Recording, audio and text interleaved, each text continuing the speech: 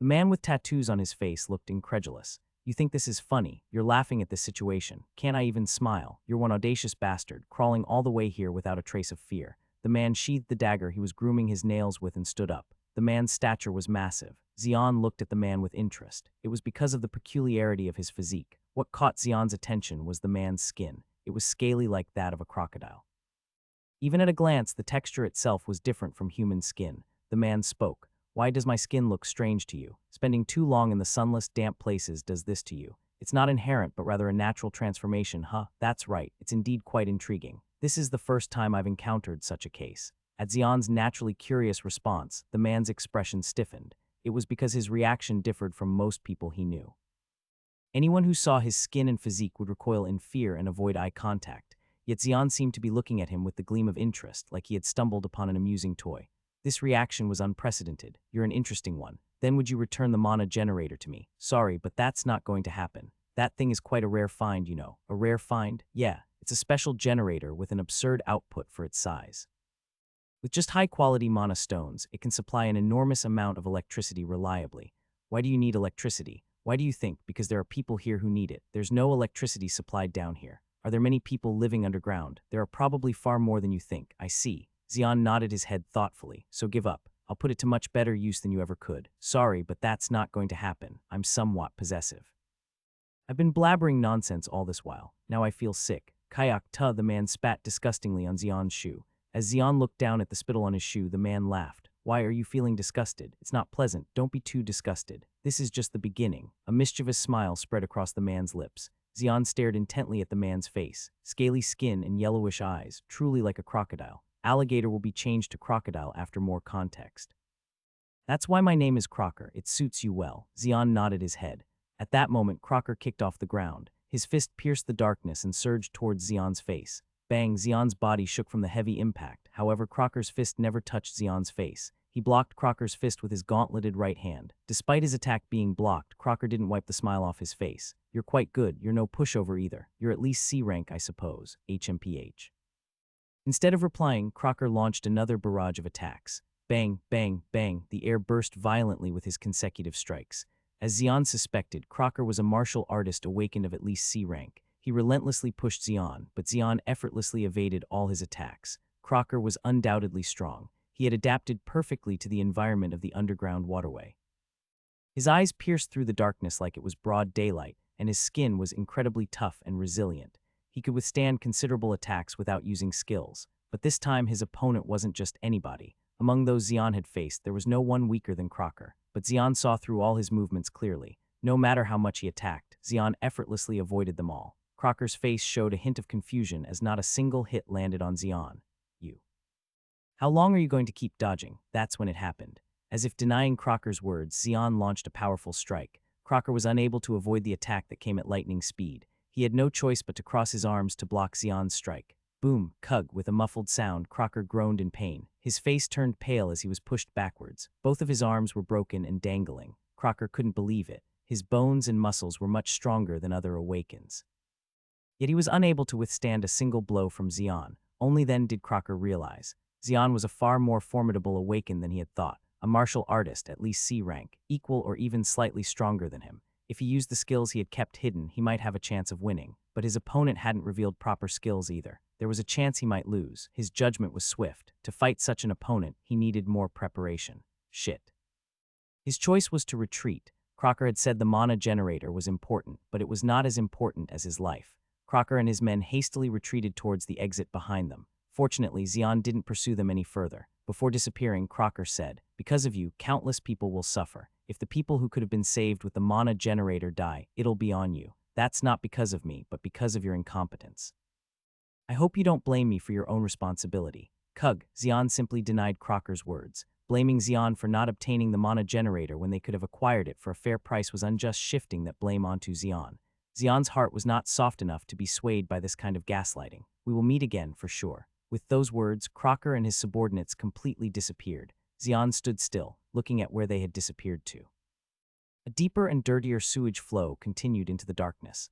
Xian had no intention of going into that place. He had spent a good 8 years crawling through deserts and various dungeons. Now he wanted to live in a slightly cleaner environment. Although there were many items looted by Crocker and his subordinates in the underground space, Xian paid no attention to them. He immediately stored the mana generator and alarm device in his subspace and came out. Hugh. Xian, who came out of the sewer, took a deep breath for a moment. As expected, the air outside was much better. Xian briefly looked around before returning home. The problem was having to walk up to the 18th floor, but for Xian, it was not a difficult task. Fortunately, it seemed that there were no intruders while he was away from home. Xian immediately installed the mana generator in his house. Looking at the pyramid-shaped mana generator for a moment, Xian took out a mana stone from his subspace. When he placed the fist-sized mana stone into the mana generator, a bright light burst out momentarily. The mana generator began extracting electricity from the mana stone. After a while, the intense light gradually faded. It was evidence that the electricity was being supplied steadily. Xian obtained the mana stone he inserted into the mana generator from defeating a C-rank monster. It was much purer and contained more energy than canned mana stones from the mines.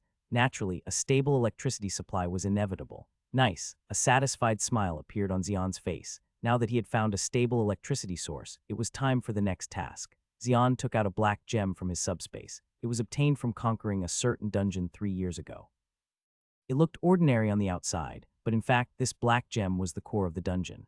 The dungeon itself was a powerful barrier. It detected and blocked intrusion from the outside in advance. Furthermore, it perfectly isolated the inside and outside, so that external shocks were hardly transmitted. In a way, the interior of that dungeon was the safest space in the world.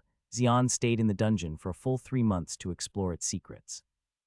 Unlike other dungeons, it could be forcibly penetrated with power, but that would completely destroy the dungeon, which was not what Xian wanted. He wanted to have the full barrier of the dungeon, so he investigated the weaknesses of the barrier and found a way to completely bypass it. That period of contemplation lasted 3 months, and in the end, he was able to obtain the black gem, the core of the dungeon.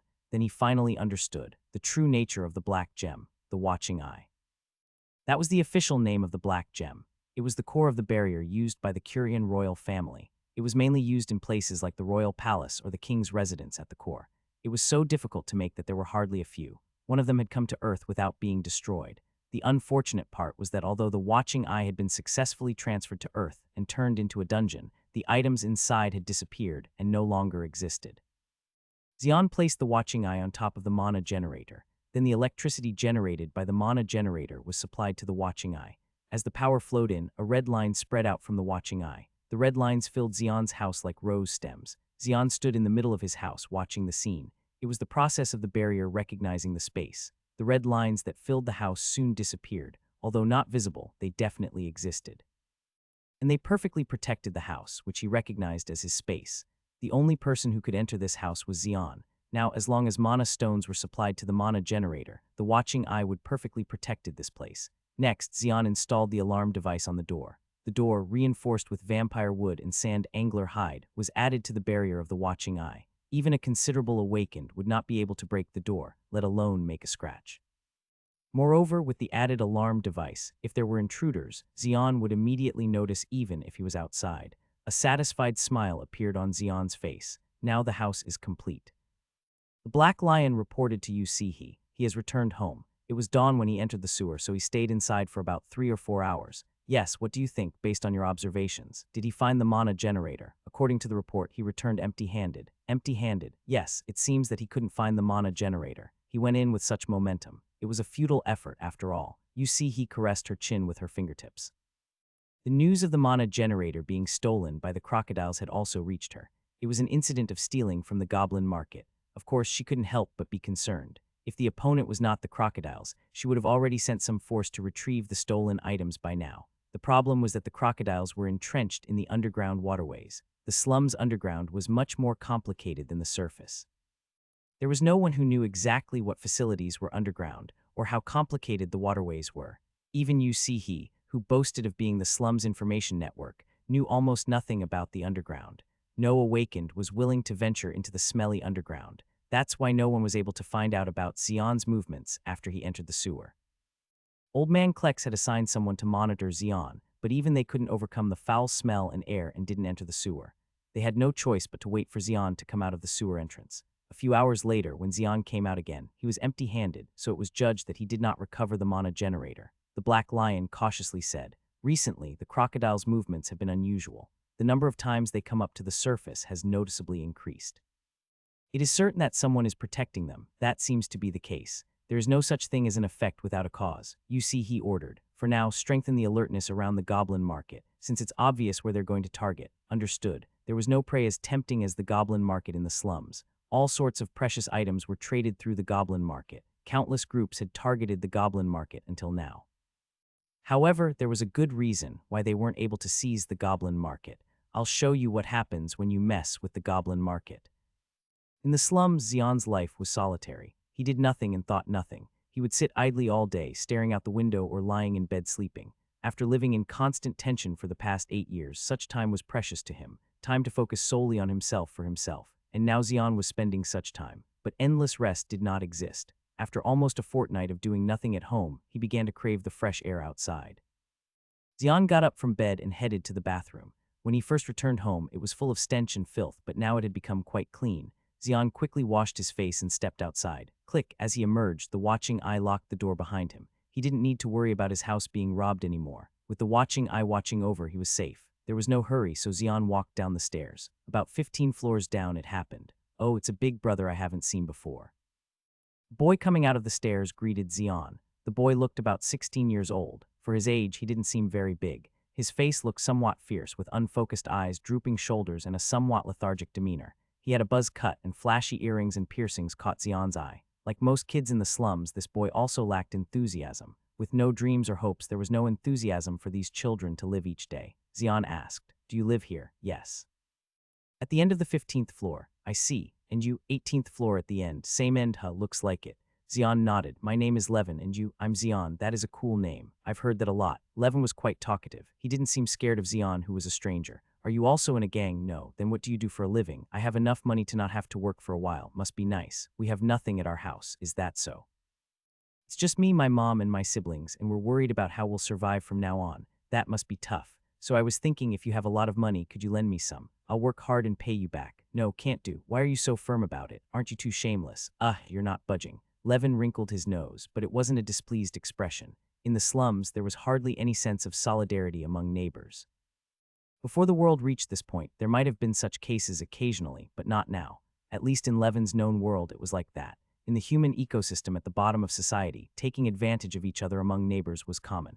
Here, trust was just another word for a fool. People with too much integrity were inevitably eaten alive by others. As they chatted about this and that, they arrived on the first floor. Outside, other kids who seemed to be Levin's friends were gathered. "Why are you coming down so late? Sloth bastard. Damn, this bastard always keeps us waiting, even though he has nothing to do." As typical for boys of this age, they greeted Levin with curses. Levin responded with an expression that seemed unconcerned and indifferent, as if he was used to such reactions from his friends. "Sorry, I was talking to this big brother who moved in as our neighbor. That bastard. He looks like he's got some money, huh?" The kids' eyes gleamed with greed.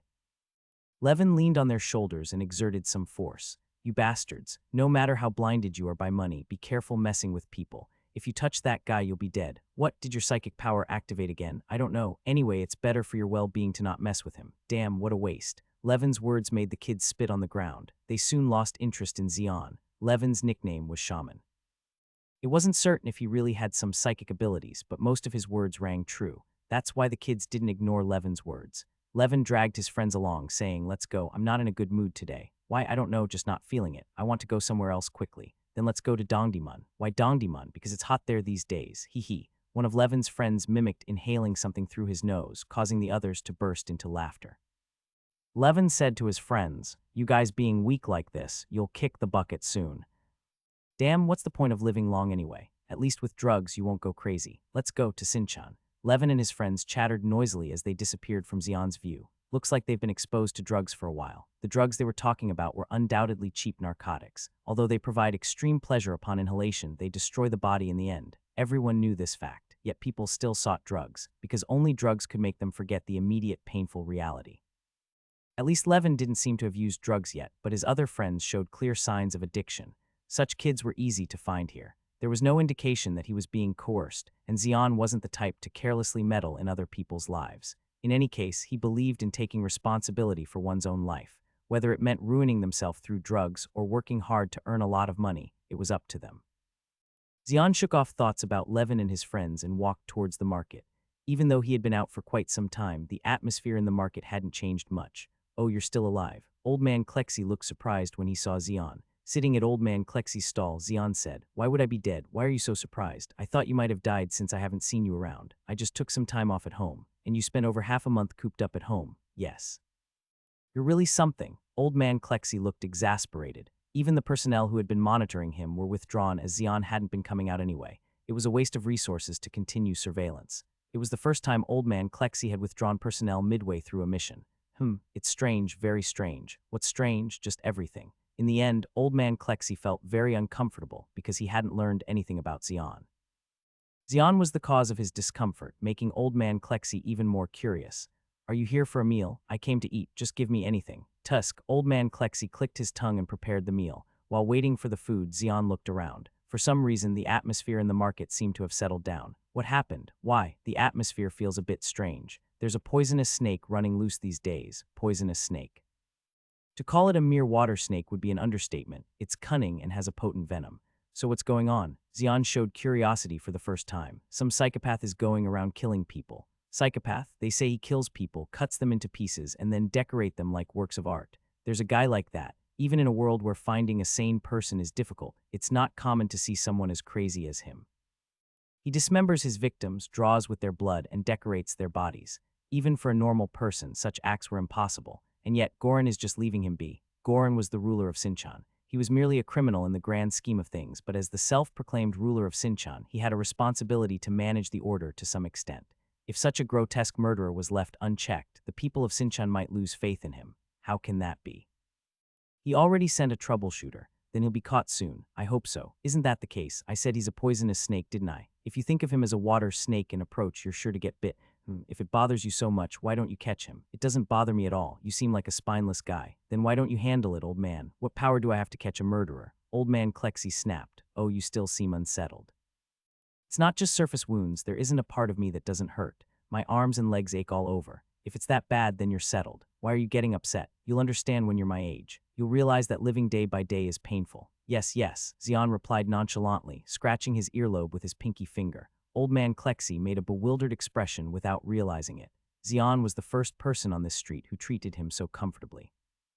He had always met people who were groveling before him, but seeing Xian gave him a refreshing feeling. What kind of life has this bastard been living? He must have led anything but an ordinary life. Bang, here, eat up. Old man Klexi impatiently placed the food in front of Xian. Although the soup splattered in all directions, strangely not a drop touched Xian's body. This made the situation even more awkward. Lucky bastard, I hear that a lot. Xian replied casually as he ate the mysterious dish given by old man Klexi. Despite his dirty personality, old man Klexi's cooking skills were undeniable. As soon as he took a bite, laughter burst out involuntarily. You brat, even eating. Old man Klexi chuckled as he watched Xian. Xian quickly finished the bowl in no time. Are you planning to go straight home? Yes, don't you get tired of staying home all day? How can a young guy live like a monk? What's wrong with staying home? It's a waste of youth, that's what. I'm enjoying my life enough. You don't have to worry about me. Tusk. Seeing that his words didn't get through, old man Klexi clicked his tongue. No matter how much he wanted to find out something, if Xian didn't budge, there was no way to find out. He felt completely stuck against a wall. Whether old man Klexi knew about his feelings or not, Xian put money on the table and stood up. I'll come again next time. HMPH. Ignoring old man Klexi's snort, Xian walked away. Before he knew it, the sky was getting dark. On the contrary, lights were turning on one by one in the slum. Lights also came on in the building where Xian lived. But most of them flickered anxiously, not knowing when the electricity would cut off. Xian thought it was fortunate that he bought a mana generator before it got too late and climbed the stairs. When he had climbed about 10 floors, screams suddenly came from above. In response to the sharp sound that seemed to tear his ears apart, Xian unconsciously moved in that direction. The place where the screams came from was the 15th floor. People were gathered at the end of the 15th floor hallway. Xian pushed through the crowd and stepped forward. As he looked into the open door of the house, Xian furrowed his brows. Hell had unfolded inside. A picture resembling a bird with its wings spread wide was drawn. It was a strange bird with 3 heads, 3 pairs of wings, and 6 legs. It was more like a chimera than a bird. That much was fine. The taste of the person who drew the picture could just be peculiar. The problem was that the picture was drawn not with paint, but with human blood, and where the bird's head should have been, there were actual human faces. At the ends of the 3 pairs of wings were human arms, and human legs were placed like ornaments on the 6 legs of the bird. So someone killed people, drew the picture with their blood, and decorated it with their bodies. Sadistic hobbyists. It was a world where people killing other people wasn't strange. Even now somewhere, someone must be dying. But the massacre unfolded before Xian's eyes was different from those. It was clear that they were killed not for survival, but to fulfill the killer's own pleasure and desire. Tusk, Xian clicked his tongue. The foul smell stimulated his sense of smell. The smell of monsters and human blood was different. Although both emitted a foul smell, human blood was much more stimulating. That's why Xian didn't know if that's why monsters crave human blood so much. The victims seemed to be all from the same family. The head of a middle-aged woman, and the heads of a boy and a girl who seemed to be her children. Their wide-open eyes and gaping mouths vividly conveyed how much fear they felt before they died. It must be the work of that psychopath. Xian sensed that it was the act of the person old man Klexi had mentioned. While he was away for a while, a massacre was committed 3 floors below his house. The more he thought about it, the worse he felt. It felt like his territory had been violated. That's when it happened. Mom, kids, a voice from behind was heard. As Xian turned his head, he saw a bewildered boy standing there. Xian recognized his face immediately. Levin, no way, it was Levin, the boy he had met just before leaving the house. It occurred to him that Levin had said his house was the house at the end of the 15th floor, right here. Levin came in looking pale. The horrifying scene inside the house was beyond belief. When despair reaches its peak, the mind becomes empty, like Levin right now. Levin couldn't think at all. Until just a while ago, his mother and siblings were fine. He had fought with his mother since morning and said unpleasant things he did not mean, but he didn't wish for them to die like this. No, Levin, who belatedly regained his senses, cried out, "Ah, what's going on?" The people who had been watching shook their heads in disbelief. They were originally indifferent to other people's affairs, but this time they couldn't ignore it, because it happened right in front of their house. If they had made a single mistake, they could have been the victims instead. They shivered at the thought of it. "Ah!" Levin cried out loudly, holding the severed heads of his mother and siblings, but no one came forward to console him, even after seeing his plight. "Well, I only feel sorry for the dead. The smell is going to come to my house. I hope they clean up properly so that it doesn't stick, but I don't know if that kid even has the mind to do that." What they were worried about was that the corpses weren't cleaned up properly, bugs would infest them, and the smell would spread to their own house. Xian looked at them indifferently. Levin, holding the severed heads and sobbing, couldn't even gather strength. His entire body was stained red with his family's blood. Perhaps this sight was what the psychopath who committed this atrocity wanted. It can't be helped. Bang! Xian closed the door, blocking the view of the people. "Some bastard took my family. I'm going to kill you. I will definitely find you and kill you." Blood dripped from Levin's eyes as he hugged the severed head and sobbed. His tear ducts were torn, causing blood to flow. Tears mixed with blood fell to the floor. From Levin's wrist, light was emanating. Xian knew very well what that phenomenon meant. He has awakened. It was clear that a rank insignia, the mark of an awakened, had appeared on Levin's wrist. Red for the martial arts category, blue for the magic category, gray for the shaman category. Those who combined with machinery would have a black rank insignia mark. Most awakens did not deviate from these categories. However, there were occasional exceptions. Xian was a prime example. His rank mark was a burning desert like orange, and his awakened ability was also unconventional, being a sand mage. The light flowing from Levin's wrist was also unusual, a distinct bright purple color. It was a color Xian had never seen before. He closely examined Levin's wrist. The purple light was coming from the 7th and final line. It meant he was an F-rank awakened. Starting from the F-rank upon awakening meant he was just average. Since many awakens started from the F-rank, Xian himself started as an F-rank, and starting ahead doesn't mean you'll grow faster. Some may struggle to grow even with a lifetime of effort, while others may quickly advance despite starting from the F-rank. The mechanism of growth varies from person to person, and from awakened ability to awakened ability. What matters is not the rank, but the awakened ability itself. The purple rank mark was something Xian had never seen before. Levin's awakened ability was unknown, but it would undoubtedly be very rare. Then it happened. As Levin was vowing revenge, his body suddenly became transparent and rippled like waves. The sight was like a ghost that Xian had only heard about. Pababak. The moment Levin transformed into a ghost-like figure, an enormous amount of energy surged from his body. The energy destroyed everything inside the house. After releasing a burst of energy, Levin lost consciousness. With that, his transparent form returned to normal. Xian moved Levin aside and gathered the bodies in one place. The severed bodies were truly gruesome. Those with weak stomachs wouldn't even dare to touch them, but Xian touched the corpses without a change in expression. He had countless experiences more horrifying than this. This level of horror couldn't shake Xian at all. Gathering the bodies together, Xian muttered, "May you go to a better place." Whoosh! In an instant, the body parts were engulfed in flames. It was a blaze ignited by Xian. The intense heat quickly consumed the bodies. With such a fire, the entire house should have burned down. However, everything remained intact. It was as if only the area where the bodies were had burned, as if space had been carved out for them. It would have been a sight that would have astonished fire mages if they had seen it. Among many types of magic, fire type was the most difficult to control. Due to the nature of flames spreading through a medium, precise control was not easy. However, Xian managed to set the fire indoors while meticulously controlling other areas from burning. He was like a mage born with the characteristics of a fire mage. The flames only consumed the bodies and then disappeared. Xian opened the window to let out the heat. Then he gathered the remaining ashes. Despite burning 3 people, the amount of ash was barely a handful. Xian put the ash into an empty bottle. After briefly inspecting the vacant house, Xian came out carrying Levin. The people who had gathered to see the murder scene had all disappeared and were nowhere to be seen. Since it was an event unrelated to them anyway, they lost interest. It was a scene that showed how meaningless neighborly love was here. Xian returned to his house with Levin. After laying Levin on the bed, Xian sat on the sofa. He recalled the scene he had witnessed earlier. Levin emitted tremendous energy while in a ghost-like transparent state. Ghosting is an ability like a specter. Not all monsters had strong bodies. There were forms like parasites that attached to other monsters and controlled them, like the ghost worm Xian had obtained recently, and there were also monsters that took the form of liquid that could change according to the situation without a fixed body. Slime was the representative of such monsters. Spectre was one of these unique entities. It floated like a ghost without a solid form and attacked the mind. Those with weak minds would lose their will or be controlled by the spectre, and the energy emission. If he had to classify, it was close to electric energy. So Levin clearly possessed 2 characteristics at once. Although he had heard stories of awakened individuals possessing 2 characteristics, it was the first time he had seen it in person. It was clear that Levin was an irregular like himself. He didn't know where Levin's limits were, but if he grew well, he would undoubtedly become a tremendous force. Levin fell into a deep sleep, exhausted after consuming tremendous energy immediately after awakening. Xian left Levin behind and looked out the window. The cheap neon sign outside was blurring his vision. 3 days had passed since the incident when Levin woke up. Levin's demeanor had changed a lot since he regained his senses.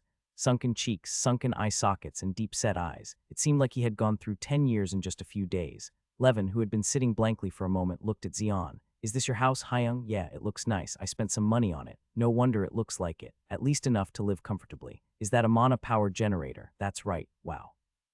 I've only heard stories about it, but this is my first time seeing it in person. It's the first time I've bought one myself. As expected of you, rich Hyung. Let's be friends, Hyung." Levin flashed a bright smile. Xian looked at his face for a moment and picked up the glass bottle that had been left by the window. "What's this? Take it. It's your family. I cremated them without your permission." A crack appeared on Levin's face, which had been trying to appear nonchalant. Levin hugged the bottle tightly to his chest and bowed his head. Xian silently watched him. Sometimes, silently watching was better than hasty comfort. Levin raised his head again after a while. He forced a smile and said, "What are you going to do now?" "I have to go home. If I leave it alone, someone else will take over. And then, I have to find the guy who killed my mom and siblings." Levin's voice was eerily cold. Revenge was his natural right. Xian had no intention of stopping him. But there was something he wanted to advise. "You know that you've awakened, right?" Yes, it would be impossible for him not to know. The moment one awakens, they learn about their abilities even without anyone telling them. Xian knew better than anyone else, having already experienced it. "And you know that your awakened ability isn't ordinary, correct?" "Yes, it's better to keep it hidden. It could be dangerous if it attracts attention." "I'll do that." Levin nodded. Xian didn't say anything more. No matter how much of his words Levin would accept, the decision and responsibility were entirely Levin's own. Deep into the streets of Sinchon, a building resembling the Colosseum would emerge. It was nowhere near as large as the real Colosseum, but at least the exterior was almost identical, so people called this place the Colosseum. In fact, there was a fighting arena inside, similar to the real one. "Wah, kill him!" Shouts erupted from the arena. Hundreds of people gathered in the arena watching the fight. "Damn it, arg." Amidst the crowd's watchful eyes, 2 individuals were fighting.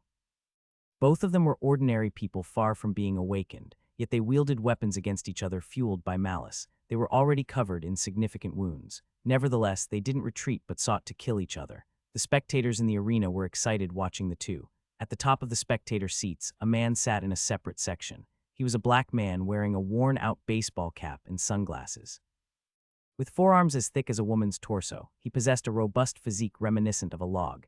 He was chewing gum with his feet up on the seat in front of him. He was Goran, the ruler of Sinchon.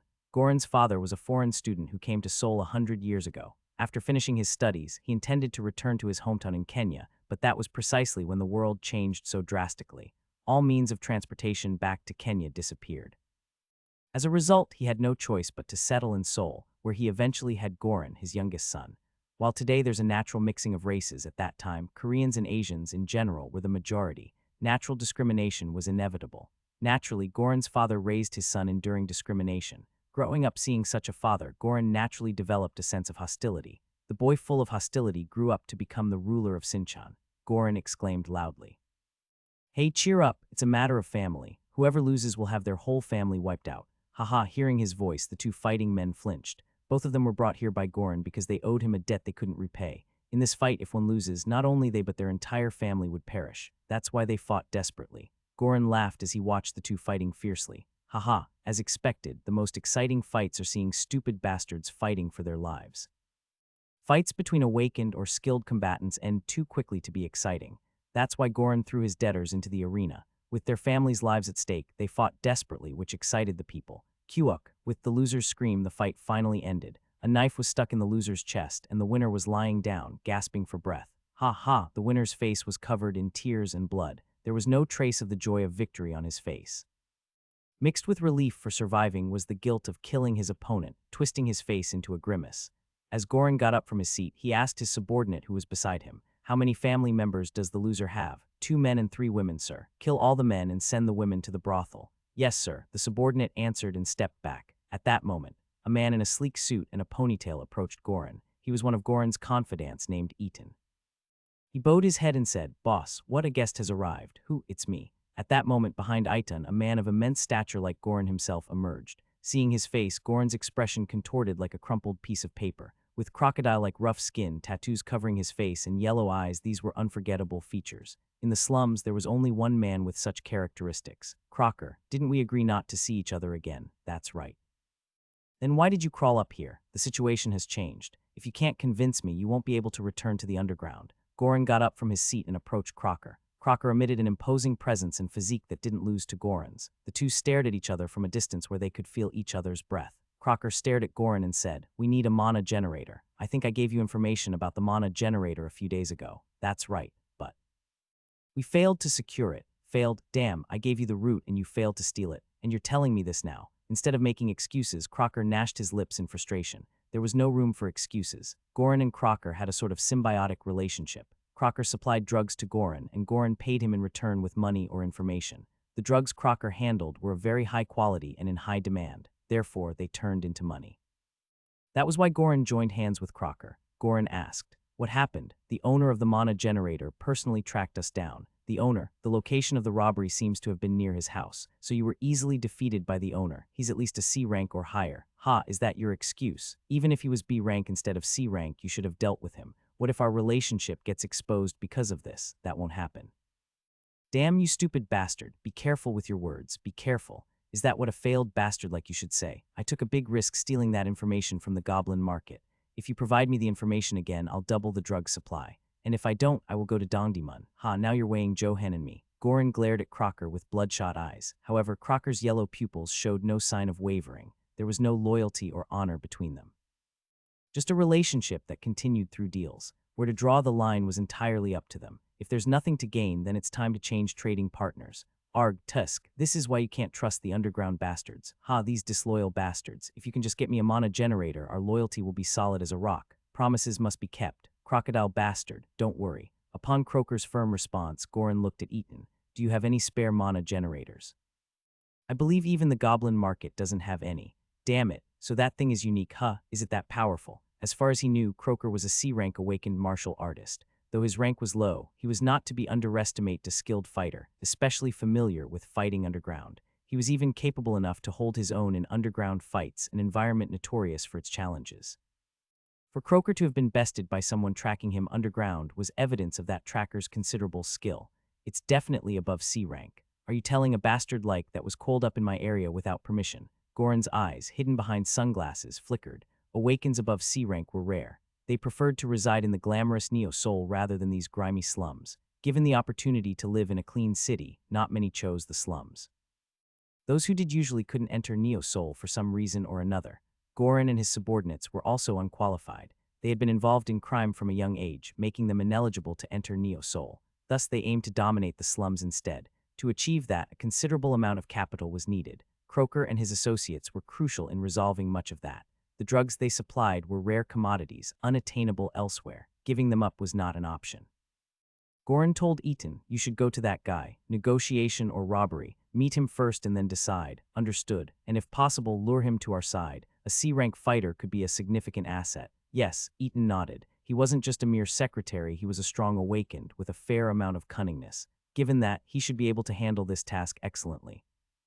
Slurp. Xian made a noise as he ate his soup. The soup, made from the meat of an unknown animal, was incredibly tasty. Tonight, he chose not to eat at Old Man Klexy's stall. Initially, he mostly went to Old Man Klexy's stall, but now he visited other places more often. Xian, having finished his bowl of soup, placed money on the table and stood up. "Come again." Yes, even with the owner's curt response, Xian didn't lose his smile. If there was one pleasure for him, it was coming out at night to the market and enjoying a delicious meal. Other than that, he lounged around at home with nothing much to do, yet he didn't feel bored. This was the most enjoyable time in his life. Having lived through tough times, the current peace was something he cherished. Xian wished this peaceful period would last as long as possible. "Hey kid," suddenly Old Man Klexy's voice rang out as Xian passed by his stall. Xian stopped and looked at Old Man Klexy. "Yes. You seem to be going to other places besides my shop lately. It gets stale only eating at one place. Does that mean my food isn't good? It's all right, it's the best. The folks inside Neo-Seoul probably can't match this taste. Probably, you mocking me with that, it's true." "Yes, yes." Old Man Klexy opened his eyes in awe at the sight of Xian answering half-heartedly. He still wore a nonchalant expression. "You little, when I'm talking to you, pay attention. Can I go now? Sit for a moment. Let's talk." "About what? Just sit." Xian reluctantly took a seat. "What's this about? Are you just going to keep loafing around?" Why? Because I have a job for you. Job for me. Are you interested? If I'm not, are you just going to let me be this brat?" Old Man Klexy glanced at Xian. "So what's the deal? Would you like to do a part-time job?" "What kind of job?" "Delivery." "So what kind of delivery?" "You have to do it if you hear about it." "Then I won't do it." Xian stood up without further inquiry. He didn't know much about Old Man Klexy, but Xian knew he had a lot of subordinates. Asking him, setting aside those subordinates, meant the task was either highly confidential or Old Man Klexy's involvement must not be revealed. There was a high chance of things going south. There was nothing good about getting involved for no reason. Xian said, "Get someone else to do it." "Hey, I'm leaving." Xian left without looking back. Old Man Klexy clicked his tongue as he watched Xian leave. He's so damn quick to catch on. He couldn't let it be revealed that he was involved. That's why he chose Xian. Xian had a good sense and skill. What's even better was that there would be no issues cutting him off if things went south. So he subtly tried his luck, but Xian, who caught on, rejected it outright. "I can't let my guard down." Xian glanced back discreetly. There was Old Man Klexy staring at him with a gaze full of regret. If he had heard his story, he would surely have stuck his nose in. Old foxes like him, at the slightest hint of a gap, will slither in like poisonous snakes and trap you so that you can't escape.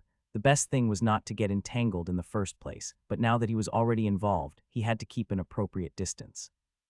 The most difficult thing in life was precisely this kind of relationship. It was better to fight monsters, honestly. At least, bloodshed was clear. To survive in the human world, there were too many things to consider and be wary of. Lost in thought, Xian halted his steps in front of his house. It was because of the unfamiliar gazes he felt around him.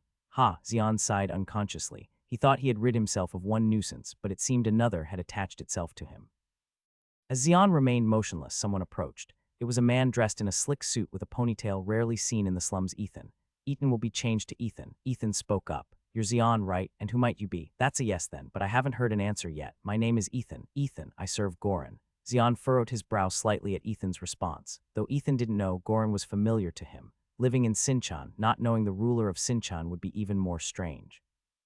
"So what's the matter, mana generator?" "Pardon, where is it? What are you talking about? We know you've confiscated a mana generator. Where is it?" Xian frowned. There were few who knew he owned a mana generator, the merchant from whom he bought it and those who had tried to steal it. The merchant was already dead, leaving only those who had attempted to steal the mana generator. "You've leaked information to the crocodiles." At Xian's words, Ethan was taken aback. Xian's deduction from just the word mana generator astonished Ethan with his reasoning skills. At least C rank, if not higher, and a sharp mind to match. It was clear he was a rare talent. Such individuals were hard to come by in the slums. The word lure came to Ethan's mind. "You hand over the mana generator and come under ours. We'll treat you well." "You're telling me to hand over the mana generator and become your dog." "The treatment of a dog varies depending on its master. Master Goran favors capable individuals. You won't regret it. I'll pass. You're firm. You should reconsider." No matter how many times you ask, my answer won't change. Then at least hand over the mana generator. If you do that, we'll leave quietly. Then it happened. Beep, beep, an alarm sounded from the subspace. It signaled an attempt to intrude into his house. Did you already send someone to my house? Did you set up an alarm? It's the basics. Then the conversation will go better. Even if you don't allow it, my kids will surely come out with the mana generator. So just accept it as fate. Fate, you say. It'll be good for you. Even if you're a sea-level awakened, you can't survive out of Master Goran's sight in this area. Just live quietly, like you don't exist. Ethan spoke as if the mana generator was already in his possession. He sent some of his subordinates to Xian's house. 2 of them were awakened. Though only F-rank, their abilities were enough to easily break through the door of the rundown building. Xian didn't open the door. Acquiring the mana generator would be easy enough for them. This is sincere advice. It'd be better to accept it. I'm saying this for your own good. How is that for my own good? I told you. The mana generator is as good as in our hands. Struggling is futile for you, is it? I don't think so. What? Then it happened. Several men rushed out of the building where Xian's house was located. They were Ethan's subordinates who had gone to get the mana generator. Their faces displayed signs of defeat. Ethan sensed that something was wrong. What are you doing? We can't open the door. What? We don't know what the door is made of, but it won't open. Just break it down. You idiots, it won't break. Not only the door, but also the walls and windows. Our attacks don't work. That bastard must have used some means. Ethan's face twisted in frustration. At first, he thought his subordinate was lying, but he had no reason to lie to him. Ethan looked at Xian. Is this your doing? Isn't it common sense to lock your door? It would be wise for you to just open the door obediently, if you don't want to die. Is the goblin market aware of this? What? I'm talking about how you stole their information. I don't think they'll be happy if they found out. At that moment, Ethan's expression hardened. The fact that they stole information from the goblin market was highly confidential. Given its relevance to the trust of the goblin market, if they were to find out, they wouldn't just sit idly by. A war with the goblin market. It was inevitable, but if it happened, it would deal a significant blow to them as well. The goblin market won't find out. Suddenly, Ethan's subordinates had completely surrounded Xian. It would have been better if you had just handed over the mana generator peacefully, but you're unnecessarily making a fuss. Ethan's gaze towards Xian was as sharp as a knife.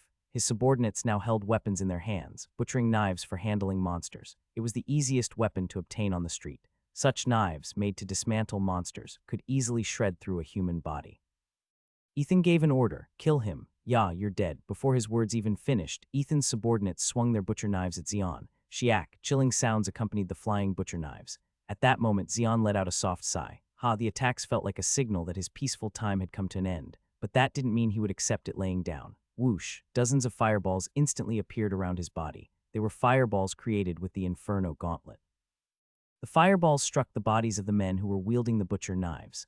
Arg, it's hot, help me. The men whose bodies caught fire screamed as they writhed on the ground, but the fire clinging to their bodies showed no sign of extinguishing. Among those engulfed in flames were awakened. They tried to extinguish the fire using their abilities, but to no avail. Instead, the flames raged fiercely, consuming them. Put it out. Water, where's the water? Their desperate screams echoed through the streets. But no one stepped forward. Damn it, Ethan gritted his teeth. He had heard that Xian possessed abilities beyond sea level, but he had never expected him to handle fireballs to this extent. Ethan spoke to Xian. Put out the fire. What? If you're a fire type awakened, you should be able to control fire at will. Put out the fire on my men, then I'll spare your life. I guess you still haven't figured out the situation yet. You are in no position to order me. You're running rampant with just a measly rat's tail ability. Rat's tail ability. I think it's at least dragon's tail level. How dare you mock me? Ethan's gaze changed. Suddenly, Xian twisted his body. Shawak, by a hair's breadth, something brushed past his head. If he dodged even a moment later, his head would have been pierced right through. It was a steel bead. The steel bead that flew from afar gradually floated around Ethan's body like a satellite. The origin of the steel bead was Ethan's pocket, Xian said. You're a telekinetic. It's a rare ability. Yeah, my ability is telekinesis. Dozens of steel beads floated around Ethan's body from his pocket. They were made of a special metal. Compared to other metals of the same size, they were several times heavier and harder. If struck by the steel beads propelled by telekinesis, muscles would tear and bones would shatter like cookies. Ethan had sent dozens of Goran's rivals to their deaths using this ability. Try to stop it if you can. You brat. Swoosh, swoosh. Swoosh, the steel beads flew at terrifying speeds as if fired from a gun. The target was naturally Xian. In Ethan's eyes, he saw a vision of massive holes piercing Xian's body. There was always an opposite force no matter what ability was used. Although fire magic boasted tremendous destructive power, it couldn't stop steel beads flying at an incredible speed. Thud, thud, thud, thud. A metallic sound erupted as the steel balls struck Xian's body at an alarming speed. Metal sound. For a moment, Ethan instinctively sensed that something was wrong. Because the sound of flesh being pierced and bones breaking didn't sound distant, his guess was correct. The steel beads didn't pierce Xion's body. They were terrifyingly repelled in all directions upon hitting Xion's body. They were repelled by his robe made of leviathan hide. An attack of this scale didn't even leave a scratch. Naturally, Xion's body didn't receive a single scratch. Cuke. Ethan attempted to move the fallen steel beads on the ground once again. This time his target was Xion's head. Since there was no protective gear on his head, Ethan thought he could easily pierce through it in one go. But in the next moment he had to widen his eyes in astonishment. Swoosh. As if molten metal flowing from a blast furnace, his steel beads were melting and flowing down. Thud. The sound of molten metal hitting the ground sent a chilling sensation through the air. Unbelievable. Ethan exclaimed involuntarily. There was no way a mere sea-level Awakened could melt his steel beads in an instant. The opponent was beyond that. Damn it. Ethan quickly retreated. He realized that the opponent's power was stronger than his own, so he decided to retreat and inform Goran. But Xion had no intention of letting Ethan retreat easily. Even faster than Ethan's retreat, Xion lunged forward. Xion had used sand strides. Ethan didn't even know this fact. In an instant, Xion, who appeared in front of Ethan as if he had used blink, swung his hand. Then dozens of fireballs appeared and shot towards Ethan. The fireballs, faster than the steel beads Ethan had shot, exploded onto Ethan. Boom, boom, boom, the flames erupted in succession. Arag. In the burning bright red flames, Ethan's scream erupted. From the blazing flames, Ethan jumped out. His entire body was burned, and his hair, tangled in the fire, had turned into frizzy curls. This bastard. Ethan glared at Xion with a terrifying look in his eyes. Just like Xion, wearing a robe made of leviathan hide, he also possessed a formidable rank item. Underneath the completely charred outerwear, he wore a black suit. It was a protective suit made by combining the leather of an armored rhinoceros with Neo-Soul's technology. Its official name was Colleen No 3. It was in high demand for protecting wearers from both physical and magical attacks. On the other hand, since obtaining armored rhinoceros leather was extremely difficult, the quantity produced was very limited.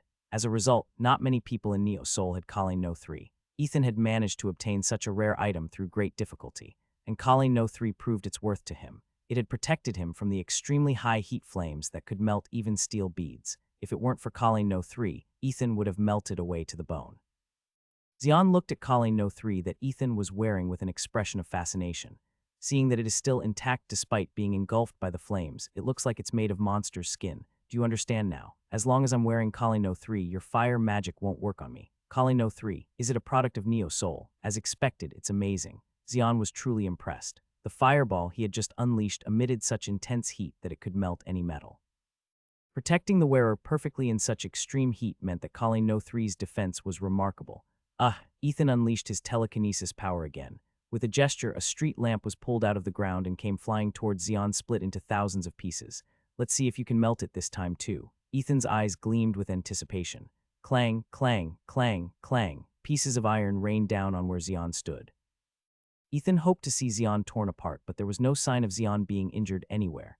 Before he knew it, Xion had unleashed his sand stride and avoided the attack. Ethan's eyes scanned the area, searching for Xion. For a moment, a chill ran down his spine. Behind, it wasn't confirmed visually. It was instinct whispering. In fact, behind him, Xion was staring at him with cold eyes. Shit. As Ethan hurriedly tried to turn around, Xion's fist struck him in the abdomen. Thud. The impact to his abdomen caused Ethan's mouth to gape open. The shock of the impact made Ethan unable to regain his senses. Xion struck Ethan's head with his fist again. Crunch, cuke. The tremendous impact caused Ethan's head to snap back as if his neck would break. The focus was already gone from Ethan's eyes. The consecutive blows had sent his consciousness far away. Even without the Inferno Gauntlet or using his sand abilities, Xion was strong. Trained harshly by Diodin and having experienced countless battles over 8 years, Xion's hand-to-hand combat skills had risen significantly. Ethan was no match even for Xion's bare hands. Xion continued to attack Ethan's upper body. Crack. His repeated blows caused cracks to appear on the surface of Colleen No 3. With this, he was clearly able to grasp the extent of Colleen No 3's defense capabilities. Seems like it enhances defense by about 50 compared to regular armored rhinoceros leather. The armored rhinoceros itself had formidable defense. When considering only pure physical defense, it could be said to be among the top 10 among the monsters roaming the desert. Enhancing the defense by over 50 using armored rhinoceros leather alone was a remarkable feat of technology. However, it was far short of Xion's level. If the same material were given to Kylie of the Mott tribe, who is known for her enchanting abilities, could have at least doubled the defense and added special abilities. Of course, what Ethan wore was mass-produced, so it couldn't be compared to the skill of a craftsman like Kylie. Thus, it was possible to roughly gauge the technological capabilities of Neo Soul. Although it wasn't enough to judge based on only calling No 3, it still served as a benchmark. Now, there was nothing more to deal with Ethan. Xian struck Ethan's head with all his might. Crack, calling No 3 shattered into pieces, and Ethan fell like a lifeless corpse. Looking down at the defenseless Ethan, Xian spoke. You understand, right? If you try to take what belongs to someone else and fail, you will have to give up your own life. Damn it, Ethan weakly cursed. It was impossible not to know. That was the law of the slums. The weak perish and the survivor takes it all. As Xian's fist was about to strike Ethan's face, oh my, how impulsive. A woman's voice was heard, and suddenly Ethan disappeared. Bang, turning around, Xian saw a gorgeously dressed middle-aged woman standing there. It wasn't sure what method she used, but Ethan was nestled in her arms. Xian chuckled. That's an interesting skill. Is it spatial manipulation? It's extremely rare for someone to master spatial skills. Can you tell me what item it is? You're quite a curious young man, aren't you? You know, trade secrets can't be revealed so lightly. The middle-aged woman flashed a seductive smile. Her name was Ava. She was one of Goran's foremost trusted subordinates, and she was the leader of the brothels. She was in a romantic relationship with Ethan, making her more sensitive to his movements than anyone else. Ava gently caressed Ethan's unconscious face as she spoke. The only thing worth seeing is his face, and yet you've managed to ruin it like this. It seems like you are not afraid of the consequences. Is there anything to fear more than death? You're a fearless young man. Well, I guess you had the audacity to try to kill him, but... She no longer smiled or wore a seductive expression. She looked at Xian with a face devoid of emotion, almost like an emotionless doll. Then she spoke. I'll leave for today. Who said you could leave? Don't be mistaken. I'm not seeking permission from you. Suddenly, Ava's image wavered like a wave, a mirror image. Xian realized the nature of the magic Ava had cast and sent flames towards her. Boom! The massive flames swept past the spot where Ava and Ethan had been. However, the two of them were no longer there. They had fooled him with a mirror image and escaped. Scratching his head, Xian muttered under his breath. Damn it, just taking a short rest made me lose my edge. This would have been unthinkable before he entered Neo Soul. Being complacent in the desert was directly related to survival. That's why he never let his guard down for even a single moment. Yet, coming into Neo Soul and taking some rest seemed to have made him lax unknowingly. Blaming himself for being deceived by a mere mirror image, Xian moved on. Though he could track them down, it wasn't very efficient. If you beat up a hunting dog, the owner will come forward. Xian shook his head slightly and entered a building. Arriving at the door of his own apartment on the 18th floor, Xian chuckled, because there were signs of someone trying to force the door open.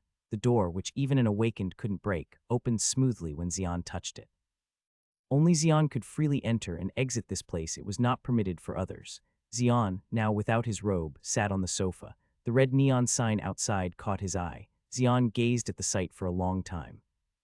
You see, he sat deeply in her chair, crossing her legs. Everyone has something they cherish. For her, it was the chair she was sitting in right now. It was a chair made 100 years ago, an antique made before the earth turned into sand. The chair's leather had decayed and its springs had rusted and squeaked. But to He, that sound was as comforting as a lullaby. The scene of a beautiful woman with red hair and white leather clothes, sitting with her legs crossed, would be enchanting to anyone who saw it.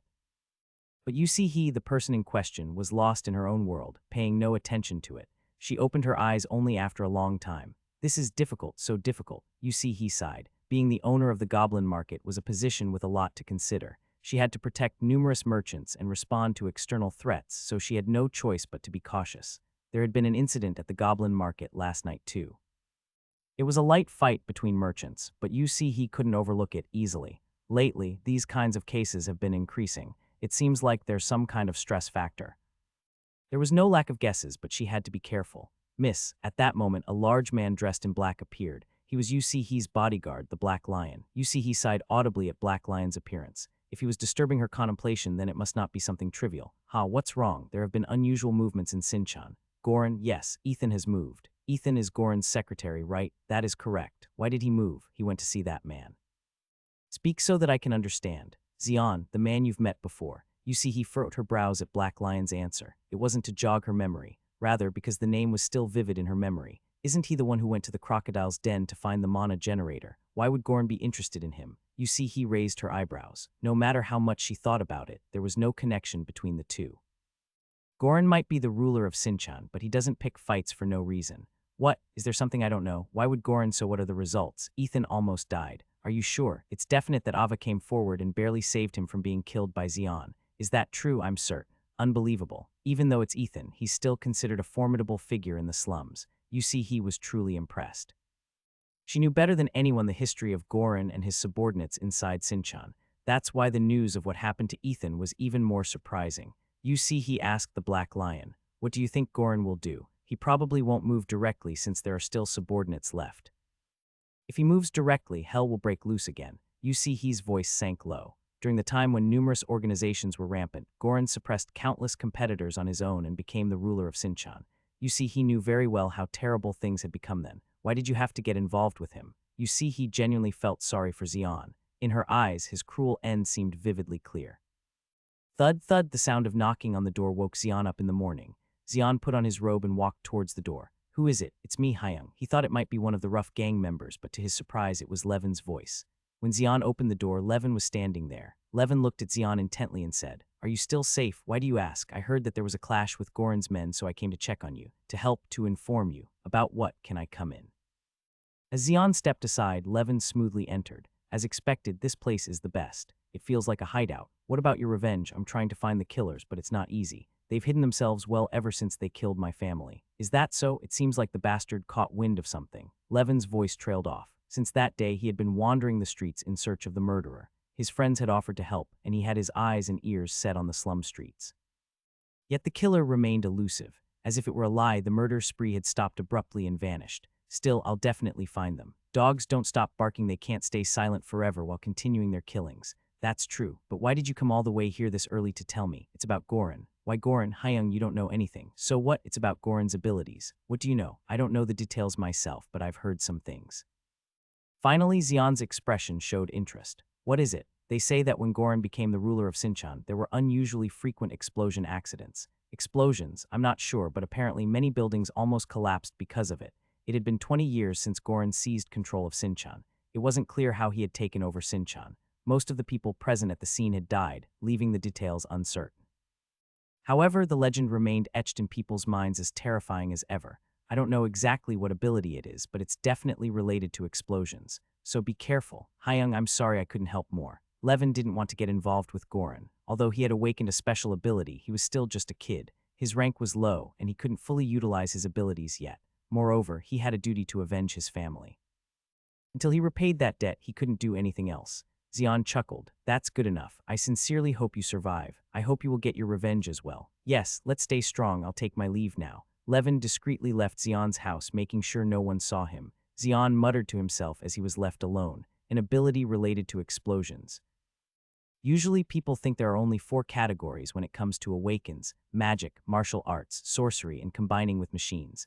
However, occasionally some people awaken to different categories like Xian and Levin. Perhaps Goran was one of those individuals. I'm curious. Regardless, it was something he would only learn by confronting it himself. He didn't want to go into a frenzy preparing for it already. Xian quickly prepared a simple meal and boiled water.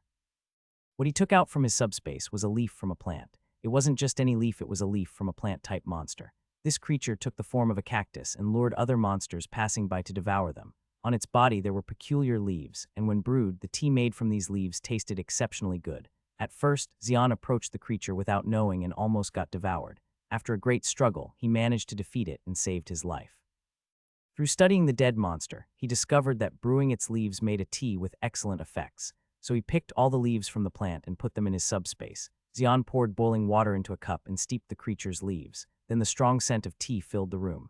Xian approached the window with the cup in hand. Sipping the tea, he gazed down at the street below. The tea made from the leaves of the monster plant had a calming effect on the mind and enhanced mana. Whenever he had time, Xian brewed tea from the leaves of that monster and drank it.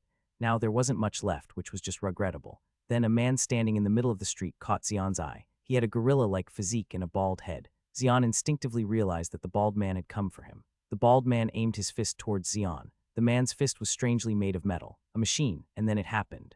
Boom! A shockwave erupted from the bald man's fist aimed at Xian. The entire building shook as if it had been bombed. KRRRGH. Xian frowned. Shockwave. What the man launched with his mechanical prosthetic arm was a shockwave. Whether the shockwave was a natural skill of the man or the power of the mechanical prosthetic arm, it was clear that it was aimed at Xian. However, what the man didn't know was that Xian's house was protected by a barrier. The barrier created by the watching eye completely protected Xian's house from external shocks. Boom. The man unleashed another shockwave, but his attack was once again blocked by the watching eye.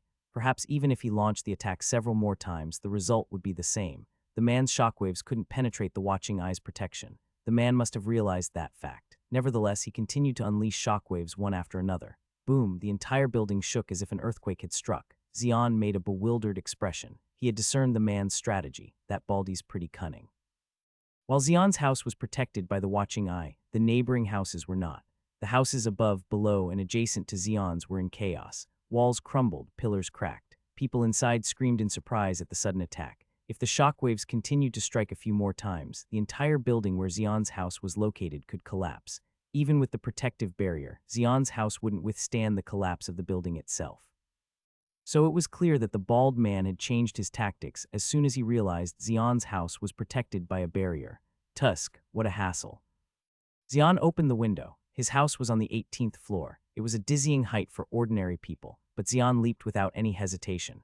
His body plummeted at an alarming speed. Just before reaching the ground, Xian's descent slowed rapidly. It was because tiny particles of sand, invisible to the naked eye, were supporting Xian's body, but the bald man couldn't know that, since before Xian even touched the ground, he hid his presence completely. Safely landing on the ground, Xian immediately tracked the bald man. Tracking the bald man wasn't difficult at all. He had left his traces everywhere, as if boasting. Xian soon found the bald man. He was standing in front of a building resembling the Colosseum. He gestured as if inviting Xian to follow him before entering the building. Xian glanced at the Colosseum for a moment. Although it was his first time seeing it, Xian knew well what the Colosseum was. It was the arena operated by Goran, the ruler of Sinchan. As expected, he's one of Goran's men. Xian had expected it from the beginning. Without any hesitation, Xian entered the arena. Wah, kill him. As soon as he entered the arena, he was met with intense heat and screams. Numerous people were shouting with fire in their eyes, and in the middle of the arena, two people were fighting for their lives. Even at a glance, they were ordinary people with no abilities. One person wielded a sickle, while the other wielded an axe, both swinging at each other. Their bodies were already covered in blood, their faces contorted with pain, yet they continued to attack each other as if possessed. The sense of desperation at the brink of death was palpable. Xian knew well what had driven them to this cliff edge. His gaze turned towards the highest point of the arena. There, the bald man was looking down at him. Xian walked straight towards where the bald man was. There you are.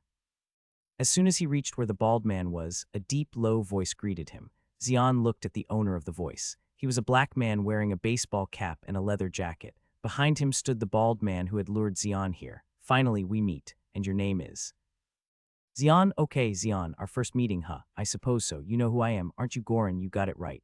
A satisfied smile played on the lips of the black man. He was none other than Goran, the ruler of Sinchan. Goran introduced the bald man standing behind him. This is my friend Dalkin. It didn't collapse, fortunately. Seems like it's quite sturdy. Are you disappointed? Actually, yes. Originally, I told them to tear it down. Goran chuckled, showing his white teeth. As if making excuses, Dalkin spoke. There was a barrier around the house. Despite my repeated shockwaves, it remained intact. Is that so? You're quite capable, my friend. I like skilled friends. Goran's intense gaze could be felt even through his sunglasses. Xian smirked. I'm glad to be acknowledged. Please take a seat for now. When Goran gestured, one of his subordinates brought a chair. Xian didn't refuse and sat down on the chair. Goran pointed with his finger towards the two people fighting in the arena. Do you see them? Yes, they are people who have been driven to the edge. Can you feel the fear and desperation they emit? Yes, I can. I enjoy the scent of fear they exude. It excites me. It's a peculiar taste. Peculiar taste, it could be. But once you get used to it, you might not be able to break free. Well, I'm not interested in that kind of thing. It's better not to be so sure. Human values can change easily. Goran chuckled as he tapped his own head with his finger. Xian silently stared at Goran. Goran shrugged and spoke again. The atmosphere here is stiff. Let's eat first. As soon as he finished speaking, the people waiting brought out the food. In no time, the table was filled with delicious-looking dishes. Goran raised his fork and knife. It's steak. Not cultured meat, but real steak made from real beef. It'll be worth eating. Still, Xian didn't pick up his fork. Goran glanced beyond the window, looking at the walls of Neo Seoul. Xian stared at the steak intently. It was definitely made from real beef, just as Goran had said. The juiciness and aroma that oozed out little by little conveyed a rich flavor that could not be found in cultured meat or monster meat. Saliva formed in Xian's mouth involuntarily. As Goran sliced the steak, he said, I told you not to refuse. This is really delicious. He put a large piece of sliced meat into his mouth and chewed. Juices dripped down the corners of his mouth. Goran wiped the juice with his fingers and licked them clean. In the blink of an eye, a piece of steak disappeared into his stomach. Goran pointed to the steak in front of Xian. Not eating. I'm not particularly hungry. Tusk, you should eat well when you're young. My appetite isn't that big. I guess you're not hungry yet. Then what about women then? Thud. As Goran flicked his finger again, one of the doors opened. Behind the door, about a dozen women dressed provocatively were waiting. A middle-aged woman in flashy attire led them out. Xian immediately recognized the identity of the middle-aged woman. Ava, she was Ethan's lover, who was almost beaten to death by Xian as well as the madam of the brothels. Eva smiled seductively and said, "Seeing you again, sir. I'm not sure if your boyfriend is okay. I beat him up quite badly. Don't worry about it. He'll recover quickly from that. Good to hear. You're such a kind sir." Eva winked. Xian thought Eva was extraordinary. It wasn't easy to smile in front of someone who almost killed your lover. Eva smiled as she pointed to the women on both sides. "Do you see any girls you like? I only brought the ace among the girls I have." The women smiled brightly. Among the women Eva was in charge of, these ones were especially known for their beauty. The scent of perfume they wore stimulated Xian's senses. Xian looked at them one by one. The women tried to appeal to Xian by making sensual expressions or accentuating their chests, but none of them appealed to Xian. Xian said, "They're not to my taste. You don't know women yet. Even if you don't like them, once you hold them in your arms, you'll change your mind." As Ava made a gesture, the women surrounded Xian. One woman sat on Xian's lap, while another put her hand on his chest and caressed him. It was a temptation that any man would find hard to resist. Looking at Xian surrounded by the women, Goran said, "Just say the word. Then all these women will be yours. What do you want me to say, so?" "All right, I'm offering you a scouting proposal right now, so I hope you won't refuse. I'm not used to being rejected, you know." His words were gentle, but his eyes told a different story. Behind the sunglasses, a menacing gaze was still palpable. Xian asked with an intrigued expression, "But if I refuse, you'll have to pay the price, and the price will be severe. Do you really make threats like this to the person you are trying to recruit? It depends on who the target is." Ethan, whom he had sent to Xian, returned with serious injuries.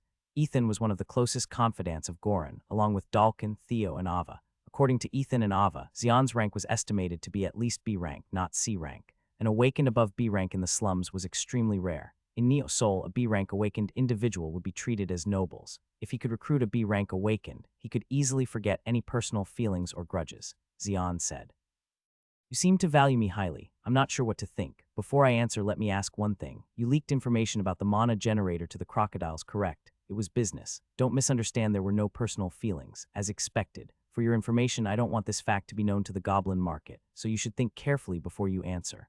Goran smiled, revealing his white teeth. It was a smile that felt even more sinister against his jet-black skin. Xian wasn't someone who couldn't understand Goran's intentions. This was Goran's courtyard. Everyone in the arena was under Goran's influence. If Goran gave the order, everyone in the arena, and even all of Shinchan, would become Xian's enemies and attack him. Being the ruler of Shinchan was not just a facade. Xian said, "I didn't have much of a choice from the start. If you want to keep your footing in Shinchan and continue living here, come under my wing. I won't be too harsh on you." "What about the crocodiles? All you have to do is hand over the mana generator. Then there won't be any problems." "What kind of solution is that? In the end, I'm the only one losing out. That's how the world works. The weak have to endure all unreasonable conditions. If it's unfair, you just have to be stronger than me." "Is that really it? Are you confident?" Goran lowered his sunglasses slightly and looked at Xian. "Confidence alone doesn't solve the world's problems."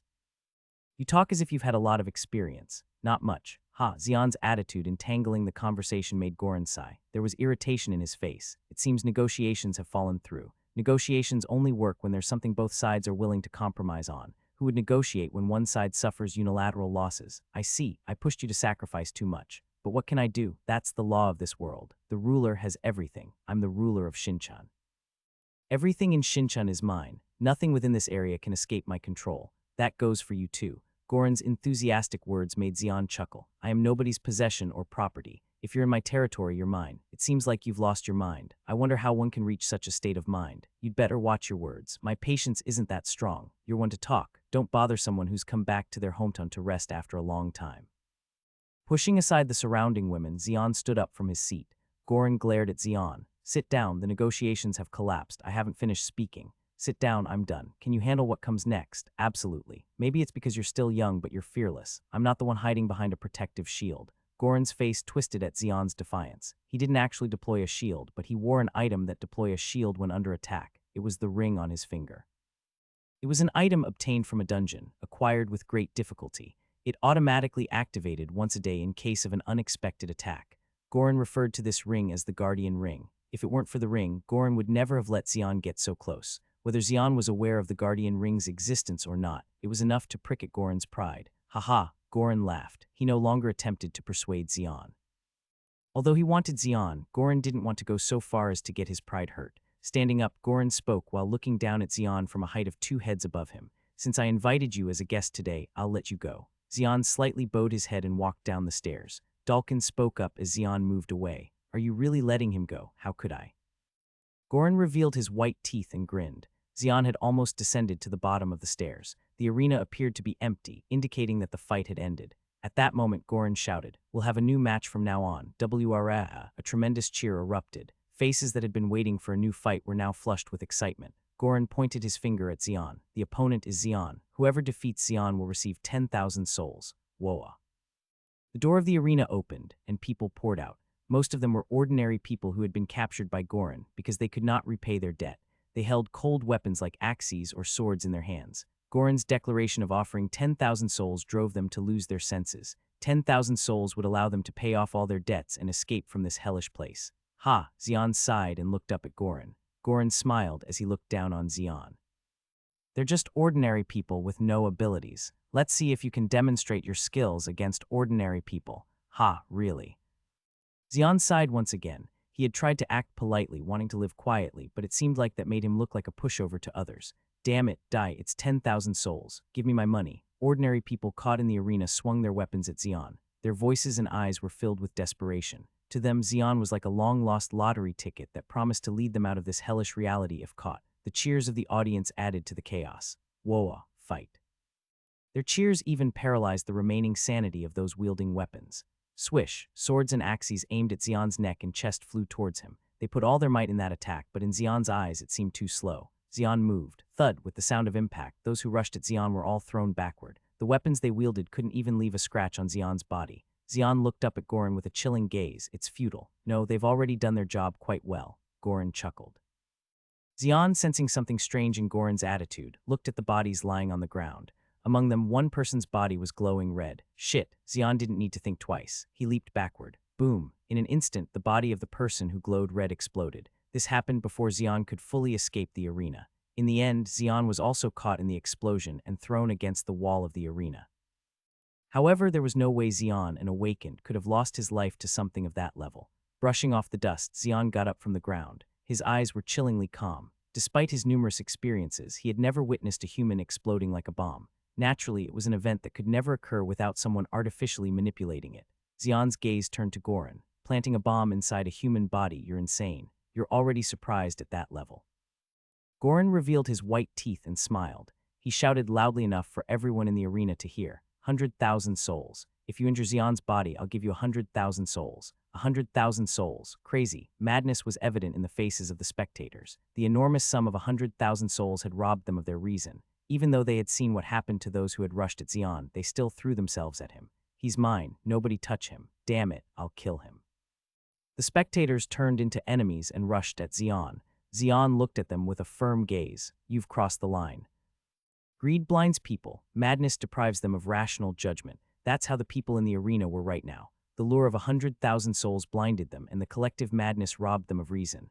The spectators in the arena forgot that Xian was the strong one. Xian thought they looked just like undeads. The 100,000 souls are mine. I'll kill Xian. He's dead. The madness of the spectators filled the arena. At that moment, Xian moved. Thud, cuke.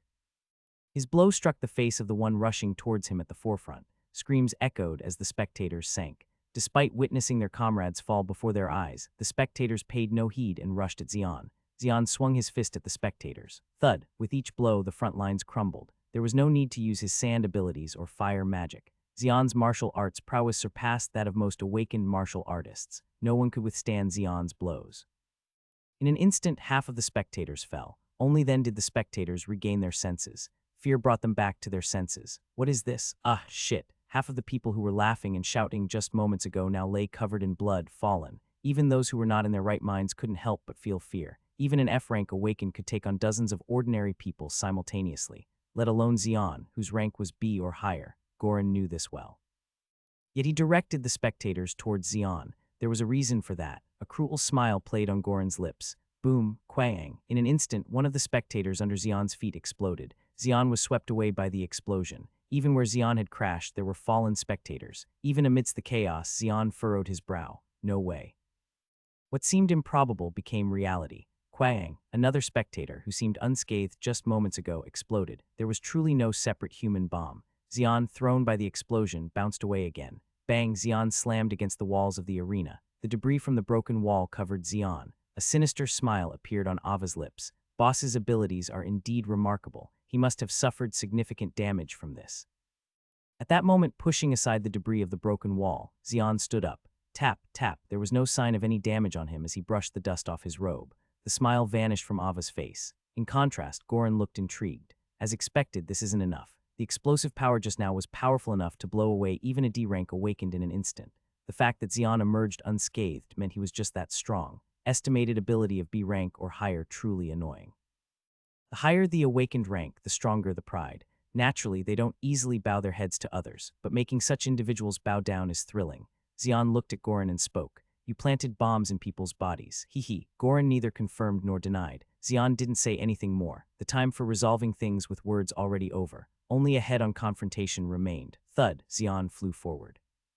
Though there were hundreds of stairs between him and Goran, he could easily leap over them in one go, as Xian almost reached the top floor. Boom, a tremendous shockwave struck Xian. It was Dalkin, the bald man standing behind Goran, who unleashed the shockwave. All the windows of the arena shattered by the shockwave at maximum power, and the spectators collapsed with ruptured eardrums. Dalkin was Goran's right-hand man. He had defeated numerous enemies with shockwaves before. No opponent had ever remained unscathed before his shockwaves. Dalkin naturally thought it would be the same this time. But Xian landed safely on the upper floors, as if mocking Goran's confidence. Nowhere did he appear to be shaken by the shockwave. Around Xian, dozens of fireballs appeared. Seeing this, Ava told the women under her, "Protect the boss." Without hesitation, the women surrounded Goran. At that moment, Xian swung his hand, and the fireballs rained down on Dalkin and Goran. Wow! Dalkin charged forward like a bull, shielding his upper body with his right arm. Most of the fireballs were blocked by his right arm. His right arm was a mechanical prosthetic. With Neo Soul's technology, the prosthetic could easily deflect most magical or physical attacks. Some of the fireballs flew towards Goran, but the women defended him with their bodies. The faces of the women struck by the fireballs contorted in pain, but none of them screamed or flinched. Instead, there was a look of honor in their eyes, as if they were willing to sacrifice themselves for Goran. Noom. Dalkin swung his mechanical arm at Xian. Xian slightly tilted his head, evading Dalkin's fist. Then Dalkin's defenseless side was exposed. With flames engulfing his inferno gauntlet, Xian struck Dalkin's side. Boom, with a loud noise, Dalkin's face twisted in agony. His right arm was a mechanical prosthesis, but the other parts were still human flesh. Naturally, he couldn't help but feel pain when hit. Amidst the unexpected agony, his body instinctively contorted. Xian didn't miss the opportunity. His arm seized Dalkin's mechanical prosthetic, and he ripped it out. Snap, Dalkin screamed in agony as the mechanical arm was wrenched away. Nerves and muscle fibers were attached to the prosthetic, torn out with it. Dalkin was defeated that easily. Goran's expression, protected by the women, changed completely. Dalkin was a strong pillar supporting him along with Theo, Ethan, and Ava. He possessed tremendous strength, always being deployed where armed conflict broke out. That Dalkin was defeated by Xian in such a helpless manner that it was absurd. It wasn't that Dalkin was weak, it was that Xian's strength exceeded Goran's imagination. Shit, this is a pain in the ass. Goran blamed his impatience. If he had known Xian was this strong, he would have changed his persuasion tactics. But regrets always come too late. Now wasn't the time for regrets, but to find a way out.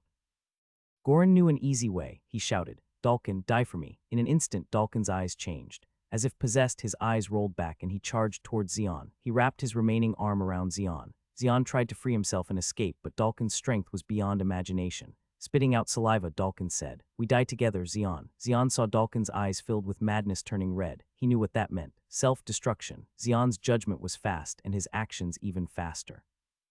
He released Exian at full force. Swoosh. Under the pressure of Exian's release, a gap appeared in Dalkin's hold. Xian slipped through the gap and curled his body as much as possible. In an instant, Dalkin's body exploded. Bong. It was a blast with incomparable power to the explosions of the spectators. Columns shattered, walls collapsed, and the entire arena collapsed. What the hell is this? Xian stood up, clearing the debris. Today, he had been buried under debris twice and swept away by explosions 3 times. If it weren't for his robe made of Leviathan's hide, Xian would have suffered considerable injuries. Xian looked around. Goran was nowhere to be seen. It was evident that he had left the arena before the explosion occurred. It's been a while since I got properly pissed off. Xian brushed his messy hair with his hand. He never dreamed that Dalkin would detonate himself with just one word. Whether it's a human or a monster, the most important thing is one's own life. Xian couldn't understand why anyone would so easily give up their life at a single word from another.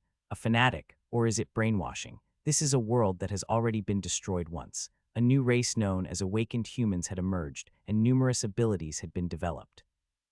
There were mainstream abilities like martial arts, magic, and curses combined with machines, but there were also those like Xian who used non-mainstream abilities.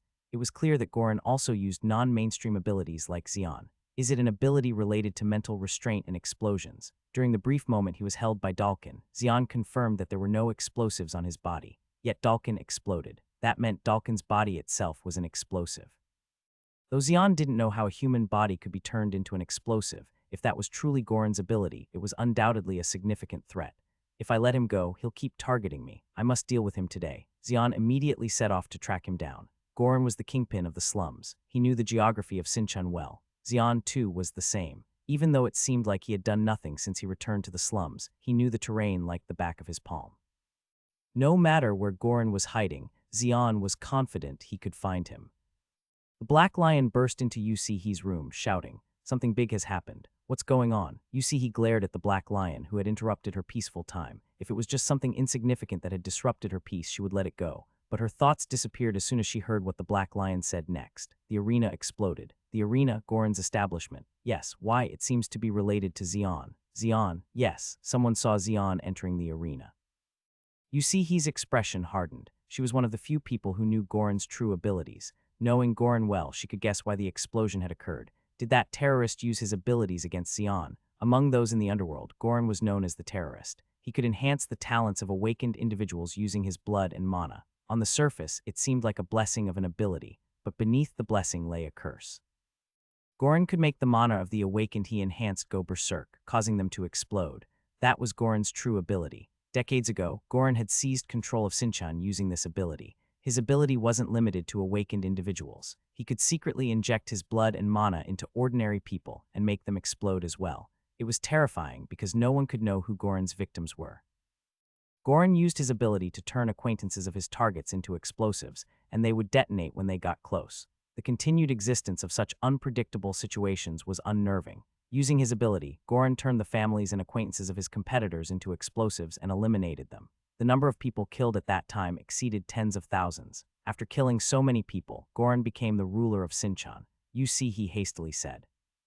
Quickly track down Goran and Xian. If we're not careful, the entire Sinchon could collapse.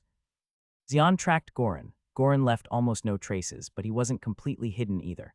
Moving in the city inevitably left traces. Walls, floors, or people's reactions, their gaze all became clues to deduce the situation. Xian was very skilled at this type of tracking. Just by scanning his surroundings, he could deduce Goran's movements. The problem was the people obstructing Goran's pursuit.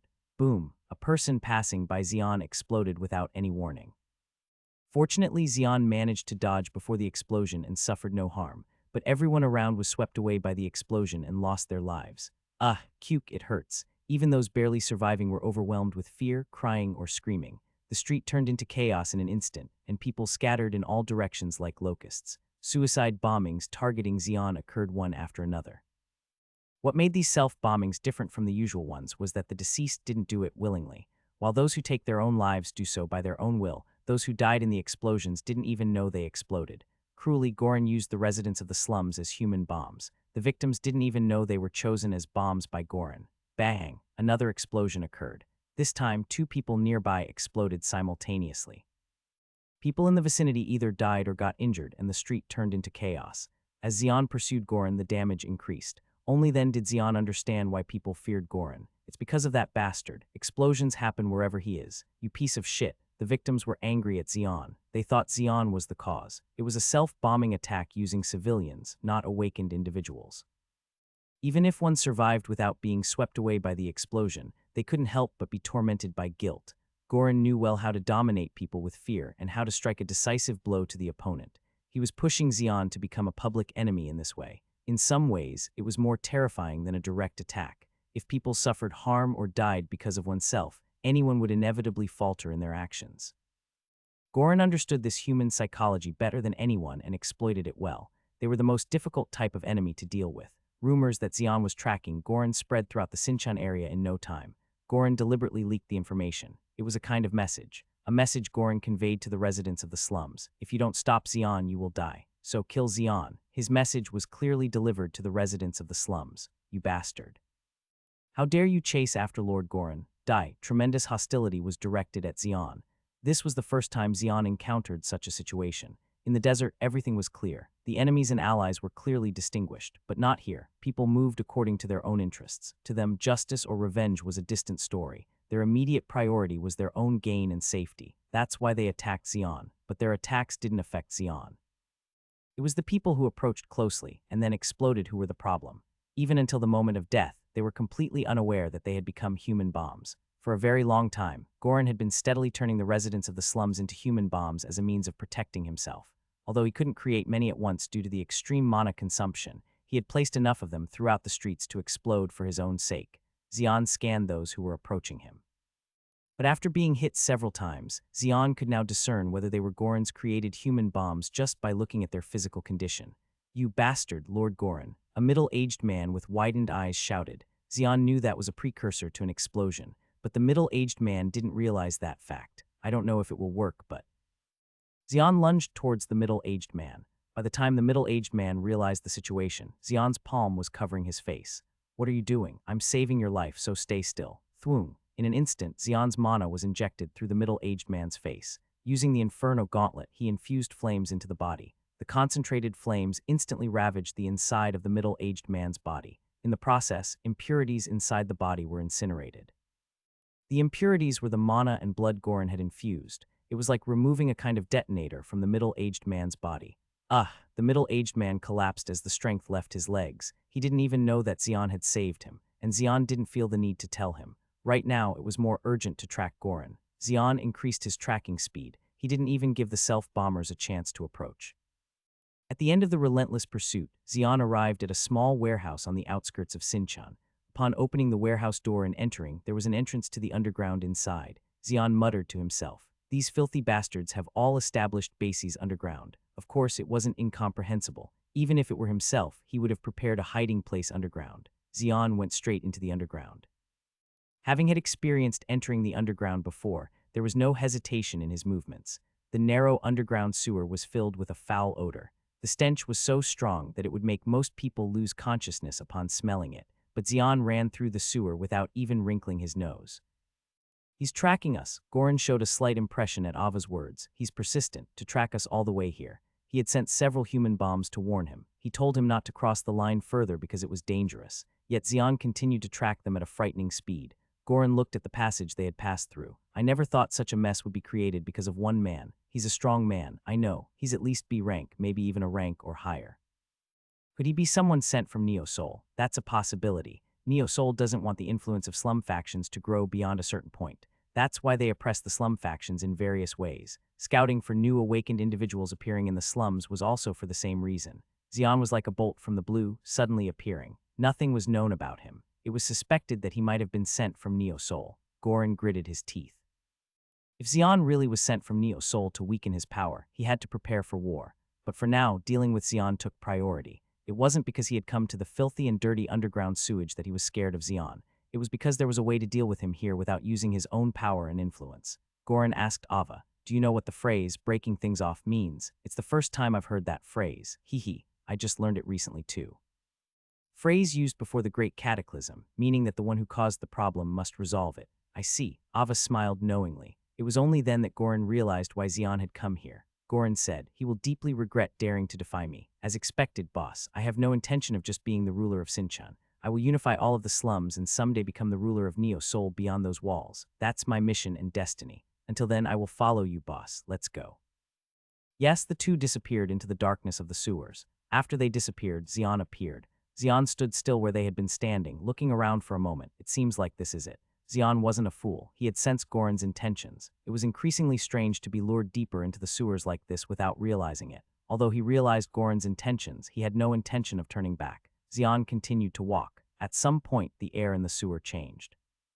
The damp feeling underfoot disappeared, replaced by soft sand. It seemed like they had left the area where water flowed. Xion touched the sand with his hand, soft sand flowing between his fingers. A smile played on Xion's lips. As expected, there's sand in the depths. Neo Soul was a city built on top of sand. Of course, sand also entered the sewers. Sand carried along with water could only accumulate in such deep places. Xian walked on the sand and finally reached his destination. Goran and Ava were there. The problem was that they weren't the only ones waiting for him. Many others were gathered in an empty area, including a man with crocodile-like skin. Xian immediately recognized their identity: crocodiles. As expected, this place was a crocodile's den. The man with rough skin was Crocker, who led the crocodiles. Crocker was staring at Goran instead of Xian. Surely my request was to deal with him. That's right. Then why did you lure him here? He turned out to be stronger than I thought. It was hard to handle. Goran showed his white teeth and laughed. In contrast, Crocker's face hardened like a rock. If they were going to deal with Xian themselves, there was no need to ask Goran for help. Using Goran was meant to prevent unnecessary sacrifices, but instead, Goran ended up bringing disaster to them. This place was one of the most important crocodile dens.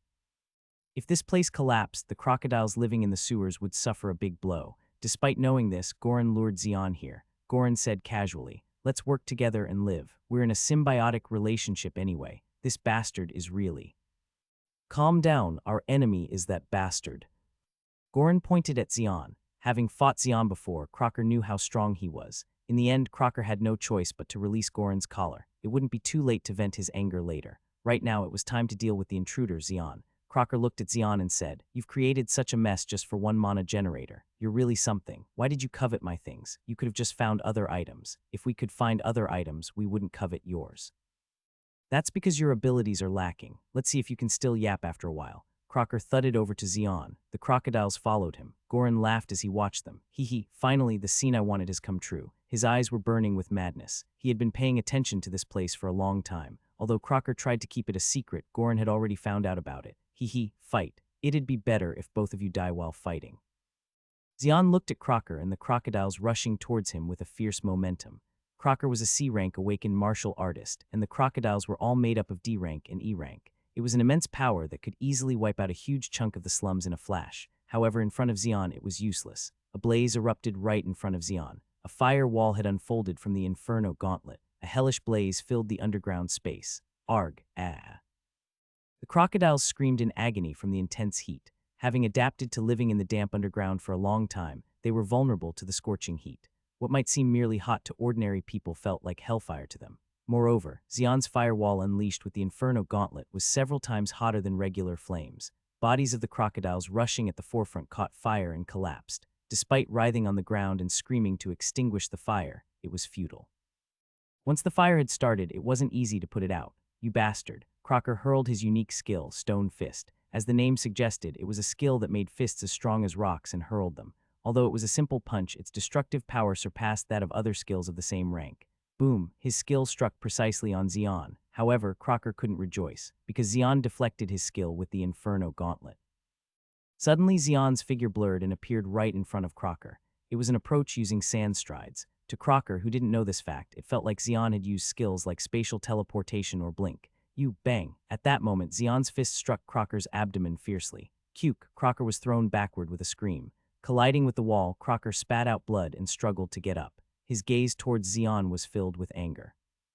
He felt it last time too, but he was no match for Xian. To him and the crocodiles living underground, Xian was no different from a god or a demon. He couldn't defeat Xian in a conventional way. He resorted to evil. "Damn it, everyone, inject yourself." Crocker took out a syringe from his pocket. It was a syringe containing yellow liquid. Without hesitation, he plunged the syringe into his heart and injected it. Seeing him, the crocodiles also injected themselves in the heart. The yellow liquid inside the syringe was one of the drugs they had manufactured. The difference from other drugs was that it instantly boosted all abilities to the maximum. Ugh, Crocker and the crocodiles made eerie sounds as they bent over. Their stature grew much larger and muscles bulged out even more. Xian looked at them with an interested expression. "Looks like it's some kind of stimulant." Even though the world had gone to ruins, humanity had deteriorated even more severely. Numerous drugs that severely affected the human body had been developed, and those who casually consumed such drugs were spread everywhere. One thing for sure was, no matter what effects a drug had, it came with equally severe side effects after consumption. If a drug like the stimulant they injected could amplify human abilities in a short time, then its side effects would be even greater. KRGGHH. Crocker and the crocodiles rushed at Xian with wild attacks. Swish. Xian's hair fluttered as Crocker's fist approached. Before the fist, the wind pressure hit Xian. However, Xian easily dodged his attack. Then the crocodiles attacked Xian from behind. Their movements were more animal-like than human. In their red eyes there was no reason, only madness. They became twice as fast as before and consequently much stronger. Thud, the concrete shattered as it was hit by their fists like bombs. Crocker in particular surpassed that. Roar. His entire body was covered in a red aura. The drug pushed his abilities to the limit. Damn, die. Crocker squeezed his muscles to the limit and exploded with all his strength. Xian observed not only Crocker's actions, but also his body reactions and eye movements. Crocker's and the crocodile's frenzied attacks lasted for almost 10 minutes. However, the moment exactly 10 minutes passed, their movements noticeably slowed down. Is 10 minutes the limit? He didn't know the identity of the drug they injected, but it was clear that they could only maintain maximum output for about 10 minutes. At this point, he had learned everything he could from them. The sand scattered on the ground wriggled like snakes and rose up. Dozens of sand snakes raised their heads stiffly and glared at Crocker and the crocodiles. It was one of Xian's skills, Viper. Crocker's eyes widened at the sight he had never seen before. Even in a state frenzy, he sensed danger. What's this? Instead of answering, Xian snapped his fingers. Splat! Instantly, sand snakes flew like arrows towards Crocker and the crocodiles. The Viper instantly pierced holes in their torsos. Even with the drug boosting their abilities, they couldn't survive with a huge hole in the middle of their torso. The bodies of the crocodiles collapsed like sandcastles. Crocker managed to stay standing stubbornly, but he had reached his limit. His eyes returned to normal. What are you? What is this skill? Despite meeting numerous awakened individuals before, seeing someone manipulating sand was a first for him. Then what about the fire magic? Could it be a duel? Xian smiled and raised the Inferno Gauntlet. It's just an item. An item. In Xian's hand, the Inferno Gauntlet gleamed. Crocker's eyes wavered. He couldn't believe that such a powerful fire-based ability could simply be an item skill. You cunning bastard, hiding your true abilities like that. That's how you survive in this world. Why? I was completely fooled. I never meant to mess with your stuff. With that, Crocker slumped down, his breath extinguished. Xian glanced at Crocker with an indifferent expression before moving on. His destination was the secret passage behind Crocker. He had seen Goran and Ava enter there. Everything was part of Goran's grand scheme. Using Crocker's plan put him against Xian, a cruel mindset befitting the ruler of Sinchan. Xian was curious about what Goran aimed for by pitting him against Crocker. The reason was likely inside. Xian entered the secret passage Goran had gone into. The passage was narrow, damp, and devoid of light, but Xian had no issue. He had eyes that could pierce through the darkness. Xian followed Goran and Ava's trail down the stairs. After a while, he arrived at a very large underground space. The space was over 100 meters in length and width, with numerous beds laid out. Hundreds of people with pale, corpse-like complexions lay on the beds. Thin tubes were inserted into their arms, through which red blood flowed out. The blood flowed into a large tank at the center. Goran and Ava stood in front of it. They were focused on the tank, unaware of Xian's presence. Xian quietly approached the tank. Ava, who belatedly noticed Xian's approach, looked puzzled, but Goran, absorbed in the tank, didn't notice Xian's presence. Xian naturally glanced at where Goran was concentrating. Sitting in front of the tank was a girl, with messy blonde hair, deep dark circles under her eyes, and a somewhat cynical expression. She wore a wide-brimmed hat and a voluminous black robe that witches might have worn in ancient times. However, chains were tied around the girl's ankles. It seemed to be a restraint to prevent escape. Goran spoke to the girl. It was you. You were the one making the drugs supplied by the crocodiles. Shut up. Human, you better turn your eyes away before I gouge them out. How dare you look at a noble elf with such eyes? You're not human, an elf, so that's what they look like. Goran chuckled. Amusing, never thought an elf would be the one making such good drugs. You're all worse than maggots. If I'm set free, do you think I'll stay quiet? I'll kill everyone. I'll kill every single human. The girl spat venomous words, glaring at Goran. Usually elves were thought to be noble or quiet, but the girl was not like that. The elf girl's name was Brielle. She originally lived outside Neo Sol. Suddenly, one day, disaster struck. She encountered human Awakens passing by the vicinity. She gave it her all, but eventually she was overwhelmed by the humans and subdued. From then on, her miserable life began. After being sold to humans several times, she ended up here in the slums of Neo Sol, far away from where she originally lived. Crocker discovered her true talent. It was her talent in alchemy. As an elf with heightened senses, she excelled in alchemy. Crocker found a way to exploit Brielle's talent. It was to develop a new type of drug. All the drugs provided to Goran's organization were made by Brielle. The drugs Brielle made all used human blood as a medium. Since human blood was the most important substance in the body, the drugs made by Brielle had far fewer side effects than other drugs. The problem was Brielle herself, an elf who loved nature, making drugs harmful to all living creatures. Her anger and resentment towards humans grew day by day. In the end, she came to hate and resent everything in the world. Goran spoke to Brielle. From now on, you work for me. I am now your master. Yeah, I'll make them. Crocker, you're all the same bastards. Well, it's all the same no matter which bastard I make the drugs for. Haha, that's a good attitude. That's how you live long. Goran smiled satisfactorily. An elf drug maker, huh, what an interesting development. At Xion's voice from behind, Goran's blood ran cold. Turning around, he saw Xion looking at Brielle with interest. Goran said, glaring at Xion, What about Crocker? You'll see him when you go outside. Ah, even if you ask, he won't be able to answer, because he's dead. You've already taken care of him. It wasn't that difficult. Instead of fighting like this, just come under me. With you and me together, we can take control of the slums in no time. I refuse. I won't work under someone else. So you're really going to push it to the end, huh? Goran's expression turned menacing. His original plan was to make Xion and Crocker take care of each other, then secretly take Brielle, the drug maker, away. After that, with the reorganization of the slums and disposing of Xion, everything would have been perfect. But Xion dealt with Crocker and the crocodiles quicker than he could have imagined, disrupting all his plans. Xion looked at Brielle and said, I'm not particularly fond of elves, but even then this is too far. Humans are the most dangerous after all. You act like you're not one of them, all you hypocrites. Brielle's diatribe poured out all at once, but Xion's expression remained unchanged. Hey, elf girl, if you want to get out of here, you'd better keep your mouth shut. Among these two, I'm the only one who has the possibility of setting you free. For a moment, Brielle involuntarily sealed her lips shut. Xion's gaze turned to Goran. Where are you going to run off to now? Goran's face hardened frighteningly. It was because Xion's mocking words had hurt his pride. Ha, the audacity of this little brat pierces the sky. I seem to have offended again. Is that so? It seems that way. That's why it's more infuriating. I feel like I need to tear all your limbs apart just to ease my anger. Goran's voice was filled with thick resentment. This was the first time he had been pushed into such a corner since he took control of Sinchan. What irritated him even more was that he realized all these situations he thought he led all this time were actually under Xion's control.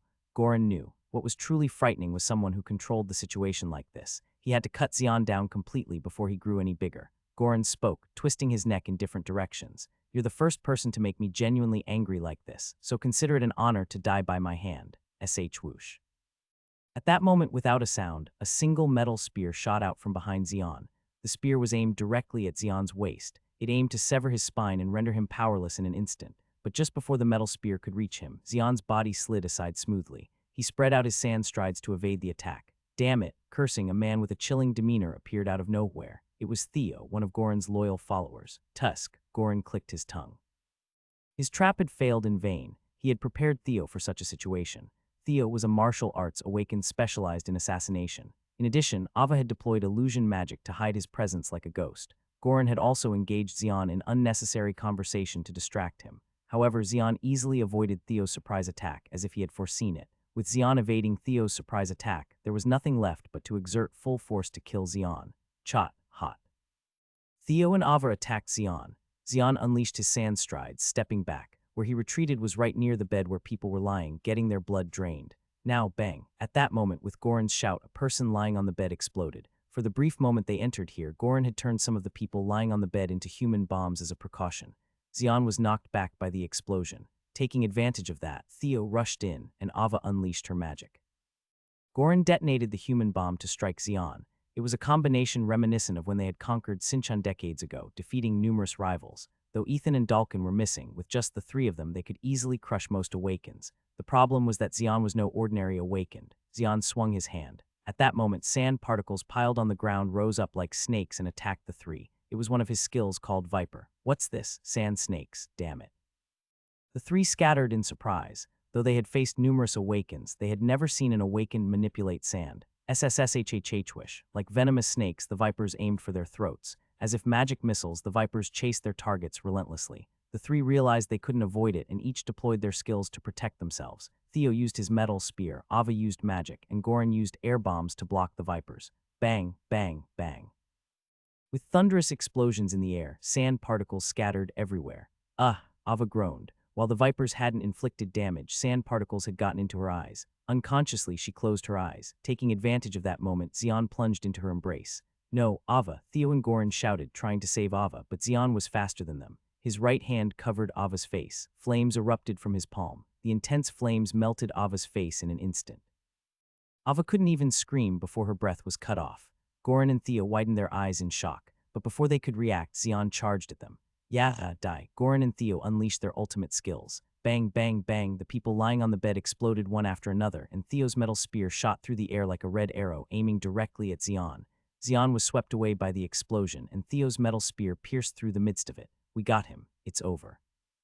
Goran and Theo shouted simultaneously. Their excitement at capturing Xian paralyzed their reasoning, hence they didn't notice. At some point, sand particles were floating around them. They realized this fact a moment later. The sand when did it, jararara. At that moment, the floating sand particles spun at terrifying speed.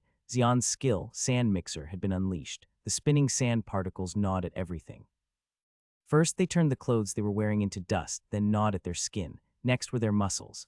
Goran and Theo screamed in agony as they tried to escape, but it was futile. Sand mixers swallowed not only their bodies, but also their voices. Brielle opened her eyes wide, watching the scene. Giararara. In the quiet room, only the sound of gears turning could be heard echoing. Brielle felt as if her body was being torn apart and shivered. After a while, the chilling sound disappeared, and the terrifying spinning sand settled on the ground. In their place stood 2 chunks of meat. Goran and Theo were so mutilated that their original forms were unrecognizable. They staggered for a moment before collapsing to the ground. That was their end. Oh my God, Brielle covered her mouth with both hands. Her pupils were shaking violently. She had never even imagined such a skill before, let alone seen. A skill manipulating sand. Is he a sand mage? Slowly, Xian emerged, pushing aside flames in Brielle's retinas, unscathed by Goran's explosions and Theo's attacks. His appearance only further nauseated Brielle. Xian murmured as he looked at Goran and Theo's corpses. Seems like it's not a skill suitable for use against humans. I should restrain myself. Though he had expected to withstand them to some extent, it seemed he had overestimated the two's prowess. Xian shook his head slightly, surveying his surroundings. Due to Goran's skill, the underground space was devastated. People lying on the beds had been swept away by the explosions, and Brielle was the only one who survived. Approaching Brielle, Xian said, "It'd probably be better to kill you to keep it a secret." He still didn't want to reveal himself as a sand mage. Brielle, who was quick-witted, hastily interjected, "Wait, I'll keep the secret, please spare me. I don't trust people's promises. I'm an elf, a high elf." "We keep promises better than humans. What difference does that make? You're just a drug-making elf. Why believe the promises of a drug peddler? It's much simpler to just kill." Bastard. A desperate expression appeared on Brielle's face. Having experienced all the depths of human society, she naturally understood why Xian wanted to conceal his awakened lineage. The utility of a sand mage is boundless. Surely the powers that be in Neo Soul will be bothered by him. Xian also knew this fact and thus wished to keep his secret. Although she had fallen from being unable to withstand human threats to the position of a drug maker, she still wanted to live. She was only 12 years old. Considering that elves live for hundreds of years, she was practically an infant. At such a young age, she didn't want to die. She spoke urgently. "Okay, I'll make the oath." "What's the use of an oath?" "The oath of a high elf is different. It holds coercive power." "Coercive power." "If you make an oath with your soul, you must adhere to it. If you break it, you lose your life immediately." "Is there such a thing?" "None of the elves I've met have mentioned that. They are ordinary elves, that's why. I'm a high elf." "So high elves are different." "Of course they are," Brielle shouted out. Xian furrowed his brow slightly. Unlike Diodin, he didn't have any particular feelings toward elves. Of course, if he met them as enemies, he would certainly kill them, but he didn't want to go out of his way to hunt them down one by one. As Xian hesitated for a moment, Brielle threw out her last resort. "I, Brielle Leroy, swear by my name that I will keep your secret and follow you." A bright light emanated from her body. At that moment, Xian felt a connection between his heart and hers, and instinctively he knew. If Brielle were to break the oath, she would lose her life instantly. Xian clicked his tongue. "It was urgent, damn it, you damned." Realizing belatedly that her oath was excessive, Brielle stuttered her words, but the oath had already been activated. It was too late to undo it. Regretting it was futile. "For now, I'll release you." Xian grabbed the chain wrapped around Brielle's ankle. There were peculiar patterns engraved on the chain. It contained a magic spell that restricted Brielle's abilities. That's why Brielle hadn't been able to break the chain until now. Whoosh. The chain that had restrained her for so long melted away so disappointingly. "Ah," Brielle, who had been blinking for a long time, let out an involuntary exclamation. She cautiously moved her feet. She felt no resistance. Freedom, freedom at last. She jumped up and down in place, enjoying her newfound freedom. But it didn't take long for her to recognize the cold reality. Damn, why did I make such an oath? As long as she had made an oath to Xian's soul, she had to follow him. Though she had escaped from the den of miserable drug peddlers, another shackle was still binding her. I don't know. Somehow I'll manage. In the end, she chose to evade reality. Having lived in the human world for a long time, her way of thinking had become similar to that of humans. Meanwhile, Xian searched the underground space to see if there were any survivors. Unfortunately, everyone had lost their lives in the explosions. Even if it wasn't the explosion, those people would have died anyway. Crocker had turned them into a vegetative state and provided minimal nutrients through tubes. As their health deteriorated, he periodically drew blood, so their lives were hanging by a thread. Xian looked at the corpses with a bitter expression before turning away. Brielle approached him. Kid, I'll let you go, so go back to your people. Damn it, I already made the oath. I said I'm releasing you.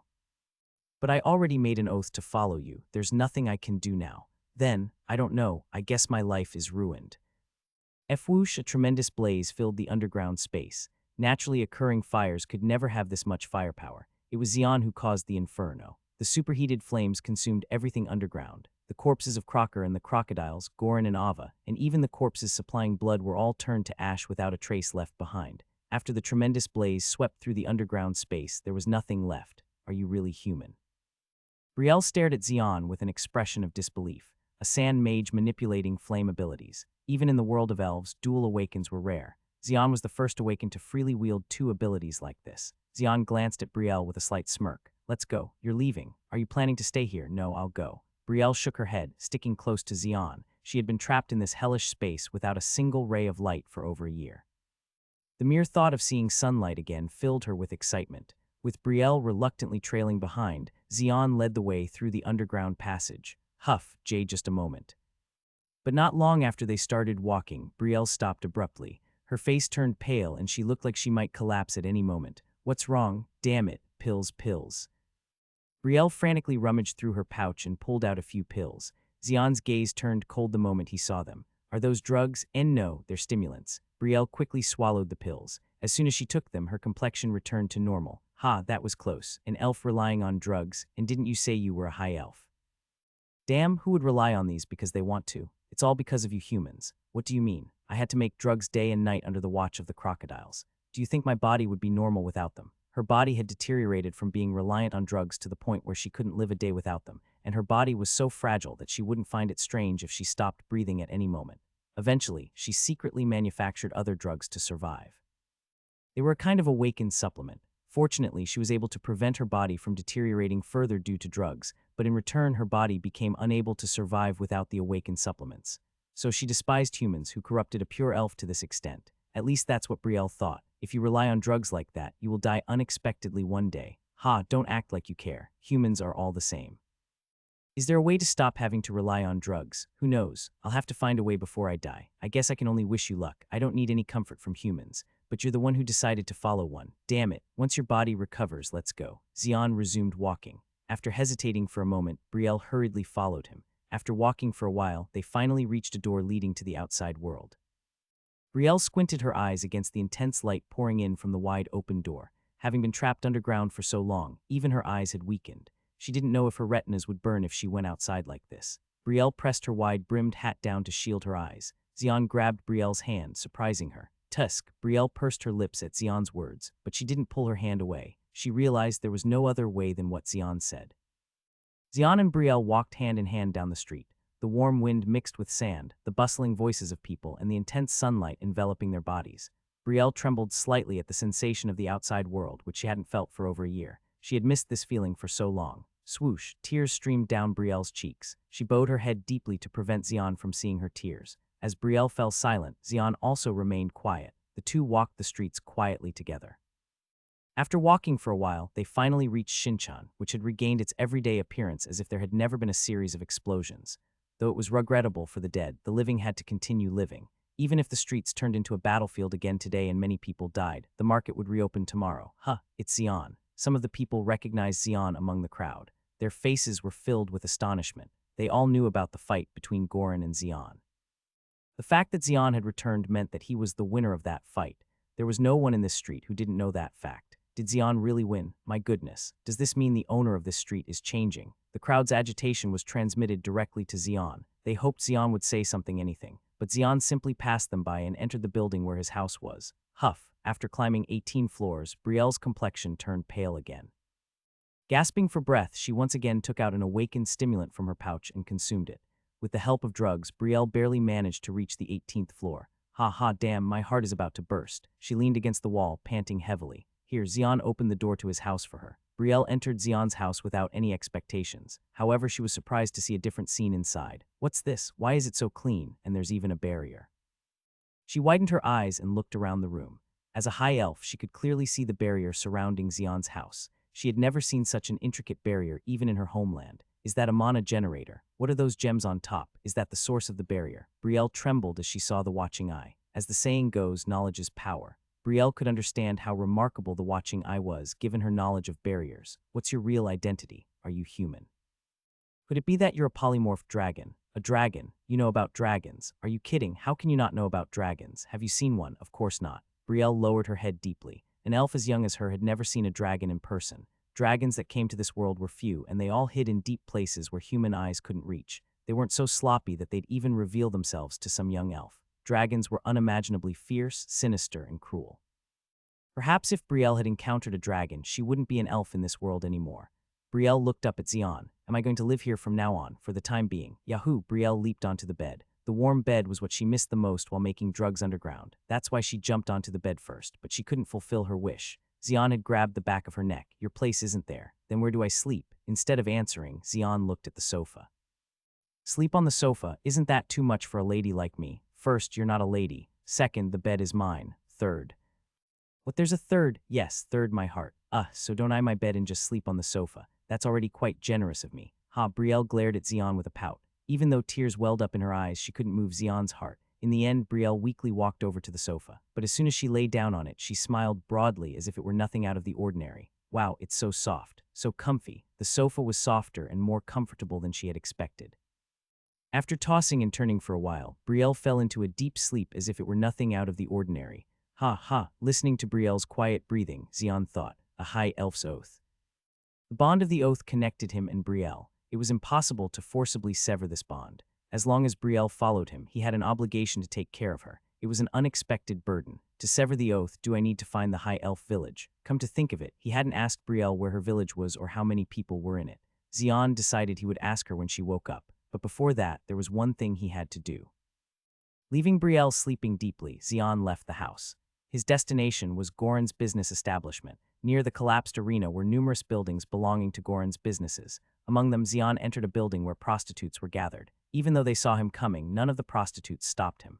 They knew the ruler of this street had changed as of today. They had no intention of resisting the new ruler. A prostitute who looked a little older stepped forward. Welcome. Do you recognize me? In a place where you can't survive a day without being perceptive, of course, I can't help but recognize you. Then it'll be easier to talk. Where's Ethan? Pardon, don't make me repeat myself. Tell me where Ethan is. I'll guide you. The prostitute led Xian to Ava's room. There, Ethan was lying down, receiving treatment. Ethan quickly got up when he saw Xian. The wounds he had received from Xian hadn't healed yet, so even standing up took effort, but he had to stand up forcibly. He couldn't just sit and take it. Goran, could it be that you defeated him? Goran, Ava, and Theo, they all died by my hands. That can't be true. Believe it or not, you're the only one among Goran's followers who's still alive. Ethan's face turned pale. If what Xian said was true, it meant that Goran's power had completely collapsed. Xian said to him, you have two choices left. One is to fight to the end and die. Are there other choices? Of course. What is it? Become the ruler of Shinchan in place of Goran. What? What do you mean? For a moment, Ethan couldn't understand Xian's words and blinked. Logically, since Xian had defeated Goran, it was right for him to become the ruler of Shinchan. Why aren't you becoming the ruler instead of me? I'm fine just as it is right now. If you don't like it, I'll have to find someone else. No, I'll do it. I'll become the ruler of Shinchan, Ethan hastily spoke. His face was now filled with a sudden gleam of greed. Despite thinking of it as an insurmountable mountain, he also had ambitions while working under Goran. Knowing that Xian's offer wouldn't come again, he didn't hesitate to seize it. The fact that Ava, his lover, died at Xian's hands didn't pose any problem for him. There were plenty of prostitutes to replace her. Xian said, if you agree to one thing, you'll be the ruler of Shinchan. What is that? Ethan looked at Xian with eyes filled with intense desire. Xian's answer was simple, do not bother me. You see, he looked at the black lion with an expression of disbelief. So you're saying Goran is dead? That seems to be the case based on the circumstances, and you want me to believe that? Is it really true? You see, his pupils shook. Even the black lion reporting seemed to have a difficult time believing. Goran had disappeared and Xian, who had fought him, had returned home. The implication was clear. Xian had won. So does that mean Xian is ruling Shinchan? I don't think so. What do you mean? He met Ethan. Right after that, Ethan was seen going around Goran's businesses to take over. So he won the war but isn't ruling. It seems that way. That man is a headache. You see, he sighed. She would have preferred dealing with someone like Goran. He was full of desires and didn't hide any of them, so everything was clear. As long as it didn't interfere with Goran's goals, there would be no problem. But Xian was different. Everything about him was unclear. From the past to the present, nothing was known. He was like a person that fell from the sky. After taking charge of the goblin market, she met many people, but it was her first time seeing someone like Xian.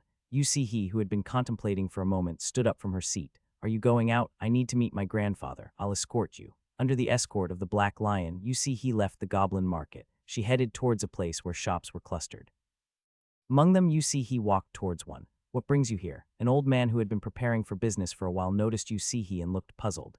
Yu Si put on a naive expression. Is it strange for a granddaughter to come to see her grandfather? It is strange, suspicious. Grandpa. At the old man's response, Yu Si burst out in an annoyed voice. Your ears will fall off. How can your temperament remain the same even as you age? Sit down. The old man urging Yu Si to sit down was none other than Old Man Klexi. Yu Si, sitting down, spoke. Leaving your granddaughter with such a difficult position and enjoying yourself. Do I seem to be enjoying myself? Yes, I can't deny that. Well, it's true that I'm living more happily than ever before. Tusk, Yu Si pursed her lips. Old Man Klexi and Yu Si were grandfather and granddaughter. The goblin market she managed was originally created by Old Man Klexi. Of course, the expansion to its current scale was solely Yu Si's effort, but it was Old Man Klexi who started it. For some reason, Old Man Klexi left Yu Si in charge of the goblin market and started living as a street vendor. All right, what's bothering my granddaughter so much? Can you see that? Don't I always tell you? Never reveal your inner thoughts, but I'm doing that. Then why can I read it in your eyes? It's because. Is it because of that kid, Xian? At Old Man Klexi's piercing words, Yu Si tightly shut her lips. She always boasted that she had grown a lot, but in front of Old Man Klexi she was read like an open book. There's no need to be so discouraged. I haven't fully completely figured out Xian either yet. I'd like to know more about him. Tell me everything you know. In fact, I know almost nothing. It's been 8 years since I saw that kid here. What was he like when you first met him? He was naive back then. He probably thought he had a strong will, but that made it easier to manipulate him. You manipulated him. Haha, of course, you're really mean. Even at her granddaughter's sarcasm, Old Man Klexi didn't blink an eye. It's clear he was easy to read back then, but now he's become elusive. Are you saying that even Grandpa doesn't know what's going on in his head? I hate to admit it, but yes. I don't know what experiences he's had in the past 8 years, but he knows how to hide his true intentions thoroughly. Be careful. If you make a wrong move, even you could fall prey to him. Are you serious? Yes, the Xian I met 8 years ago and the Xian now are completely different people, so I'm back to square one, trying to understand him again from the beginning. Goran was clearly targeted by him. Even with the Eyes of Argus mobilized, we couldn't find Goran's whereabouts. The Eyes of Argus were one of the organizations created by Old Man Klexi alongside the Goblin Market. It was an intelligence organization created to protect the Goblin Market, and its eyes were spread throughout the slums. Old Man Klexi hadn't yet passed on the Eyes of Argus to Yu Si, because he thought Yu Si's abilities were lacking to operate the Eyes of Argus. He planned to pass on the Eyes of Argus to her at a later time when she was more capable. Yu Si sighed. Ha. What on earth is his identity? Who knows? I want to know too. Xian looked down at the sofa with a pitiful expression. Brielle was sprawled out on the sofa. Her pointed ears were exposed as her hat had fallen to the ground. Brielle stared at Xian with unfocused eyes. Xian sighed. A high elf relying on drugs. Just an hour ago, Brielle's condition had deteriorated rapidly. In the end, she had no choice but to take a stimulant. The result was her current state. It wasn't a pleasant feeling to see a little elf in such a state due to drugs. Regardless of race, it was pitiful for a child to rely on drugs to survive. Perhaps Diodin, if he were alive and saw this scene, would have laughed and said it served her right. But Xian was different from Diodin. His values and perspective on the world were entirely different. Suddenly, he missed Diodin. Like a flame oxidizing into thin air, he truly left no traces in this world. It could truly be said to be Diodin's last moment. As Xian reminisced about Diodin, Brielle, who was under the influence of drugs, gradually regained consciousness.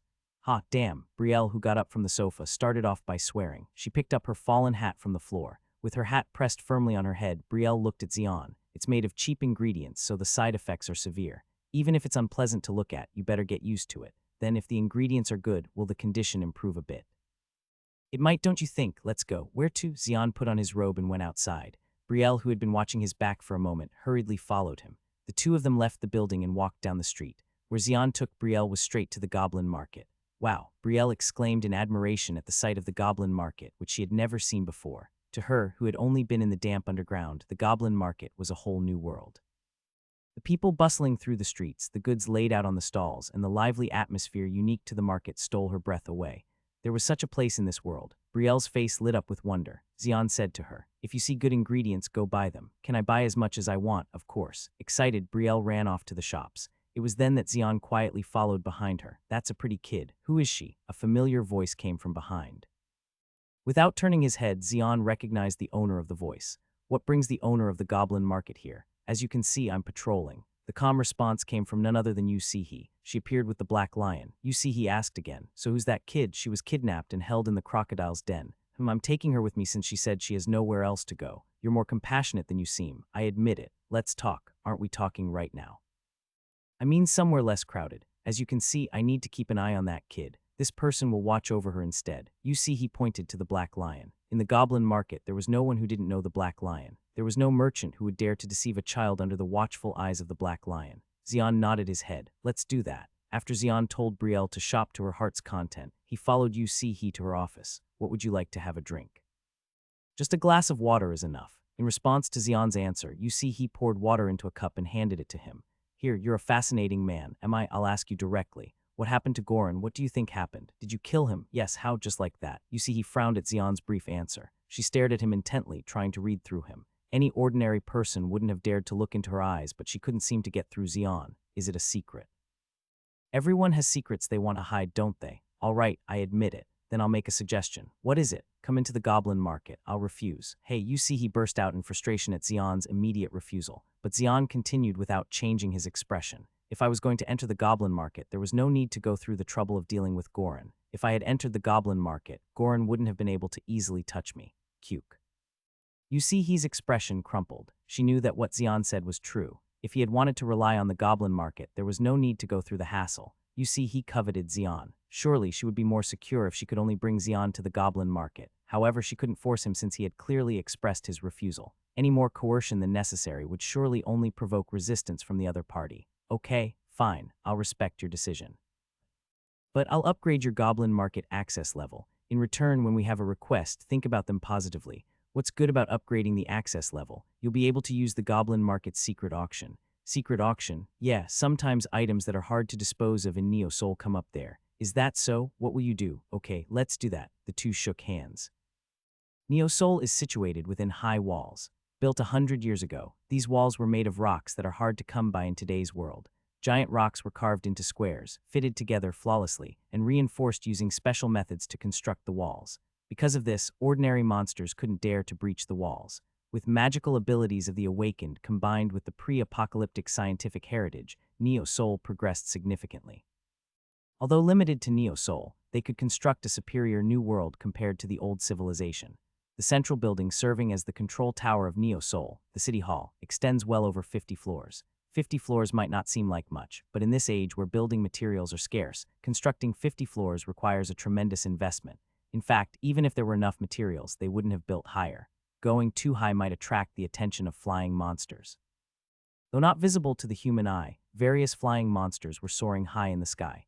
Due to the anti-magic field formed in Neo Soul, they hesitated to approach, but nobody knew if they would be curious enough to approach if the City Hall were taller than this. The area allowed to humanity on Earth was extremely limited. Despite many advancements since the Great Cataclysm, caution against monsters was still necessary. A man of short stature was gazing at the City Hall from beyond the window. Damn. That's impressive. The City Hall, a fusion of magic and science, was stunning, overshadowing other buildings in Neo Soul. Just looking at it from a distance made one's heart swell with grandeur. I need to hurry up and get that magnificent building into my hands. I have no idea what that old man is up to, lingering on like this. The short-built man turned around, sticking out his tongue. With this, his face became clearer. His face, filled with deep-set wrinkles and surrounded by a white beard, spoke of the many storms he had weathered and survived. The old man was wearing a hat with a colorful pattern embroidered with golden thread. It was a hat commonly used by his ancestors in the homeland in the days when the world was intact. The hat represented the old man's identity. Although he had never visited his homeland, he never forgot his roots. That's why he always wore this hat, which had now become a symbol for him. The old man's name was Zio Lun. He was the ruler of the southern part of Neo Soul. Behind Zio Lun stood a young man who seemed to be in his early 20s. With a slender physique and a cold demeanor resembling ice sculpted into human form, he was quite impressive. Zio Lun spoke gently to the young man. So what did you say earlier? My memory isn't what it used to be. I often forget things after hearing them just once. The contact with the crocodiles has been lost. Have you figured out the cause? It seems there's an issue with the ecosystem in the slums. Is that so? Zio Lun raised his white eyebrows. It was rare for him to show interest like this. That's because he had almost achieved everything he wanted. It was regrettable not to have become the owner of that magnificent city hall, but the one occupying the throne was a monster that couldn't be easily dealt with. If he were to seize that building, everything he had built in Neo Seoul might collapse like a house of cards. He didn't want to take such risks. Although he had ambitions, he couldn't muster the courage to challenge the most coveted position, so he could only live a decadent life. With that, he showed a rare expression of interest after a long time. Where exactly is the problem? It's in Sinchan. Sinchan. Goran is in control there. Ah, Goran, he has close ties with the crocodiles, right? That's correct. But it's suspected that both Goran and the crocodiles are dead. Suspected. Their deaths haven't been confirmed, but since they can't be found anywhere, it's suspected that they're dead. The young man's words were highly plausible. Zio Lun asked, have you figured out who did it? We're going to find out now. All right, I trust you'll handle it well. Additionally, I plan to create a new passage.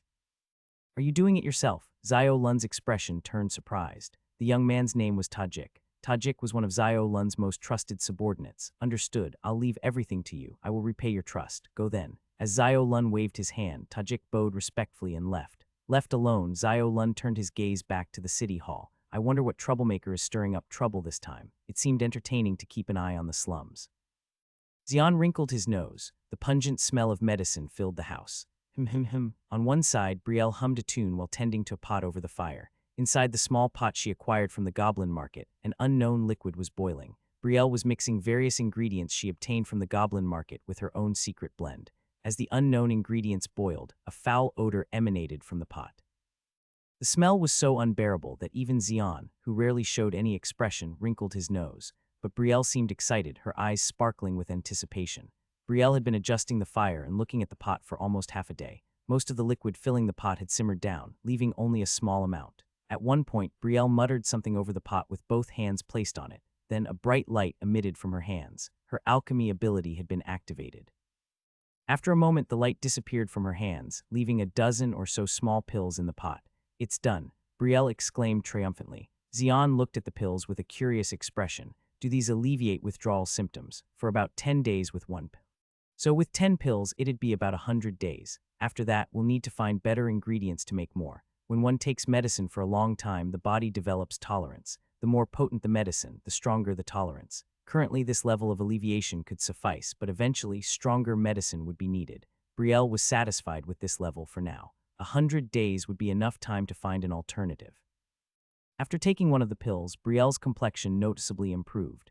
The painstakingly crafted medicine immediately showed its effects. As the effects took hold, her eyes lost focus. Ah, damn shit. Even her voice became slurred. The medicine's effects were too strong, causing her body to react as if intoxicated. It was only after a long time that Brielle regained her senses. Her vision still unfocused, but her mind clear. Recognizing this fact, she pulled her hat down further to cover her face.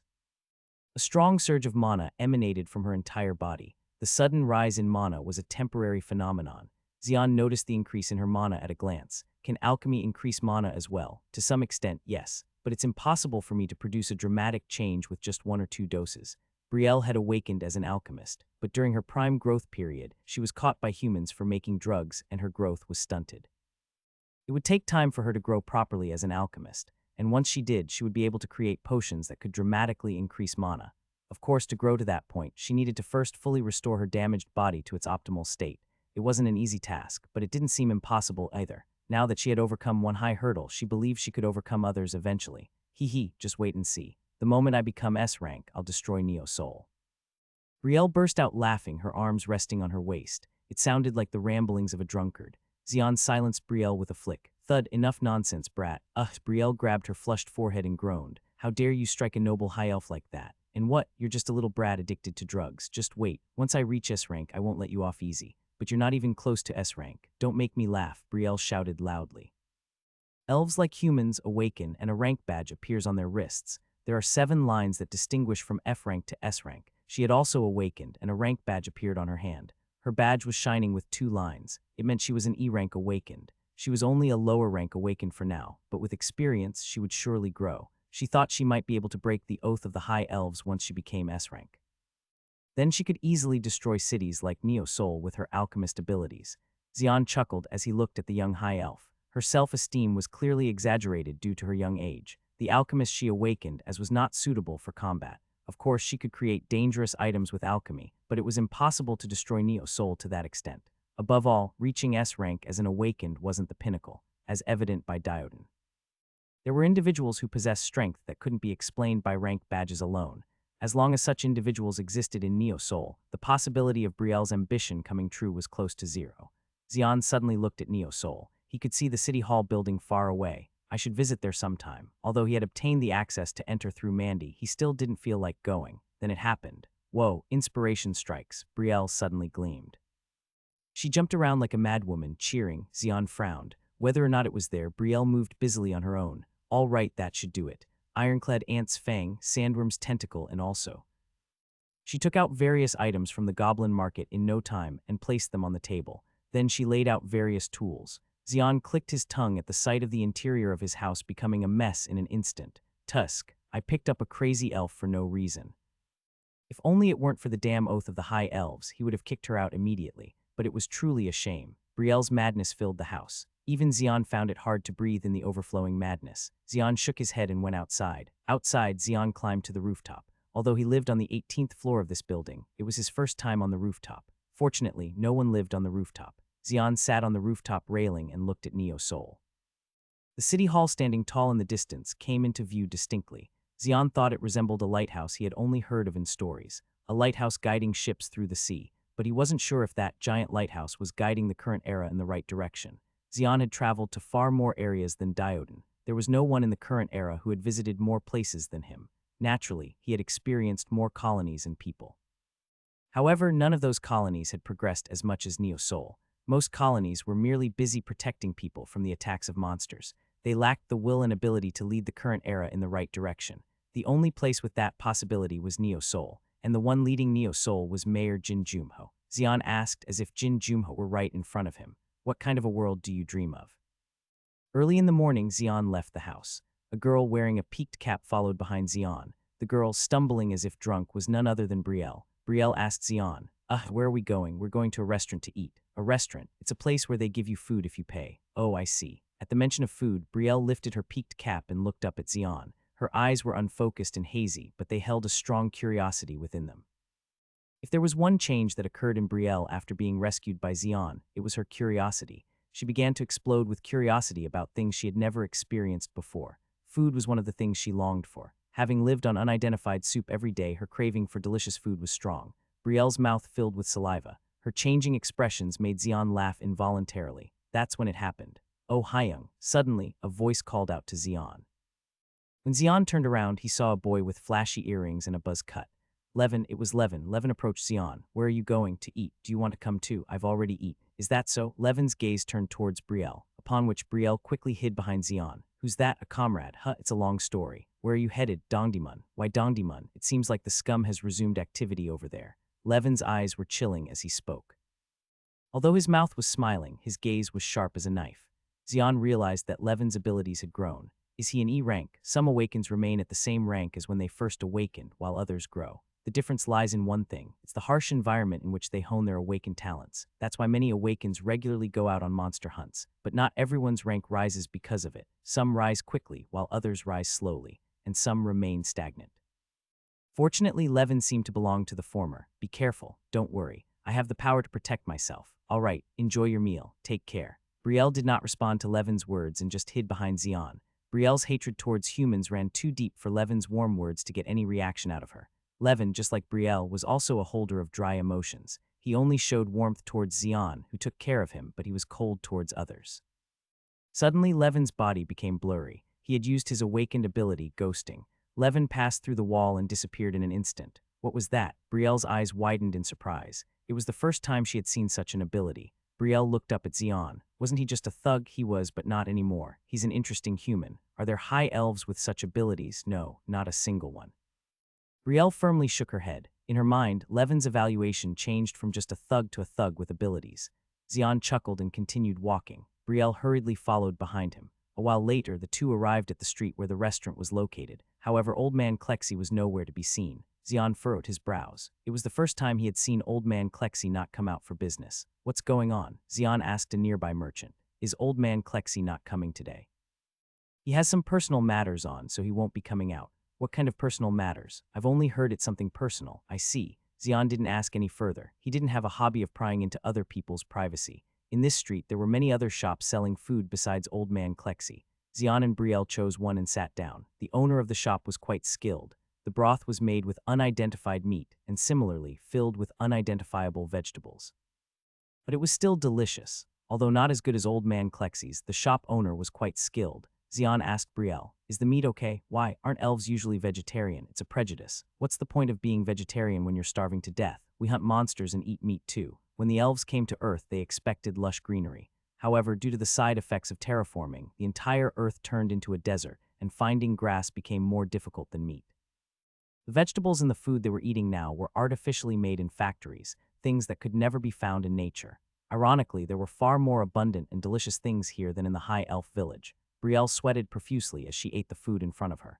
Xian's gaze suddenly shifted to a man sitting at the next table eating. The man had his head down and was concentrating on his food. However, the man was dressed strangely. He was wearing priestly robes, a sight rarely seen these days. The black robe with a cross engraved on it that priests used to wear when the religion was still intact. Perhaps sensing Xian's gaze, the man dressed as a priest raised his head. He was a middle-aged man with neatly combed white hair, thick horn-rimmed glasses, and small, curved eyes. He looked at Xian and smirked. "The food in Sinchan is quite delicious as well. I suppose you're from another area. I mainly reside in Dongdaemun. It's been a long time since I came to Sinchan." "It's only a short distance away. Is there a reason you couldn't come? Some human dislikes me," the man in priestly robes replied as he wiped his mouth with a handkerchief. Xian scrutinized the man carefully. The man also didn't avoid Xian's gaze and met it head-on. Suddenly, a man came to Xian's mind. "You are Johan." At the mention of the name Johan, the man widened his eyes in apparent surprise. From his reaction, Xian realized that his guess was correct. "What's Dongdaemun's ruler doing in Sinchan?" "What am I doing? Since the nuisance that blocked my way has disappeared, I came to take a look. But it doesn't seem like you're here for just sightseeing. I couldn't just stand by when I was curious about who removed the nuisance." The nuisance he was talking about was Goran. In the end, he came to see Xian, the one who eliminated Goran. The man's name was Johan. He was the ruler of Dongdaemun. It said he was a former priest.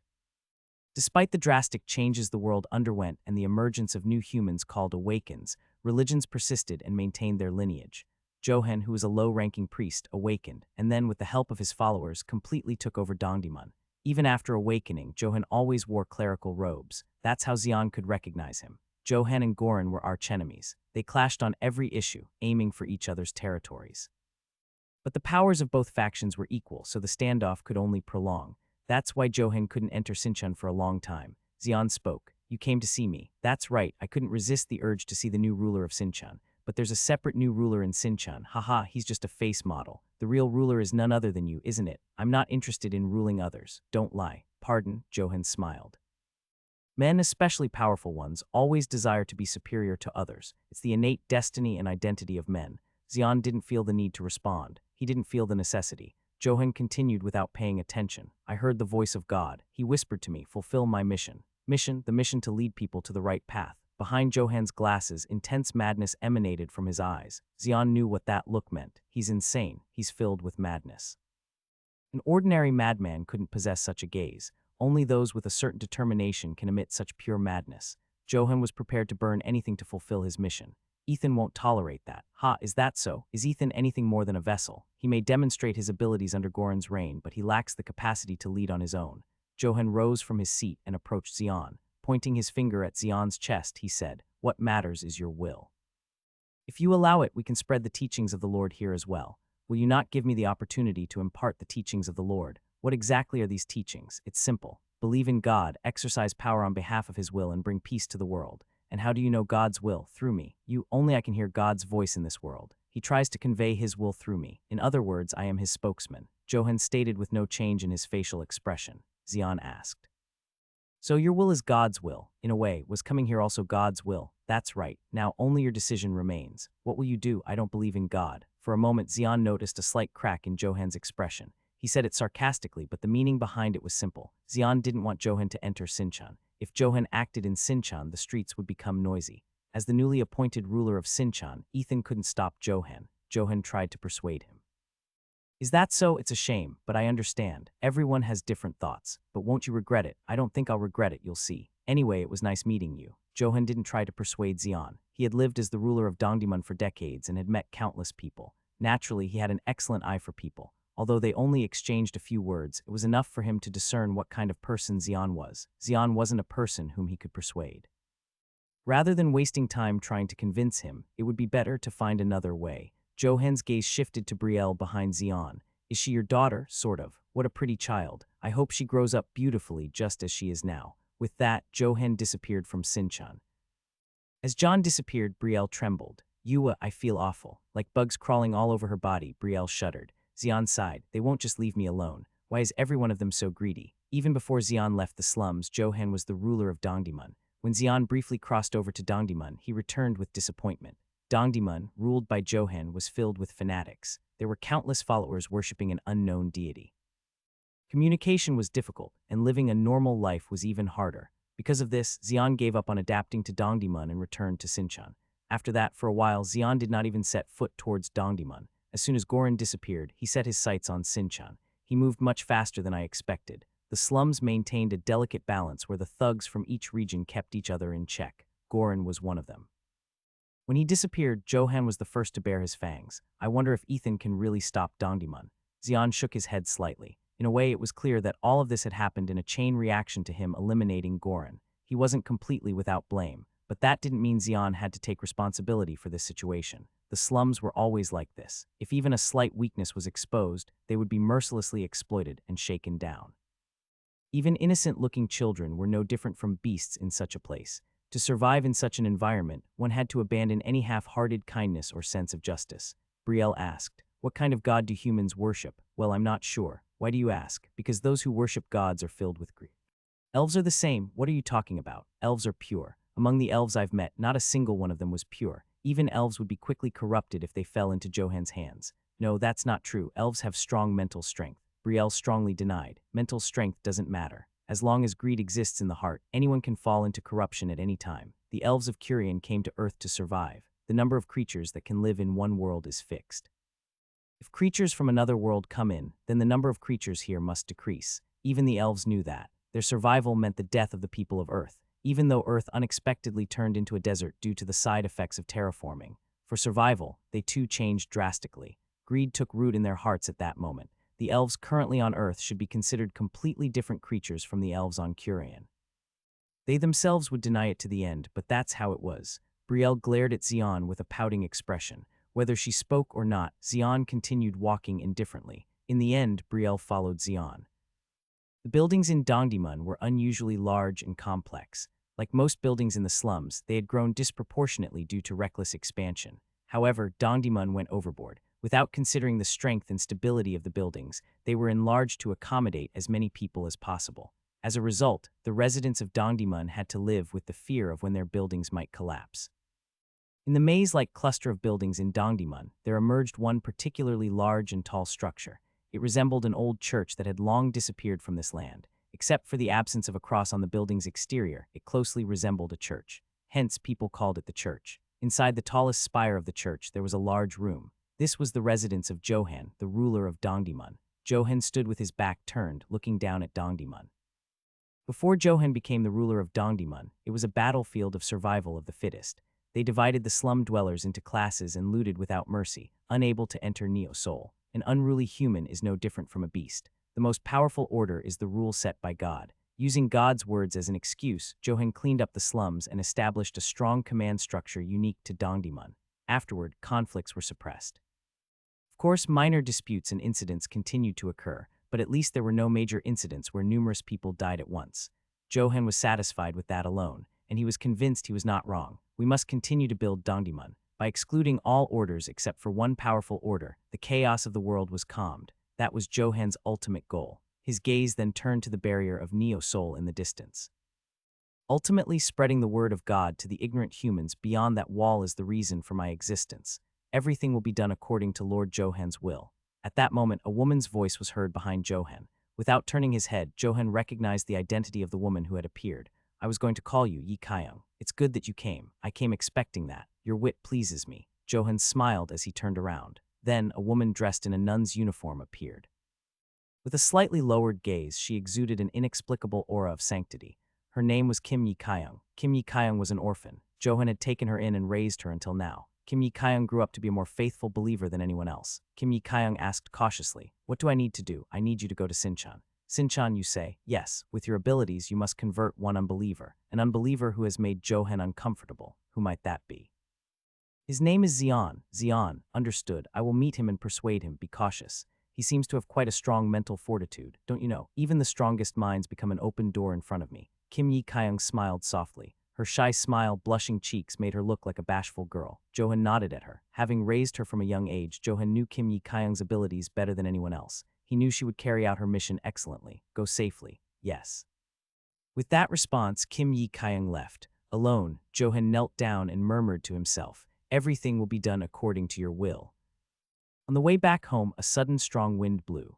Brielle frowned, pressing down her hat with both hands. "Ah, this damn sandstorm. It's really annoying." Desert winds inevitably carry sand along with them. Fine sands, barely visible to the naked eye, mixed in with the wind. That's why even when the wind brought cooling air, it wasn't particularly pleasing. Brielle lowered her head deeply to avoid the sandstorm as much as possible. On the other hand, Xian stood tall, facing the sandstorm head-on. To others, sandstorms were unpleasant, but to him it felt as comforting as a mother's touch, a memory he couldn't recall. The sand didn't harm him. Instead, it gently surrounded him as if embracing him. Xian smiled faintly, enjoying the sensation of the sand. To some extent, it seemed as if the sands were playing with him. However, Brielle, busy lowering her head, didn't notice this sight. After a while, the wind stopped, and the sand dispersed into the distance. Brielle finally raised her head and shook off the sand accumulated on her hat. "Ah, I hate sand." Watching Brielle shiver, Xian smiled subtly and continued walking. Following Xian, Brielle raised an eyebrow. "But why doesn't Xian have any sand on his shoulders? Did he already shake it off?" "Yeah, faster than expected. But Xian probably doesn't like sand either, right?" "No, I like sand." "Well, since you use sand, I suppose you would." SHH loose lips sink ships. What? It means be careful with what you say, especially since you've sworn an oath. Brielle finally remembered that Xian was a sand mage. And as a sand mage, of course, he wouldn't be bothered by sand. Xian said to Brielle, "You go in first." "What about Xian? I have to stop by somewhere." "Where? The Goblin Market." "No, then where? Stop asking and just go in." "Kid, Tusk." Brielle clicked her tongue. Knowing he wouldn't tell her even if she pushed further, she headed home alone without any regrets. Xian watched her for a moment before continuing on his way. The place he was heading to was the desert area outside the slums. Brielle might not have noticed, but Xian caught the scent mixed in with the sandstorm. It was a foreign smell that was hard to detect in the slums. Being awakened as a sand mage, Xian could smell it, whereas other awakened couldn't. Leaving the slums wasn't particularly difficult. Although surrounded by walls like Neo Soul, they weren't very high, and there weren't many people guarding them.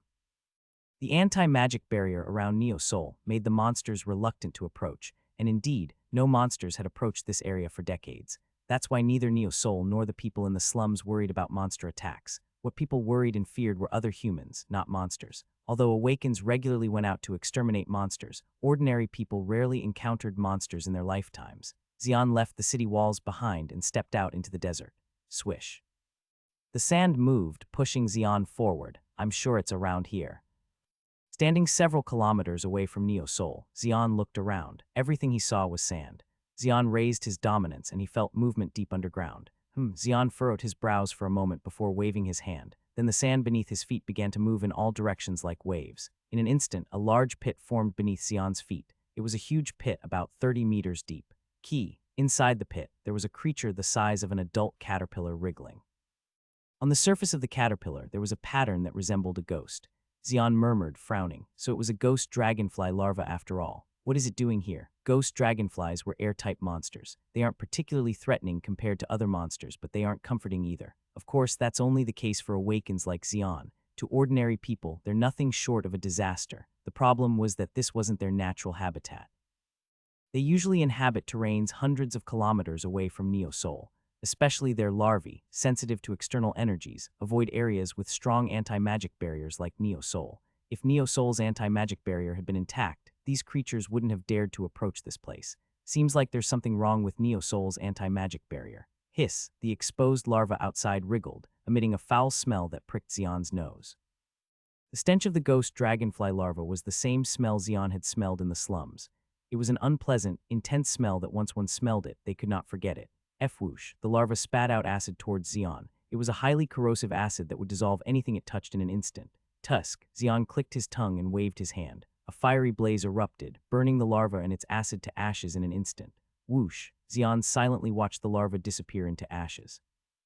Xian, stretching as he got up, frowned as he noticed something. His gaze landed on Brielle. Her eyes were bloodshot as if she had been up all night. She was glaring at a silver pot. Inside the silver pot, an unknown liquid was bubbling. Just a little more, just a little more. Brielle murmured, clutching her small fists tightly. In her demeanor, there was a deep sense of madness.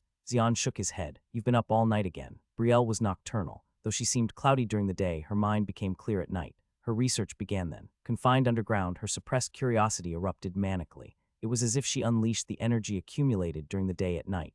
Even now, she was staring at the liquid she had created all night with a mad gleam in her eyes. It's almost done, just a little more. Boom. At that moment, the liquid inside the pot exploded. Brielle was drenched in the liquid. The liquid splattered not only on Brielle but throughout the house. Xian surveyed the mess around the house and clicked his tongue. Tusk, what went wrong? The combination seemed perfect. Brielle murmured in dismay. Xian told her, clean this up. Why did it fail? What went wrong? It seemed like Xian's voice didn't reach Brielle's ears.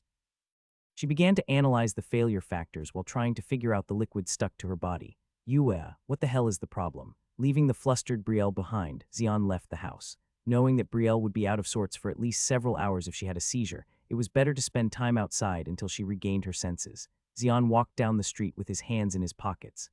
Xian's eyes fell on a shabby street stall.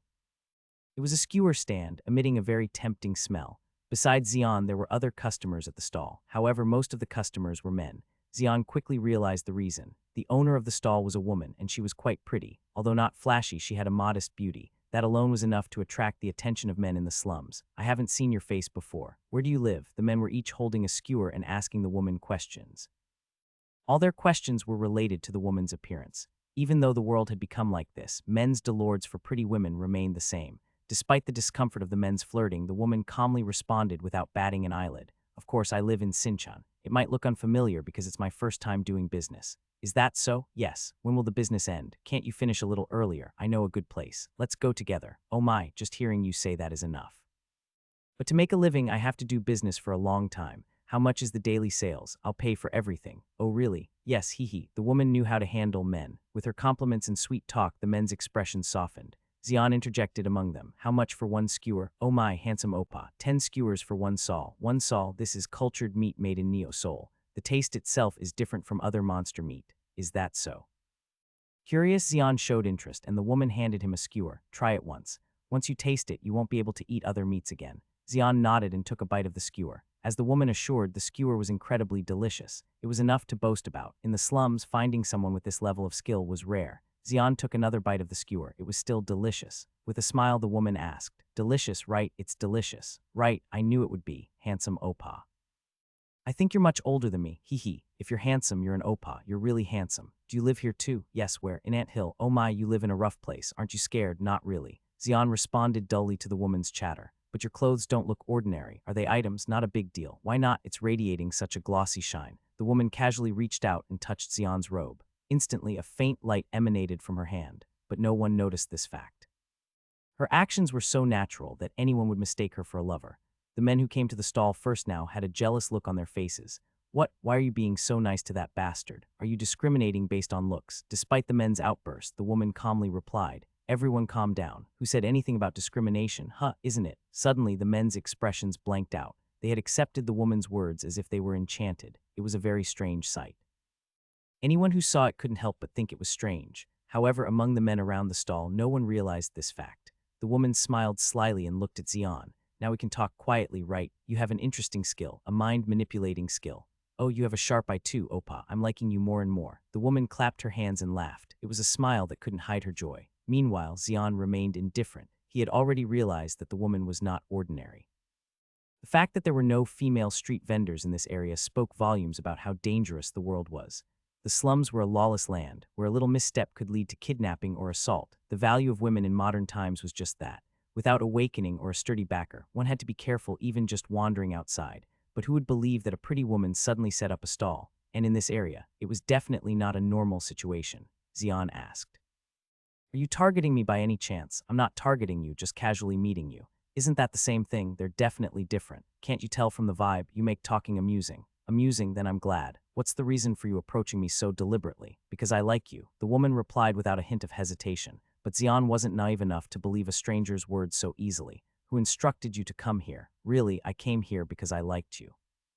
The woman smiled slyly, and then she looked even more beautiful. It was as if there was a halo behind her head. Tusk, Xian clicked his tongue and put down the skewer he was holding. Why don't you like the skewer? I've lost my appetite because you keep using your brainwashing skill on me. The smile that had filled the woman's face disappeared instantly, but she quickly put on a calm expression again as if nothing was wrong. When did I use a brainwashing skill on you? When? Were you perhaps sent from Dongdaemun? Seems like it. You're really unlucky, Oppa. Why are you so quick-witted when you're so handsome? Why is your mental barrier so strong? Even the woman couldn't deny it anymore. Her name was Kim Yi-kyung. She was none other than Johan's confidant. Her specialty was mind manipulation skills similar to brainwashing. After breaking down the guard of the opponent with her modest appearance, she would make contact and then unleash her skills. If she continued to use her skills, everyone, without exception, would harbor affection for her. Then, by continuously using her skills, they would eventually be completely under her control. In this way, she had made countless people join her side. Especially men, they all fell for her without fail. Naturally, Kim Yi-kyung thought the same would happen this time too. It was no big deal for her to brainwash someone like Xian, who seemed to be just a naive boy. Xian's mind was more resilient than she expected. It was clear that his mental barrier was stronger than she had thought. Our Oppa turned out to be more amazing than I thought. Was it Johan's order? Lord, attached Lord. He's not someone you can address casually. When Johan's name was mentioned, Kim Yi-kyung's expression changed. There was even madness in her eyes. Xian muttered to himself. Tusk, just earlier, Brielle had that kind of look in her eyes, and now another woman is emitting madness. Despite thinking he had been unlucky since morning, Xian's expression remained unchanged. Right, Lord Johan. Were you sent by him? That's right. He told me to persuade you nicely. Is brainwashing someone considered nice? HMPH, how happy should you be to be brainwashed by a beautiful woman like me? I know quite a few women who are prettier than you. What? By my standards, you're not that pretty, you little. So please understand the situation. Damn it, I tried to be nice. Submit. At that moment, with a loud shout, intense light radiated from her entire body. C-rank skill submission. Although it consumed a tremendous amount of mana, the effect was certain. Kim Yi-kyung touched Xian's body a few times earlier while injecting her mana. She had already prepared in advance. Therefore, she was confident that her skill would definitely work. Then it happened. HMPH, Xian's snort could be heard. Simultaneously, a huge shock hit her brain as if struck by a hammer. Thud, Kim Yi-kyung screamed and collapsed. Blood was flowing from her nose and ears. Xian looked at her and said, Tusk, you should use mental skills cautiously, adjusting them to your opponent. If you use them recklessly, you might end up getting hurt, don't you know that? What have you done? As you can see, I haven't done anything. Then. Kim Yi-kyung had an expression of disbelief. There hadn't been a single opponent whom her skills had not worked on until now. No, there was one person. It was Johan, whom she considered her god. Johan's mental barrier was too high and strong, making her skill ineffective against him. Could it be that this man's mind is as strong as Lord Johan's? An urgent gleam flickered across Kim Yi-kyung's face. Her ability was precisely mental attack. Except for her C-rank skills of submission and brainwashing, she had no other means of attack. However, she didn't consider herself lacking. Until now, there had been no opponent she couldn't bring to submission, no one resistant to her brainwashing. At least not in Dongdaemun. That's why she was confident that she could easily make Xian submit as she entered Sinchan. But somehow her skills didn't work on Xian. Kyuk, submit. She unleashed her skill once again. Xian simply stared at her unmoved. To her surprise, an immense recoil struck her. Og, Kim Yi-kyung clutched her head and screamed in agony. This was the first time she had encountered an opponent immune to her mental attacks. As a result, she found herself panicking instead. Fear filled Kim Yi-kyung's eyes. The intimidating gaze of Xian staring directly at her felt terrifying. I need to get out of here quickly. Kim Yi-kyung commanded the customers at the stall. Everyone attacked that person. In an instant, the expressions of the men changed and they attacked Xian. Get him, take him down. They weren't awakened individuals, yet they attacked Xian without any fear. They had already been brainwashed. The moment they approached Kim Yi-kyung, they were already under her control. Tusk, Xian clicked his tongue as he threw a punch. Thud, thud, thud. There was no need to use his skill. With 3 punches, 3 men fell to the ground. When Xian turned around after defeating them, Kim Yi-kyung had already disappeared. She had used the men as scapegoats and escaped. I can't just let her go. Regardless of the reason, she had tried to brainwash him. Awakened individuals who could manipulate others' minds were extremely rare. Given Xian's strong mental fortitude, he managed to resist, but if he were even slightly weaker, he would have succumbed to her commands.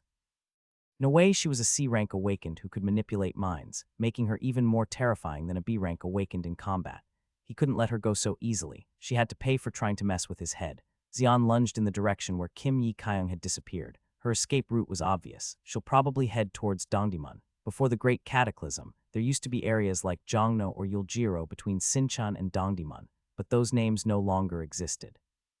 They vanished along with Seoul's downfall. Now there were only desolate slums. The difference between Sinchan and Dongdaemun was that there was no dominant force here, making it even more underdeveloped and chaotic. Kim Yi-kyung took advantage of that. No matter how fast you are, you'll just get lost once you come here. On the other hand, she knew the terrain of that place like the back of her palm. Kim Yi-kyung dashed through the slums at a rapid pace. In the distance, a tall spire came into view.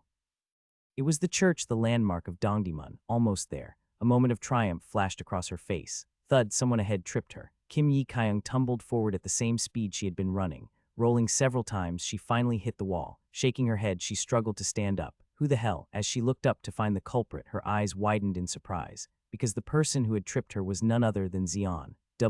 When did you? You should work on your physical abilities as well. How did you plan to reach Dongdaemun when you're so slow? Eek, Kim Yi-kyung stood up abruptly. As she looked around anxiously, about to use her skill on the people around her, Xian acted first. Whack, his blow struck Kim Yi-kyung's abdomen forcefully. She flew backward without even a chance to scream. The impact felt like her stomach had been pierced, and Kim Yi-kyung couldn't get up for a while. Damn, she looked at Xian, tears pouring down her face. Xian didn't see her as a woman. Before she was a woman, she was an awakened. Xian knew better than to underestimate an awakened. Kim Yi-kyung raised her hand to block Xian's approach. Wait, let's talk. Talk. Why are men so petty? Let's solve this through conversation. Conversation with someone who tried to brainwash me. That doesn't seem like a wise choice. I admit I was wrong. I was just too greedy for you. I'll be honest with you. Join forces with Dongdaemun. It'll be good for you too. What's good about it? I'll acknowledge you as the ruler of Sinchan. I don't need that. Why bother with such a nuisance?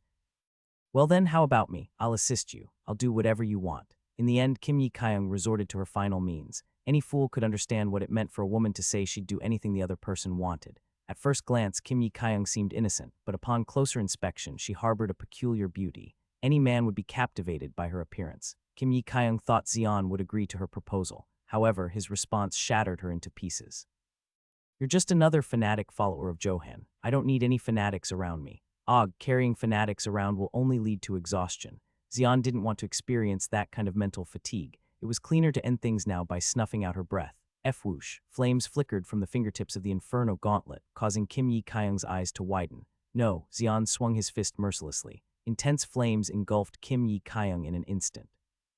Unable to react, she closed her eyes tightly. This is the end. Quang, at that moment a miracle occurred. Just before the flames engulfed her, someone intervened and blocked them. The person wore a red hat, a red trench coat, and a mask covering their nose. A figure with an eerie, gender-ambiguous aura, making it difficult to tell whether they were a man or woman. Kim Yi-kyung cried out. Joshua, the one called Joshua, embraced Kim Yi-kyung and leaped towards Dongdaemun.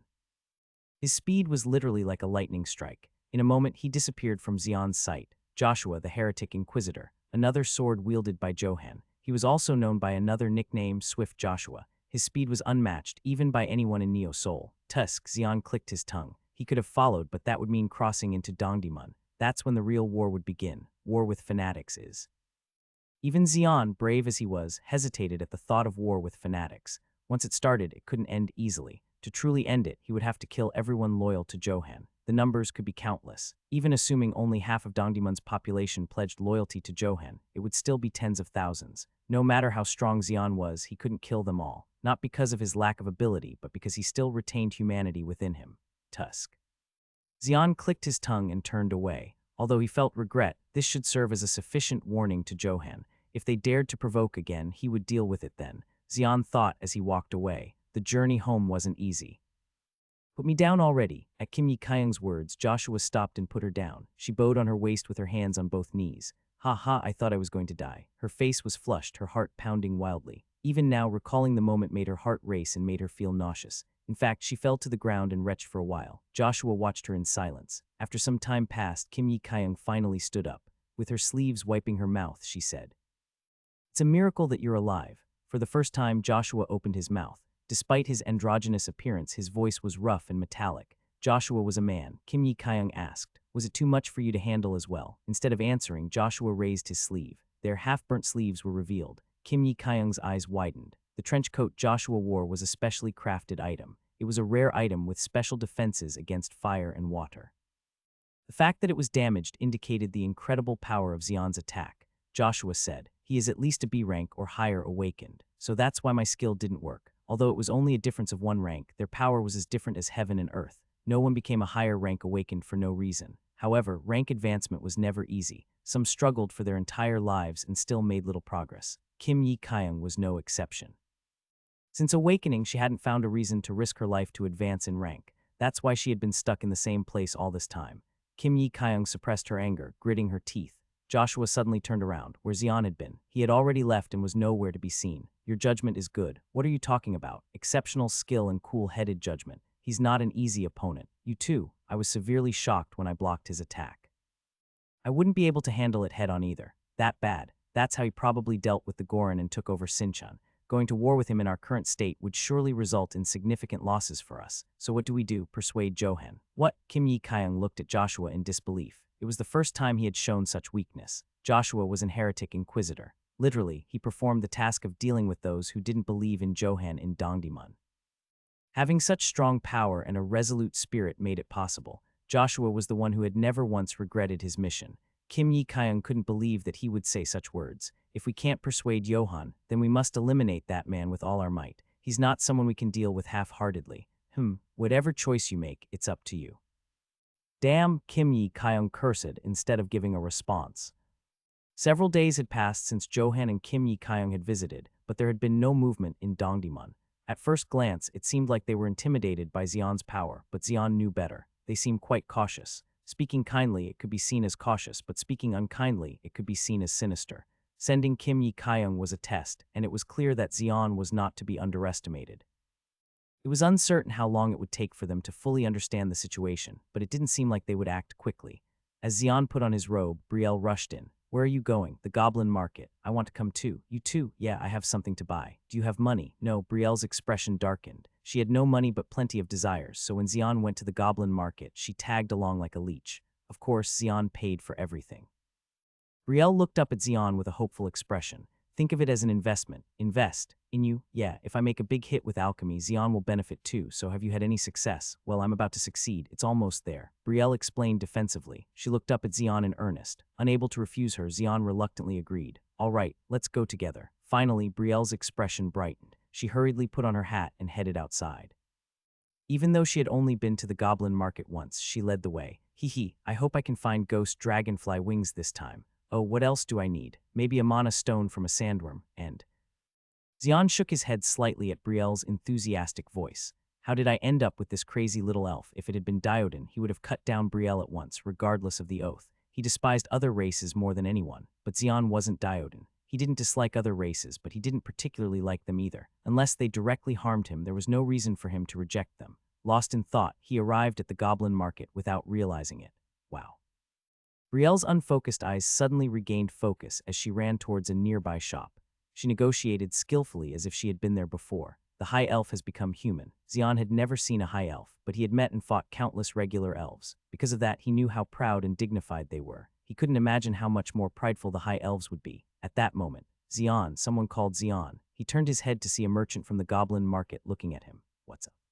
The guild leader has requested to bring you, Xian. The guild leader. We call you Sihe the guild leader. I see. I didn't know, but why does she want me? I don't know the reason. She just told me to bring you as soon as she found out you had entered the Goblin Market. Really? With a puzzled expression, Xian followed the merchant. After a while, they arrived at the office, and the merchant cautiously said, I brought Xian. Come in. Sihe welcomed Xian.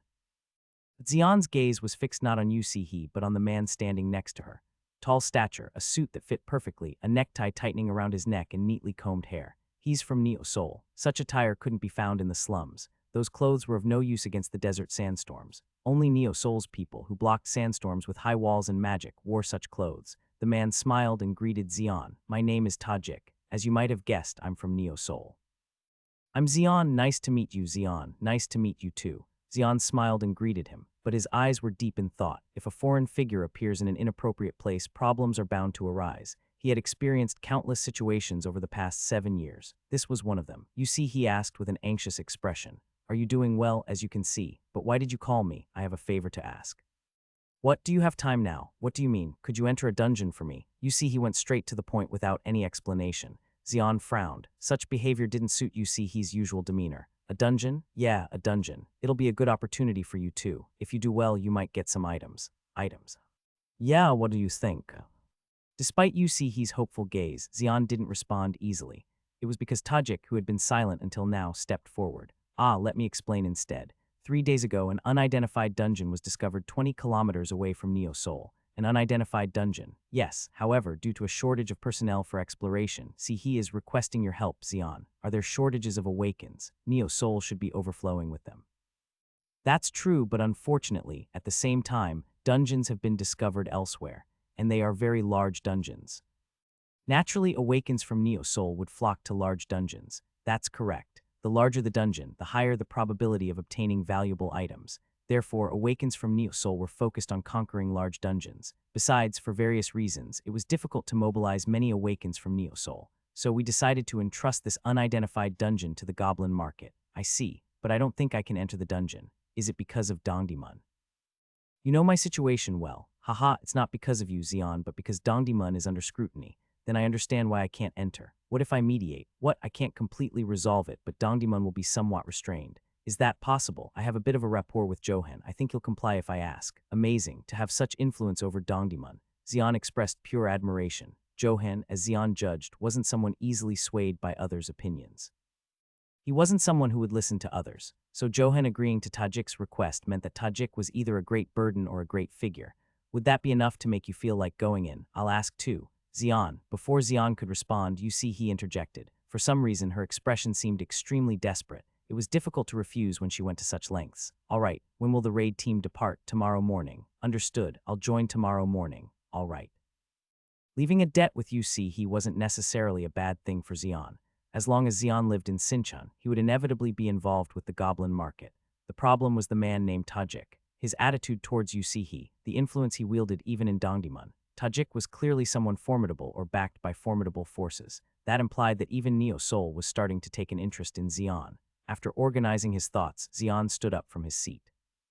Then I'll leave first. I have a few things to prepare. If you need anything, feel free to buy it. I've informed the merchants they'll provide anything you need. Understood. After giving a slight nod to Tajik as well, Xian left. As he disappeared, Tajik spoke up. He's a remarkably calm person. Who? Xian. Yes, he's the most difficult person to read that I've ever encountered. Is that so? He looked at Tajik with surprised eyes. She didn't know much about Tajik either. However, she knew he was a man trusted by Zio Lun. Zio Lun, the leader of Neo Soul's southern part. That name carried considerable weight. He was a powerful figure within the top ranks of Neo Soul. Tajik was someone trusted by such Zio Lun. That meant Tajik possessed significant abilities and skills. If someone like him acknowledged Xian to such an extent, then Xian's value must be even more remarkable. If I break his spirit a little bit, I wonder if I can use him instead of the crocodiles. Tajik muttered under his breath. What did you just say? Nothing, just talking to myself. There was a subtle smile on the Tajik's lips as he answered. Xian paused for a moment and looked back at Yusihi's office. Tajik, I smell something rotten. Each person emits a different scent. Some are innate, but others change depending on the life they've lived. Those who have shed much blood have a bloodthirsty scent, and those who have dealt with dirty work emit a damp odor. The fact that he emitted a strong rotten smell meant that he had likely done many dirty deeds. This job probably has a lot of filth. Xian shook his head. That was the problem. Humans are not the rulers of the earth. Perhaps they were in the past, but not anymore. Except for the small areas where humans live, most of the earth is controlled by monsters. With both land and air routes blocked, communication between colonies was also severely limited. In such circumstances, restoring communication networks between colonies was essential to gather strength. However, the colony leaders were entirely focused on their own survival and not on rebuilding communication networks. In this way, when would they ever be able to eradicate the monsters and rebuild a world for humans? Xian believed it would be forever impossible. At that moment, where were you? I've been looking for you. Brielle was running towards Xian. She had bought so much that her back was piled with goods. What did you buy so much of? Ghost dragonfly wings, mana stones from sandworms, and fire wolf fur. The ghost dragonfly wings are best hunted when the queen has just molted. They are very useful because they are hardly affected by gravity. You don't have to explain in such detail. Really, but there's still a lot left. How did you pay for everything? Xian's forehead crumpled at Brielle's natural response. This high elf was integrating into the human world faster than he had expected. In the end, Xian said one thing. Next time, buy it with your own money. So your abilities were completely useless. I'm sorry. Kim Yi Kyung knelt before Johan as if she were a sinner. Johan's gaze upon her was chilling. The kind of people Johan disliked the most were the incompetent ones. Knowing that those who fell out of favor with him would quickly fade away in Dongdaemun, Kim Yi Kyung trembled. What was it like? His mental barrier was strong. Strong. I couldn't see any opening to break through. When I attempted to make him submit, I was met with tremendous backlash. I'm sorry, Kim Yi Kyung bowed her head once again. After observing her for a moment, Johan turned away and spoke. Leave. Yes, Kim Yi Kyung cautiously exited with her response. Alone now, Johan gazed at the scene of Dongdaemun with cold eyes. He was more formidable than I thought. It wasn't that Yi Kyung was lacking, rather he was remarkable himself. After all, he's the one who eliminated Goran without a trace. The reason Dongdaemun could not expand into Sinchan was because Goran was firmly blocking it. Despite wanting to evangelize, his followers couldn't enter Sinchan due to the barrier of Goran. Thus, he saw this as a perfect opportunity to evangelize now that the Goran had disappeared. Before others could covet Sinchan, he sought to seize it, hastily sending Kim Yi Kyung, which ultimately failed. This would make Xian even more wary. Perhaps I should have persuaded him further.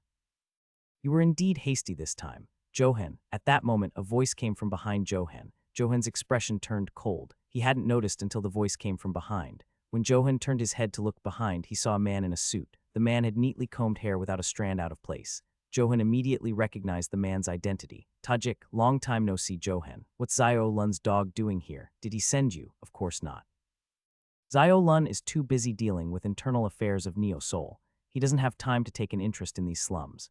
Do you expect me to believe that? Johan's eyes gleamed fiercely. While others might be intimidated by Johan's gaze, Tajik was not. He shrugged and said, I understand if you don't believe me, but what I say is true. Why are you here then? If, as you say, Zio Lun isn't interested in these slums, then why would his lackey you come here? I have personal business. You, yes.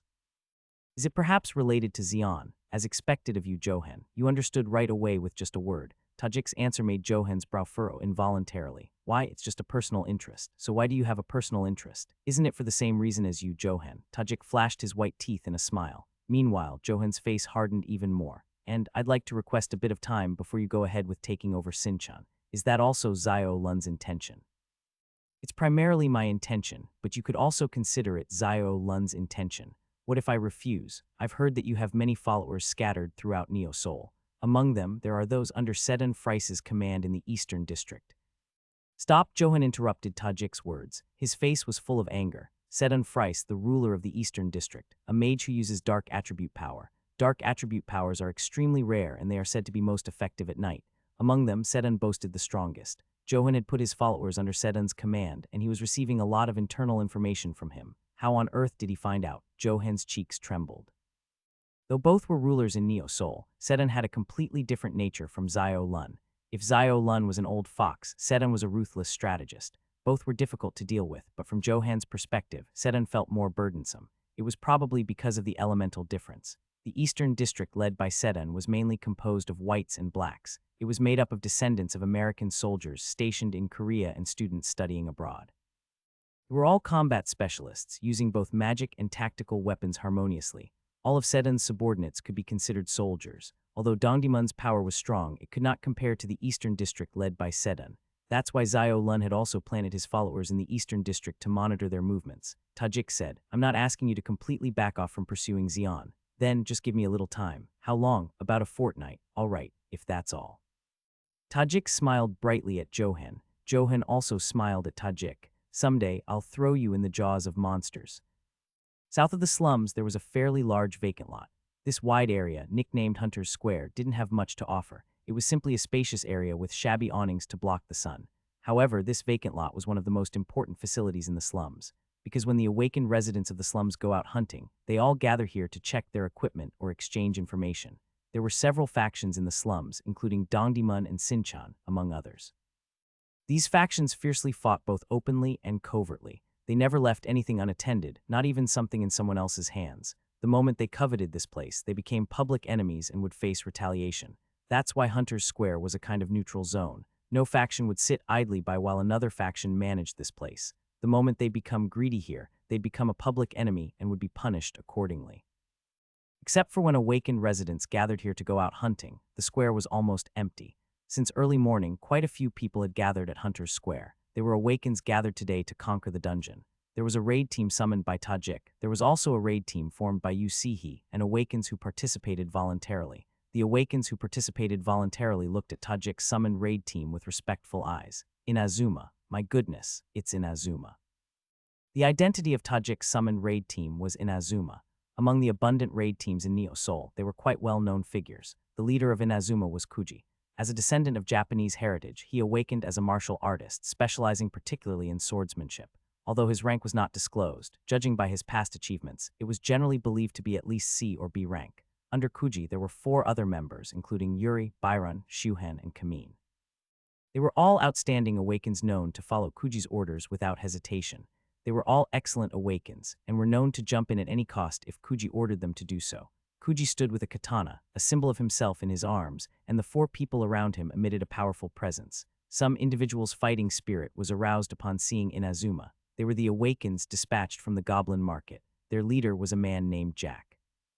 Around Jack were Doskel, Declan, and Connor, also known as the Explosive Brothers. They were all dispatched as Awakens with deep experience from the Goblin Market. Doskel, with a stern expression, said to Jack, "I heard the Inazuma kids are pretty good at conquering dungeons. They're a well-organized raid team. Among them, the key figures are Kuji and Shuhan. I understand Kuji, but Shuhan, isn't he an old man? He doesn't seem to have much to offer at first glance." The old man named Shuhan, pointed out by Jack, was dressed shabbily and leaned on a cane. Judging solely by appearance, he did not seem like an awakened at all. However, Jack's eyes, gazing at him, were very cautious. He's an exceptionally skilled guide. I've heard he can detect dangerous scents remarkably well. Detecting danger by scent, isn't that almost like a dog or a wolf? Doskel's gaze also changed. Being able to detect danger in advance would make dungeon conquest much easier. Doskel was an archer in the martial arts category. This was because one of the archer's skills was tracking. Using the tracking skill to find paths and collect information was one of his tasks, but even he couldn't detect danger in advance. Then the dwarf Connor interjected into the conversation between the two. "That's right, we'll sweep them away." His younger brother, Declan, echoed Connor's words by beating on his chest. Declan was a giant almost 3 meters tall, while Connor, his older brother, was a dwarf, barely reaching 120 centimeters. Normally, Declan would carry Connor on his shoulders. Jack said, "I know their abilities well, but never let your guard down. They are recognized talents even in Neo Seoul. Humph, what's there to fear about those guys living inside their castle walls?" Connor never acknowledged Inazuma until the end. Jack looked at Connor with a worried expression. "I hope he doesn't cause trouble." Connor was an excellent awakened and an indispensable member of the team. However, due to his hasty temperament, he occasionally caused problems. It was Jack's job to solve the problems he caused. As if Connor suddenly remembered something, he asked, "Who is the awakened that the leader is sending to join us? Did she think we were not enough by ourselves?" His face was full of dissatisfaction. The others felt the same way. "You see, he, the leader of the Goblin Market, said that another awakened would join them in this raid." Everyone's mood was very upset because You See He's words seemed to imply that she didn't trust them. You See He's words were absolute in the Goblin Market. Moreover, this mission was very important, so not even a slight mistake was allowed. Therefore, they could not refuse You See He's order. Doskel asked Jack, "Do you know who the leader is sending to join us?" "I know. Who is it?" "It'd be better to be cautious when he joins. Don't underestimate him as you have been, or you might end up dead too." "What, really? He's the one who eliminated Goran." Doskel, Connor, and Declan's faces hardened at Jack's words. Goran, was the rumor true? Yes. Doskel murmured and let out a sigh. Those who were involved in Sinchan and the Goblin Market all knew. The fact that someone had eliminated Goran, a terrifying figure that even You See He and Johan were wary of. The disappearance of such a figure without a trace shocked them all. "Then he's here, it's him," Inazuma murmured as someone approached. Naturally, Doskel and the Explosive Brothers turned their gaze to where they were fixed. A man was walking toward them. The man, walking with his hands in his pockets, wearing a robe with a deeply pulled-down hat, was none other than Xion. At Xion's appearance, the expressions of Inazuma and Jack's group changed. "That's Xion." The atmosphere isn't exactly welcoming. Xion sensed the chilly atmosphere flowing through the vacant lot. Still, he didn't feel bad about it. After all, he was just a stranger to them. Come to think of it, he was a stranger everywhere he went. Having visited quite a few colonies and met countless people, no one had ever welcomed him from the start. They were wary and suspicious. No one readily opened the door to their guarded hearts. Everything around was perceived as a threat to survival, and people were well aware of that fact. So encountering strangers for the first time was always met with initial hostility.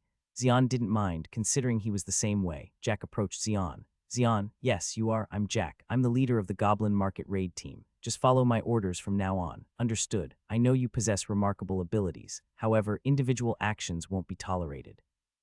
I expect you to follow my orders during the dungeon raid." "Understood." Xion responded without any hesitation. His compliance actually surprised Jack. Usually, individuals with strong abilities tended to be more inclined to act on their own. so Jack had been a bit forceful in establishing discipline early on, but Xian's obedient acceptance left him somewhat bewildered. Jack scrutinized Xian's expression closely.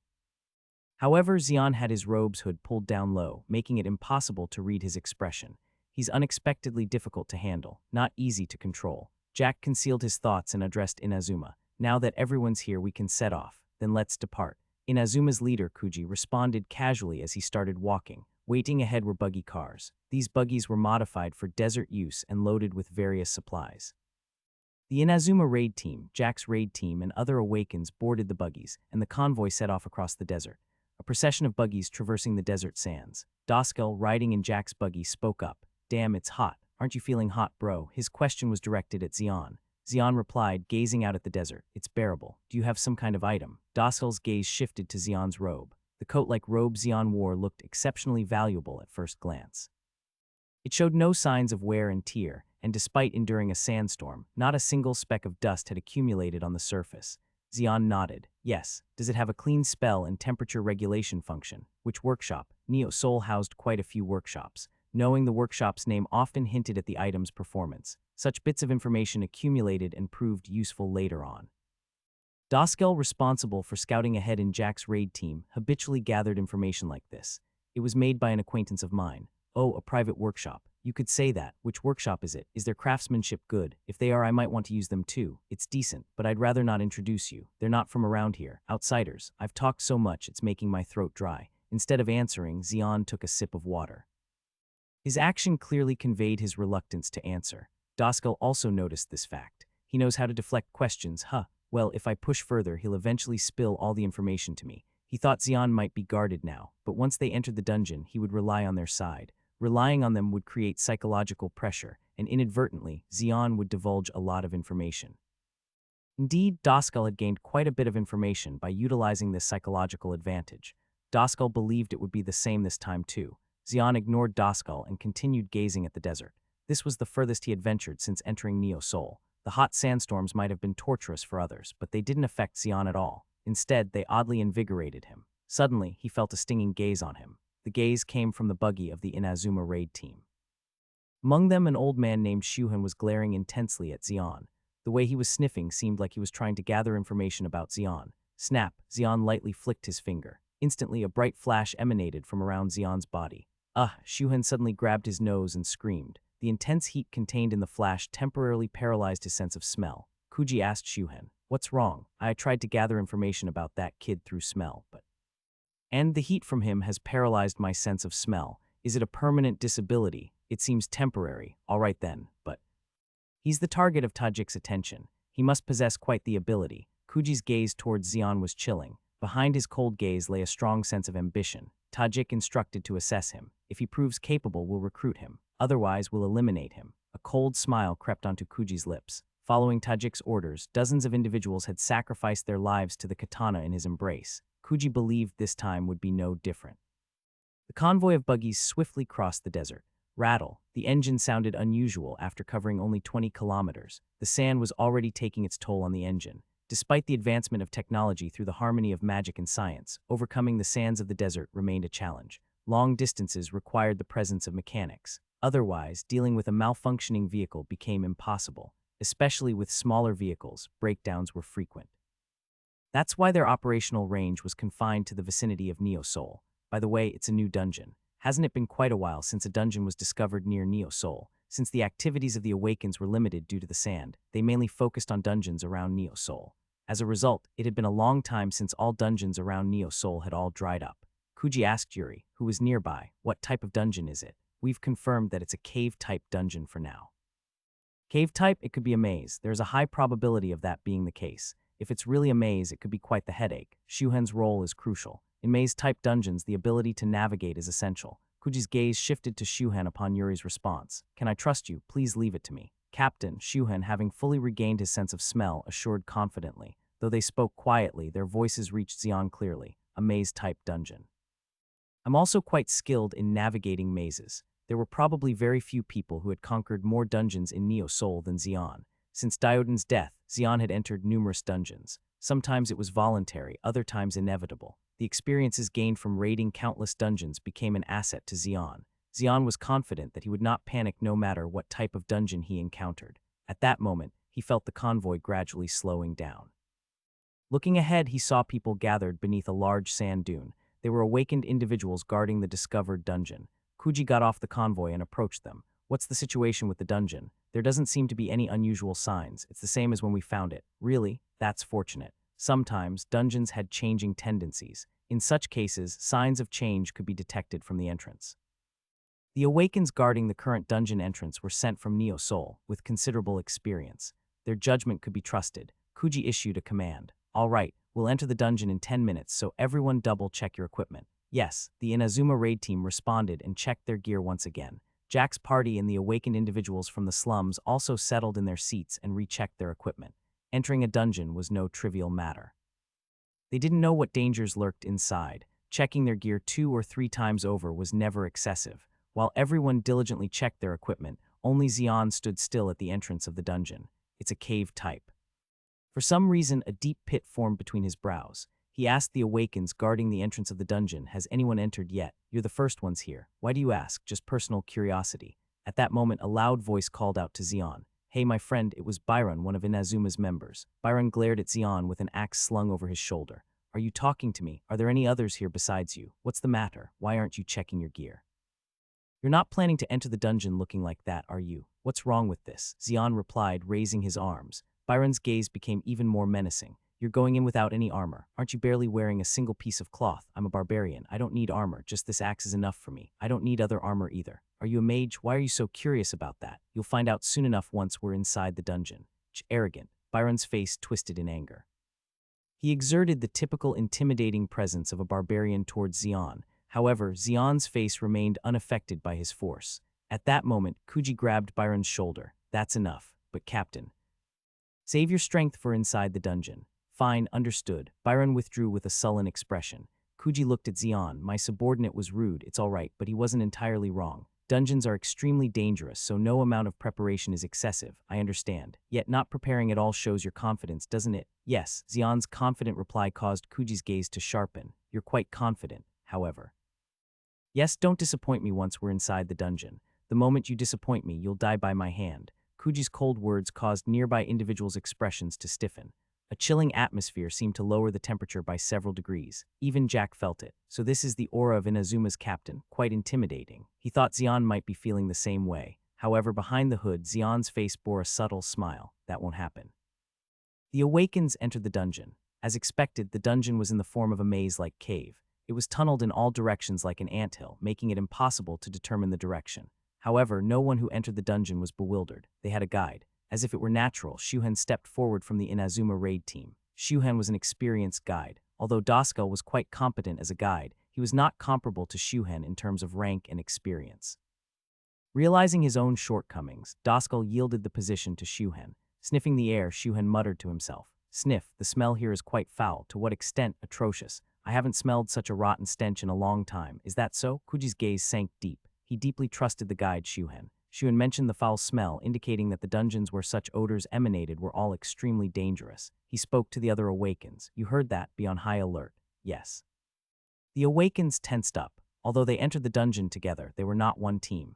The Inazuma raid team, Jack's raid team, and Awakens recruited from the slums. They had different identities and varied purposes. Naturally, they couldn't unite as one. They naturally divided into 3 groups. Xian joined Jack's raid team. "Let's go." Led by Shuhen, the Inazuma raid team moved forward, followed by Jack's raid team and the Awakens from the slums. Xian walked at the rear of Jack's raid team.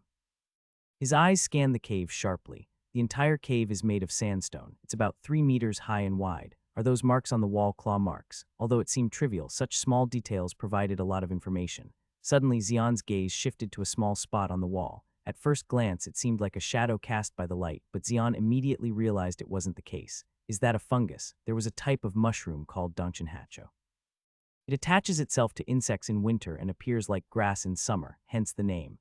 Donchinhacho was a name after the Cordyceps sinensis, another fungus. The names were similar because their physiology is alike. While it parasitizes on rocks, it moves like moss on sand. Even on the same rocks, it can't exert much force in sandstone where sand has accumulated. By itself, it does not pose a threat to humans. It must be a good prey for some monsters.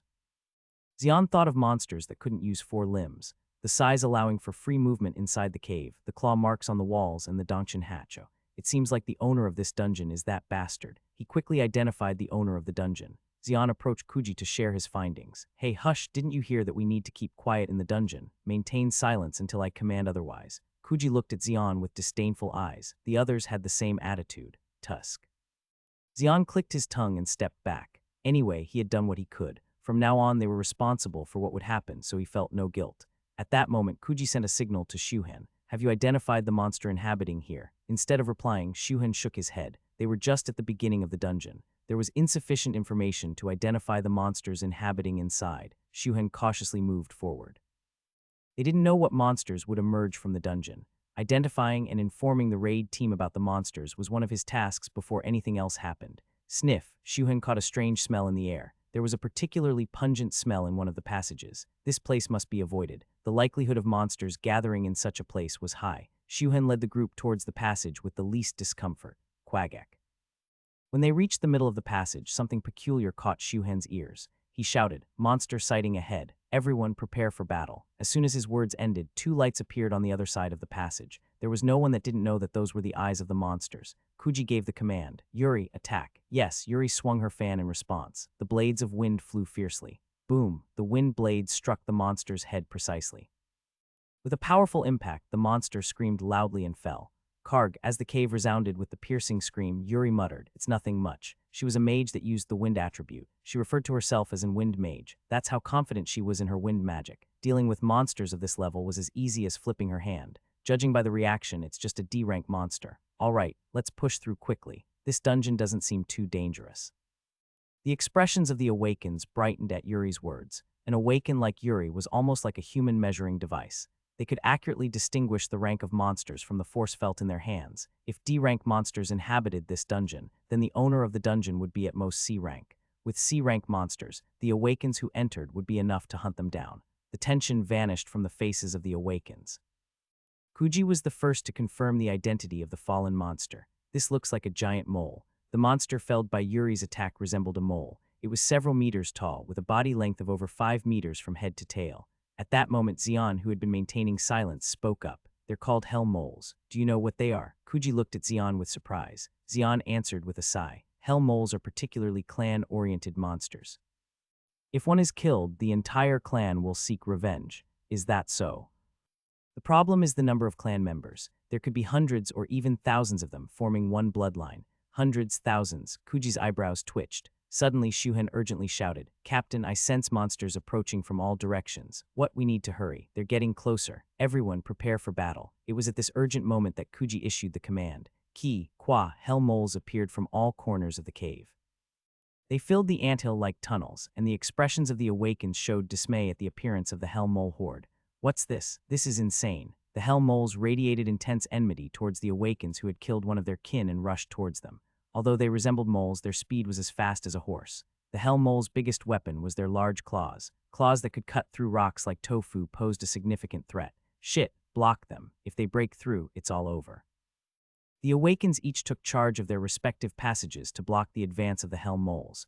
Bang, the echoes of explosions reverberated throughout the cave. The Awakens unleashed their respective skills. Some wielded weapons imbued with aura, while others unleashed magic. The hell moles screamed as they fell under the Awakens' attacks. However, the expressions of the Awakens didn't lighten up. The problem was that even as they killed, more hell moles kept appearing.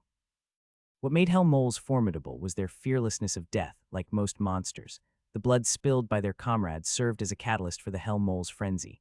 Enveloped in madness, the hell moles charged at the Awakens. There was another problem. Damn it, there are C-rank mixed in. It turned out that there were numerous C-rank hell moles among what they initially thought was a simple D-rank group of hell moles. Boom, they blocked the Awakens' attacks with their bodies and approached.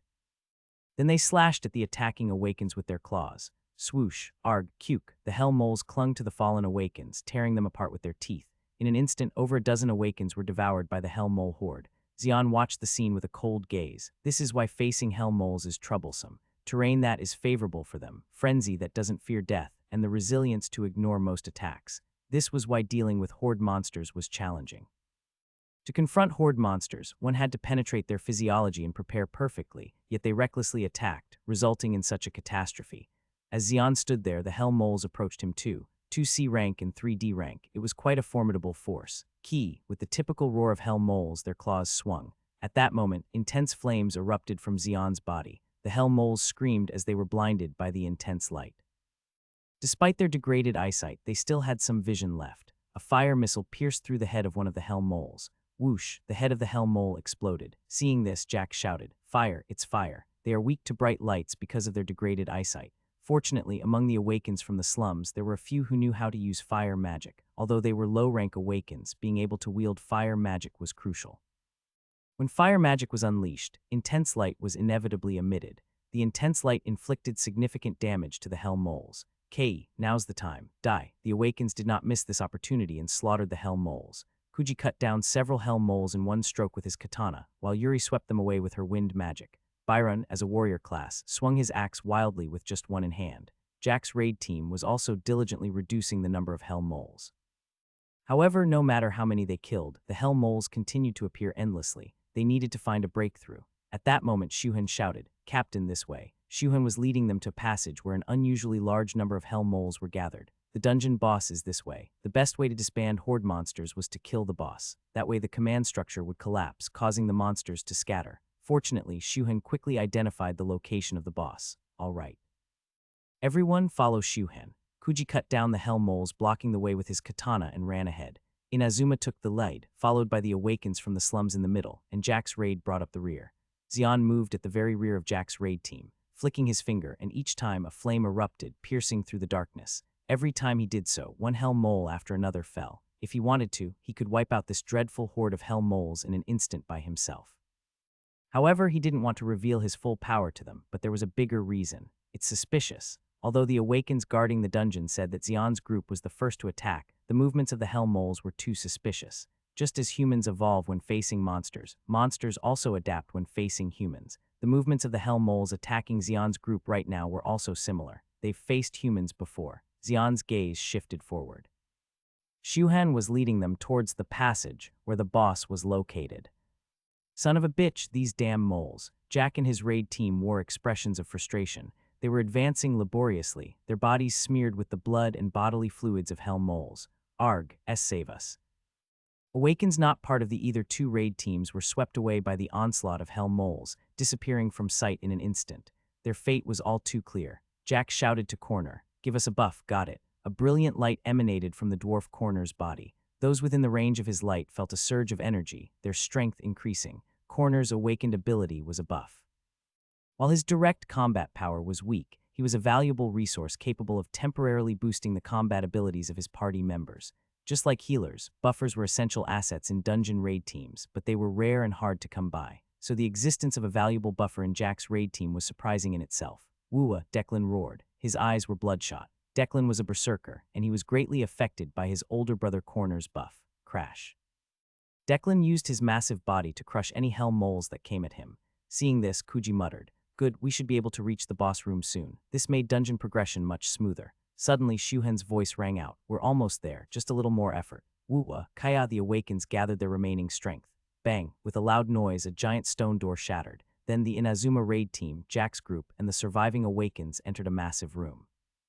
Finally, they had reached the boss room. Kuji shouted, "Block the entrance. Don't let them join the boss." Right, Byron swung his axe at the pillars of the entrance. As a result, the entrance collapsed, preventing the hell moles from entering. Huff, at last, the group could catch their breath for a moment. But it was only a brief respite, their peril was far from over. Coo, a strange sound echoed from behind. "It's the boss." Damn it, the creature emitting the rough breathing was the hell mole boss. True to its boss status, it was 10 times larger than regular hell moles. Its back was covered in thorns like a porcupine, and its snout was made of an unidentified metal. But behind the boss, strange objects could be seen. What's that? There were scattered rock piles in the form of stone monuments. However, protruding from the top of these stone monuments were human heads. Xian clicked his tongue. Tusk, the raid team that entered first. It seemed likely. The hell moles were adept at dealing with humans. They must have encountered the raid team that entered first. Xian's gaze fixed on one of the stone piles. He recognized a familiar face, Old Man Klexi. With his eyes tightly shut, his face devoid of any color, it was unmistakably Old Man Klexi, the guild leader. "There he is," Jack and the Awakens shouted upon seeing Old Man Klexi. "The guild leader? You see, he was also called the guild leader. So, is he the former guild leader? Are you see he and him related by blood?" If so, everything made sense. Why you see he had such an anxious expression when she asked him for help. For some reason, Old Man Klexi led a raid team into the dungeon first but went missing. As you see she had no choice but to be worried. The problem now is how to safely rescue Old Man Klexi from the boss. The stone monuments were one of the boss's abilities, also known as the Chamber of Death. It turned sand into stone and trapped living beings. The trapped beings fell into a coma and the boss absorbed their life force. Of course, the ultimate fate of those whose life force was absorbed was death. That's when it happened. The Hell Mole boss arbitrarily attacked the humans who had intruded into its territory. Swoosh, swoosh, swoosh. Thorns on its back poured down like rain. Everyone be careful. Dodge. The Awakens each used their skills to block or evade the thorns. They scattered, attacking the Hell Mole boss. Boom, crash, glorious skills erupted against the Hell Mole boss. The boss couldn't avoid their attacks and took the full brunt. It's done. We got him. Joyful light shone in the eyes of the Awakens. On the other hand, Xion's gaze sank deeply. They didn't know the true ability of the Hell Mole boss. Although it wasn't particularly strong, it had quite a troublesome ability. Crimson cloud. Then suddenly a crimson mist began to spread inside the boss room. What's this? Watch out, Kuji and Jack shouted simultaneously. As seasoned Awakens, they noticed that the crimson mist was no ordinary phenomenon. The mist billowed out like clouds, quickly filling the boss room. There was no space for the Awakens to escape. Erg, breath I can't. The Awakens from the slums grabbed their throats and collapsed. Yuri shouted, "Everyone, gather around me." Wind swirled around her, creating a barrier. Yuri maintained the barrier and said, "I can't hold out like this for long. We need to defeat it within 3 minutes." Got it. Kuji replied, taking a deep breath. Then Komin remarked, "It's been a while since we've seen the captain's skill, Dance of Death. A skill that unleashed 18 strikes in the blink of an eye with each sword stroke carrying the aura of death.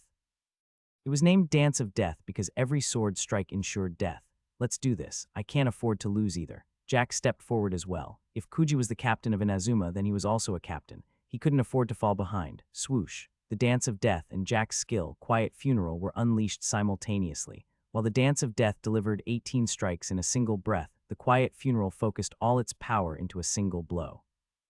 Except for the fact that they both involved swords, there was nothing similar about these skills. Since their swordsmanship tendencies were different, their skills had evolved in completely different directions. The Hell Mole boss let out a painful howl that reverberated throughout the room. "It's done. We got him." Everyone cheered except for Xion, who sensed the impending danger. "Everyone, be careful." Crash! Before his warning could even finish, the wall of the boss room collapsed. Something poured in. "What's this? Ah!" Shuhen and the dwarf corner screamed simultaneously, trying to get away from the monsters, but there were too many of them to escape from. At that moment, Xion waved his hand. Instantly, a tremendous fire erupted, engulfing the monsters that had been covering the two. Kaya, barely escaping death, the two gasped for breath. Xion paid them no attention and looked at the collapsed wall.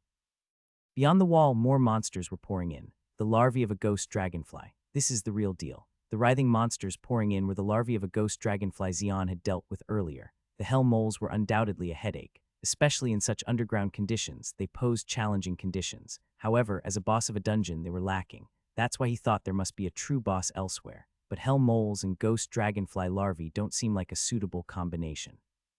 Hell and ghosts, at first glance, they seemed like fitting words, but in reality, the two monsters had different habitats. While Hell Moles were active underground, ghost dragonflies needed a high sky to thrive. As larvae, they could function in such underground conditions, but to molt and spread their wings, they needed a clear sky. The fact that there were so many larvae meant that there were many adult ghost dragonflies that had molted. Those monsters couldn't naturally inhabit such an underground environment. To make matters worse, the Hell Mole boss who they thought was dealt with stood up and roared. Despite the deep wounds inflicted by Kuji and Jack's attacks, the monster remained unscathed. "What's going on now? Damn it." Kuji and Jack couldn't hide their bafflement. Once again, the Hell Mole boss unleashed the crimson cloud. With the addition of the larvae, the room truly became a hell. Arg, help. Screams of the Awakens echoed one after another. Xion slightly raised his head. At this rate, everyone will perish. They were called dungeon raid teams, but they were completely unprepared to raid the dungeon. They had raided dungeons quite a few times, but they had only tackled dungeons that occurred near Neo Soul. The types of dungeons near Neo Soul were extremely limited. Only dungeons with similar characteristics seemed to open up. While they had raided dungeons many times, they hadn't experienced a variety of dungeons, hence the delayed reaction when faced with such variables. Are they half-baked? He didn't want to participate if he could avoid it, but at this rate, total annihilation seemed inevitable. Fire rain, Xion muttered as he waved his right hand. Instantly, a rain of fire fell inside the room. Using the Inferno Gauntlet, he unleashed the skill. The fire rained down, incinerating the larvae of ghost dragonflies that filled the room and delivering a heavy blow to the hell mole boss. Ha ha shit, we barely made it. Those who barely survived gasped for breath. Kuji quickly looked for Xian. What about him? There was no sign of Xian anywhere in the boss room. After saving the raid team from danger, he had immediately concealed himself. But there was no time to search for Xian's whereabouts. The hell mole boss, affected by the fire rain, was staggering. They had to defeat it before it could recover its strength. Damn it, full assault. The passage was dark, however it appeared bright as day in Xian's eyes. His eyes didn't miss a single scratch on the walls or even a single pit in the floor. Crunch, something brittle crumbled under his foot.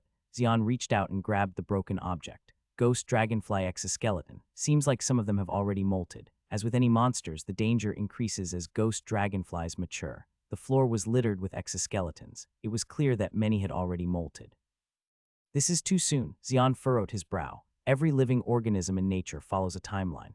The time it takes for a human to be born, grow into an adult, and then age. Though races and innate DNA may differ, the passage of time for growth and aging is nearly the same. Monsters are no different. While the timing may vary by species, timelines within the same species are quite similar. Ghost dragonflies are no exception. From hatching from eggs to becoming larvae, and from larvae to becoming adults, the time frame is always consistent. Naturally, the size of the larvae during molting is also similar, but the sizes of the exoskeletons scattered on the floor varied. It meant they were born at different times, yet they all molted almost simultaneously. Naturally, this was impossible. Something must have forcibly accelerated their molting. It was a conjecture Xian could make based on his knowledge of monster physiology. Xian continued walking, stepping on the exoskeletons. The size of the cave grew as he progressed. The width and height noticeably expanded. This was also something that could never happen naturally. However, Xian didn't find it strange. After all, dungeons themselves were such places. Remnants of Curian had been transformed into dungeons due to the failure of terraforming. Ghosts trapped in the interstices of dimensions, unable to die or live, continuing their existence as specters.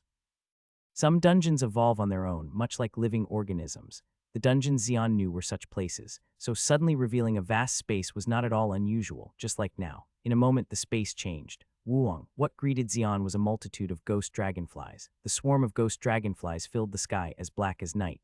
Xian had never seen such a large gathering of ghost dragonflies. Look at this. Xian's eyes gleamed coldly. What he noticed was the eyes and wings of the hovering ghost dragonflies. Their eyes were as red as blood, and their transparent wings shimmered with incomprehensible patterns. An artificial frenzied state. As expected, someone has definitely intervened. That explained why everything felt off from the moment he entered the dungeon. The fact that Old Man Klexi was captured by hell moles, and the existence of two entities that could never coexist in the same dungeon, all felt unnatural. Everything was unnatural. That's when it happened. Wuong, the ghost dragonflies in midair, suddenly swooped down towards Xian. Like meteors showering down, the swarm of ghost dragonflies descended upon him. Xian extended his sand strides, dodging the ghost dragonfly's attacks. Crash, boom. Where Xian had been just moments before, it exploded as if hit by a bomb. It was a suicidal attack. Ghost dragonflies were also living beings. Naturally, they valued their lives. But there was only one reason they would recklessly sacrifice themselves like this. The queen must be in trouble. Wuong. As if in response, the ghost dragonflies continued their relentless assault, one after another. A swarm of ghost dragonflies pouring like rain. The sound of their fluttering wings was terrifying. Crash, bang, boom. Explosions ensued one after another. Xian narrowly avoided all the explosions by a hair's breadth. Flames surged like a tsunami, and immense pressure crushed his entire body. Yet amidst all the threats, Xian remained unfazed. Despite the sheer number of ghost dragonflies, they couldn't be more numerous than grains of sand scattered in the desert. Sand was also scattered in this dungeon. Claymore. As Xian opened his mouth, nearby sands exploded. Sand burst out like the ancient weapon, Claymore, unleashing force comparable to its steel beads. Countless sand grains clashed with countless ghost dragonflies. Rumble, whoosh. Sand grains pierced through the wings of the ghost dragonflies and penetrated their large eyes and bodies. The ghost dragonflies shattered, torn apart, and dismembered. A large hole was blasted into the space where Claymore had exploded. The swarm of ghost dragonflies that had filled that space vanished. If another Awakened had witnessed this scene, they would have surely been astonished beyond words. Such was the immense power unleashed. Thud, crash, Xian continuously unleashed Claymore. Each time, heaps of ghost dragonflies vanished from the world. Claymore was a skill that consumed a tremendous amount of mana, yet Xian unleashed it consecutively without a care. Ghost dragonflies, their wings torn off and bodies torn asunder, plummeted. The sight of the ghost dragonflies falling helplessly was pitiful, yet Xian paid them no mind as he walked on. Now there were no ghost dragonflies blocking his path. Xian passed through the remnants of the ghost dragonflies and arrived at his destination. There stood an unusually large ghost dragonfly, a monster ghost dragonfly that seemed to measure 20 meters from head to tail. The queen, the monster ghost dragonfly, was none other than the queen. However, her condition was dire. Her once beautiful and transparent wings were nowhere to be seen, as if they had been forcibly torn off, and her long, beautiful tail was severed in half, writhing on the ground. Transparent exoskeletons were scattered all over the floor. Queen Ghost Dragonfly was on the brink of death. Trembling legs gasped for breath.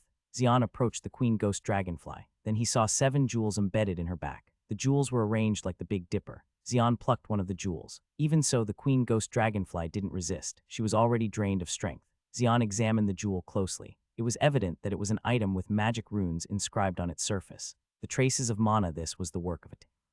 They forcibly accelerated the molting. Insect-type monsters molt several times in their lifetime. Each molting makes them larger and grants them greater strength, but molting doesn't occur randomly. Sufficient mana must accumulate, and they must be physically and mentally mature to progress to the next stage.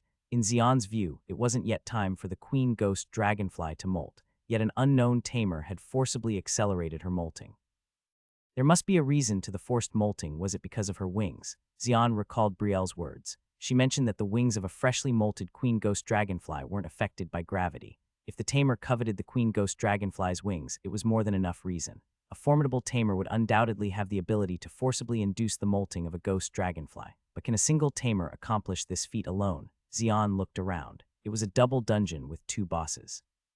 Even the most powerful tamer couldn't subdue all these monsters and control them as they pleased. There must have been collaborators. The question was whether the collaborator was an individual or an organization. It's highly likely that it's an organization. Not only did they discover the dungeon emerging from the desert, but they also managed to infiltrate it while avoiding the guards. It would have been impossible without some kind of organization. Xian tilted his head slightly and waved his hand, and suddenly, a massive blaze erupted, engulfing the Queen Ghost Dragonfly. In an instant, the Queen Ghost Dragonfly turned into a handful of ashes. A man and a woman were walking in the uninhabited desert. Both wore loose robes, and like the woman, the man wore a spacious cloak. They both had their faces covered with hats, concealing their identities. The woman suddenly stopped and looked up, prompting the man beside her to speak. "What's wrong? The queen is dead. Oh, seems like her breath has finally ceased, but it wasn't time for her to die yet." The woman tilted her head, calculating precisely and making a gesture with her hand. Even though they forcibly induced molting and tore off her wings, she believed the queen could recover enough over time. However, contrary to her expectations, the queen's life ended. It seems an unexpected variable has occurred. It's possible. The man nodded, but he didn't seem overly concerned. His task was to protect the woman, a tamer. Once they entered Neo Sol, his mission would be complete. He detested anything beyond his assigned duties. Observing the man's grumpy attitude, the woman frowned her expression slightly. "Well, it's not my concern anymore. The commission has been successfully completed." She was a B-rank tamer. Though she was called a tamer, she couldn't simply tame all the monsters. If that were the case, she would have been the ruler of this desert, not the monsters. The number of monsters she could tame was extremely limited, and taming monsters higher in rank than her was even more impossible. Especially, it was impossible to tame the boss of a dungeon regardless of rank. Dungeon bosses inherently possessed a strong sense of self. Monsters with such strong egos instinctively rejected being subservient to humans. The Queen Ghost Dragonfly was no exception. As the pinnacle of a herd, the queen possessed a strong sense of self that she could never subdue with her abilities alone. The fact that she was able to subdue and forcibly induce molting in the Queen Ghost Dragonfly was solely due to her item, the jewel necklace hanging around her neck. The central jewel radiated 7 different lights in all directions. It was commonly called a rainbow gem. Hence, the necklace was named the Rainbow Pendant. An S-rank item, the woman's hand trembled as she touched the necklace. It wasn't her possession, it was an S-rank item borrowed from the man beside her. The power of an S-rank item was truly formidable. It temporarily elevated her abilities from B-rank to S-rank. All of this was done to obtain the wings of the Queen Ghost Dragonfly. In the process, unexpected interventions occurred, such as a raid team entering and luring in hell moles. Who on earth is he? She didn't know the man's identity. He never took off the hat he had worn from the beginning to the end. However, she knew he was incredibly powerful. It was because of the man's abilities shown within the dungeon. If he wished, he could turn her into minced meat in an instant. Without a word, they walked, and before they knew it, they had arrived at Neo Sol. They stood in front of the entrance to Neo Sol, not the slums. The man spoke at the door. "We'll part ways here." He extended his hand to the woman. meant to return the rainbow pendant he had lent her for a while. The woman pursed her lips and bit them tightly. She really didn't want to return it, but she had to. She reluctantly unfastened the rainbow pendant and handed it back to the man. The man stowed away the rainbow pendant and the wings of the queen ghost dragonfly in a spatial storage and said, "We'll meet again on the next commission, Claire. When will the next commission be? I'll inform you when the time comes. Until then, rest well." Yes, Claire responded with a trembling voice. As they entered Neo Seoul, the two walked in different directions. Passing through the bustling streets, the man headed towards the city's highest building, the City Hall. The awakened guarding the City Hall greeted the man politely. "Welcome. The mayor is waiting for you." The man stepped into the elevator. The elevator, powered by magic, silently carried him up to the 50th floor, the top floor of the City Hall.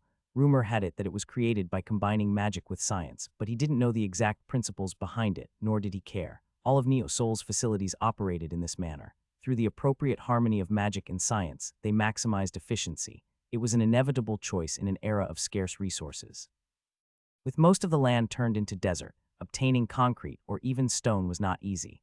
Most of the materials that now constituted Neo Seoul were remnants of Seoul destroyed 100 years ago. Buildings were constructed using old materials, reinforced by Awakens like enchanters, and various amenities were created by Awakens who used magic. Thus, the City Hall became the nucleus of Neo Seoul. The elevator swiftly transported the man to the 50th floor of the City Hall.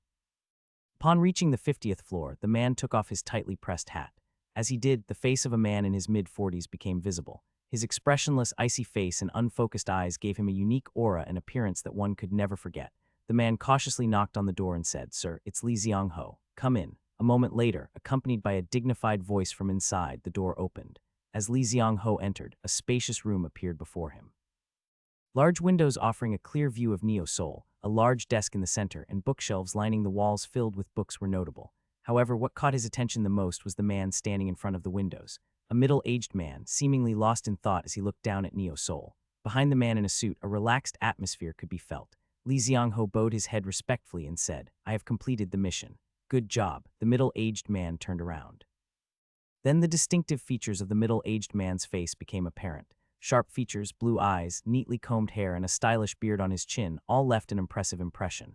The man's name was Jin Jiam-ho, the mayor of Neo Seoul. Jin Jiam-ho asked, "Was it difficult?" "The conditions happened to align perfectly, so it wasn't too difficult." "Good to hear. Here are the wings of the queen ghost dragonfly and the rainbow pendant." Lee Xiang-ho took out the two items from his spatial storage and handed them to Jin Jiam-ho. Jin Jiam-ho glanced at the rainbow pendant without much interest and focused only on the wings of the queen ghost dragonfly. The wings of the queen ghost dragonfly floated in midair, defying gravity like dandelion seeds. "Seeing as it defies gravity, I'm sure it's authentic." A faint smile appeared on Jin Jiam-ho's lips. "I'm glad I didn't disappoint you. You've never disappointed me once. That's why I can trust you with anything." "Was there any trouble?" "Although the secondary raid team arrived faster than expected, even if we had encountered it, there wouldn't have been any problems." "I see." Jin Jiam-ho nodded. He knew that Lee Xiang-ho's confidence was never excessive. Jin Jiam-ho had a special enforcement unit called the Numbers. They were killing machines who laid down their lives only for Jin Jiam-ho's orders. Lee Xiang-ho was one of them. He was a martial arts awakened, particularly skilled in swordsmanship. His rank was A for most Awakens. That would have been more than satisfactory, but he was different. He desperately wanted to become S rank, but he couldn't achieve S rank through conventional means, so he blinded himself. It was to obtain a skill called Mind's Eye. He believed that the combination of Mind's Eye and swordsmanship would lead him to a higher rank, but he still hadn't reached S rank.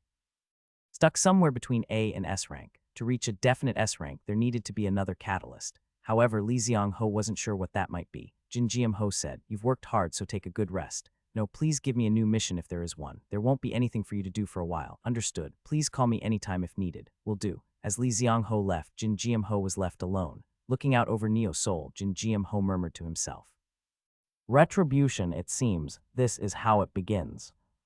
Ha, damn it. When Xian returned to the boss room of the Hell Moles, the first thing he saw was the Awakens sprawled on the ground. Both the Inazuma raid team and Jack's raid team were lying on the ground, catching their breath heavily. While Xian was dealing with the ghost dragonflies, they had attacked the Hell Mole boss and eventually managed to defeat it. However, the price they paid was by no means light. Both the Inazuma raid team and Jack's raid team suffered casualties. But compared to the Awakens from the slums, they were better off. Most of the Awakens from the slums were either dead or heavily injured. Still, the survivors' faces were not dark. After all, they had defeated the Hell Mole boss. The survivors would receive compensation for the deceased. That was the privilege enjoyed by the survivors of the raid teams. Kuji, who was catching his breath heavily, spotted Xian. Where were you? I didn't see you. I retreated for a moment as my mana was depleted. Kuji frowned at Xian's response. Xian's contribution was significant in capturing the Hell Mole boss. If he hadn't unleashed the fire rain, they would still be dealing with ghost dragonfly larvae. It was understandable that all his mana was depleted after unleashing a skill powerful enough to incinerate the endless swarms of ghost dragonfly larvae, but there was still an uncomfortable feeling lingering, like food stuck between teeth. Turning his gaze away forcibly, Kuji said, "First, recover the mana stone from the boss, and then figure out what to do with these prisoners trapped inside."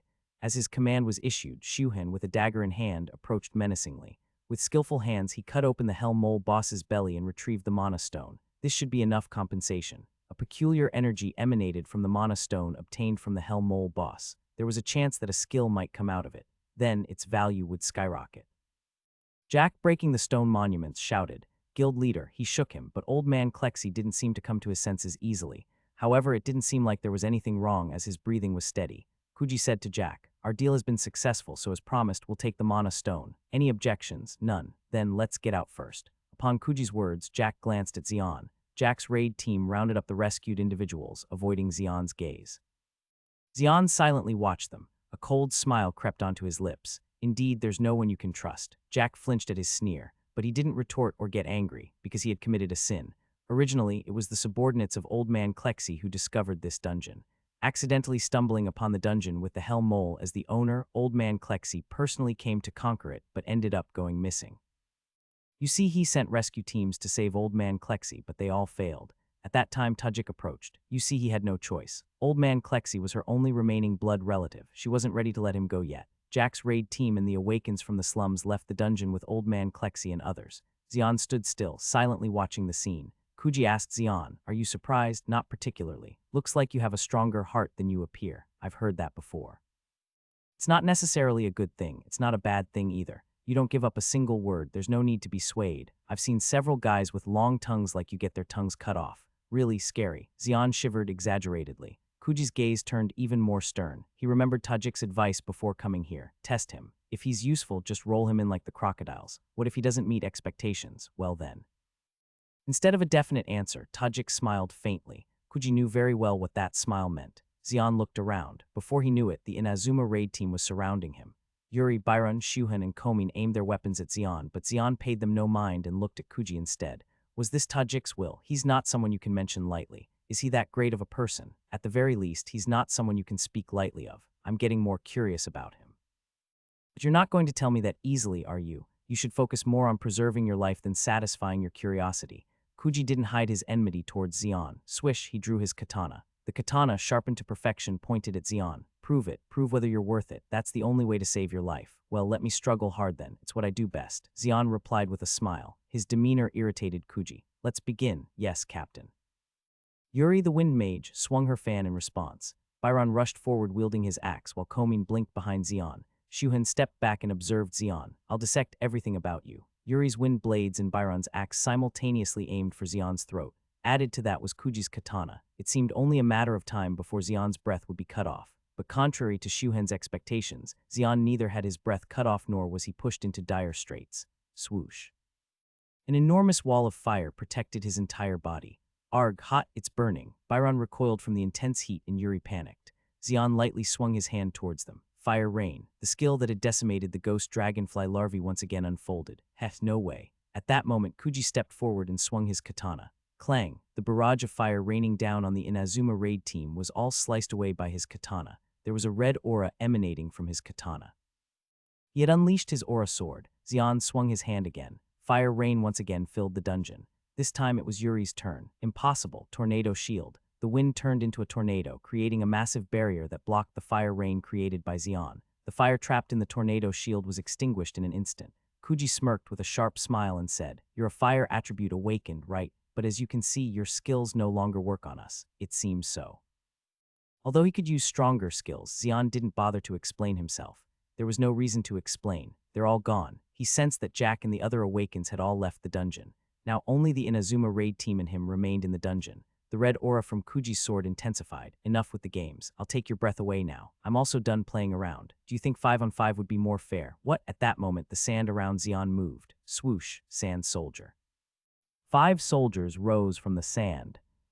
The Inazuma raid team blinked their eyes. What is that? He's not a fire mage but a summoner. Around Xian stood soldiers resembling him. Though their features were blunt due to being made of sand, their physique closely resembled Xian. Sand soldiers. Soldiers made of sand. Xian summoned sand soldiers equal to the number of Inazuma raid team members. Now, let's begin. As soon as Xian finished speaking, the sand soldiers attacked the Inazuma raid team. Do you really think we'll be defeated by such summoned creatures? Arg, the Inazuma raid team unleashed their skills, attacking the sand soldiers. Thud, Byron's axe deeply pierced the chest of a sand soldier. Though the sand soldier struggled for a moment, it crumbled and returned to sand. Heh, that was nothing. He grinned, showing his white teeth. At that moment, something astonishing happened. The sand soldier, which had turned into sand, stood up again. What? Bang. The sand soldier attacked Byron, who was defenseless. Hit in the abdomen, Byron flew nearly 10 meters and slammed into the ground. Arg, he got up with a frustrated expression. The sand soldier was now rushing towards him, fearless and emotionless. Being lifeless summons, they have no fear of death. That's why Xian enjoyed summoning sand soldiers, but Byron wasn't the only one in trouble. Shit, even after being smashed, they regenerate again. Wind Mage Yuri was startled. Despite being shattered into pieces by wind blades, the sand soldiers were perfectly restored. Shuhen and Komin were also in dire straits. Shuhen, who was trying to assess Xian's power, was threatened by the sand soldiers, and Komin saved him. Komin's ability was Blink. It was a rare ability to teleport to wherever the line of sight reached, but Blink couldn't be used indiscriminately. The number of uses and distance were determined by the rank and amount of mana. Around 30 times within 20 meters. That was the distance and frequency of Blink that Komin could use in a day. Even though he had used it only 10 times against the Hell Moles, he had already used it 15 times against the Sand Soldiers. Now he had only 5 uses left. Komin shouted to Kuji, "Captain, do something about this." Chikashu. Chikashu means shit damn it in Japanese. Kuji spat out a curse. He never expected to be overwhelmed by mere summons, not even Xian himself.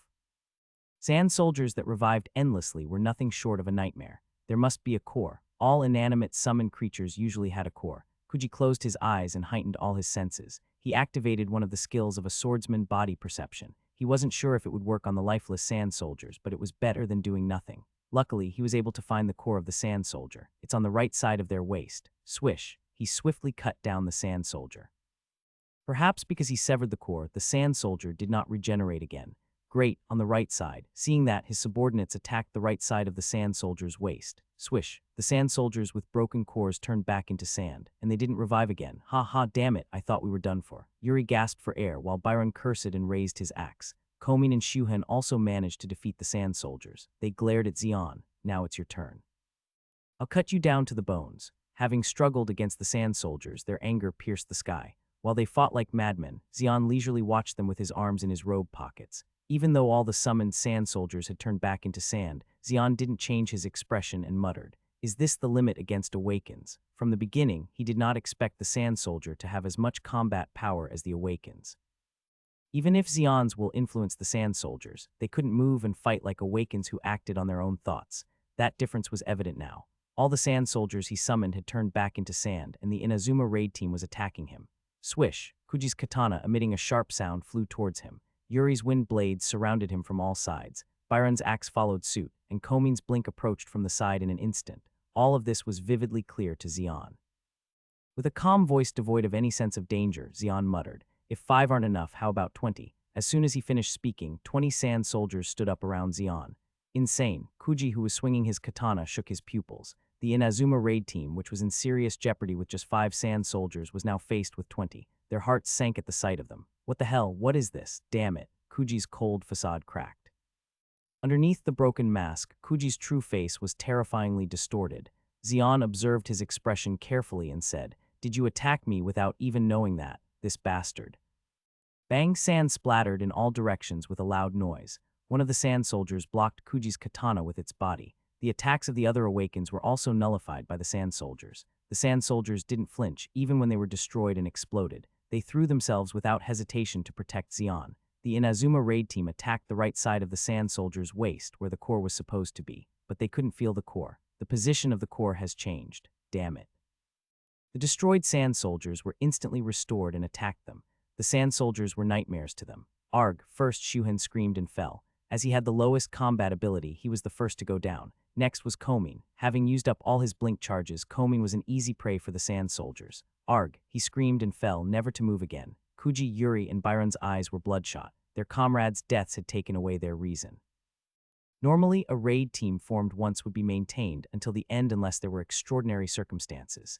Naturally, they would know each other well and develop deep bonds. It was almost like a family relationship. Losing such family-like comrades, it was understandable that their minds were turned upside down. They disregarded defense and rushed forward. To Xian's eyes, they looked like moths flying into a flame even though they knew they would die. Xian unleashed flames upon them. Fire rain. It was a firepower unlike anything before. Combined with the attacks of the sand soldiers, it was overwhelming. Boom, boom, boom. Tremendous explosions shook the dungeon to its core. Brrrr, Jack and the raid team knelt, losing their balance due to the tremendous vibration and shaking under their feet. Arg. What's happening? Did the dungeon collapse? Sometimes, when a dungeon collapses, it can cause tremendous shockwaves in the surrounding area. However, it was the first time the entire area shook like an earthquake. What's going on? What about the people inside the dungeon? When a dungeon collapses, the people inside naturally perish. Of course, they should have escaped before the dungeon collapsed. Jack's voice trembled. Surely, they didn't fail to escape, did they? What they didn't manage to escape. At that moment, a voice came from behind. It was the voice of Old Man Klexi, who had been carried on his back. Guild leader, I handed over the guild to Sihi. I'm no longer the guild leader. It's fortunate that you're safe. Jack quickly put Old Man Klexi down on the ground. Old Man Klexi shook his head and said, "What were you talking about? What? They couldn't escape." Jack couldn't easily continue his sentence. Old Man Klexi prodded. "What happened? I remember being captured by the Hell Moles, but how did you save me? Your abilities alone wouldn't have been enough." Though just coming to his senses, Old Man Klexi quickly regained his sharp wit. It was the Hell Moles dungeon where even the raid team he led had failed. He couldn't understand how Jack's raid team, with inferior skills compared to his own, had managed to rescue him. Well, spit it out properly. In the end, Jack spilled the truth, in fact. After hearing the whole story, Old Man Klexi clicked his tongue. "So you left Xian behind. I'm sorry. Was that Sihi's decision?" It was a decision she had no choice but to make as the guild leader. Awakens were being deployed to other dungeons, and we were woefully understaffed. Even so, you join hands with Zio Lun. How cunning that person is. He's not someone Sihi can handle. Actually, it's not Zio Lun, but someone named Tajik. Tajik is someone raised and trusted by Zio Lun. It's not an exaggeration to call him Zio Lun's copy, and you fell for the bait he offered. Did I hand over the guild leadership too easily? He wasn't concerned about Xian's safety. Although Xian was an interesting presence, he wasn't more important than his granddaughter. What was regrettable was Sihi's immaturity in accepting Tajik's proposal too easily. It's a shame. He was a guy with more value to exploit. Old Man Klexi licked his lips, thinking of Xian. He was already convinced that Xian was dead. No matter how much they denied it, there was a big difference between the Awakens of the slums and those of Neo Soul. The Inazuma raid team was recognized for its capabilities even in Neo Soul. Old Man Klexi thought that no matter how strong Xian was, he would be powerless against their organization. As Old Man Klexi was gazing in the direction of the dungeon with a faint look in his eyes. Swaa. Suddenly a streak of dust shot up into the sky from the direction of the dungeon. "Huh, what's that?" Others also murmured as they saw the spectacle. Then something emerged from the soaring dust. The object that popped out rapidly flew towards where Old Man Klexi was. Old Man Klexi widened his eyes. It can't be. It wasn't just him who widened his eyes. Jack and his subordinates' eyes widened as if they were about to pop out. In their sight, the object that was flying rapidly approached them. It took only a few seconds for them to realize that it was a human being. Thud, the object that flew landed smoothly in front of Old Man Klexi and Jack's raid team. How? Their voices trembled involuntarily because the object that landed in front of Old Man Klexi was someone they knew. Old Man Klexi spoke to him. "You're alive? Xian." The one who flew from afar was none other than Xian. Xian smiled and said, "Oh, you woke up." Instantly, Old Man Klexi felt a chilling sensation coursing through his entire body. It felt like ice water had been poured over him, and a sense of chill crept over him, with alarm bells ringing incessantly in his mind. He sensed an unsettling atmosphere hidden within Xian's brief words. However, he forced a nonchalant expression and replied, "I just regained consciousness a moment ago. Thank goodness. You were also part of the raid. The guild leader, Yu Sihi, asked me for a favor." "I'm glad I could help," Xian smiled. That smile felt like a razor blade pressed against Old Man Klexi's throat. Old Man Klexi changed the subject. "Did you come out of the dungeon alone?" "Yes, what about the Inazuma raid team? It seems they couldn't make it out." "Weren't you with them?" "I was, but seems like they couldn't find a way out." Unintentionally, Old Man Klexi's let out a sigh. Kuji, the leader of the Inazuma raid team, was a B-rank awakened. His subordinates, Yuri, Byron, and Komin, were C-rank, and Shuhen was D-rank. It was certainly not a force to be underestimated. With such power, they could have easily wiped out a raid team from the slums in no time. but they couldn't find a way out of the dungeon. It was an unbelievable story to anyone. Did he single-handedly annihilate the Inazuma raid team? Upon closer inspection, there was not a trace of sweat on Zeon's body. After Goran, now the Inazuma raid team. Gulp. Unknowingly, old man Klexi swallowed dryly. This much had to be acknowledged. The man in front of him right now was an extraordinary individual. Behind that handsome appearance hid an unimaginable cruelty and ruthlessness. Did the dungeon completely collapse? Yes, I see. When a dungeon collapses, everything inside it naturally disappears. The Inazuma raid team had also been completely erased from this world. Zeon said, "It's unfortunate." What do you mean? It's unfortunate that high-level personnel like the Inazuma raid team couldn't make it out of the dungeon. Yes, no major issues, right? Probably not. That's fortunate. I can't stand being troubled. Old man Klexi realized he was clenching his fists unknowingly. His palms were moist with sweat. Seeing old man Klexi like this, Zeon said, "Let's go back now." Indeed, old man Klexi replied with difficulty. Zeon moved lightly as if he were someone out for a stroll. However, the footsteps of those following behind him felt as heavy as lead. Upon hearing of old man Klexi's return, you see he rushed out barefoot. "Grandfather, see, are you okay? I'm a little exhausted, but I'm fine." "Oh, thank goodness." See, breathed a sigh of relief. "I'm sorry for worrying you. Why did you enter the dungeon? Raiding dungeons should be left to the younger generation."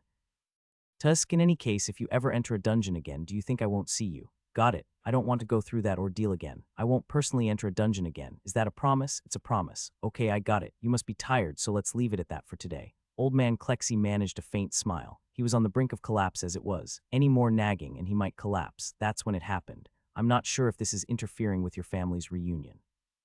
A strange voice pricked old man Klexi's ears. Instantly, old man Klexi's gaze turned cold. He sensed the identity of the voice's owner. Tajik, long time no see. The man who greeted old man Klexi with a smile was none other than Tajik. His appearance caused old man Klexi's expression to stiffen. "I'm glad you returned safely, but I don't see the Inazuma raid team. Did they return to Neo Soul first? They couldn't make it out of the dungeon." "What do you mean?"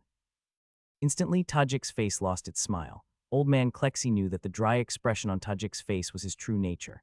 "Are you saying the Inazuma raid team was wiped out?" "Unfortunately, it seems they got lost inside the dungeon after rescuing this old man. They couldn't make it out in time." "Do you expect me to believe that? What can I do if it's the truth?" Old man Klexi replied nonchalantly without changing his expression. Tajik glared at old man Klexi with a terrifying look, but his gaze couldn't shake old man Klexi. "What about Zeon? He went home. Is he unharmed? Not a scratch?" Tajik tightly pressed his lips together. Old man Klexi smiled secretly. It's amusing to see him flustered, but he had to distinguish between business and personal matters. In any case, he owed Tajik a debt. Old man Klexi said to Tajik, "Give this mana stone to Zio Lun. It's the reward for saving me." Old man Klexi handed a mana stone to Tajik. It was one of the highest-ranked mana stones he had kept. It came from a boss-level monster and was an item not found in the market. The gleaming black stone was extraordinary at a glance. However, Tajik didn't even spare a glance at such a mana stone. Clutching it tightly, his clenched fist showed how angry he was. Understandable. If it was the Inazuma raid team, it would have been the best force Tajik could have commanded. Though a follower of Zio Lun, the leader of the southern part of Neo Soul, he had his limits in terms of military strength. Zio Lun never concentrated his power on one person. He held tightly to everything important and only threw scraps to his followers. The Inazuma raid team was the best force Tajik could command. The disappearance of such a top force in the blink of an eye naturally angered Tajik. He'll be furious for a while. This was the best he could manage. Whatever happened next with Tajik, or how Zeon responded, was out of his hands. Of course, he couldn't completely ignore it, but still. A heavy sigh unconsciously expressed his feelings. "You're back." As Zeon opened the door and entered, Brielle didn't even turn her head. Brielle's face looked pale, as if she had stayed up all night. Her eyes were bloodshot, and dark circles were deeply etched under them. Zeon asked, "What's wrong?" "I failed." I failed. I've been focusing for 2 days and nights." Brielle looked like she might cry any moment now. During Zeon's absence, she had been immersed only in alchemy. She had used up all the ingredients she bought at the goblin market, but the result was failure. She had used all the materials she had brought back, and what remained was intense fatigue and helplessness. Tears welled up in Brielle's eyes. Zeon asked her, "What exactly are you trying to make?" He had been curious for a long time. He had asked her several times in passing, but Brielle never revealed what she was trying to make. Mana amplification potion. Amplification potion. Yeah, it's a potion that instantly increases mana capacity. Is that some kind of narcotic? It's different. Brielle snapped. She knew better than anyone the harm of narcotics. She had ruined her body by making narcotics. The mana amplification potion she was making had hints from making narcotics. She had hidden it at the time, but now that she was free, it was different. What should I do? I really want to make it. Brielle glanced at Xian. Since she had used up all the materials she had bought last time, she needed to buy them again. But to buy them again, she needed money. Currently, there was only Xian who could provide money, so she was cautious. Xian took out a gem from his pocket. Brielle's pupils dilated instantly. She recognized it as a mana stone, and it was very precious. Its size and luster, it was undoubtedly obtained from defeating a boss. A mana stone, do you want it? Yes, yes, Brielle's head nodded frantically. Then tell me, what can you make with the wings of a queen ghost dragonfly? Is that by any chance the mana stone of a queen ghost dragonfly? That's right, but why the wings? Don't ask why. By the way, the queen ghost dragonfly was forced to molt. Forced, Brielle furrowed her brow. Forcing a queen ghost dragonfly to molt wasn't as easy as it sounded. That require an S-rank tamer or an S-rank item to make it happen. It's already done, so don't bother assessing the possibility. Just tell me what can be done with the wings. There's a lot you can do. Since it's not affected by gravity, you can make flying items. To what extent is it unaffected by gravity? In theory, you can go up endlessly, without any effect at high altitudes. Yeah, with wings of a queen ghost dragonfly, you could probably lift hundreds of kilos into the sky. But what's the point? Why? There are flying monsters in the sky. There's no way they would just leave something lifted by humans be. I don't know who did it, but as I see it, it seems like a waste of effort. Xian didn't agree with Brielle's opinion. Whoever found a dungeon with 2 bosses and precisely forced only the queen ghost dragonfly to molt must be aware of such facts. They must have a clear plan to neutralize flying-type monsters or prepared countermeasures even if they were hindered. It was just Xian's speculation. But he thought his speculation would be correct. Xian said to Brielle, "Write down all the ways you can utilize the wings of a queen ghost dragonfly and give it to me." Got it. Here you go. Xian handed the mana stone to Brielle. A bright smile lit up Brielle's face. Yahoo! Xian was sitting on a street in the slums. There wasn't any particular reason. He just felt like it. Squatting on the steps of some building, he blankly watched the passing people, and no one paid him any attention. The scorching sun, the stuffy air, everything felt good. As Xian was enjoying his midday leisure, a loud noise shattered the peace. Hurry up, we need to dispose of the corpse before it rots. Get out of the way, move, you beggar scum. Dozens of Awakens were seen entering the main road leading to Neo Seoul. They all looked battered and bruised, as if they had just finished a fierce battle, covered in sand and monster bodily fluids. What caught Xian's eye was the large truck they were dragging along. Inside the truck's cargo hold was a massive monster carcass. A crown bear. It's rare to see one. The crown bear was a gigantic monster with horns resembling a crown on its head. It's capable of walking on both 4 and 2 legs like a bear, and could use its front legs like a human, making it extremely challenging to deal with. Its adult skin was so tough that it couldn't be scratched by ordinary weapons, and it also had strong resistance to magic. As a result, most ordinary Awakens couldn't handle a crown bear. To hunt a crown bear, you needed a party with a combination of melee and magic-type Awakens or a raid team. It was worth forming a group like that.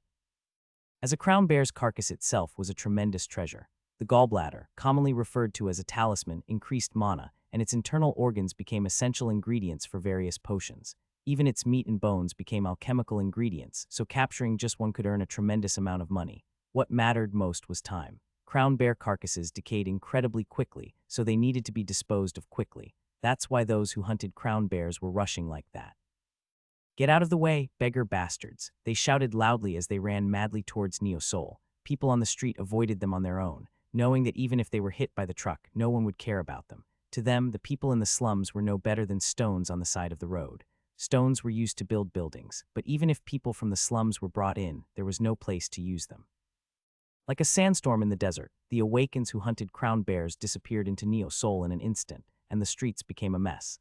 How much do you think they'll give for a crown bear? Do you have any crown bears hidden away? Then a voice was heard from one side of the street. When Xian turned his head, he saw a man who didn't fit in with the slums. In a neat suit with neatly combed hair, the impressive-looking man was none other than Tajik. Xian didn't hesitate to answer. I wish there were. But what's a clean person like you doing in a dirty place like this? I came to see you. Me? Yes. Why? Xian blinked his eyes as if he really didn't know the reason. Tajik felt disgusted by Xian's natural response, but he calmly disguised his boiling anger and spoke. It's because of the Inazuma raid team. Ah, the Inazuma raid team. They were quite competent, so it's regrettable what happened to them. Regrettable. If only I had a bit more power, I could have brought them out with me. I'm sorry. Tajik's eyes trembled slightly at Xian's natural response. It happened inside the dungeon. No one other than the parties involved knew what happened inside. Once a dungeon was destroyed, it disappeared completely from the world. It left no evidence of its existence. Tajik couldn't know exactly what happened inside the dungeon. Koji is very ambitious, and he never disobeys my orders. He must have challenged him. He ordered the Inazuma raid team to find out Zeon's rank. The most accurate way to assess an opponent's rank was to fight them directly, so Koji and the Inazuma raid team must have fought Zeon. The problem is that the Inazuma raid team couldn't escape the dungeon, while Zeon survived alone. So the Inazuma raid team fell behind and couldn't escape the dungeon. It's regrettable.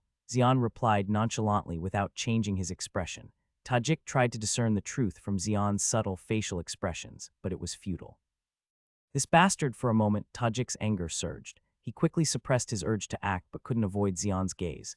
Rather, he had his true intentions figured out by Zeon. Unaware of that fact, Tajik continued. So you're saying the Inazuma raid team didn't make it out and perished along with the dungeon? Is that correct? Yes, it's hard to believe. What do you mean? The Inazuma raid team isn't a bunch of fools who wouldn't be able to escape a collapsing dungeon. Is that so?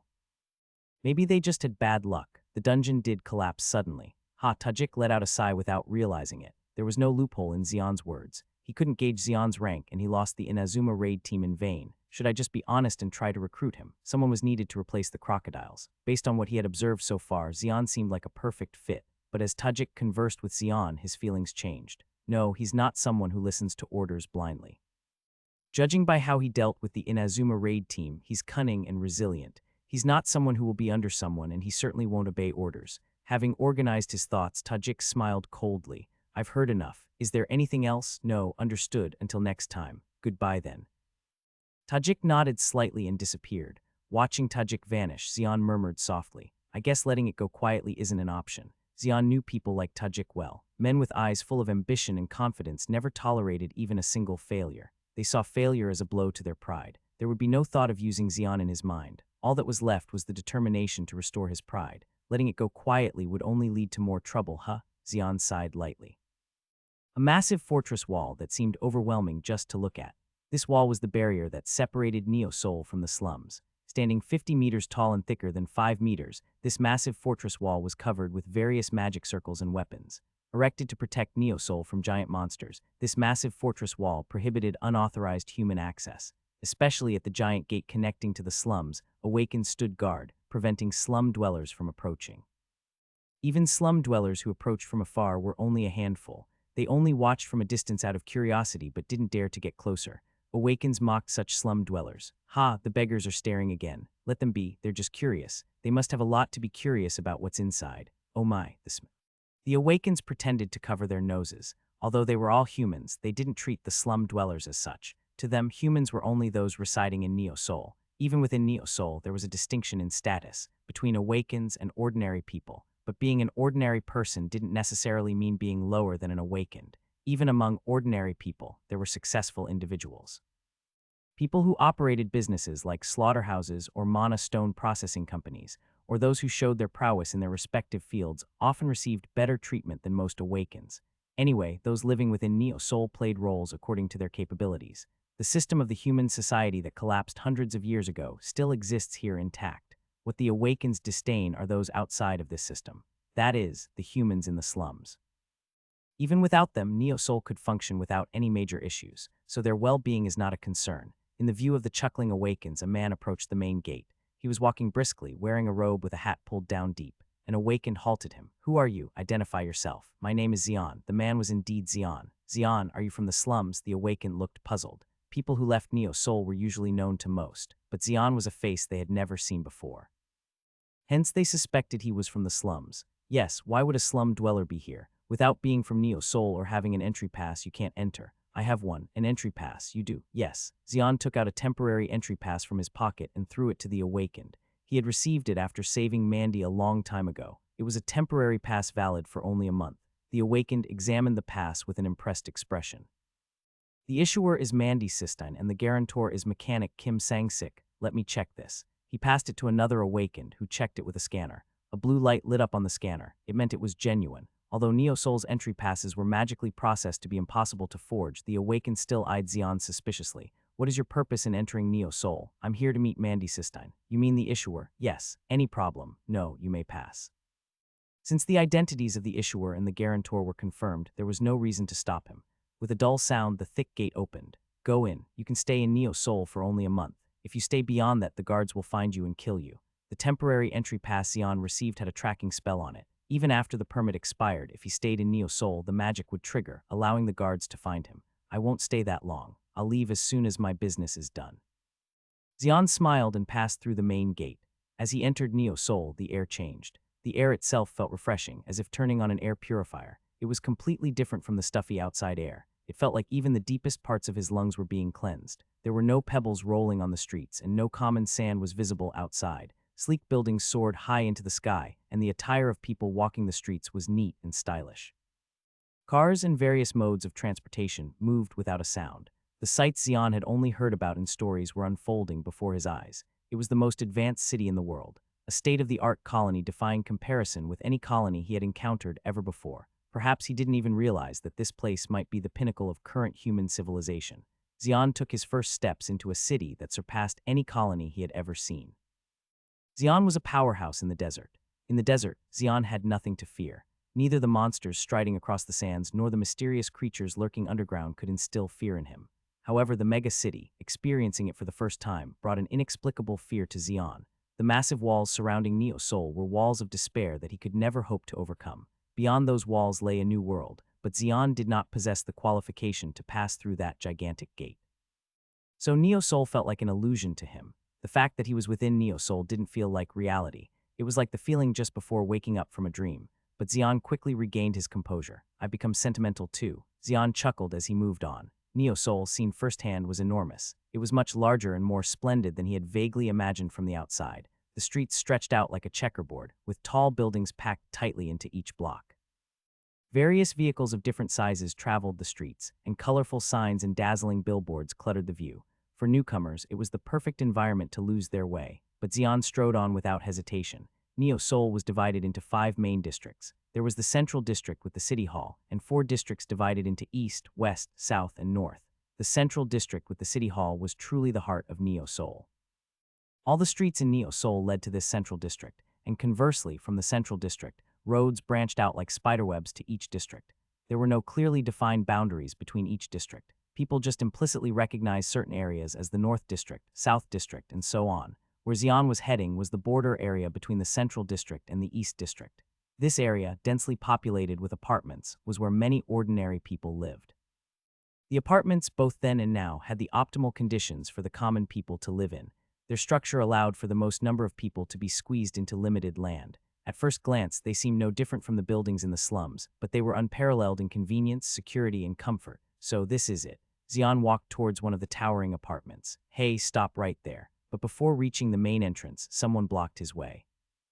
It was a guard stationed at the apartment. The guard was armed with a personal firearm. While it might not be much against monsters or awakens, it was enough to intimidate ordinary people. Guards like him were stationed at each apartment or public place. They strictly managed the comings and goings of visitors. The guard scanned Xian up and down and spoke. You're a new face here. What's your business? I've come to meet someone. Who? Mandy Sistane. She lives in this apartment. Is there a prior appointment? No, then you can't enter. Can't you contact her inside? At Xian's words, the guard frowned and replied, unless there's a direct contact from inside, nobody gets in. I'm her acquaintance. If you contact her, she'll surely let me in. HMPH, there are no exceptions. The guard snorted dismissively. It was clear he was ignoring Xian. The power of the guards in the apartment was quite significant. Since they were responsible for safety, if the guard didn't permit it, nobody could enter. Xian looked perplexed. He hadn't expected to encounter obstacles right at the entrance of the apartment. While overpowering the guard and entering was an option, it would attract attention. Tusk, Xian clicked his tongue and glanced around. It was at that moment. Boom! Suddenly, not far from the apartment, there was a loud explosion accompanied by flames shooting up. Instantly, the guard's expression changed drastically. Damn it. Again, what do you mean? Again, don't you know? It's a district war. At Xian's inquiry, the guard snapped angrily. A district war? Are you saying there's a war between districts? Damn, are you asking that because you don't know? It happens every day here. Xian's gaze sank deeper. Honestly, Neo Seoul's scene from the slums seemed quite peaceful. It didn't seem like there would be any disputes here. However, this place was still where people lived. Just like in the slums, there were conflicts among humans here too, but conflicts were only permitted between the East, West, South, and North districts. Any disturbances in the Central District with the City Hall, the domain of the Awakens, were not tolerated. If a problem arose in the Central District, the Awakens directly under the City Hall would intervene immediately. If the problem was deemed serious, the execution unit directly under the mayor would act. When the execution unit moved, blood would flow in Neo Seoul. No matter how powerful the rulers of each district were, they couldn't ignore the execution unit. The execution unit consisted of Awakens ranging from a rank to S rank, each possessing tremendous abilities. Because of this, even the rulers of each district were wary of the execution unit. Boom! Once again, a massive explosion occurred. The flames soaring into the sky dyed the sky of Neo Soul crimson. But this time, the explosion happened much closer than before. The guard looked at the sight of the explosion with a tense expression. Shit, if this continues, won't we get involved in this mess too? Though they existed to fend off external threats, the guards had no ability to stop clashes among the Awakens. Just then, another explosion occurred. Bang, arg, krgh, this crazy bastard run, desperate cries of people followed. After a moment, the chaos subsided as if nothing had happened. Is it over? The guard muttered under his breath, loosening his grip on the gun. His entire body was now drenched in sweat. That's how tense he had been, at that moment. Hey. What the hell is this because of those bastards? Accompanied by grumbling, someone walked towards them. Wiping blood from her head and shoulders, a woman approached, holding a large spear in her hand. As she touched the handle of the spear, it folded and transformed into a baton. She tucked the baton behind her waist and casually wiped the blood off her body with her hand. I feel so uncomfortable. I need to take a bath, she grumbled as she approached the entrance of the apartment where Xian and the guard stood. A smile crept onto Xian's lips. Long time no see. Why are you here? The woman widened her eyes in surprise as she looked at Xian. Xian approached her. Mandy, no, Aloy, wow, damn, it's really you. I thought I was seeing things. Aloy, as expected, you caused the fight just now. Ah, it was a clash with those elf bastards, but more importantly, how did you get in here? I came to meet you. Really? Well, let's go inside for now. Aloy led Xian towards the entrance of the apartment. Gulp. The guard, witnessing this, swallowed nervously. He couldn't predict what consequences he might face if Aloy found out that he had blocked Xian. Even at a glance, Aloy looked formidable. Her fierce gaze, aura of strength emanating from her entire body, and her blood-drenched body made her too intimidating for a mere guard to handle. Just then, Xian tapped the guard's shoulder lightly. Relax, nothing will happen. What? Yes, can I go in? Of course, the guard answered loudly. Xian smiled and walked past him. Aloy asked Xian as they entered, what happened here? Nothing. Oh, really? Did you say you fought with the elves? HMPH. Lately, these bastards have been causing trouble little by little. Is it a problem in the North District? I don't know. Whether it's the Ice Queen letting them loose or those beyond her control running rampant lately, they've been causing more trouble. When elves were mentioned, Aloy's eyes gleamed fiercely. Her hatred towards elves remained as strong as ever. Click. Here's my home, she said as she opened the door to her house. Aloy's house was no different from Xian's. The interior was simple with only essential furniture and appliances, giving it a stark atmosphere. It's plain, isn't it? In an instant, Aloy's tone changed. A different personality seemed to emerge from her just moments ago, but Xian wasn't surprised. Mandy, yes, sorry for dropping by unexpectedly. No problem, but why did you come all the way here? I have a request. Xian's polite words piqued Mandy's interest. From what she understood, Xian was never the type of person to ask someone for something. What's the request? Find out about someone named Tajik for me. Tajik, is that a person's name? Yes, anything else? At the moment, I only know the name. Mandy furrowed her brows. With over 20 million people residing in Neo Soul, finding someone named Tajik seemed nearly impossible. Of course, for an ordinary person. Mandy wasn't an ordinary person. Even in Neo Soul, she was recognized for her abilities and worked as a supervisor. If she set her mind to it, she could access the Central District's database. But of course it came with some risks. After a moment of thought, she cautiously responded, okay, I'll look into it. I also owe you a favor. Without Xian, she wouldn't have survived in the desert. Paying off this debt now felt rather comforting. How long will it take to gather information? It shouldn't take too long. If he's an important or dangerous figure, there should be information available at the City Hall.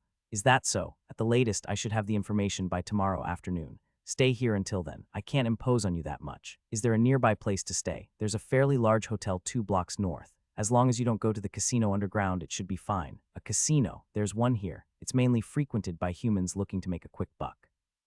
They often end up losing everything, so it's best not to go in the first place. Got it. I'll stay at the hotel then. Contact me once you find out. Sure. Xian nodded slightly in gratitude to Mandy before stepping outside. He headed towards the hotel Mandy had mentioned. As he walked up 2 blocks north, a beautiful building made of reinforced glass came into view. It was the hotel Mandy had mentioned. Xian entered the hotel. The lobby was bustling with many people moving around. It seemed that there were quite a few visitors due to the casino underground, just as Xian was pushing through the crowd towards the front desk. Familiar figures caught Xian's eye as a group of Awakens walked towards him. There was a middle-aged man carrying a massive claymore on his back, followed by a man with a cynical expression and a blue-haired woman, and a giant boasting an enormous stature. Xian recognized them at a glance. What a small world. Xian recognized them at a glance. Zhang Yongbayam's party. It was the party that had rescued Xian 8 years ago when he was attacked by a sandworm in the middle of the desert. Without their help, Xian would no longer be of this world. Unlike Xian, who instantly remembered them, Zhang Bayam's party did not recognize Xian. Giselle glared at Aiden. Why did they make this mess just to get us to go to the casino? Who knew we'd get swindled like this? You were confident, weren't you? I was confident, it's just that I didn't know the big idiot would bet all at once. Aiden glanced back at the laughing Mountain behind him.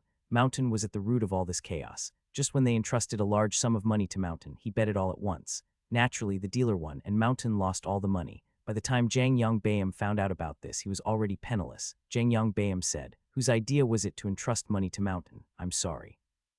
I thought it would be the safest." Aiden couldn't lift his head. He couldn't face Zhang Bayam. There's no other way. We have to work. I thought we'd have a few days off. You big idiot, you do all the work. Giselle kicked Mountain's butt. Still, Mountain just laughed heartily. Just like that, Zhang Bayam's party laughed and chattered as they passed by Xian. Suddenly, Zhang Bayam turned around. Giselle looked at him with a puzzled expression. The man who passed by just now. That handsome man. Why? Don't you feel like you've seen him somewhere before? Me? Not at all. You wouldn't forget seeing such a handsome man. No, I'm sure I've seen him somewhere. Zhang Bayam rubbed his chin with his finger, trying to recall. But no matter how hard he thought, he couldn't remember a name. Xian had already disappeared into the crowd, but the scent he left behind kept Zhang Bayam rooted in place. He has a good memory, remembering something that passed by just once. Zhang Bayam muttered softly, but it was clear to Xian's ears. He's as unchanged as ever, whether it's 8 years ago or now. Still looks strong. The only difference is that back then, he felt so imposing that it was overbearing, but now that feeling was gone. Perhaps because Xian has become so much stronger than he was back then. Xian got a room at the front desk. His room was on the 15th floor. He was about to casually take the stairs when he remembered that this was Neo Seoul. In all high-rise buildings in Neo Seoul, elevators are of course present. Elevators are abundant here, unlike in the slums. The elevator quickly and comfortably transported him to the 15th floor. The hotel room was very narrow. It was much smaller than Xian's house in the slums. Still, it had everything one could need. Xian was surrounded by various electrical devices and amenities he had never seen before. What's this? Xian was bewildered as he pressed the handle of the faucet. Soon, boiling water and steam gushed out. Even this sight was quite shocking to Xian. How much of a blessing it is to enjoy civilized life so casually. People living in Neo Seoul wouldn't know. Xian sat on the bed and looked at Neo Seoul. The splendid and imposing view of Neo Seoul spread out before him. Even though it was night, the streets and buildings were brightly illuminated by dazzling lights. It's a completely different world from the slums. It was much more glamorous and impressive than he had vaguely imagined. Because of this, it seemed that if an Awaken were to emerge from the slums, they would be eager to come to Neo Seoul. Once you get used to such a comfortable life, you wouldn't want to go back to the slums again. Xian lay on the bed trying to sleep, but he couldn't easily fall asleep due to the excitement of entering Neo Seoul. I guess I should go to the casino. In the end, Xian gave up on sleeping. Mandy had warned him not to go to the casino, saying it's a recipe for disaster, but since he was in Neo Seoul, he thought it wouldn't hurt to go at least once. Xian stepped outside and took the elevator. As soon as he opened the door to the casino on the basement level, the air changed. It was filled with intense heat and intoxicating madness. All right, shit, just a little more effort. Just one more round. Wow. Xian found himself putting on an expression he didn't even realize, echoing the frenzied shouts of the people. There wasn't a single sane person in sight. Most people were engrossed in the gambling happening right in front of them with wide eyes. If he accidentally brushed past someone, it seemed like they might explode like a volcano. That's how heated the atmosphere was. Wah, arg. As the dealer flipped the cards, joy and despair intersected. The winners smiled brightly as if they had won the world, while the losers wore expressions as if they had lost their parents. Maintaining composure here was close to impossible. As civilization was rebuilt and people started living decently, casinos were established in the city. Still, there used to be boundaries to uphold in the old casinos, limits on bets, types of gambling, and who could enter. Even though it was somewhat formal, there was a certain level of regulation.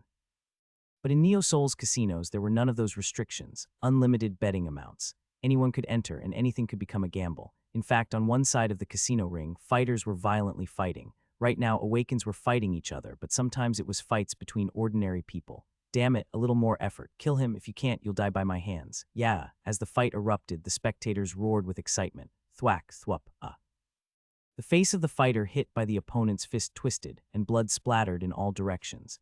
The sight further excited the spectators. Are they F-rank martial artists? Xian immediately recognized the fighters' ranks. The world of Awakens is like a pyramid. At the bottom lies the F-rank, stacked one upon another, followed by E-rank, then D-rank, and so on. As the rank goes up, the number decreases rapidly, and the top S ranks are truly a minority. In Neo Soul, you had to be at least a D rank to receive proper treatment. Below that, the treatment for E ranks was a little better, but F ranks were treated like trash. Among them, martial art awakens weren't treated as awakens at all. That's why many of them flowed into the casino rings like this, shedding blood while fighting. Winning meant being treated well at the casino. More, kill him, you bastard. Yeah. As the winner was almost decided, the people became even more frenzied. Xian silently watched the scene. Martial art awakens were, quite literally, those who awakened talents in their bodies. That's why their fights were brutal. They clashed directly with their bodies to gauge the opponent's strength and then fought with all their might. There was no room for second thoughts. They poured everything into just one fight. Thwack, thwup, blood sprayed from the fists of the one striking. Flesh was torn, bones were exposed, but they kept on striking. After completely sinking the opponent, they finally let out the breath they had been holding for so long. Haak, hyok, it felt like their hearts would burst. From the energy poured into their entire bodies in a short amount of time, heat rose along with steam. The winner is Kim Jun-seok. The referee raised the winner's arm. In an instant, joy and sorrow intertwined. Those who had bet on Kim Jun-seok cheered, while those who had bet on the loser's side. Kim Jun-seok, the winner, received a substantial prize.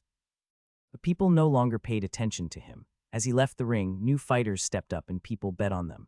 Xian had observed the whole process from start to finish. He understood why people were so excited, but he didn't want to jump into the gambling ring himself. Xian clicked his tongue and looked elsewhere. Wow, it's out. It's a jackpot. At that moment, people cheered. A jackpot was hit at the slot machine. The winner of the jackpot was a woman in a robe.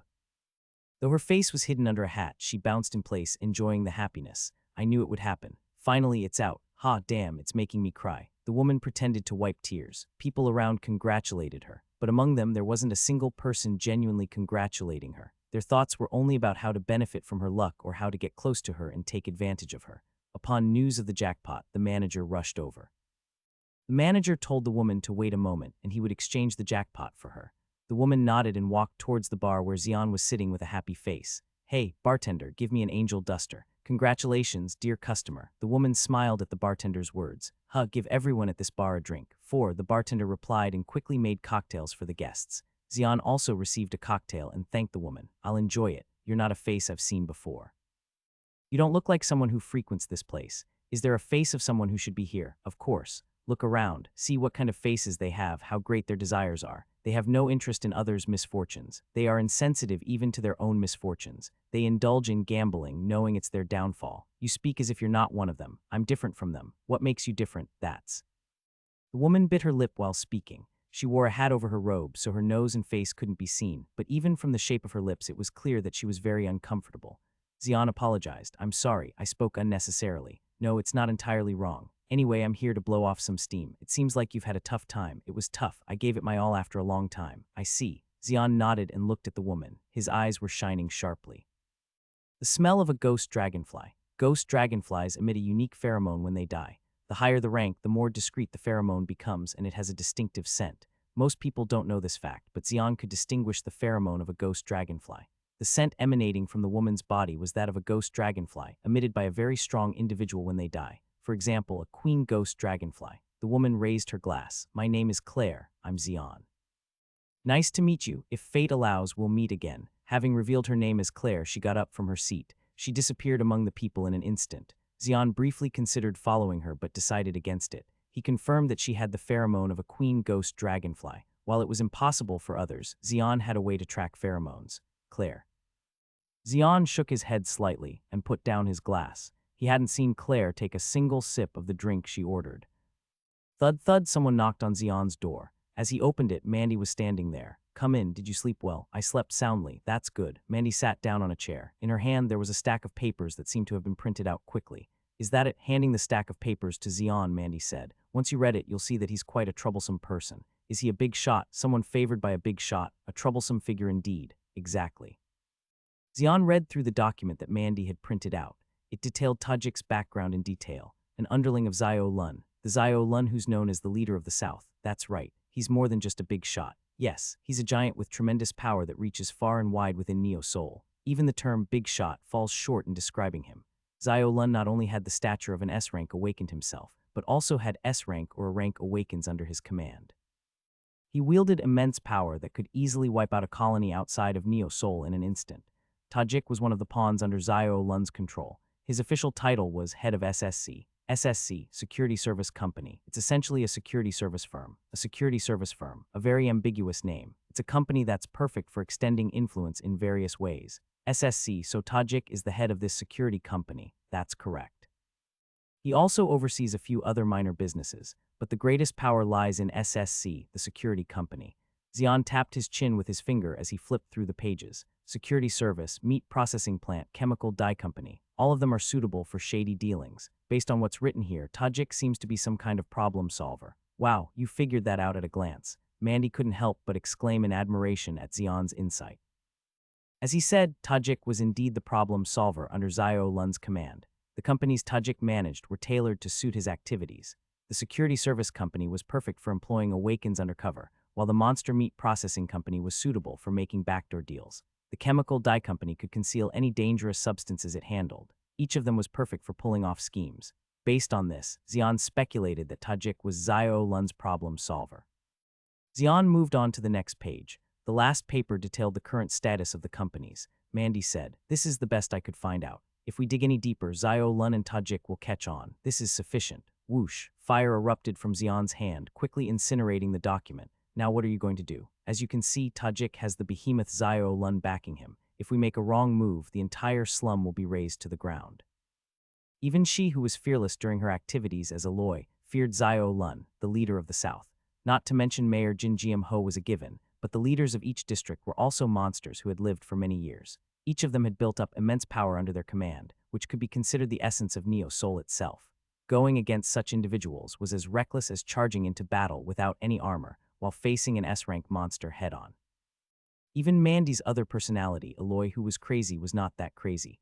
Xian said to her, "I have no intention of becoming an enemy of Zio Lun." Really, that's right. Even with Xian's cold head response, Aloy's expression was still not cheerful. I don't know, figure it out yourself. With this, I have paid off my debt. Yes, I'll take my leave now." Mandy got up. Xian bid her farewell and then sat back down. The contents of the document were firmly stored in his mind. Zio Lun was using the crocodiles to secretly smuggle drugs, and when the crocodiles were wiped out by me, the drug smuggling route was cut off. The alternative is to either recruit or eliminate me. This was the information he had obtained from the Inazuma raid team. The one orchestrating all of this was Tajik. Leaving it alone would only lead to endless repercussions. That was why Xian had come to Neo Soul. Xian approached the window and looked out at the view of Neo Soul.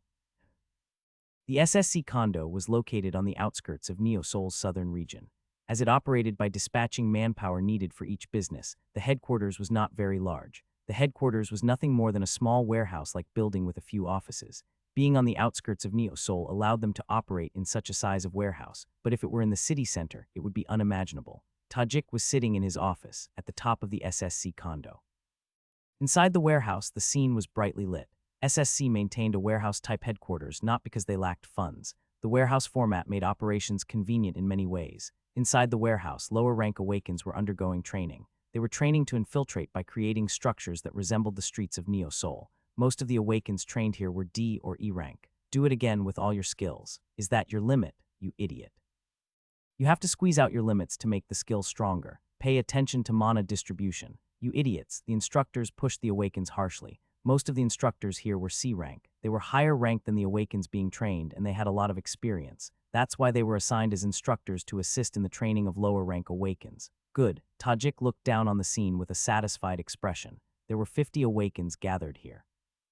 Once they completed rigorous training, they would be dispatched as elite personnel to the businesses managed by Zio Lun. In this way, Zio Lun's power would become more solidified, and Tajik's strength would also increase. Haha, the real deal is underground here. He took the elevator and descended to the warehouse's underground. The underground space was as vast as the warehouse above ground. The underground space was thoroughly separated by partitions. Each partitioned area was conducting research that could not be revealed to the outside world. Tajik headed to the deepest research lab. In the lab, research was being conducted on substances that couldn't be revealed externally. Behind the glass of the lab, a man was tied to an operating table. Tubes were connected to various parts of the man's body, and an unknown liquid was being injected into him. The more liquid was injected, the more intense the man's suffering became. The muscles throughout the man's body were swollen as if they were about to burst, and his veins were bulging out. Yet it was remarkable that he was still alive. Tajik asked the researchers, "How is it going? We've had some success, but it's difficult to progress further. The quality of the drug is still the problem." The drug that came in this time has many issues, as expected. The drugs supplied by the previous source were better. They were perfect for experiments, as they used human blood as a medium and had minimal side effects. How can we obtain them again? Just wait a little longer. We're already working hard. If this research succeeds, it will be possible to forcibly awaken ordinary humans. Then we'll be able to mass-produce awakens like pots in a factory. Tajik nodded in agreement with the researcher's words. The research being conducted here was based on hints obtained from the drugs supplied by the crocodiles. The drugs supplied by the crocodiles were of very high purity and were perfect for explosively enhancing human potential through special methods of production. They created drugs to momentarily boost an awaken's abilities. Researchers wondered if they could awaken ordinary humans based on this premise and proceeded with the research. The research was conducted secretly. Since they couldn't openly conduct it, all the people who became subjects were kidnapped from the slums. The ones carrying out this research were the crocodiles themselves. They were useful in many ways. That's why their absence was even more regrettable. That was why Tajik was gauging Xian. His abilities are sufficient for now, but he doesn't seem like he'll easily obey orders. The Inazuma raid team was by no means an easy entity to handle. He wasn't naive enough to believe that they failed to escape the dungeon due to bad timing. It's clear that he somehow got rid of the Inazuma raid team. The problem was that it happened within the dungeon, so they didn't know the method. Therefore, they couldn't accurately assess Xian's abilities. The simplest way would be to confirm his rank insignia, but he's not going to show it willingly. Their means of coercion were limited. It was difficult to intervene easily because the slums had their own order. This time they were lucky to be able to use the goblin market, but there was no guarantee that it would happen again. Do we have no choice but to act directly? Tajik muttered as he left the research lab. It was just after he left. Swoosh. Suddenly, sand flowed in through the ventilation ducts. The research building was rigorously managed. Naturally, there were various devices installed in the ventilation ducts to prevent external intruders. Not a drop of water or even a grain of sand was supposed to seep in. If this much sand had flowed in, alarms should have sounded. However, strangely, all the systems remained silent. The sand piled up on the floor wriggled as if it were a living creature and soon transformed into the shape of a human. It was a sand soldier made of sand. There was only one being on Earth who could create soldiers out of sand, and that was Xian alone.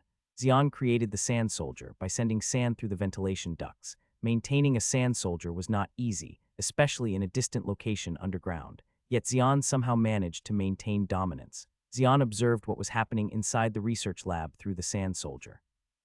Using drugs for forced awakening, if we're not careful, there will be an overflow of awakens below standard in Neo Seoul and the slums. Drugs themselves were harmful to humans, but if they were combined with human desires, the results would be terrible. The research seemed to be in its early stages now. The research progress was slower because the drugs supplied by the crocodiles had been cut off. If the drugs made by the crocodiles were supplied again, the research would progress rapidly. As Xian observed the activities inside the research lab through the sand soldier, he furrowed his brow slightly. As expected, Brielle is the problem. Since they had already formed an alliance, he couldn't just leave her be. He had to make sure her abilities didn't become exposed. It would be best to sever the link for now. Xian muttered to himself and summoned the sand soldier. The sand soldier, once again turned into sand, came out through the ventilation ducts. Xian stood in a remote alley far from the ventilation ducts. Waves of sand flowed towards him as if they were waiting for him. In an instant, Xian's subspace opened. The sand flowed into the subspace as if it had been waiting for this moment. The sand, particularly the majority of it, was orange in color. The sand that infiltrated through the ventilation ducts flowed into Xian's subspace without leaving a trace. Xian closed the subspace and muttered to himself, "How should I erase it?" The hotel where Xian stayed allowed room service. In other words, it was possible to have a meal anytime, even in the room.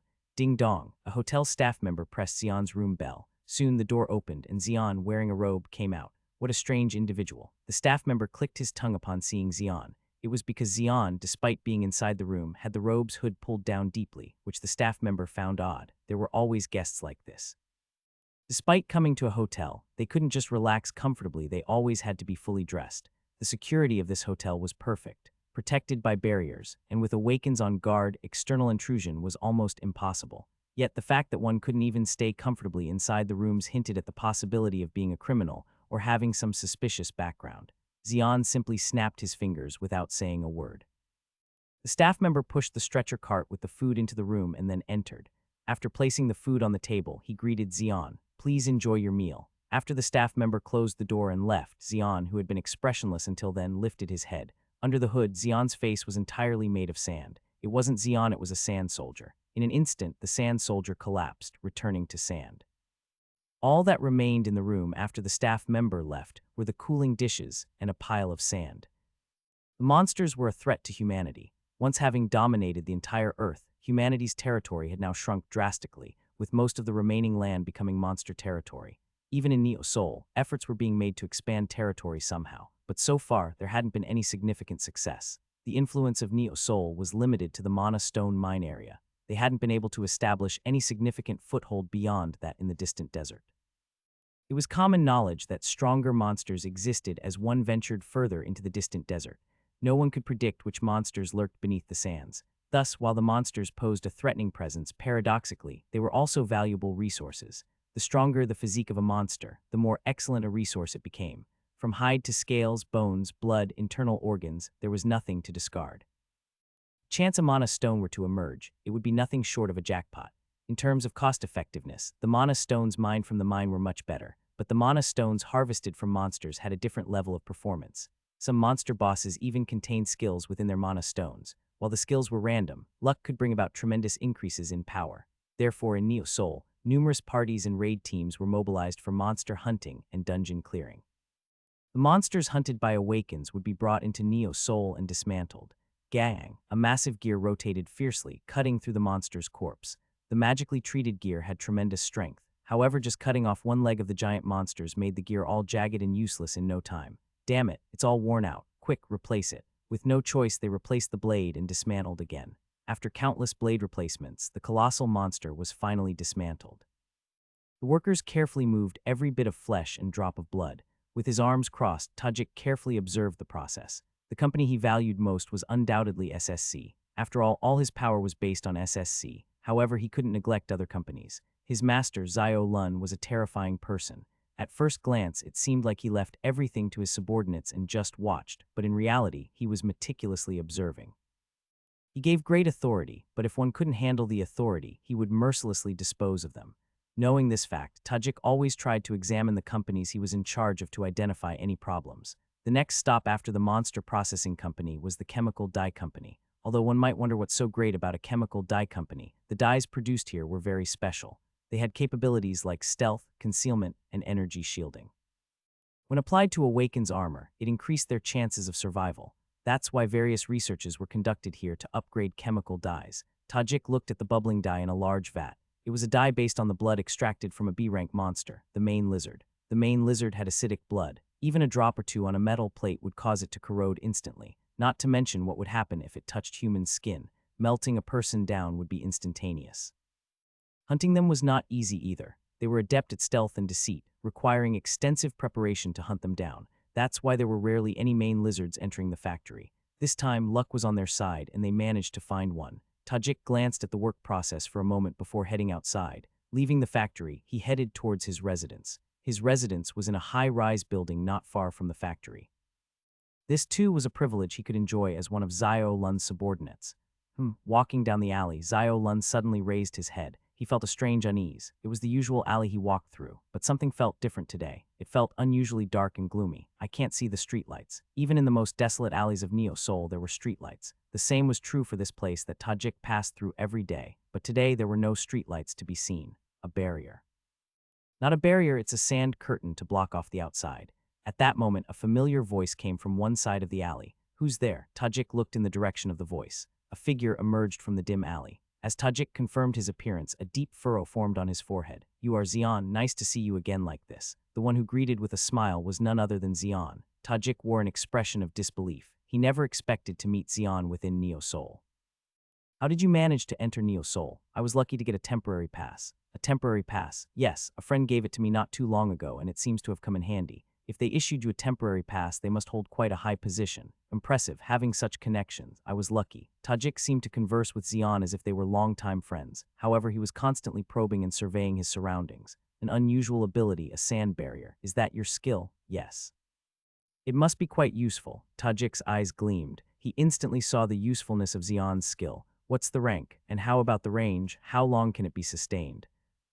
Are you not going to answer? Would you spill your secrets so easily if you were in my shoes? That's true. You wouldn't just divulge everything so willingly. Tajik scratched his head. Suddenly, his expression changed. His eyes glinted coldly like a snake. Let me make one last offer. Come under Zio Lun's wing. I'll give you the best treatment. If I was going to do that, I wouldn't have gone through the trouble of entering Neo Soul like this. Indeed, those who prefer to take action with their bodies rather than through ordinary conversation.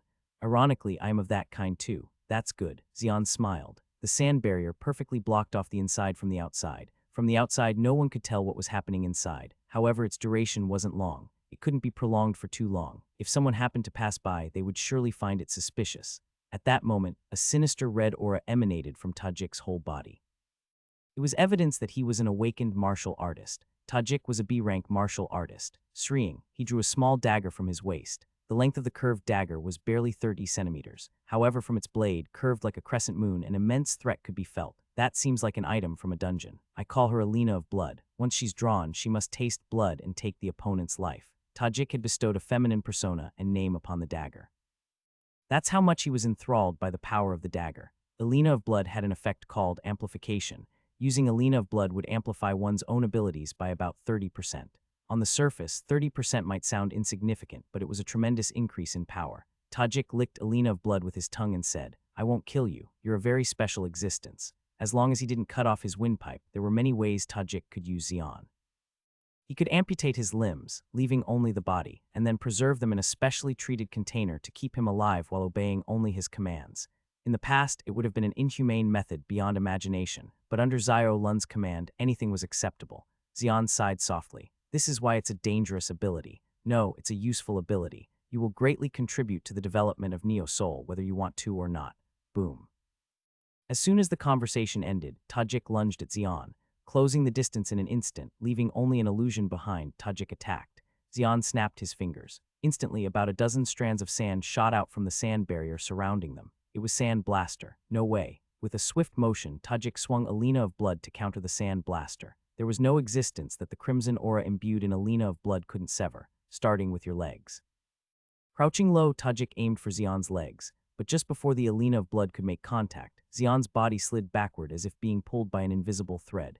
Retreating, Xian snapped his fingers again. Countless strands of sand shot towards Tajik. Tajik swung Alina of Blood again and again. The Sand Blaster was smashed and cut, but no matter how much he fought it, the Sand Blaster seemed endless. Damn it, how much mana do you have? Tajik widened his eyes. Xian seemed like an illusion. Clearly visible and right in front of him, yet unattainable. If he was caught, it would be a downpour of sand blasters. Sand particles cut by his dagger flew into his eyes and mouth. Unable to bear it any longer, Tajik cursed and unleashed his ultimate skill. Damn it, Alina Blade, swoosh. Dozens of crimson blade-shaped auras flew towards Xian. Once unleashed, it was a sure kill skill. In Tajik's mind, thoughts of capturing Xian had long disappeared. All that remained was the thought of killing that annoying presence. The blades made of crimson aura flew towards Xian, blocking any escape route. It's over. Tajik was convinced of Xian's death. Suddenly, dozens of soldiers appeared and surrounded Xian. The sand soldiers blocked Tajik's skill with their fist bullets. Bang, boom, boom. With a deafening explosion, the blades made of sand soldiers and aura shattered. What is this? Tajik was surprised, his eyes wide open. He was so surprised that he didn't even feel Xian approaching him from behind in an instant. Xian reached out and grabbed Tajik's neck. With that, Tajik's body lost all its strength and he collapsed. Xian carefully lifted the collapsing Tajik. It would be troublesome if his precious body got injured. He had spent so much time meticulously subduing him without a scratch. What did you do to my body? Hurry up and undo it. What I did is just about to begin. What? Instead of answering, Xian retrieved a glass bottle from his subspace. What Xian retrieved from the glass bottle was something like a piece of wire. What is that? Don't you want to have a drink? Xian smiled. Water, water. Tajik was tormented by severe thirst. He seemed to have lost consciousness for a moment, but from the moment he opened his eyes, an insane thirst seized his mind and body. He couldn't understand why he was feeling such thirst. His mind was already paralyzed. There was only one thought floating in his head. He needed to drink water right now. He searched for water, but in Neo Soul, there were hardly any places where water could be easily obtained. Water was a very precious resource and was only supplied inside buildings. Water, water. Tajik wandered around aimlessly, searching for water desperately, and then he remembered the chemical dye factory that had recently opened. Without further thought, he rushed to the chemical dye factory. Did you leave something behind? The awakened guards at the dye factory were astonished to see Tajik returning with a wild look in his eyes. Get out of the way. Tajik roughly pushed them aside and went inside. When he saw the tap, he mindlessly put it to his mouth and drank the water. but no matter how much he drank, his thirst did not quench. This isn't it. Tajik spat out the water he had just drunk. It was disgusting because it was mixed with various chemical substances. In Neo Soul, there was no such thing as pure water. Water was precious, so various chemical substances were added for recycling. The alien tastes that Tajik had never felt before tortured him. Arg. I need water, pure water. Tajik screamed in frustration. Why are you doing this? Why are you looking for water when there's plenty? The guards looked at each other, perplexed by Tajik's unusual behavior. His actions were incomprehensible, considering his usual rational and orderly demeanor. Get the hell out of the way. Tajik pushed them aside and rushed out. After wandering around Neo Soul for a while, he soon ran madly southeastward. His sprint in the early dawn reminded people of a madman. What's wrong with that bastard? What's he doing? But their voices didn't reach Tajik's ears. Other people's gazes and voices didn't matter at all. The only thing that mattered to him was drinking pure water. After running for a while, Tajik arrived at a place, the gate leading out to the desert. He shouted to the guards standing there, "Open the gate, stop right there. Now is not the time to open the gate." The Awakens guarding the gate refused Tajik's command. The gate leading directly from Neo Soul to the desert was strictly controlled. Those who didn't notify in advance wouldn't be allowed out, and there were set times for exiting. Going out into the desert at this early hour without prior notice was absolutely unacceptable. Damn it, open the gate. At that moment, Tajik erupted, swinging the Alina of blood. Caught off guard by the sudden attack, the guards were unable to defend properly and got injured. Thud! In an instant, Tajik knocked down the guards and punched the control device with his fist. Then the large gate opened. No. Guards, who came to their senses too late, shouted, but by then Tajik had already escaped. The commander of the guards shouted, "Ring the emergency alarm and organize a pursuit team to capture that guy." Got it. Soon, the emergency alarm rang throughout the area and a pursuit team was formed. The pursuit team could only track down Tajik after several days of searching the desert. The place where they found Tajik was 100 kilometers away from Neo Soul. Shit. The Awakens who found Tajik grimaced. Tajik's desperate thirst was apparent as he clutched his throat with his hands, his tongue and eyes bulging out. Madman, did he come all the way out here just to drink water? What the hell happened? The pursuit team couldn't understand Tajik's actions. The leader of the pursuit team nervously ordered his subordinates. Is this the time for idle chatter? Let's recover the body and return to Neo Soul. That's when it happened. Curer. Suddenly, a strong vibration was felt beneath their feet. The expression on the leader's face changed drastically. It's a sandworm. Damn it, let's get out of here. Hurry, get in the car. Without daring to recover Tajik's body, the pursuit team got into the car. As the vehicle left the scene, a giant tongue of the sandworm emerged from the sand. After curling around Tajik's body, it disappeared back into the sand. Fortunately, the sandworm seemed satisfied with Tajik's body alone and didn't pursue the vehicle. The leader of the pursuit team wiped his disheveled hair and muttered, "Shit." Zio Lun's eyes were deeply sunken. So Tajik went crazy, went out looking for water, and died of dehydration outside Neo Soul. Yes, he died dried up 100 kilometers away from Neo Soul and his body became food for a sandworm. Yes, perfect. Even if I had planned it, it wouldn't be more perfect than this. I apologize. A middle-aged man dressed in a black suit like Tajik bowed his head. He was another trusted subordinate of Zio Lun, just like Tajik. His name was Pan Chengchen. His great-grandfather came to Seoul as a Chinese exchange student 100 years ago. His grandfather was a master of Chinese martial arts, and his studies were seamlessly passed down to Pan Chengchen, combining his martial arts abilities with his physical prowess. The combination of refined physical abilities and martial arts produced tremendous synergistic effects. Tajik kept looking for water. Yes, there are quite a few witnesses, so it's an indisputable. Are there many witnesses? At least dozens, including pedestrians on the street, Awakens guarding the chemical dye factory, and those guarding the gate to the desert.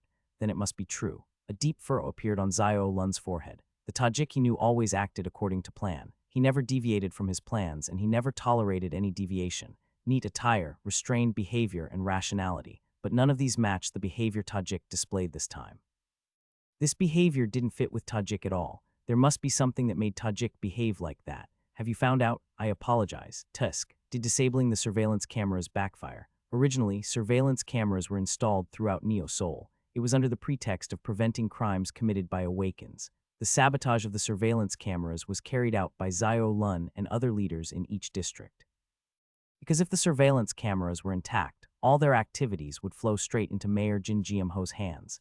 Therefore, they attempted to disable them discreetly and eventually succeeded. They kept the cameras in unimportant areas but eliminated them in regions even remotely related to their business. It led to the creation of many shadowy areas. As a result, they couldn't know what Tajik had experienced at all. Pan Chengchen cautiously spoke up. There is one suspicious thing. What is it? Do you remember the name Xian? Xian, Are you talking about the guy who dealt with Gorin and the crocodiles? Yes, he was in Neosoul. Is that so? Xiao Lun's eyes sharpened. When Tajik caused a commotion, he was also in Neosoul. So did he make contact with Tajik? That's not it. It's confirmed that he was at the hotel when Tajik went crazy looking for water. The hotel staff personally delivered food to him, so it's clear he wasn't directly involved. Could there have been involvement from other factions? During his time in Neosoul, the only person he directly contacted was a supervisor named Mandy. Her movements did not overlap with Tajik's, but you still have suspicions. In any case, there's no one else with a motive to harm Tajik. Pan Qingchen replied bluntly. Xiao Lun tapped his cheek with his finger, lost in thought. So it's all speculation with no evidence. Yes, it's ironic. If he's really the culprit, we're incompetent, and if not, we're still incompetent. Either way, we're incompetent. I apologize. What are you apologizing for? It's not even your fault. What should we do? Should we apprehend him? Where is he now? He was gambling at the casino and is believed to have returned to the slums today. Is that so? Xiao Lun chuckled incredulously. While it might be unknown in Neosoul, exerting influence directly in the slums was not easy. That's why he had manipulated the underprivileged, like the crocodiles, to his advantage. The only one who knew the physiology of the slums well was Tajik, and now that he was dead, Xiao Lun would have to start over if he wanted to exert influence again. Well, we can't help it, just leave him for now.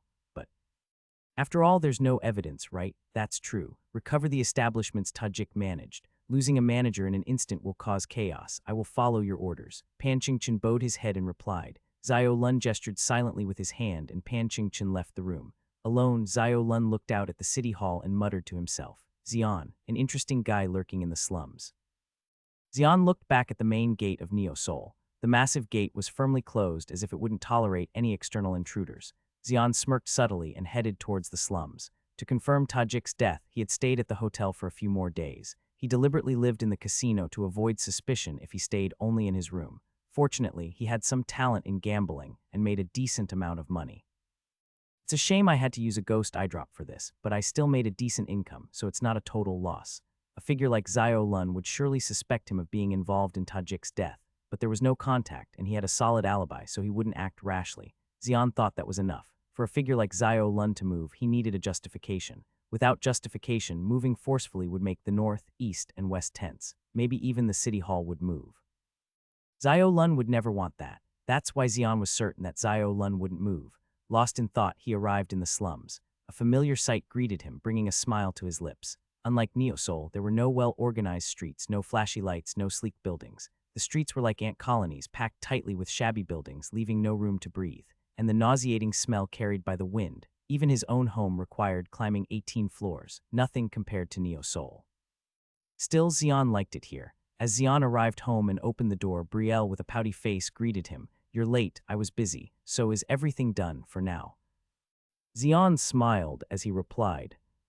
Ah, this damn scorching sun, Brielle grumbled. Despite covering her face with a wide-brimmed hat, the sun reflected off the ground, mercilessly striking her face. It was unusually hot today, just when she decided to venture outside after a long time. Everything seemed to be ablaze. The buildings in the slums, the roads, even the air itself seemed to shimmer as if it would melt away any moment. The residents of the slums, who never ventured outside during the day, were out in the alleyways seeking refuge from the heat. They fanned themselves incessantly, trying to cool down. Brielle glanced at them before shifting her stride. Her destination was none other than the Goblin Market. Despite Xian being absent, she had frequented it enough that it now felt like home. Brielle hummed a tune as she walked. She was in a good mood. Last night's experiment was a success. Though it wasn't the mana amplification potion she had aimed for, she managed to create a potion that surpassed it.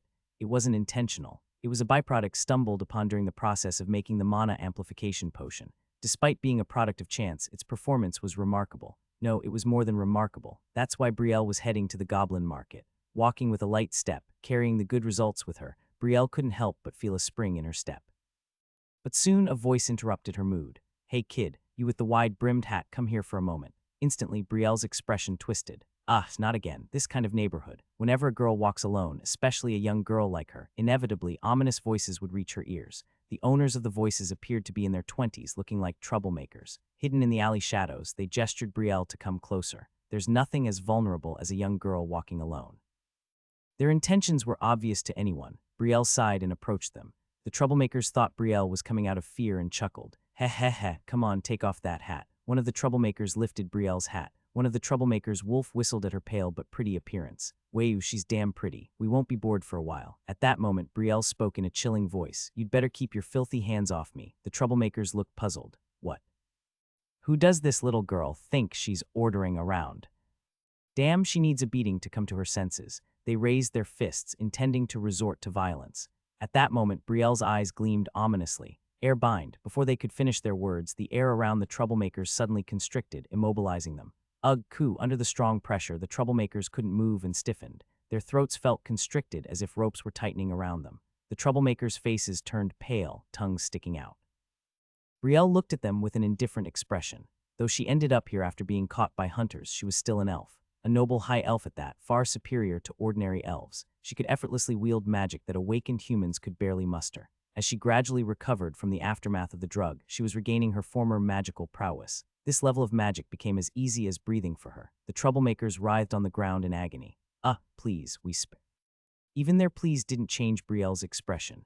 Death was commonplace in the slums. No one would bat an eye if they died. Brielle pronounced their death sentence. You scum, just die. Whoa, calm down. At that moment, a voice came from behind. Turning around, Brielle saw a boy with a buzz cut, adorned with flashy earrings and piercings, looking at her. Brielle recognized him at a glance. Levin, long time no see. Brielle, you're not taking their side, are you? Of course not. I wouldn't take the side of such trash. I just think you don't need to soil your hands with their blood.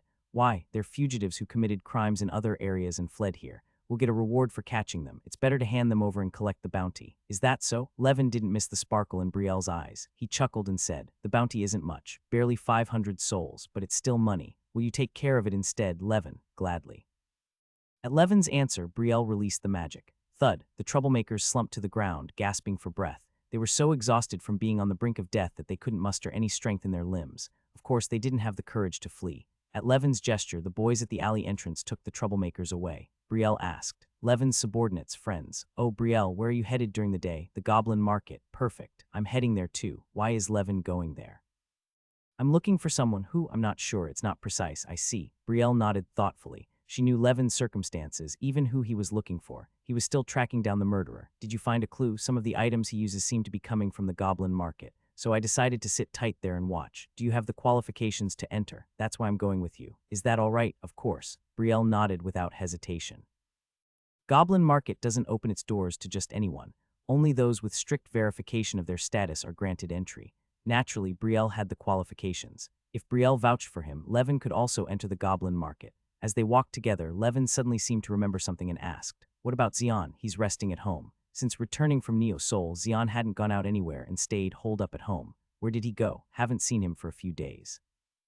Yeah, he had some business to take care of, I see. Levin didn't pry any further. Chatting along the way, they arrived at the Goblin Market without realizing it.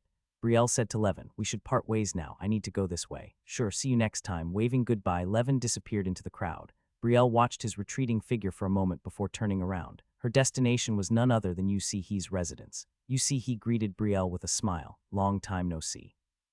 It hasn't been that long, don't exaggerate. Brielle grumbled as she took a seat. What about Xian? He's resting at home. He didn't mention going to the Goblin Market. No, I see. She owed Xian a great debt. Partially due to pressure from Tajik, but still, she had pushed Xian into the dungeon without sharing any information. It was a shameful act unsuitable for a leader of the Goblin Market. Because of that, she felt a sense of guilt towards Xian. Yu Si-hee changed the subject. By the way, why come to my room? You can just buy the things you need from the merchants. I'm selling something this time. What? I've made something. Brielle pulled out 2 bottles containing blue liquid from her sleeve. What's this? Detox potion. A potion. Yu Si-hee's eyes widened. Normally, a potion referred to a liquid form of medicine. However, in the current era, a potion held a special meaning. It was the crystallization of modern alchemy, created by awakened magic users. Some potions could cure diseases, while others could restore mana. They were strictly controlled, designated as strategic resources, and their import and export were strictly managed. Various potions were released to the leaders in Neo Seoul depending on their interests and trades. Potions that released various abnormal states were one of the good tools to attract the loyalty of subordinates. Therefore, obtaining potions from the market was not easy. It was even more difficult to obtain potions in the slums. Although the Goblin Market dealt with potions, most of them were cheap and ineffective. Real good potions were hard to find even in the Goblin Market. Yu Si-hee asked, trying to contain her excitement. What's the effectiveness? It can detoxify up to the venom of a D-rank monster. That's a bit weak. Do you really think so? Brielle stared intently at Yu Si-hee. You see, he didn't miss the disdainful gleam in her eyes. This kid, something surged within her. She felt ashamed of the thoughts revealed to the child. Most of the monsters hunted by Awakens in the slums were D rank or lower. Hunting monsters above that level was too dangerous, and the rewards were not worth the risk. Many D rank or lower grade monsters had venom. If not detoxified in time, they could instantly kill Awakens. In short, if the detox potion Brielle presented had that level of effectiveness, it could become the best item in the slums. Ha, we need to test it, right? That's why I brought 2 bottles. We'll test it, and if the effectiveness is proven, we'll make a deal then. Got it. We'll test it as fairly as possible. If it passes the test, I'll make the deal in Xion's name, not yours. You see, he looked surprised. It didn't make sense to her why such an extraordinary product would be attributed to Xion instead of Brielle herself. Yeah, I'll do it in Xion's name. Are you okay with the profits going to Xion? That's what I intend. Why? I want to repay Xion a little. If it weren't for him, I'd still be making drugs in the crocodile's den. I hate all humans, but he's an exception. She made an oath to survive. Unintentionally, she ended up tied to the string of the oath. She fell into a position where she had to comply with whatever Xion demanded. Even if he demanded her body, she couldn't refuse. However, Xion didn't demand anything from Brielle. Instead, he let her act freely. If you owe a debt, you should repay it. That's our way. You won't regret it, right? Never. The kid's unnecessarily serious. All right. We'll test the effectiveness, and if it's confirmed, we'll monopolize the production on our side. Will you hand over the recipe, as long as the conditions are right? Deal. Johan blinked his eyes, staring at the man standing in front of him, a man wearing a red hat, a red cassock, and a mask covering his nose. He was Joshua, Johan's confidant and the inquisitor of the heretics.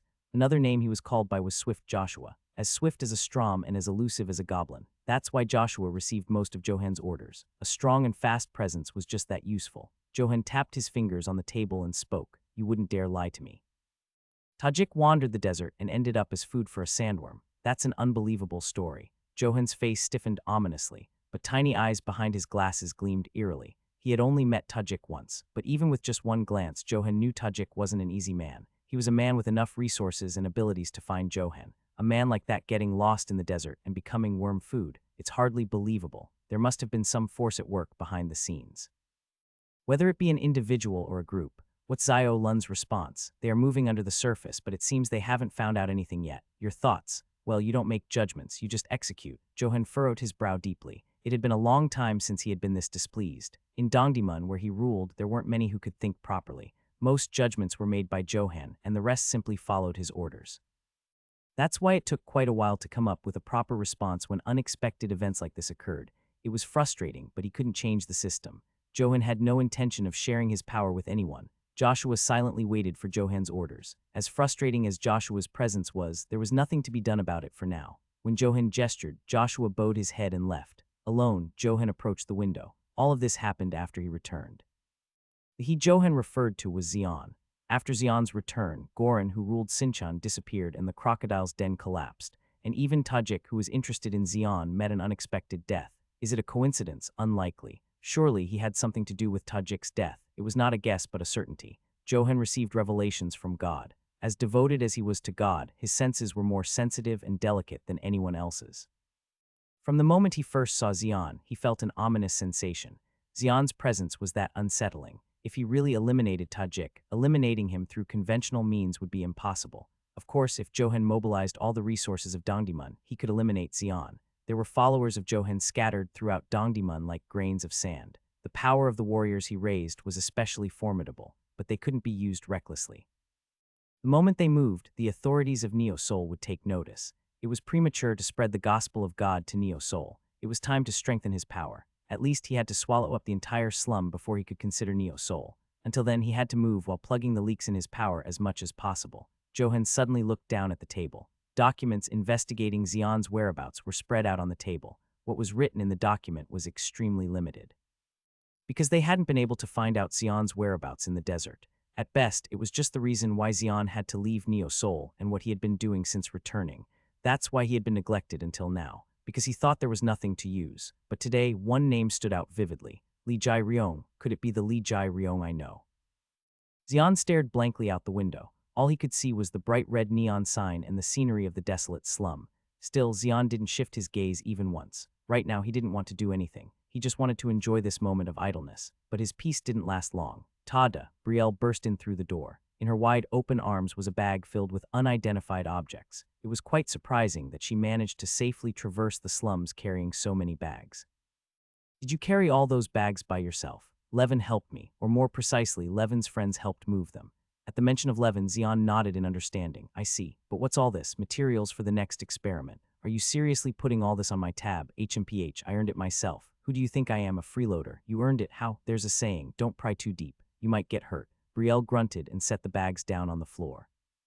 Xian sensed that his peaceful time was over. With so many materials brought for an experiment, it was clear that Brielle would clutter the house with her experiments again. Do you have any intention of becoming independent? I love this house too much. It's safe, and I can use electricity as much as I want. Where else in the slums is like this? Xian was at a loss for words at Brielle's shamelessness. Are all high elves naturally this shameless? Brielle was already unpacking the bags and cluttering the house. Just looking at her made Xian's head spin. He sighed and put on his coat. It's time to go out. After being cooped up in the house for so long, his joints felt stiff. Xian walked out onto the street and made his way to Old Man Klexy's shop. As expected, Old Man Klexy was sitting in the shop when Xian arrived. When he saw Xian, a hint of recognition flickered in Old Man Klexy's eyes. Long time no see. How's your health? Not great. I was trapped in the coffin of death for a long time. It's a miracle that you're still alive after being trapped for that long. How much good food have you been eating every day? Don't you age too? You end up eating everything that's supposed to be good for your body. Thankfully, you endured so much. It's fine. It's something I did for a price. I heard you did a lot to save me. I'll make sure to repay that debt. Despite being incredibly greedy for money, Old Man Klexy had a sense of gratitude. After all, he couldn't help but think of Xian with special consideration since he saved his life. Xian changed the subject. By the way, being locked up in the coffin for so long hasn't diminished your cooking skills, has it? There's no way. Just wait a moment. I'll prepare it for you right away. Old Man Klexy stood in front of the stove and began to cook. Xian looked around while waiting for the food to be ready. The wary looks from the merchants had greatly diminished. They knew that Xian had saved Old Man Klexy, their master. Here, eat up. After a while, Old Man Klexy brought out a plate of stir-fried rice that looked delicious. The aroma of various seasonings mixed with cultured meat made one's head spin just from the smell alone. Xian immediately picked up his chopsticks and started eating the stir-fried rice. Old Man Klexy watched Xian eat with a satisfied smile. Xian really enjoyed the stir-fried rice. As if suddenly remembering something, Old Man Klexy spoke up. I heard Tajik is dead. Is that so? He was a sinister guy. He had skills that made him more of a headache, but somehow he went mad, wandering into the desert and ended up becoming food for a sandworm. That's surprising. There are many strange things in the world. Some things just don't make sense by common sense. This seems to be one of those. Strange things indeed. Anyway, now that Tajik is dead, Zio Lun won't pay much attention to the slums for a while. That's fortunate. Xian replied with his head buried in the bowl. Old Man Klexy looked at Xian with a deeply sinking gaze. See, he is my granddaughter. I know. She's leading all of my businesses except for one. If you ever need help, you can ask her. She'll help with most requests. Didn't you hand over everything already? Just hand over the rest and live comfortably. If I give away the last one, what fun would I have left? And see, he's capacity isn't large enough to handle it all. It needs more refining and expansion. You're picky. It's natural to be picky with family. It takes only an instant to destroy a family business. You're quite skilled. Xian raised his head with an expression that he couldn't hold back, but Old Man Klexy remained cautious. Aren't you curious? About what? The last business I didn't hand over to Sehi. Well, I'm a bit curious. Will you tell me if I ask? If it's you, then I'll ask. What's this business that you cherish so much? The Eye of Argus. What Argus? Argus, a creature with 100 eyes from mythology. 100 eyes. It must be related to information. As expected, you understand immediately. Old Man Klexy showed a face of admiration, but Xian remained dumbfounded. It would be strange if you gave such a big hint and I still didn't understand. It's even stranger that you understand immediately. Leaving that aside, why the Eye of Argus? If you need information, you can use it anytime. Oh, Xian burst into admiration. It wasn't fake, it was genuine admiration. He knew better than anyone the usefulness of information. While he wasn't sure how extensive the information power of the Eye of Argus was, at the very least, it would be invaluable regarding the situation in the slums. Old Man Klexy called someone. Will, yes, a man with a large build and a red apron approached with his response. Will owns the butcher's shop at the entrance to this market. He'll provide whatever you need whenever you ask. Nice to meet you, Will. We've met a few times, right? Xian shook his hand slightly. Will's butcher shop was located in a position where anyone passing through Old Man Klexy's shop would inevitably pass by. That's why Xian had seen his face a few times before. Will nodded his head and said, yes, I'll count on you from now on. If you need anything, feel free to visit our butcher shop anytime. Will bowed his head in gratitude towards Xian. Feeling a bit awkward, Xian just smiled without saying anything. Kid, what on earth have you been lingering around here for days to buy? Hey, aren't you getting agitated enough to go somewhere else? Sorry, I'll just stay here a little longer. Levin persisted stubbornly despite the merchant's mockery. He was sitting in front of a general store, but it wasn't an ordinary general store. It was a general store selling items made from monster corpses. He had been sitting in front of the general store for days. The shopkeeper's ridicule towards him was not unwarranted. Nevertheless, Levin persisted stubbornly. Despite being scolded and driven away several times, he always came back. Ugh, that stubborn brat. The shopkeeper glared at Levin as if he wanted to kill him, then went back inside the shop. Levin muttered to himself, leaning against the wall. Is it hopeless again today? It's never easy after all. He closed his eyes for a moment. Levin didn't come to the Goblin Market to just watch people passing by. He definitely bought something from here. Levin had been tracking the whereabouts of the murderer who killed his mother and brother. During that time, the murderer committed several more killings, and he went into hiding, almost mocking Levin's pursuit. Whenever Levin grew weary of tracking, the murderer resurfaced, seemingly waiting for him, and committed another murder. Levin thought the murderer might have noticed his pursuit. Otherwise, his actions wouldn't be so incomprehensible. In the end, Levin gave up directly tracking the murderer, but that didn't mean he gave up entirely. He just changed his approach. All the items he uses are not ordinary mass-produced goods. They are made from special materials. The most notable was the knife the murderer used. The murderer's knife was specially crafted to efficiently cut through human flesh and easily extract blood. Levin tracked down knives similar to the one the murderer used by analyzing the cutting marks left on the bodies, but he couldn't find any with similar shapes. The knife used by the murderer was that unique, but what Levin noticed wasn't just the appearance of such knives. It was the nature of the knife. The blood of the people killed by the murderer was unusually viscous. The viscosity was abnormally high. Levin thought the reason might be exposure to high temperatures.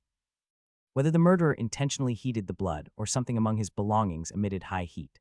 What if the knife the murderer possesses emits heat because it's made of special materials? That was why Levin was sitting here, waiting. There were quite a few materials that emitted heat on their own, including the bones of flame salamanders, firestones, feathers of flame eagles, remnants of flame golems, and more. But such special materials were never available in ordinary stores. Especially not in slums. In places other than Neo-Seoul, the Goblin Market was the only place where such materials could be obtained.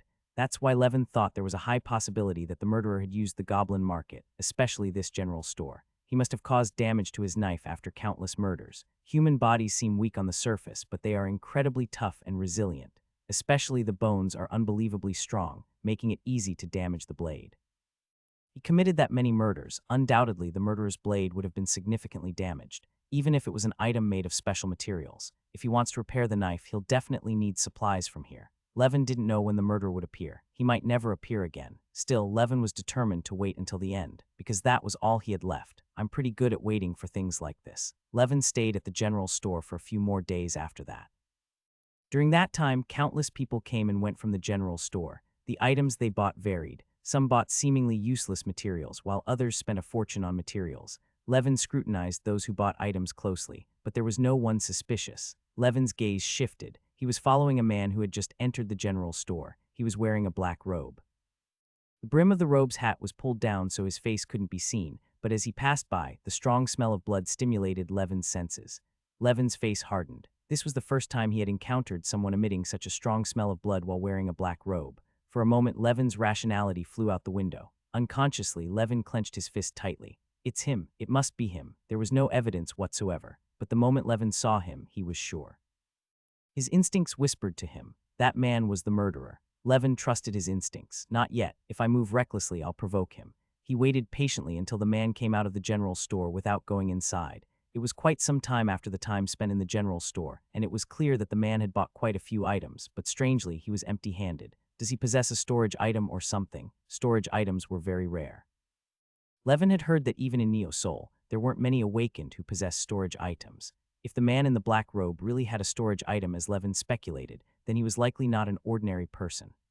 Levin waited for the man in the black robe to move far enough away before getting up from his seat. Sitting in the same position for so long had made his legs numb. Nonetheless, Levin tracked the man in the black robe without showing any signs of discomfort.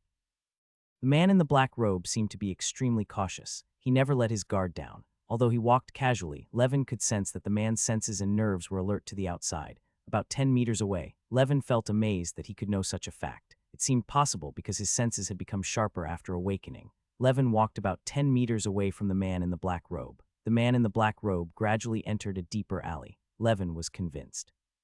He's definitely planning a murder today. A strong urge surged within him. It was when Levin tried hard to calm his violently pounding heart. Suddenly, the man in the black robe stopped. Levin stopped instinctively as well. The man in the black robe turned around and looked in Levin's direction. Their eyes met for a moment. He spoke. "What are you? You've been following me since the Goblin Market." "How? I was definitely out of your detection range," Levin blurted out, surprised. "My detection range is much wider and denser than you think, kid. Tusk, now tell me why you followed me." Levin's face stiffened. The cold gaze of the man in the black robe sent shivers down Levin's spine. It was as if the man's eyes penetrated everything with a predatory gaze containing all his malice. It was like the gaze of a black panther, unintentionally invoking terror. Levin swallowed dry saliva unconsciously. The man's lips, revealed beneath the deep hat, formed a smirk. "If you don't tell the truth, I'll tear you to pieces. It's you, isn't it? The despicable bastard who kills people and leaves them dismembered like in the shape of a hydra. Despicable. You're just a vulgar person who doesn't understand art. That's why I hate the slums. People living hand to mouth are nothing but ignorant fools, so they lack the knowledge to appreciate art. Killing people in such a way is art. Then let me try my hand at art." Levin couldn't contain his anger and exploded. The man in the black robe's smirk intensified at Levin's outburst. "To imbue such emotions, you're not just a simple tracker, are you? Perhaps you had family among those I killed." "Yes, you bastard." Levin shouted and rushed at the man in the black robe. The man's appearance blurred like a ghost. Levin had activated Awakened Ability Spectre. In a ghostly, blurry state, emitting purple energy, Levin's appearance startled the man in the black robe. Although he had met quite a few Awakens, Levin was the first one he encountered with abilities like his. "Haha, you must enjoy cutting. How about the feeling of cutting a ghost? Swah." Suddenly, a deformed dagger emerged from the man's sleeve. The dagger, resembling a mix of a sword and a saw, had barely discernible runes engraved on it. As the man in the black robe flicked his finger, the dagger with the runes pierced Levin. If it were an ordinary person or an Awakened, they would have died instantly, but to Levin, who had turned into a ghost, any attack was ineffective. Die. Instantly, an enormous surge of electrical energy emanated from Levin. Zap, the electrical energy swept through everything like a storm in an instant. Even the man in the black robe couldn't escape the storm. His robe burst open, revealing his face. Arg, a lizard-like elongated face with narrow eyes. But most impressive were the scars crossing his face horizontally. The scars, hastily stitched together, looked even more grotesque. "How dare you?" He was furious. He never expected Levin to emit electricity after turning into a ghost. Although it was electrical energy, not magic, it was similar to the chain lightning used by magic user Awakens. If the man's abilities were slightly lacking, he would have been killed by Levin's attack just now. The man's rage was terrifying. "You." He swung the dagger with the runes attached. Levin sneered at him. "It won't work. Mister, you're not very bright." "What?" In an instant, white light followed the runes. It was the electrical discharge emitted from the man's hand. Only then did Levin realize that the man's hand was a mechanized prosthetic. His prosthetic hand had generated the intense electrical energy, just like Levin. Zap, crack, the collision of electrical energies created an enormous energy storm. The storm demolished a corner of the slum. "What's that?" Suddenly feeling a tremendous vibration, Brielle looked up in surprise. The building shook momentarily as if an earthquake had occurred.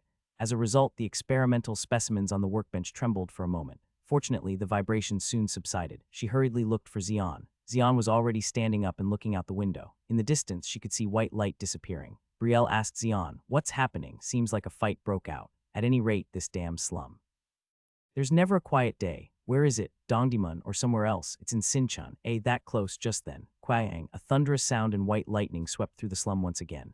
As a result, the windows of Xian's house shook as if they were about to break. "Who the hell is fighting in the middle of the night?" Angry to the core, Brielle clenched her hat tightly. Xian said, "It's Levin." "What?" "Levin is fighting." Due to the towering buildings, the fighting scene couldn't be seen.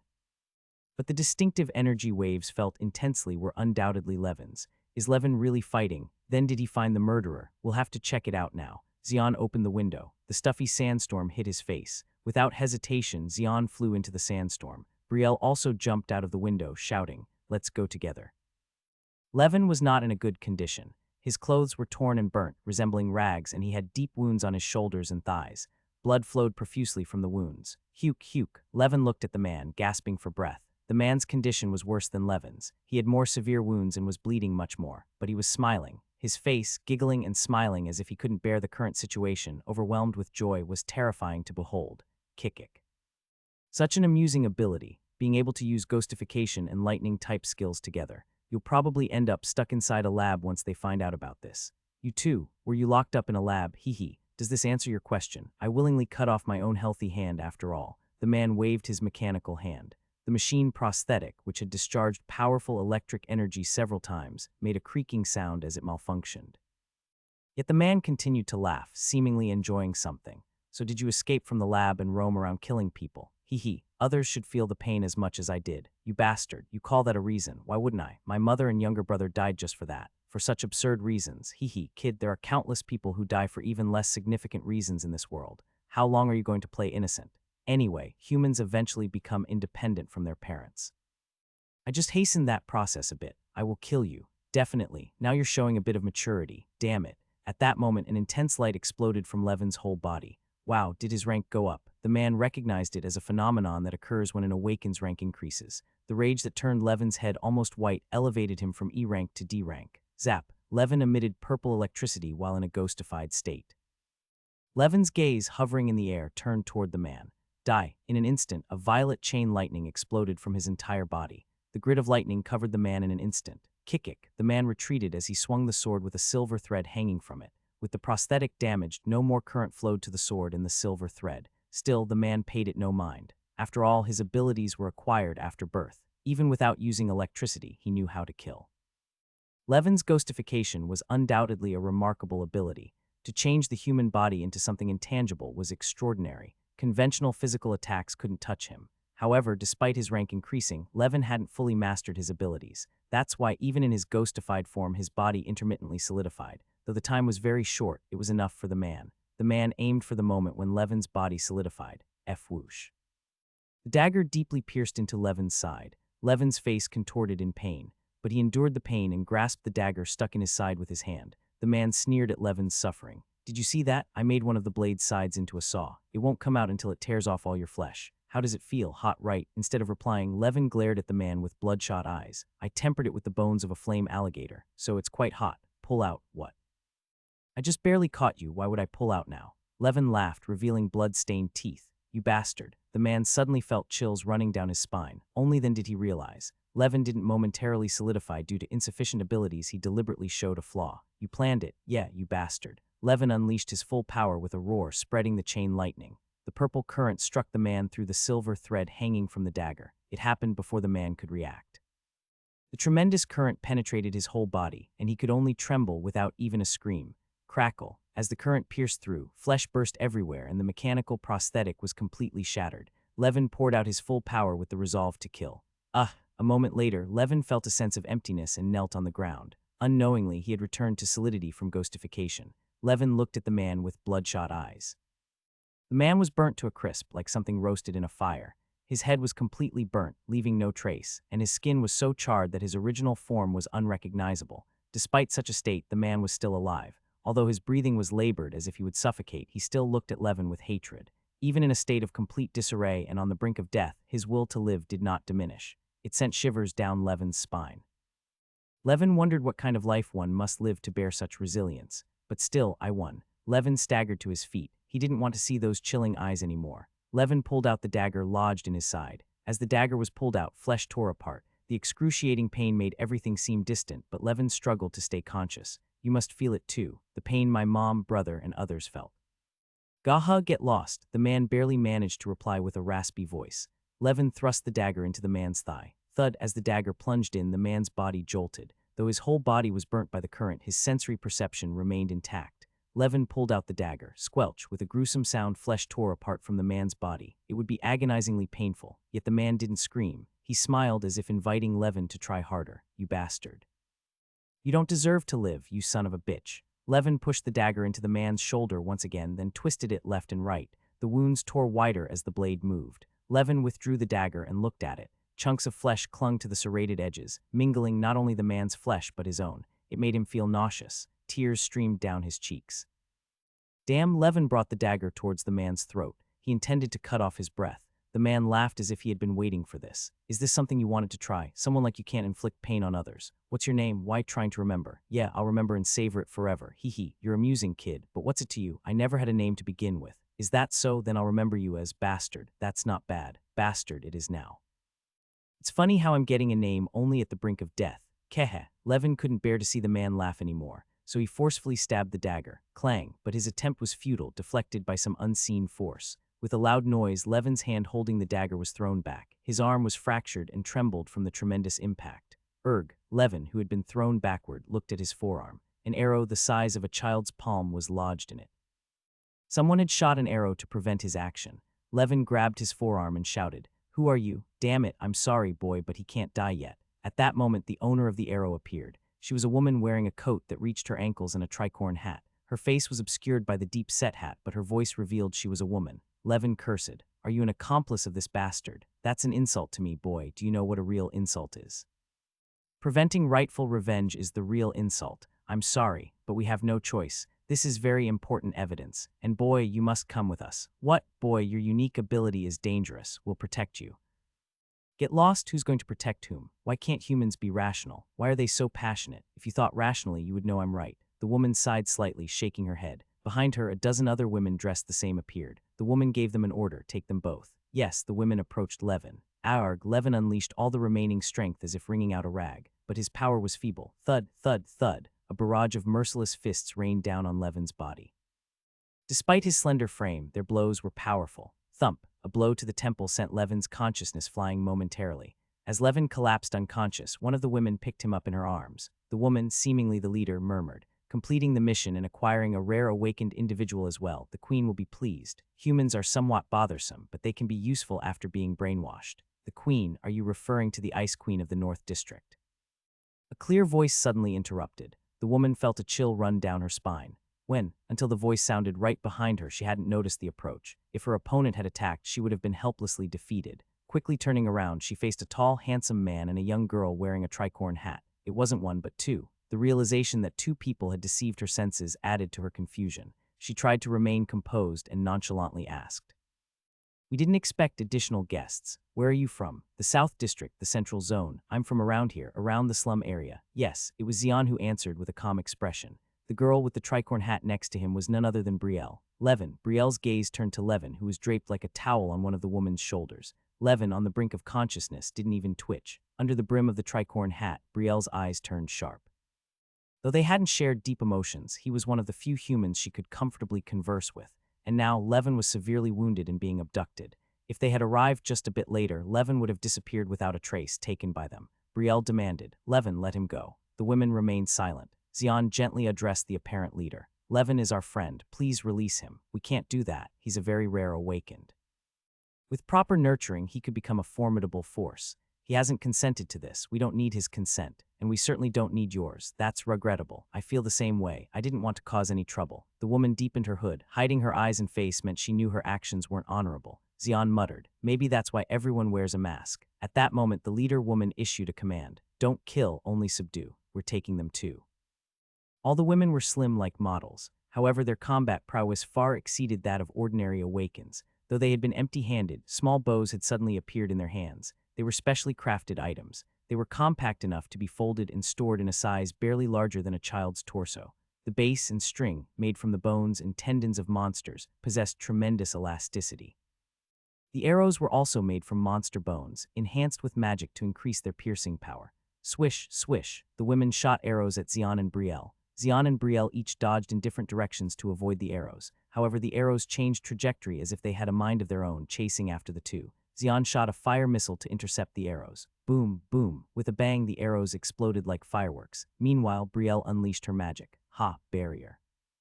With a burst of energy, a translucent barrier formed in front of her. Thud, boom. The arrows collided with the barrier and exploded. "You seem to have quite some skill, but it won't be enough to escape from the Blue Leaf Special Forces." A woman in a hood muttered in a cold voice. The women they referred to as the Blue Leaf Special Forces were not ordinary people. Not only were their senses several times more sensitive than ordinary humans, but their physical abilities also surpassed the limits through special training.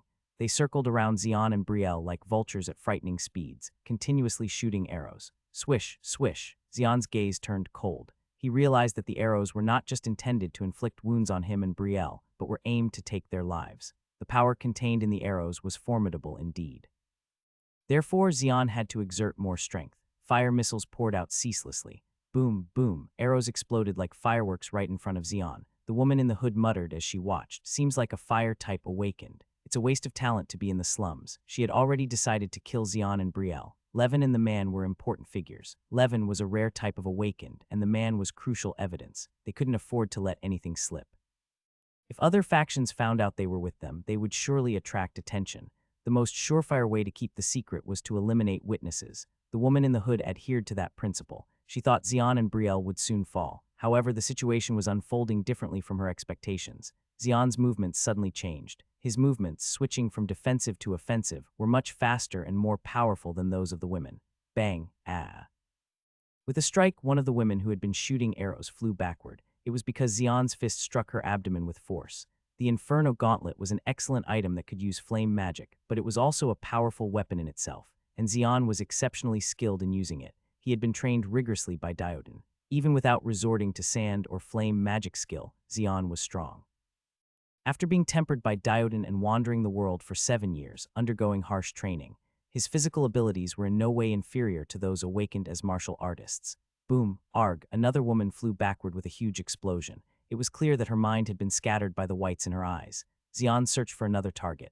Die, pew, pew, ping. The woman targeted by Xian continuously shot arrows. It was an incredible speed. 4 arrows almost simultaneously reached Xian's head, chest, and abdomen. However, Xian calmly deflected the arrows without showing any signs of panic. With a metallic sound, the arrows bounced off the Inferno Gauntlet. The woman's eyes widened. Xian, who had deflected the arrows, was suddenly standing in front of her. No way. Thud, at that moment, Xian struck her head with his fist. Fortunately, her head didn't burst open, but blood spurted from her nose and mouth as she lost consciousness.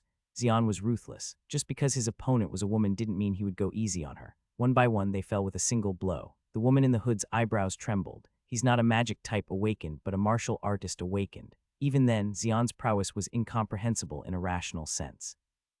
His use of flame magic based on powerful physical abilities was a shocking sight to the woman in the hood. Xian quickly defeated all the Blue Leaf Special Forces. The Blue Leaf Special Forces, trained not to scream under any circumstances, groaned in pain as they lay on the ground. Although it seemed like a simple punch, it contained a powerful flame energy. Upon impact, the flame energy penetrated the bodies of the opponents. As a result, the women struck by Xian's fists felt as if their entire bodies were burning in agony. Burning alive was one of the greatest pains a human could experience. No matter how rigorously trained, no one could endure the pain of burning. Writhing in agony, the women's hats were knocked off. As expected, they're elves. Their exposed, pointed ears were an unmistakable feature of elves. Even mixed with other races through marriage, the internet traits of elves never disappeared. Brielle wrinkled her nose.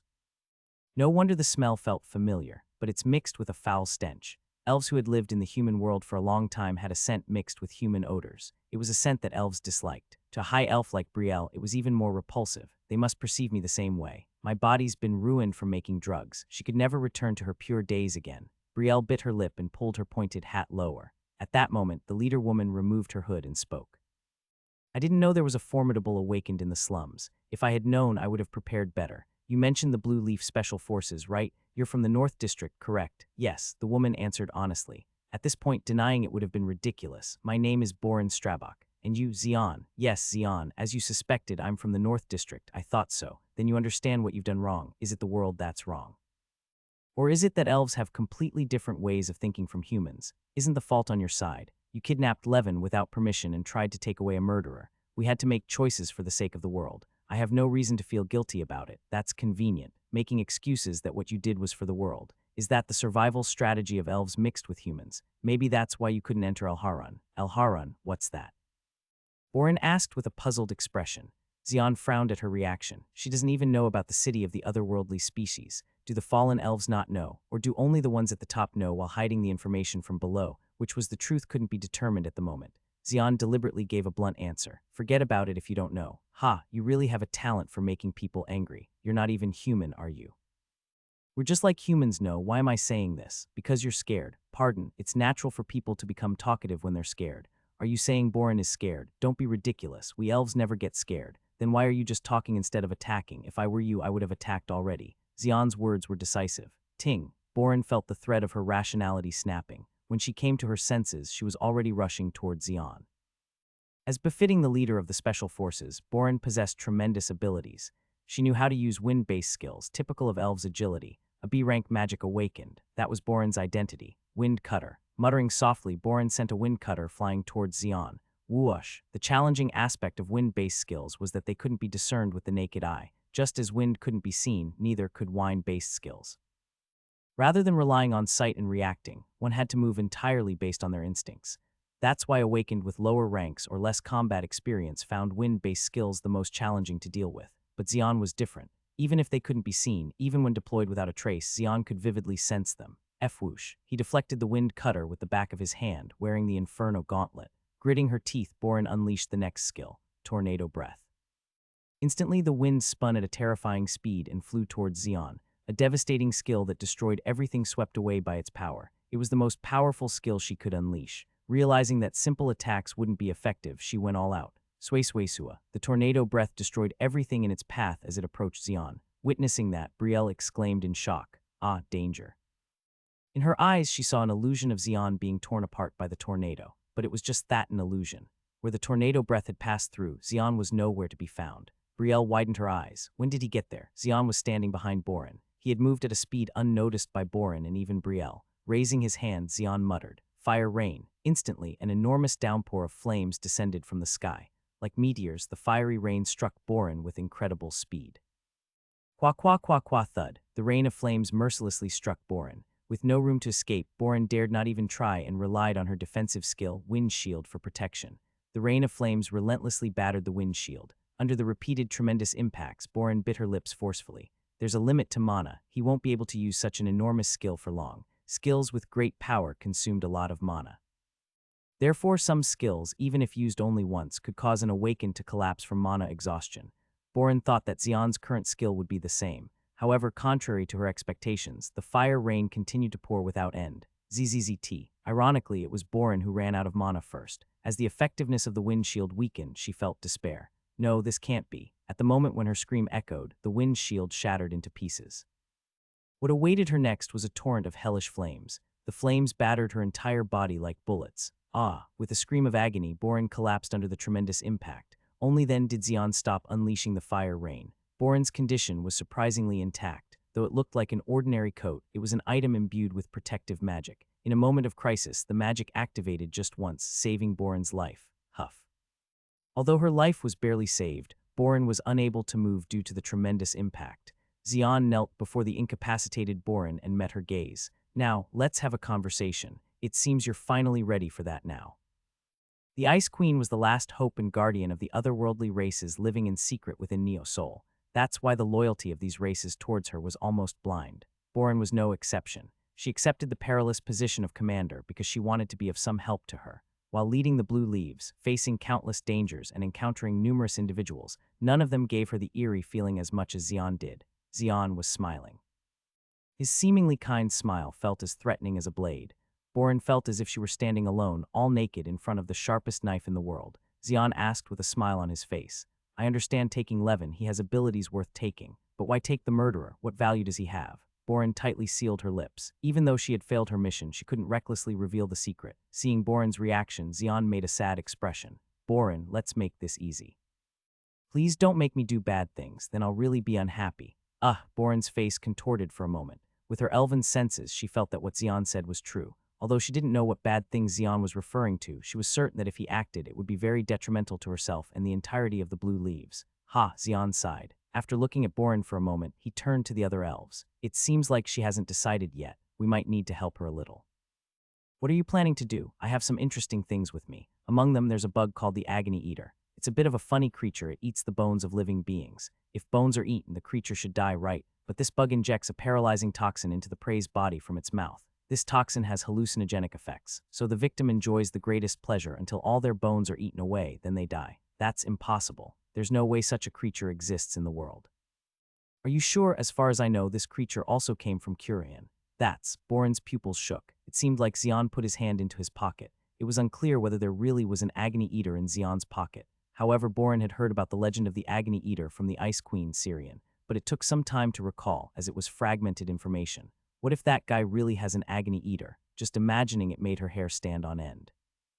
Eventually, Boren surrendered. Okay, I'll tell you. He's a byproduct of an experiment, a byproduct. Yes, a literal byproduct, like trash. So his personality is destroyed and only the instinct for slaughter remains. What kind of experiment was it? We're trying to find that out by taking him. Rumors about the Central District, where the city hall is located, have been circulating for a long time. That's why the Ice Queen was concerned too. So the experiment was conducted in the Central District. Our guess is yes, so we're trying to find out the details. Xian furrowed his brow. If Boren's words were true, then he could understand the movements in the North District as well. Although they belonged to Neo Seoul together, the Central District and the other 4 districts each had separate rulers. Their territories were strictly managed, making it difficult for other powers to intervene. Since intervention from other powers meant war, caution was necessary. All right, I've told you everything I know, so let us go now, okay, but there's a condition. Don't ever come near Levin again, that. I cannot let you go unless you make this promise, okay. At that moment, Brielle intervened. Promise on Syrian's name. At the sudden intervention of Brielle, Boren looked puzzled. Sweating on the name of Syrian, the leader of the otherworldly races, was no different from putting her honor on the line.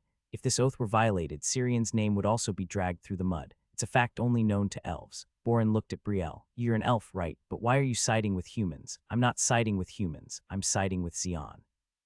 Aren't they the same thing? No. And what are you going to do? Brielle asked bluntly. After a moment of contemplation, Boren sighed and replied, there's no choice. I'll swear on the name of the Ice Queen, Syrian Oleana, the ruler of the North District. There won't be any further attempts to approach Levin from me or the North District. HMPH, Brielle crossed her arms and snorted. Her attitude resembled that of a child expecting praise from Xian. Xian smiled and said, well done, yeah. That moment, Boren asked Brielle, you seem to be close to being a pureblood. Which tribe do you belong to? You won't know even if I told you, so just turn your curiosity off. With that, Brielle firmly sealed her lips. Boren felt that it was pointless to ask any further questions due to her stubborn attitude. That's when it happened. Look at this. Xian's sudden voice snapped her out of her reverie. What? He escaped. What? That murderer, he escaped. Xian pointed to where the murderer had been. But now there was no one there. The murderer had suddenly regained his senses and fled. That's impossible. We confirmed that he was critically injured. Tusk, Levin will be upset when he wakes up. Xian said so, but his expression showed no remorse. The murderer's fate would be determined by Levin. Levin probably wouldn't want the murderer to be taken to the North District either. That would have made revenge impossible. After carrying up Levin, Xian and Brielle left together. Brielle asked Xian in a somewhat accusing tone, did you really intend to use the Agony Eater? There's no way I'd have something like that. So was it a lie? Yeah, really, that's right. Wow, you trickster, I fell for it too. Brielle shook her head in disbelief. Watching Xian's retreating figure, Boren muttered to herself. There was an enormous monster hiding in the slums. Xian brought Levin to his house. Levin regained consciousness the next day. Whether it was due to the aftermath of what happened with the elves, Levin remained in a dazed state all day. Xian and Brielle didn't bother to talk to or provoke Levin. They gave him time to sort things out on his own. Xian sat by the window looking out at the street while Brielle was engrossed in her experiments. Bang, a flask containing an unidentified liquid exploded. HMPH, another failure. Are you okay? At that moment, Levin offered warm words to the distressed Brielle. Are you finally back to your senses? Yeah, are you okay? I'm fine, it's nothing new. Brielle is brave, not afraid of failure. If I didn't, the humans would beat me. Ah, sorry, it wasn't Levin who hit me, so I apologize just. Levin is indeed kind. For a moment, Levin smiled bitterly. He knew he wasn't a kind person at all. If he were kind, he would have listened to his mother and been with his family on the day the incident happened. Because he wasn't, he survived alone. Levin glanced at Xian sitting by the window. What happened to the bastard? The bastard. I've decided to call that murder that. He escaped. Good. I was worried about what those women would do if they took him away. Levin smiled broadly. Leaving his revenge in someone else's hands wasn't his style. He remembered the murderer's face, eyes, scent, everything. No matter what form he took or what identity he assumed, Levin believed he could find him. Of course, he needed to fully recover physically first. Levin asked Xian, will the North District continue bothering me? The North District won't be able to touch you, so don't worry. Xian explained to the puzzled Levin what happened yesterday, how Brielle made Boren swear on Syrian's name. Now that Levin knew everything, he thanked Brielle. Hey, it's no big deal. Brielle raised her nose slightly. But you should be cautious in other districts. Would that elf named Boren leak information? There must have been more than one person who watched your fight yesterday. Rumors will spread through them. Levin was a new type of Awaken that had never existed before. Apart from combat prowess, his utility was immeasurable. His ability to ghostify was already a deception in itself. With enough determination, he could infiltrate anywhere and neutralize all means of defense. It was an ability optimized for information gathering and assassination. Any organization would be tempted to recruit him. Levin hummed thoughtfully. He finally realized his situation. He sought Xian's advice. What should I do? Raise your rank so that nobody can touch you, or hide so that nobody can find you? You have to choose one. I don't want to hide anymore. Then raise your rank. How? Fight as much as possible to expand your abilities beyond the limit. Hyung, I'm begging you, please help me. If it's you, Hyung, you can do it. Right? It's possible. I'm asking for your help. I'll devote myself to you, Hyung. Levin knelt before Xian. Do you understand how terrifying those words are? Hyung, I'm not a child. I fully understand the weight of my words. Even if it's not this, I want it to be with you, Hyung. Levin knew. Despite his seemingly ordinary appearance, Xian was a frightening awakened. He effortlessly removed Goran, the ruler of Sinchan, and easily defeated the special force of the North District. Estimated rank B, and that's the minimum estimate. Perhaps a rank or even higher. Levin needed an umbrella to protect him from the downpour of the world. A large and wide umbrella. The man he considered a giant umbrella responded, "It'll be too cramped if you stay here. We need to buy the house next door and expand our home." "I'm sorry, I failed the mission." Borin knelt with one knee and bowed her head. In front of her was an elf woman sitting on a large wooden chair. The elf woman's name was Syrian Oleana. She was a rare pure-blood elf. With skin as white as snow, platinum hair, and eyebrows, she looked like a white fairy from a distance. At first glance, she appeared to be in her late 30s to early 40s, but in fact, she was over 300 years old. When her homeland, Curian, was destroyed, she crossed over to Earth. She came to Earth dreaming of a new paradise, but the reality she was met with was too harsh. Earth, terraformed into a desert due to the terraforming failure, was the worst environment for living beings. Many of her kin couldn't withstand the harsh environment and died. Those who survived banded together and moved somewhere to create their own city. That place was El Harun. Syrian could have entered El Harun as well. But she didn't. It was because of the ones who had fallen behind. To protect them, Syrian willingly remained in the human world and became the ruler of the North District. The large wooden chair she sat on was made from a fragment of the world tree brought from Curian. This wooden chair elevated her status and gave her the dignity of a ruler. That was one of the reasons she became the queen of the otherworldly races who remained in Neo-Sol. Syrian spoke. Did he clearly say El Harun? Yes. Even though he's obviously human. Yes, how could a human? What is El Harun? Could you tell me? That's... At Borin's cautious question, Syrian hesitated for a moment. In the North District, only two people knew of the existence of El Harun. One was herself, and the other was Eli, the second in command of the North District. The two of them kept the existence of El Harun a strict secret. The city of El Harun, a city of otherworldly races from Curian, might be a beacon of hope for the otherworldly races of Neo-Sol, but revealing its location to humans could be dangerous. Syrian and Eli had waited for El Harun to contact them after they had grown enough to reveal themselves. But no matter how long they waited, El Harun did not contact them, and she eventually lost hope. So when she unexpectedly heard the name El Harun through a human, it was surprising. "I'm sorry, I can't tell you yet, that's... But if there comes a situation where I can tell you, I promise to tell Borin first." "Understood," Borin replied, hiding her disappointed expression. Syrian also saw through Borin's emotions, but she pretended not to. "By the way, what was his name?" Xian from the slums. "His estimated rank is at least B rank, right?" "Yes, and there's an elf who appears to be pureblood with him." "Yes, do you happen to know the elf's name?" "That's..." Borin stuttered. "Are you saying you don't know the name of another elf?" For some reason, she refused to reveal her name to me. "Is that so?" A deep furrow formed on Syrian's forehead. Elves are beings of communication. Even if they were enemies, they had no hesitation in revealing their names. For elves, communication was natural. There were hardly any cases where a pure-blood elf refused to reveal their true name, because their name was the most certain proof of their identity. Refusing to reveal their name meant refusing to communicate with other elves. A pure-blood elf refusing to communicate. It didn't make sense to Syrian's common sense. Or is she not a pure-blood elf? If that were the case, there's no way that Borin wouldn't have recognized her. Perhaps, at that moment, a thought crossed Syrian's mind. Seeing the change in her expression, Borin cautiously asked, "Why? Is there something strange?" "No, it's nothing. Borin, you've worked hard, so go rest now." "Huh." "Ah, I understand." Borin bowed her head and stepped back. Alone now, Syrian muttered to herself, "What if she's a high elf?" Crash! The walls separating two houses collapsed like sandcastles. "Haya." As Brielle spread her hands wide, a strong wind arose, blowing away the debris of the collapsed walls, turning them into sand outside the window. "Isn't that amazing? It's a piece of cake for me." Smiling, Brielle flicked her finger against her nose in response to Levin's praise. As soon as Xian mentioned expanding the house, Levin barged into the adjacent house and negotiated. Fortunately, Xian had quite a bit of money, and the landlord was planning to move anyway, so the negotiation was quickly settled. The landlord moved to the new house that evening, and Brielle demolished the wall of the empty house. Thus, Xian's house doubled in size in an instant. Suddenly, the monostone generator emitted a humming sound. The watching eye, a black gemstone serving as the core of the mana stone generator, detected the expansion of the territory. From the watching eye, crimson lines spread out like a net, covering the expanded area before disappearing without a trace. Seeing this, Levin blinked in surprise. What's that? The watching eye? I never thought I'd actually see it. What is it? I've only heard about it from the adults, and it's my first time seeing it, so I'm not entirely sure, but it's a barrier used in royal palaces or treasuries. It's said to ignore most physical and magical attacks. To think such a thing was hidden in a mana stone generator. Where did Xian get this thing? Is it that valuable? Among the elves I know, nobody has something like this. It must be extremely valuable. Yeah, Brielle eyed the mana stone generator, or rather, the watching eye installed within it. Her heart was filled with a longing to study the watching eye. Seeing this, Levin shook his head. He knew Brielle would obsess over the watching eye for a while, even without confirming it visually. Anyway, it's a welcome change that the house has expanded like this.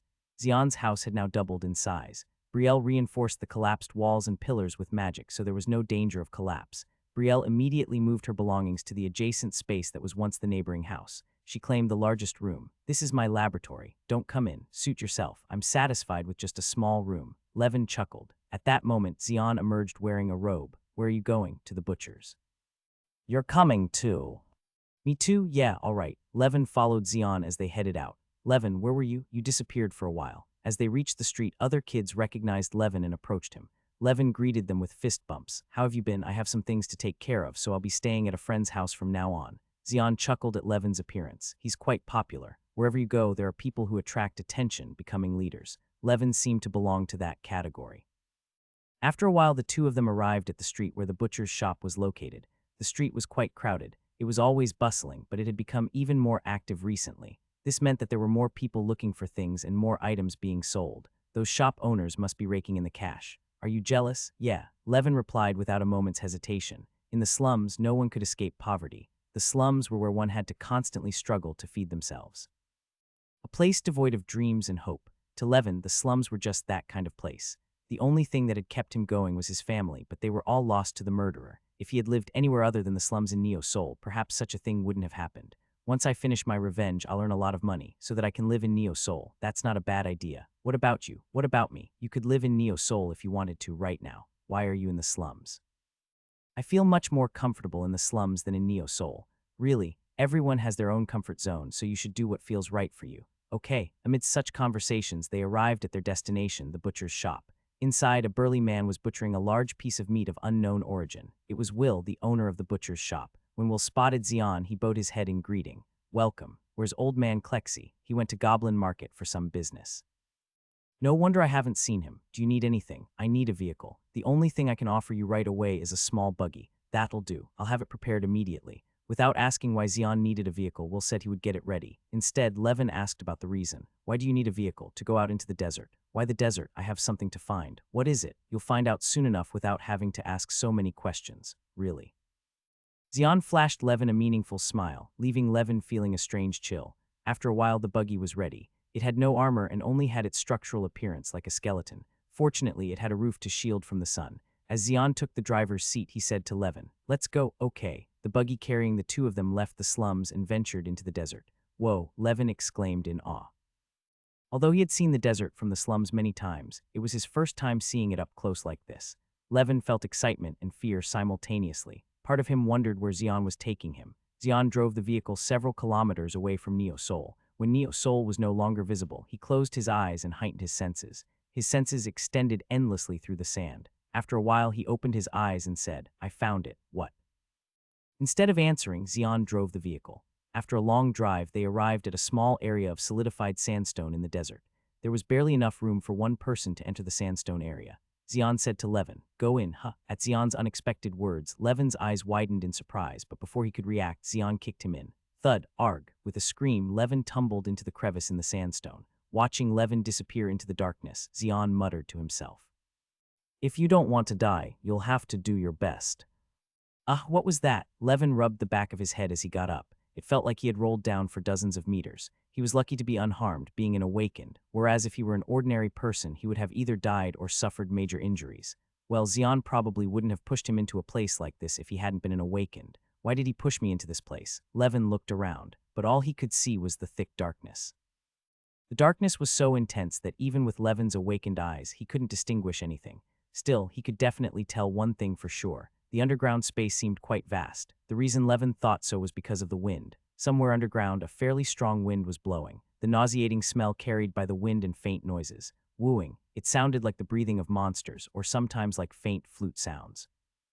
The moment Levin heard the unidentified noise, he felt goosebumps all over his body. What's that? That was when it happened. Something in the darkness reacted to Levin's voice and opened its eyes, a pale yellow glow illuminating in the darkness. But it wasn't just one pair of eyes. There were hundreds, even thousands of pairs of glowing eyes illuminating the darkness. What the hell is that? Wooing. At that moment, that noise came again. Levin only then realized that the noise was made by the owners of those glowing eyes. Whoosh. At that moment, along with the noise of wings flapping, a pair of glowing eyes flew towards Levin. Levin hastily ghostified himself to evade the creature's attack. It passed through Levin's body futilely. At that moment, Levin confirmed the creature's appearance. A bat. It was clearly a bat. A giant bat with wings spanning over a meter long. Its mouth had fangs as long and sharp as those of a flame wolf. It was unmistakable at a glance. They were teeth developed to be optimal for blood-sucking. All the bats filling the underground were vampire bats. If he were bitten by them, all his blood would be sucked dry, leaving him as dry as a mummy. Damn it. Levin felt cold sweat dripping down his back. Luckily, he had the ability to ghost himself. It was fortunate that their attacks were useless when he was in a ghostified state. That was when it happened. Wooing. The strange noise emitted by the bats echoed again. At that moment, Levin felt excruciating pain. Arg. With a groan, his body materialized again. It wasn't intentional on Levin's part. He lost control momentarily and materialized. So do the ultrasonic waves emitted by the bats interfere with ghosting? It was a well-known fact that bats emit ultrasonic waves to find prey in the darkness. However, it was unheard of that these ultrasonic waves interfered with ghosting. No one knew that fact, but Xian must have known. Otherwise, there would be no reason for him to push Levin into this place. Wooing. Hundreds, thousands of vampire bats emitted ultrasonic waves simultaneously. Shit, Levin's face turned pale. He might as well have been naked in front of thousands of bats. At that moment, the vampire bats flew towards him in unison. Levin desperately ghostified himself. He managed to ghost himself through the interference of the ultrasonic waves, but his concentration didn't last long.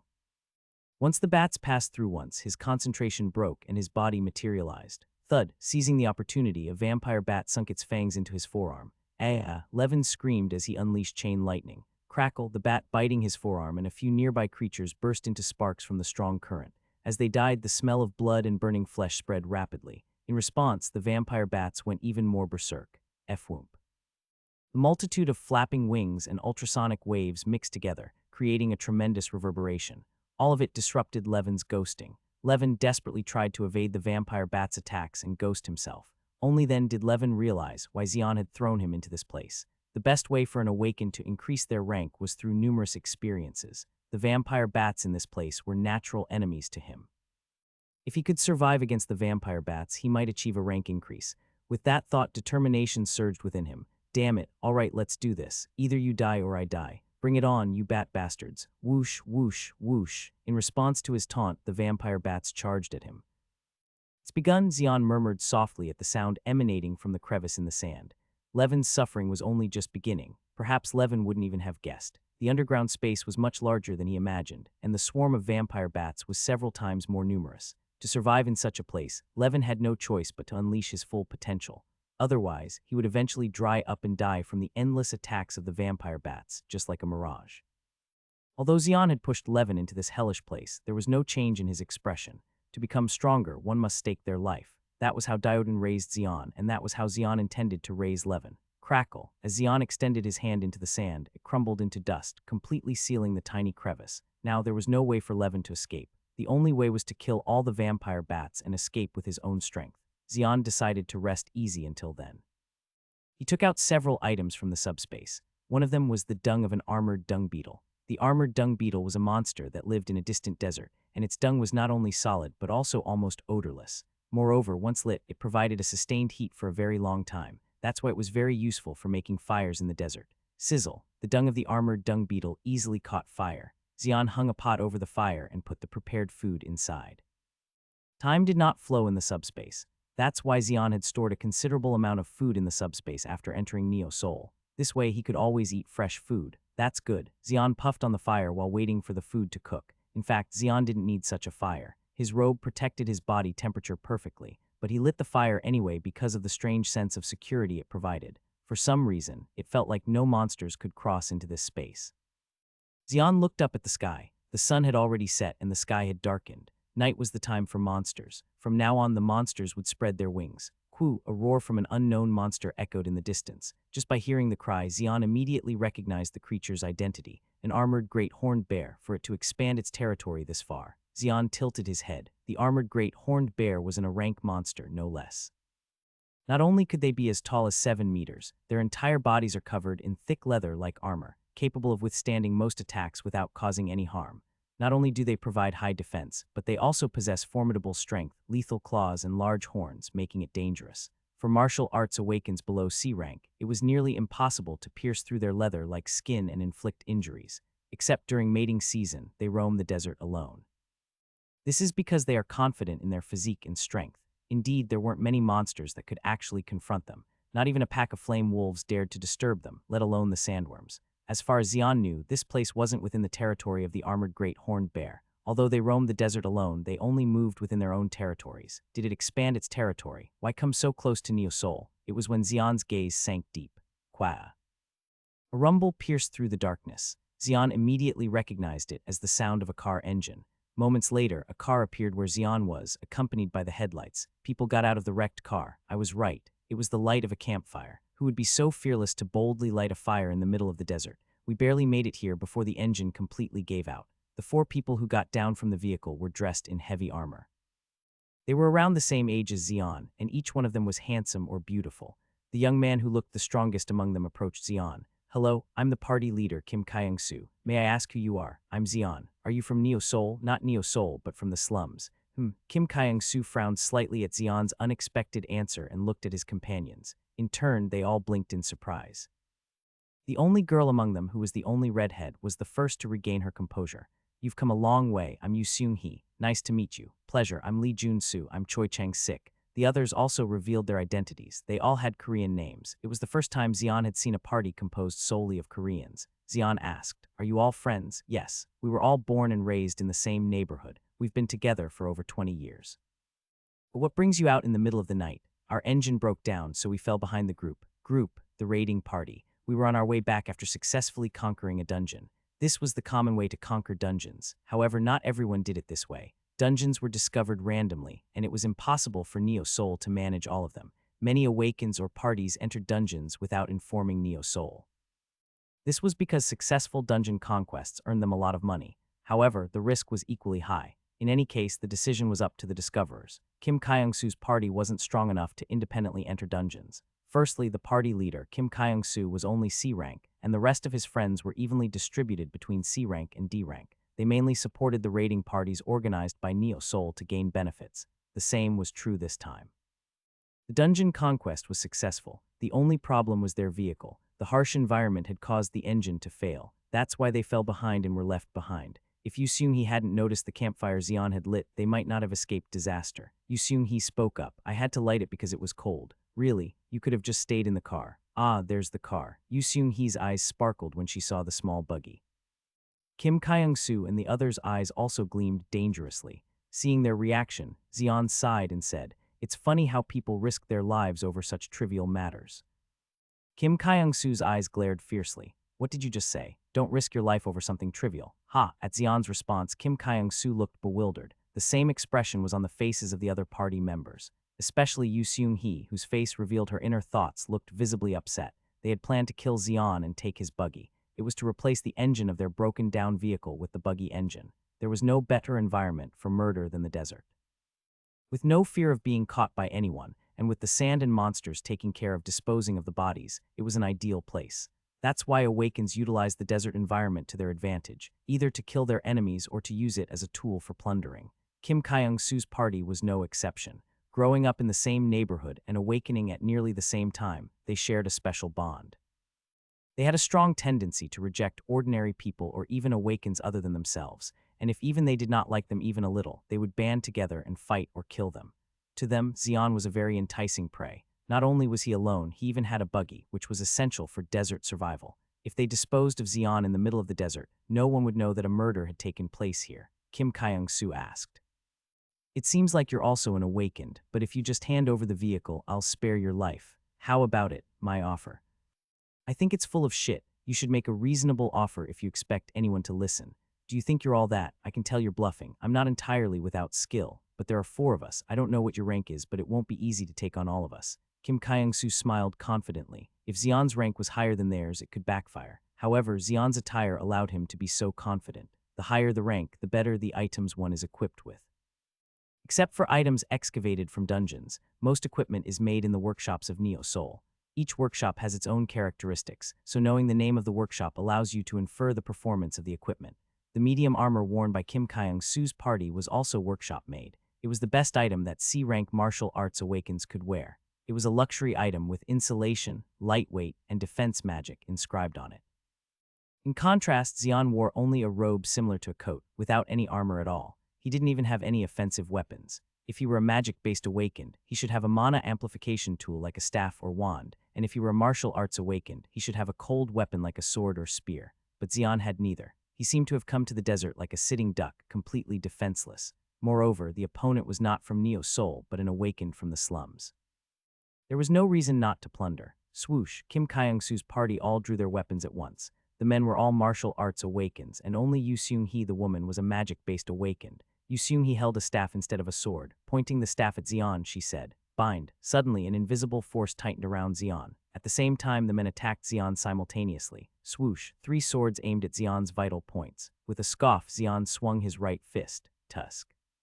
Blood must be shed before tears flow.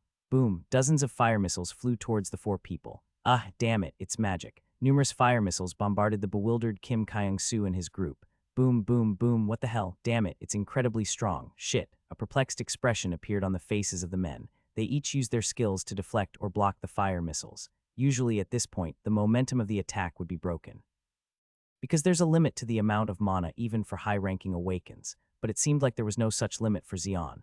Boom, boom, boom, the fire missiles continued to rain down endlessly. Kim Kyung-soo shouted to Yu Seung-hee, "Damn it, do something, my magic isn't working." Yu Seung-hee yelled back. Clearly, even though she was exerting pressure with Bind, Xian was barely affected. There was only one reason why her magic wasn't working. It was clear that the opponent's rank was higher than hers. This guy's rank is higher than mine. Then is he C rank? Damn it, everyone use your best skills. Feeling the crisis, Kim Kyung-soo's party unleashed their full power. Xian muttered with a weary expression, "You're all just rookies. Assessing the opponent's strength before fighting is basic. If the opponent's armament is weak, it's not to be taken lightly. Instead, caution is warranted." To roam the desert without any armor means that one is confident in their skills. There was no longer any meaning in facing them.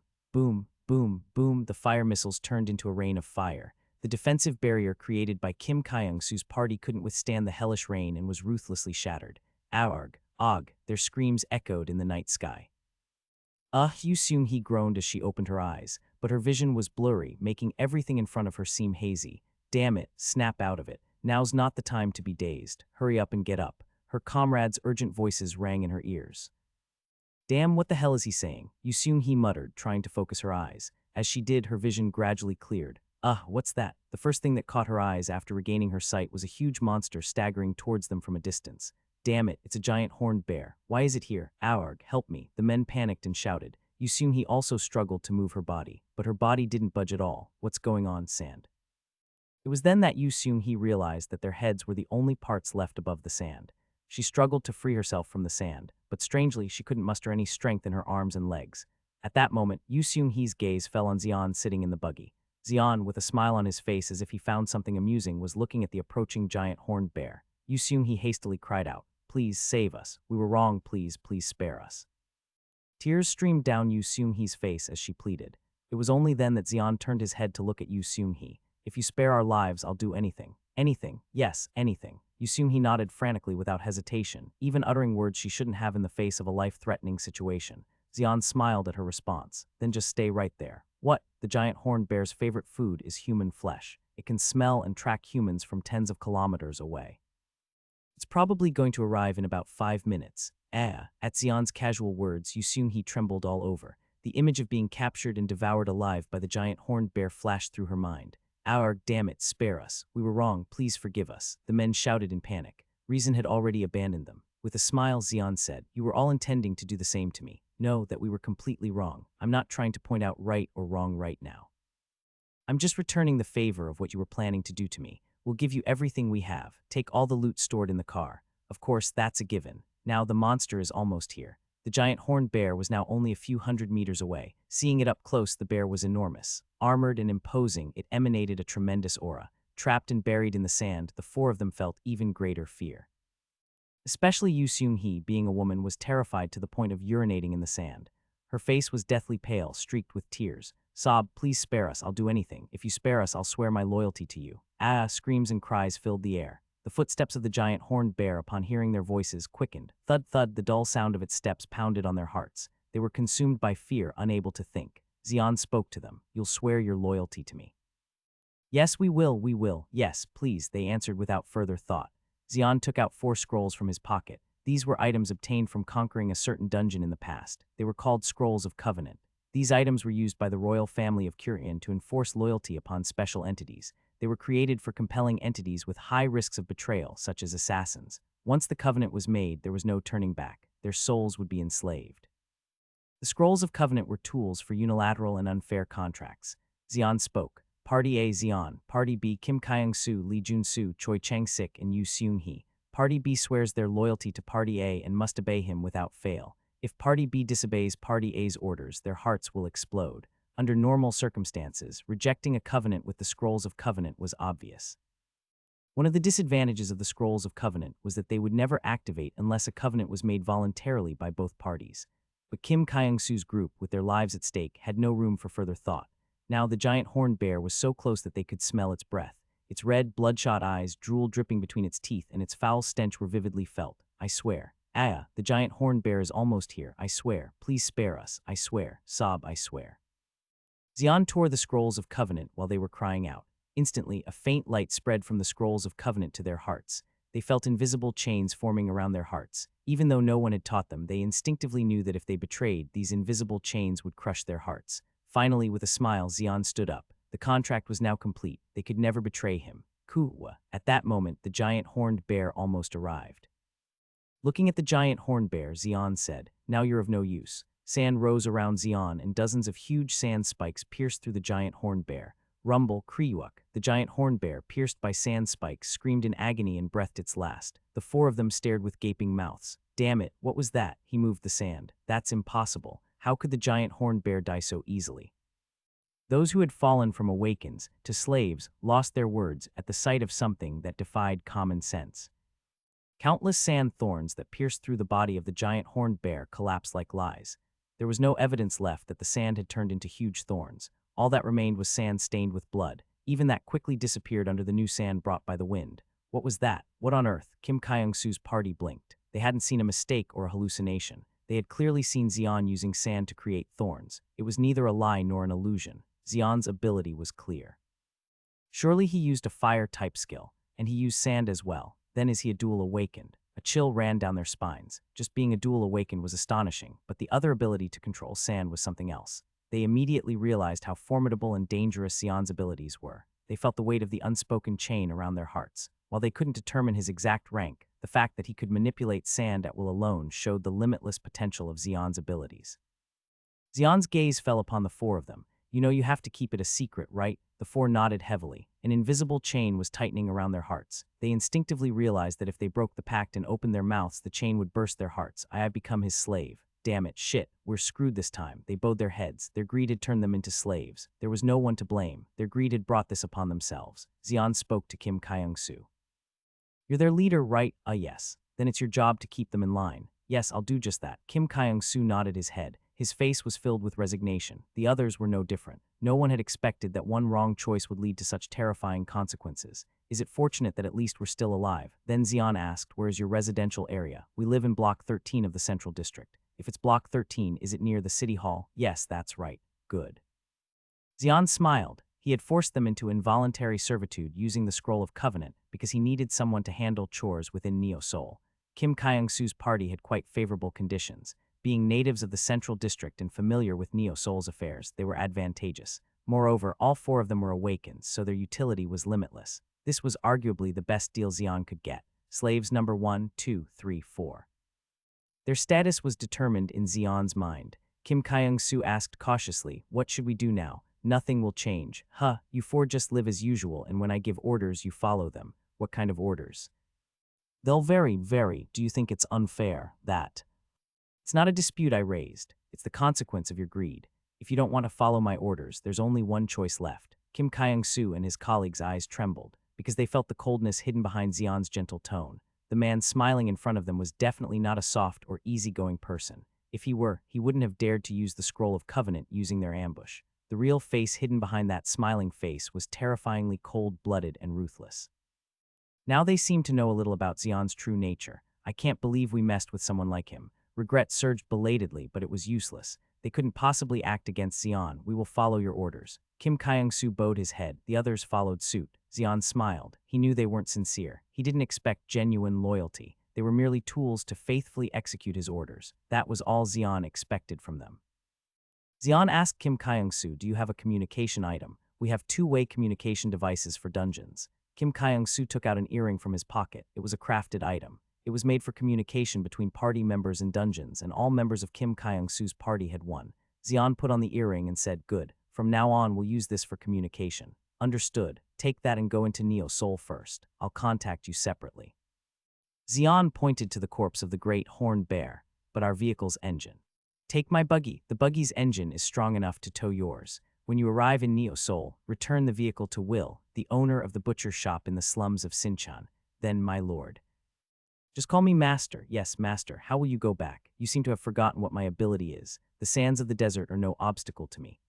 Kim Kyung-soo turned around, sighing. He said to his colleagues, "Did you hear, Master? We're taking the corpse of the great horned bear back to Neo Seoul." "Master, how can you say that so easily?" "Why can't I?" "Well, I still have some pride. How can we call him Master so easily?" Lee Jun-soo replied, watching Xian's reaction. Kim Kyung-soo glared at Lee Jun-soo. "Is your head just for decoration? Our lives are in his hands, and you're talking about some petty pride, but still. If he tells us to die, you should at least pretend to die, you idiot. Please wake up to reality. Don't provoke others. Damn it, and you know what? What happened if today's events leaked out? If you don't want to be screwed, keep your mouth shut. Got it?" In the end, Lee Jun-soo and his colleagues answered weakly. They had fallen from confident Awakens to slaves in an instant, so they couldn't help but feel powerless. Still, they had to take solace in the fact that they had saved their lives. "Let's go." At Kim Kyung-soo's command, the three loaded the corpse of the great horned bear onto the vehicle and connected the buggy. After completing all preparations, they left for Neo Seoul as soon as the day broke. Left alone, Xian took out a piece of jerky and ate it. Good. I needed a straw to know about Neo Seoul anyway. They were all legitimate citizens. That meant they had a wide range of connections. Their utility was limitless. It was a regrettable event for Kim Kyung-soo's party to have fallen into slavery overnight, but he didn't feel any guilt. If they tried to kill others, they must be prepared to face the same fate. That was the nature of the world. Now, do I just wait for Levin to come out? Brrr. A faint vibration was felt beneath his feet. It was the vibration caused by Levin fighting with the vampire bats. It was evidence that Levin was still alive. Xian lay on the sandy ground, chewing jerky. A purple glow burst from Levin's body. Sizzle, sizzle. A purple electric current flickered from Levin's whole body, which turned into a ghost and was floating in the air. Zap, zap, zap. The purple currents of electricity spread through the air, engulfing and exploding the vampire bats surrounding Levin. Dozens of vampire bats fell down at once. Levin murmured as he floated in the air, "My rank has gone up." The purple glow from earlier was a phenomenon that occurred when he ranked up. With this, Levin became C rank. He had become D rank when facing the murderer, but he had quickly risen to C rank. It was an extremely rapid rank up, almost impossible to find a precedent for. Upon becoming C rank, he could tell immediately. He had gained a power that was on a different level from D rank. Now the ultrasonic waves of the vampire bats could no longer affect him. He had completely turned into a ghost. Furthermore, his lightning ability was enhanced even further. The purple currents had several times more destructive power than regular white lightning. Before his rank went up, Levin had narrowly escaped death several times. Sometimes his mana ran out, and he had to fight the vampire bats barehanded. He used his teeth to sever their throats and his arms and legs to block attacks. His body was covered in accumulated wounds. He almost lost consciousness from losing too much blood. He just wanted to give up and die comfortably, but Levin fought desperately, shaking off temptation. After fighting for several days, when he felt his limit, he suddenly ranked up. When he became C rank, all the wounds on his body healed as if washed away by water, and his body was full of vitality. Even though there were still many vampire bats left, he no longer felt afraid. Levin shouted, "Come on, you little bat bastards." Whoom, his voice echoed in the underground space. The remaining vampire bats were provoked by him and attacked him together, but the attacks of the vampire bats could no longer harm Levin. The vampire bats futilely pierced through Levin's body, transformed into a ghost. Even their ultrasonic attacks were useless. A cold smile formed on Levin's lips. "You're all finished." Sizzle. At that moment, a mesh of purple current spread throughout Levin's body. It was his skill, purple lightning. Although only the color had changed, its power was incomparable. The purple lightning that filled the cave burned or exploded all the vampire bats. The smell of burning meat filled the cave. "Ah, I can't stand this anymore." Even though he had turned into a ghost, it didn't mean he couldn't smell. Rather, his senses became more sensitive and tormented him. Levin decided not to undo his ghost form and rose to the surface as it was. He easily passed through the sand and rose above the desert. "You're here." The one who greeted him was Xian, as expected. Looking at Levin shimmering with purple, Xian said, "Your rank has indeed risen. Congratulations." Levin reverted to his physical form, looking around. "Where did the buggy we came in go? I don't see it. There was a bit of an issue." "Yes, and now it doesn't matter if there's no vehicle. Most monsters won't be able to harm you." "Yes, unless they have special skills or belong to the same specter category as Levin, they couldn't inflict any harm on Levin's body." While he couldn't manipulate the desert like Xian, there were no monsters near Neo Soul who could harm Levin. "Let's go back to Neo Soul." "Yes, Hyung." Levin willingly followed behind Xian. Boom! A small explosion erupted from the tiny cauldron. Brielle cautiously peered into the cauldron. It was an item known as the Witch's Cauldron. It was something Brielle had obtained with difficulty from the goblin market, and it was supposed to increase the success rate by as much as 20%. So expectations were high, but the result was a complete failure. Instead of a golden liquid, the cauldron contained a murky, pudding-like substance. Brielle clasped her head in her hands and screamed, "Arg." Another failure, unbelievable. How could it fail when it's supposed to increase the success rate by 20%? That swindler. He must have sold me a fake. There's no other reason for it to fail. After fuming for a while, Brielle straightened her hat. She was determined to find the merchant who sold her the witch's cauldron. "Fly." Brielle soared out the window. The wind gently embraced her body as she descended at a terrifying speed. She immediately headed for the goblin market. She went there almost every day so she could find her way there with her eyes closed. Upon entering the goblin market, Brielle went straight to the shop that sold the witch's cauldron. "You old swindler." "Ho, who's this?" "Our VIP lady." Brielle's anger was met with a cheerful response. He was Corwin, the shop owner. Corwin is one of the masters of the goblin market, and he has been collecting numerous items over a long time. The witch's cauldron was one of those items, Brielle shouted. "I used the witch's cauldron and it failed." "It's fake, isn't it? You're angry because the alchemy failed. My little lady, you sold me a fake. Its alchemy failures are common, little lady." But I bought it because it supposedly increases the success rate by 20%. It does statistically, but how can you expect instant success? Failure is the mother of success, as they say. How is failure a mother? It's just a saying, haha. Corwin looked at Brielle with a warm smile and gentle eyes, as if he were looking at his own granddaughter. Brielle felt her anger soften under his gaze. "Sit down and have a cup of hot cocoa. Then you'll feel at ease." "Who said I came for cocoa?" "I know you came to complain, but have some cocoa anyway." Ignoring Brielle's protests, Corwin poured cocoa. The sweet smell stimulated Brielle's senses, and she couldn't help but gulp. "Go on, try it. It's from Neo Soul this time. Should be quite delicious." Brielle grimaced as she received the cocoa. Corwin smiled warmly as he watched Brielle sip the cocoa. Before she knew it, her mood had lifted, tapping her feet and drinking the hot cocoa. "Is it delicious?" "Yeah, I'll give you some when you leave, so take it with you." "Okay." Brielle nodded. The thought that the witch's cauldron might be fake had already vanished from her mind. It was just an excuse. Whenever she came here, Corwin always gave her hot cocoa. It was something she could only enjoy here in the slums. Corwin asked, "What about Xian? He hasn't come back yet." "Oh no, you must be bored. It's okay. I just need to focus on alchemy." "Aren't you worried?" "Nope, I know Xian is safe." Brielle replied confidently. Through a soul bond, the two were connected by an invisible thread. Xian might not know, but as a high elf, Brielle could sense his condition to a certain extent. That's why she didn't worry even though they had been apart for a long time. Quite impressive, our VIP lady, HMPH. Despite Brielle's nose reaching sky-high with her snort, Corwin smiled. Corwin had no family. Ever since losing his son and family to monsters decades ago, he had been living alone. Seeing Brielle, who occasionally visited him, brought him great joy. So he sold the valuable witch's cauldron to Brielle at a bargain, and now he was wondering what else he could give her. Corwin said to Brielle, "How about this?" HMPH, HMPH. Brielle hummed a tune as she walked down the street. Receiving some valuable materials from Corwin had put her in a good mood. Of course, it wasn't free. Brielle believed there was no such thing as a free lunch in this world, so she paid for it. Just that the discount rate was so incredibly high, it seemed unimaginable. Brielle muttered to herself, "Now I can open my own subspace." There were only a very small number of magic-based Awakens who could open a subspace. Even among the same rank, some could open them, while others couldn't in their lifetime. Most magic-based Awakens belonged to the latter category. Fortunately, perhaps because Brielle wasn't human, she could open a subspace. Brielle's space wasn't that large, just a small room, but it was enough for Brielle. She stored various reagents and valuable materials in her subspace, and even with all that, she still had room for the materials Corwin had given her. Now she could go home and do alchemy again, which made her feel ecstatic, but her joy was interrupted by a voice. "Hey kid," turning her head to the unpleasant voice, Brielle saw some shady-looking guys gesturing from the alley. Yeah, you kid, come over here. Why, damn it, you talk too much. The boys just want to see your face." The guys spoke rudely. Brielle scrutinized them carefully. "I haven't seen you guys before. I guess you came from another area. Ah, damn, you really talk too much." "Yeah, we just came to Sinchan today." "Ah, I see." Brielle nodded. In Sinchan, be it Awakens or ordinary men, they would never touch Brielle. They knew she was protected by her guardian Xian. Furthermore, Ethan, the ruler of Sinchan, had given orders to his subordinates. Never let anyone touch Brielle. That's why no one approached her even when she walked alone in the dangerous slums. The men commented on Brielle. "If we dress her up a bit, we could sell her at a high price. Damn it. If only she'd take off that damn cone hat. Before we sell her, how about we?" The men exchanged glances. They were Awakens from a different area. They were all F rank, but they still possessed strength incomparable to ordinary people. That's why they could commit crimes while changing areas and still survive. Their target this time was Brielle. There were quite a few customers who liked such a young and delicate girl. Selling Brielle to them would fetch a good amount of money. Swish.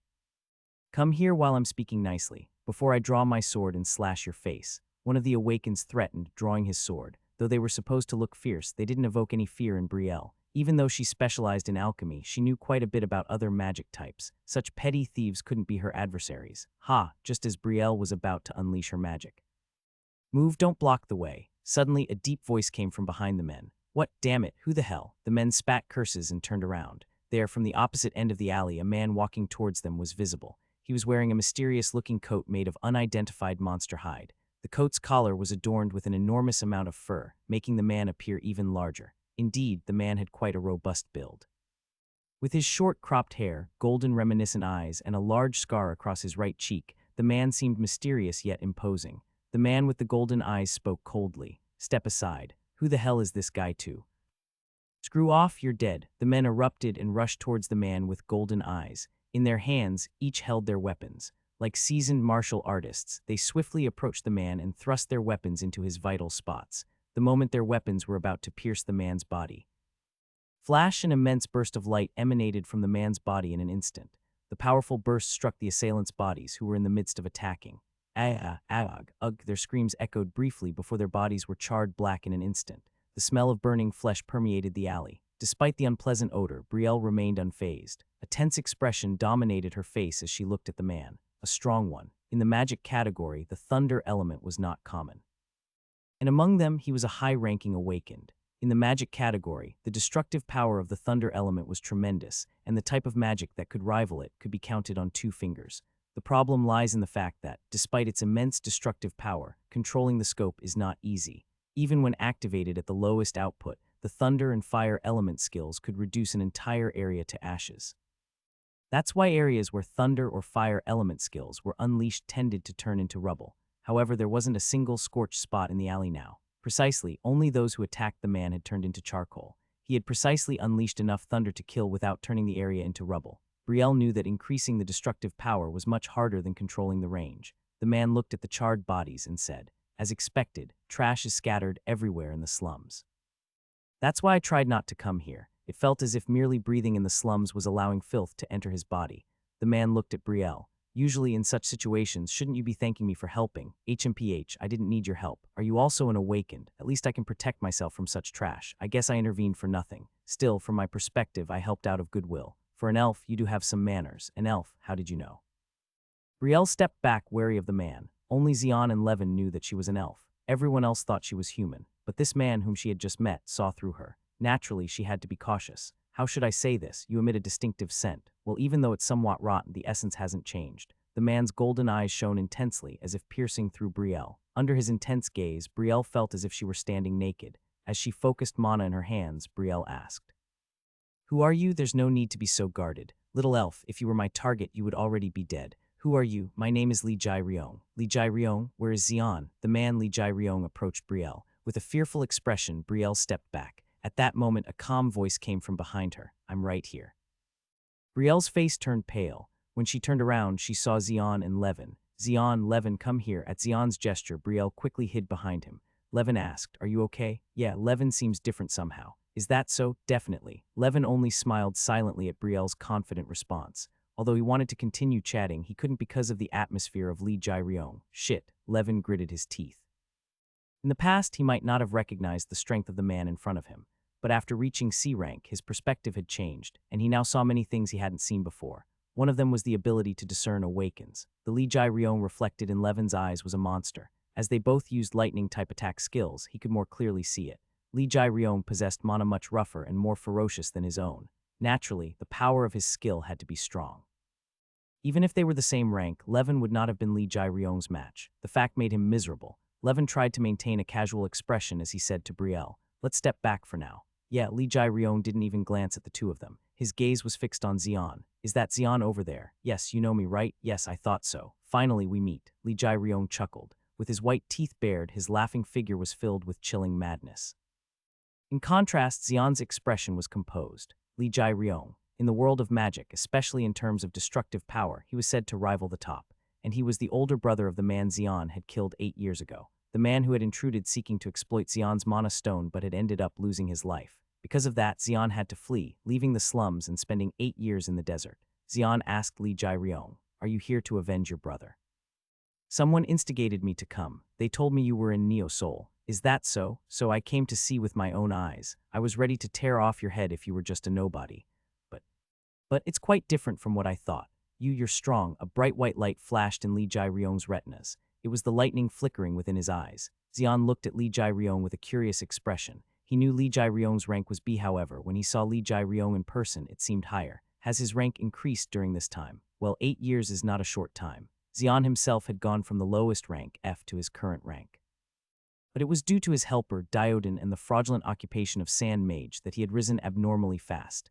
Zap, lightning flashed through Li Jai-ryong's whole body. Unlike Levin, it was pure white lightning. But Xian, without a trace of fear, calmly said, fighting here would destroy the area. Let's go outside. Were you that kind of person? What do you mean? The type who worries about hurting people around him. I'm not that kind-hearted. Is it hypocrisy then? I just don't want the area around my home destroyed. Why would you care about this kind of slum? Because it's where I live. You're a strange one. I've heard that a lot. Xian's casual response caused Li Jai-ryong's gaze to turn even colder. It was the first time Li Jai-ryong had seen someone speak with such a lack of tension in front of him. As Li Jai-ryong started walking, he said, that won't happen. Xian replied calmly and followed behind him. At that moment, Brielle called out to Xian, Xian, go home with Levin, but I'll be back soon. All right. After giving a smile to the nodding Brielle, Xian glanced at Li Jai-ryong's back. Li Jai-ryong had already left the slums and was heading into the desert. He walked on the sand without hesitation. It wasn't until Neo Soul was no longer visible that he stopped. Li Jai-ryong turned around to look at Xian. Is this far enough? You've come farther than I expected. If we fight near Neo Soul, it will attract attention from the old bastards. Old bastards, you know. The old bastards like Jin Jiam-ho and Zio Lun. The powerful figures in Neo Soul, I see. Yeah, fighting near Neo Soul would inevitably draw their attention. You wouldn't want that either. They must be scary. Not scary, just annoying. Those old bastards always meddle in everything. There was contempt in Li Jai-ryong's words towards the powerful figures. The power figures of Neo Soul wanted to control everything. That's why they always kept an eye on the movements of young Awakens. Li Jai-ryong didn't like that reality. He was young and strong. Though the authorities in Neo Soul were currently stronger, he believed he would become much stronger as time passed. The problem was influence. Compared to the powerful figures who had already completely seized control of Neo Soul's infrastructure, his influence was insignificant. Of course, it was insignificant compared to giants like Jin Jiam-ho or Zio Lun, but in reality, he was forming a considerable force. The Pegasus Expedition, a group of 300 Awakens. Although called an expedition, it was more like a guild. While the expedition consisted purely of Awakens, the guild involved various other supporters. Therefore, the guild's influence was greater and more extensive. Flash, a momentary burst of pure white lightning emanated from Li Jai-ryong's whole body. It was an emission of lightning. The intense lightning caused the sand in the area to char black. Li Jai-ryong, covered in lightning, said, survive and prove your usefulness. In an instant, intense lightning shot towards Xian. A single lightning bundle was thicker than a human torso. It was one of Li Jai-ryong's skills, Lightning Spear. If hit, the entire body would explode like a firecracker, resulting in a gruesome death. At that moment, Xian casually swung his fist and unleashed fire missiles. Bang, bang, bang. Dozens of fire missiles clashed with the lightning spear and exploded. A spectacle of flames and lightning adorned the air. Amidst it, the two moved. Li Jai-ryong continuously unleashed lightning-type skills. Try this. Lightning, shaped like blades, poured towards Xian. It was one of Li Jai-ryong's main skills, Lightning Blade. In response, Xian unleashed his favorite skill, Fire Rain. Blades of fire and electricity collided and exploded. Bang, sparks flew in all directions and bundles of lightning bounced off. It was the collision of lightning and flame, said to be the two most powerful among all magic-type skills. The desert was overturned and columns of sand exploded into the sky, and then a sandstorm descended. The two endured the sandstorm and continued to use their skills. Then suddenly Li Jai-ryong said, "You're not a fire type, are you? What are you talking about? All of a sudden, the fire skills you unleash aren't alive. They're just outputting what's been inputted. Am I right? It's not your inherent skill, but rather the assist of something like an item." Li Jai-ryong's senses were so sharp that they were terrifying. Observing Li Jai-ryong, Xian thought to himself, he's not just an ordinary opponent. Until now, no opponent had realized that Xian's fire skills were due to an item. Just realizing that fact showed how formidable Li Jai-ryong was as an awakened. Li Jai-ryong had fought in numerous dungeons and hunted monsters even before Xian had awakened. Because of these experiences, his senses were sharper than anyone else's. He wouldn't miss even the slightest hint of discomfort that others might overlook. Just because someone had a high rank didn't mean they were strong. Truly strong awakens were those who honed their skills in battle. Such individuals might have a low rank at the moment, but they would eventually rise to higher ranks. Li Jai-ryong was one of those awakens, one of the rare truly powerful awakened in this era. Li Jai-ryong said, "Why are you so afraid to show your real skills? It's more of a nuisance than fear. Do you have that much confidence? Show me then. If you want, I can show you any time." Xian's expression and demeanor changed. Now the real battle begins. Li Jai-ryong felt a shiver of excitement. Fighting other awakens, he had never felt such intense tension before. Zap, the lightning surrounding his body gradually expanded, from 10 meters to 20, then to 30. Within a 30-meter radius centered on him, lightning rain poured down. Li Jai-ryong had complete control of the space. It was a space field designed for him, lightning field. Just emitting lightning like this consumed an enormous amount of mana, but Li Jai-ryong had enough reserves to handle it. Without realizing it, Xian also entered the lightning field. Despite the terrifying bundles of lightning flashing around him, Xian's expression remained unchanged. Then it happened. A particularly large and thick bundle of lightning struck Xian directly. Xian was unable to dodge and was struck head-on by the lightning. If he were an ordinary awakened, he would have been killed instantly by this attack. However, Li Jai-ryong knew that Xian was not an ordinary awakened, so he didn't think this attack would cause such serious damage, and indeed it didn't. Xian stood there unscathed, without a single burn. Around Xian, a blackened sand wall had formed. It had blocked the lightning just before impact. Li Jai-ryong's eyes widened. "You created a wall with sand. Could it be your sand mage?" "Yes, no way. There is no way such an ability exists."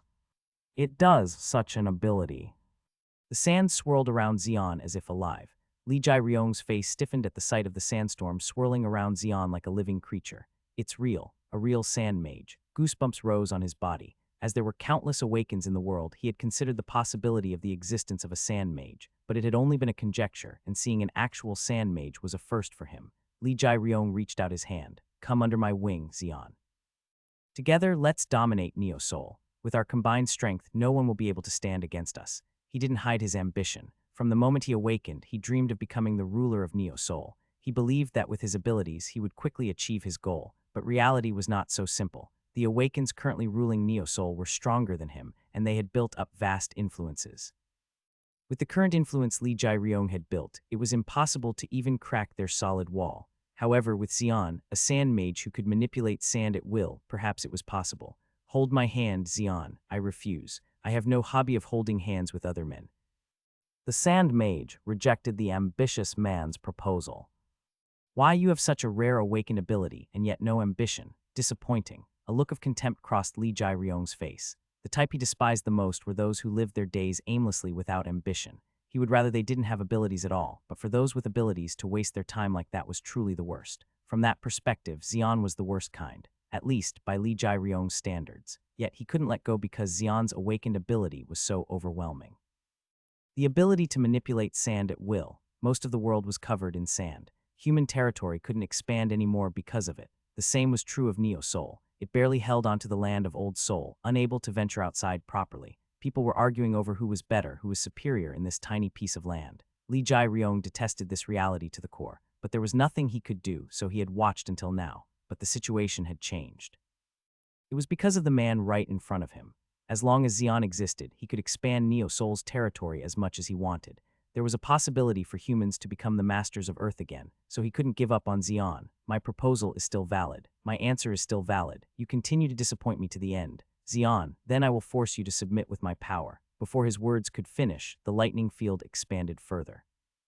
Now within a radius of 50 meters around him, lightning flashed incessantly. Lightning was flashing everywhere around him. Kea, Giga Lightning Spear, an immense bolt of lightning, incomparable to anything before, struck Xian.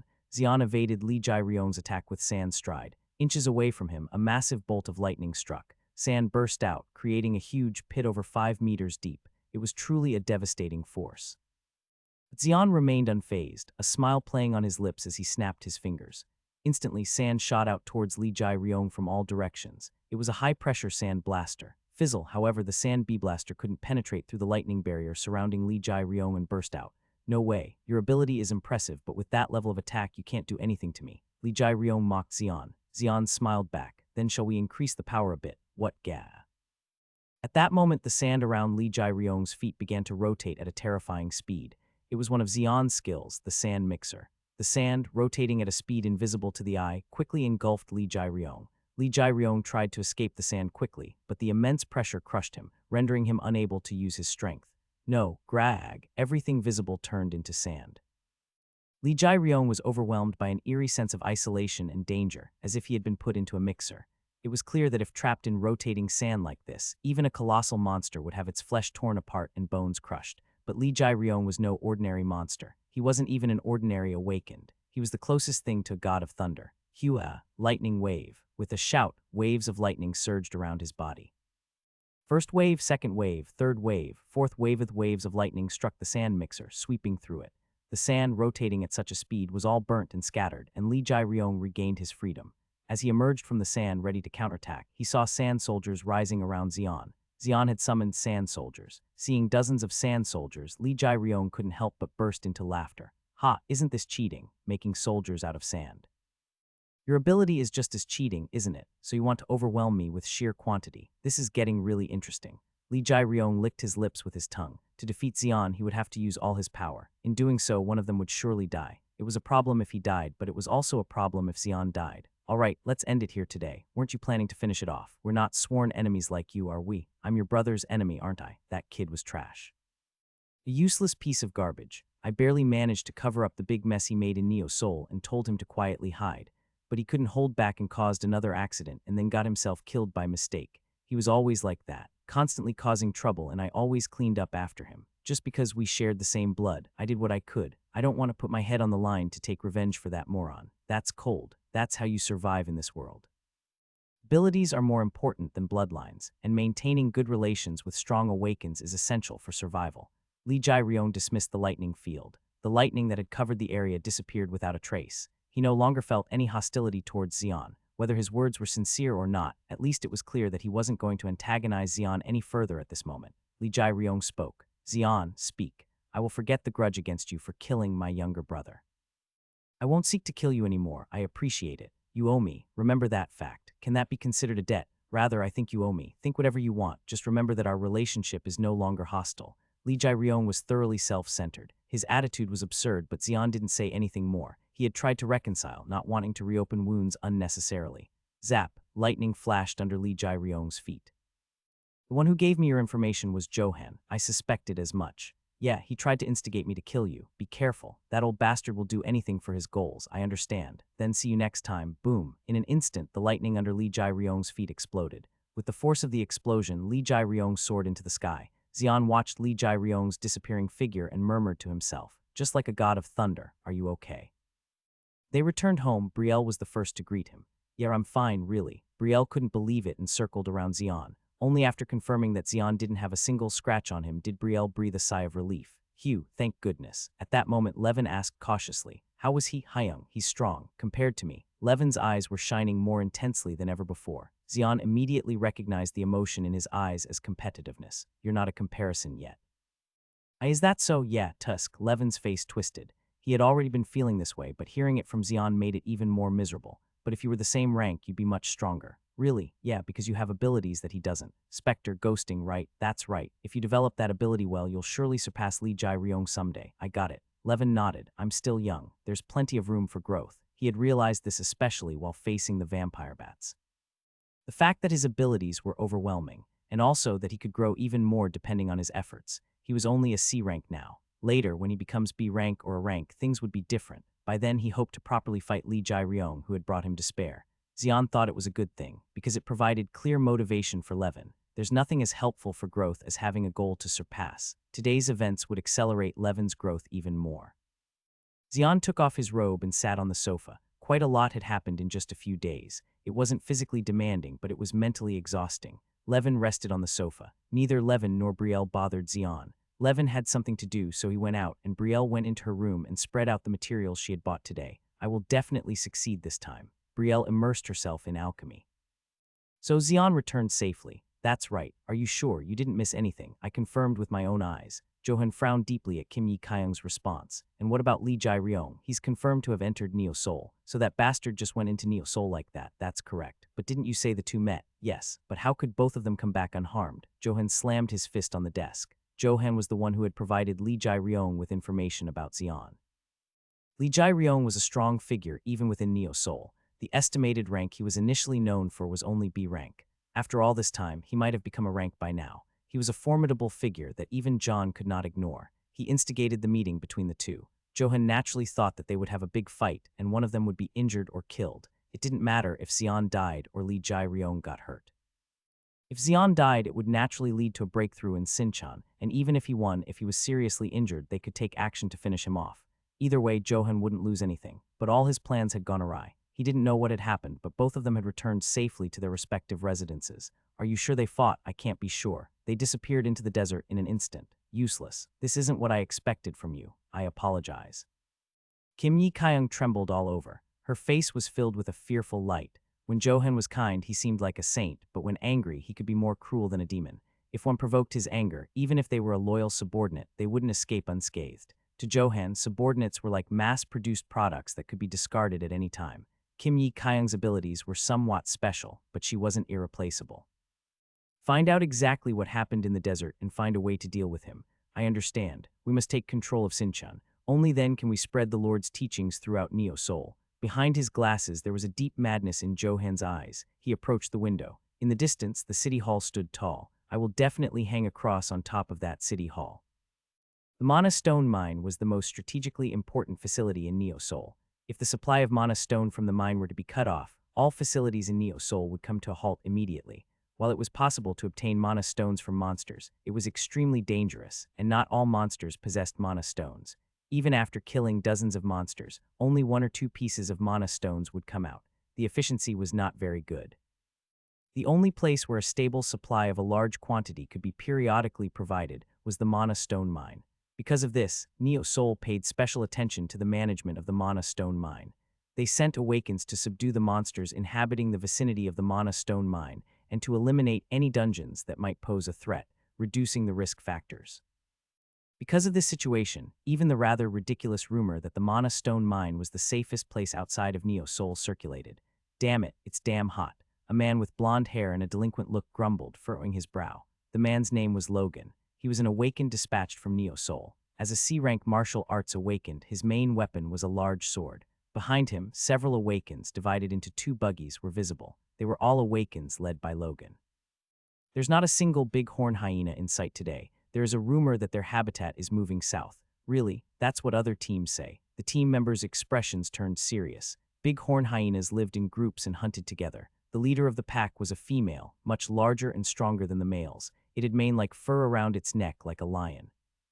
Standing over 2 meters tall from its front paws to its shoulders, and reaching up to 5 meters in length from head to tail, it was a true monster. They formed groups ranging from tens to hundreds, and many of them were offspring born to the alpha female. It was a matriarchal kin-centered society. Naturally, all bighorn hyenas obeyed the commands of the alpha female without question. Individually, they weren't that strong, but when tens or hundreds gathered, it was a different story. Under the command of the alpha female, the bighorn hyenas exerted tens or hundreds times their strength. They used to be mainly found quite far from the Mana Stone mine, but nowadays 1 or 2 would appear near the mine. It was clearly a scout. If there's a scout, it means their main base isn't far away. We might soon have to deal with a full-blown outbreak. I always hated those big horn hyenas or flame wolves, creatures that gather in packs. Dealing with them one by one, it just drains the life out of you. The Awakens already looked exhausted at the mere thought. Logan smirked as he looked at his subordinates. He shared their sentiment. Dealing with a strong individual was preferable to dealing with creatures like bighorn hyenas, which gather in packs. Engaging with them one by one would inevitably result in numerous large and small wounds all over your body. He had experienced being isolated and fighting to the death against a pack of bighorn hyenas. That's why the rumor that the bighorn hyena pack was moving further south was not comforting. We won't be able to handle it alone if the bighorn hyena pack really moved their habitat near the Mana Stone Mine. We'll have to mobilize all the Awakens dispatched to the Mana Stone Mine. That's right, Captain. We can't just handle it on our own. Pain shared is pain halved. Keek. Logan's words made his subordinates laugh. At that moment, Logan's expression hardened. An enormous amount of dust clouds rose into his view. Logan shouted, "Everyone stop the chatter and prepare for battle." Raising such a dust cloud meant either a large group or a big monster was on the move. Shit, it's not really a pack of giant horn hyena, right? No way. A look of tension appeared on the faces of the Awakens. They positioned themselves for battle as the dust cloud approached in the direction of buggies. As the dust cloud drew nearer, the tension among the Awakens reached its peak. And finally, as the dust cloud approached, a voice of disbelief escaped someone's lips. "What is that? That?" A look of incredulity crossed their faces. The cause of the dust cloud was a monster, a massive mammoth standing over 5 meters tall. Behind the mammoth there were rows of wagons piled up like candies. The wagons without any power but with wheels were as huge as warehouses. Dozens of such wagons were attached behind the mammoth. Logan muttered to himself, "A caravan? A caravan. I've heard stories, but seeing it in person is a first." Caravans arrived without notice. Since they didn't come regularly, ordinary people rarely saw caravans. Even among Awakens, not many actually saw a caravan in person. Recently, the footprints of caravans had disappeared. As a result, contact with other colonies was also lost. Caravans not only conducted trade, but also served as messengers, delivering news between colonies. With no caravans arriving for years, people thought that the nearby colonies had been wiped out. However, it wasn't easy for Neo Soul to dispatch people to check the survival of the colonies. To travel between colonies, an excellent navigator was needed, but unfortunately, Neo Soul lacked such a person. Moreover, there was no reason to pour resources into confirming the survival of other colonies. There was no problem with Neo Soul surviving without other colonies. Logan was shocked to see the caravan appear after a long time. If that's a caravan, does that mean there are surviving colonies? His voice trembled involuntarily. In this damned world, the fact that there were intact colonies other than Neo Soul gave him a strange sense of relief. He wasn't alone. The fact that there were other human groups somewhere in this world gave him a strange sense of fulfillment. The caravan, seeing Logan and the Awakens, gradually came to a halt. One by one, warriors who seemed like Awakens emerged on the cargo wagon rooftops. They were wearing protective gear and clothing that was significantly different from the Neo Soul colony uniform. Logan shouted, "I'm Logan, dispatched from Neo Soul. We request the leader of the caravan to step forward and identify yourselves and your origin." At that moment, a man in a black robe appeared atop the mammoth's head. The man spoke up. "We are the White Bear Caravan from the Yakutsk colony. Is this the territory of Neo Soul? If so, then we have indeed arrived at the right place." Xian, Brielle burst into the house and went straight to find Xian. Xian, who was sitting on the sofa enjoying some leisure, turned his head to look at Brielle. "I'm not deaf. Please call me quietly." "Xian, have you heard the news?" "What news? It seems you haven't heard yet." "What's the news that's got you so excited?" "They say a caravan has come in." "A caravan?" Only then did Xian's expression show interest. "Yeah, they say a caravan entered the Mana Stone Mine the day before yesterday. They're supposed to arrive in Neo Soul this afternoon." "Where did you hear this information?" "Oh, at the Goblin Market." "Is that so? Then it must be true." Xian stood up from his seat. Caravans were not that unfamiliar to him. That's because he had met one of them once in the desert 7 years ago, but most people hadn't. Although they knew other colonies existed, since they hadn't had direct contact, they had no way of knowing how those cities were built, defended, or developed. With caravans' visits halted, what little fragile communication existed had been completely severed. People thought the reason was that colonies had been trampled by monsters. Unlike Neo Soul, which was protected by an anti-magic barrier, other colonies had to rely solely on human strength for defense, which was extremely difficult. As a result, these colonies hadn't been able to rebuild modern civilization like Neo Soul, and their development was stuck somewhere between the medieval and modern ages. It wasn't strange at all for such vulnerable colonies to be wiped out by monster attacks. If indeed a caravan came from another colony, it would be the first contact with another civilization in years. It was no wonder people were excited. "They're coming this afternoon. Then we can see them if we go out now." "Yeah."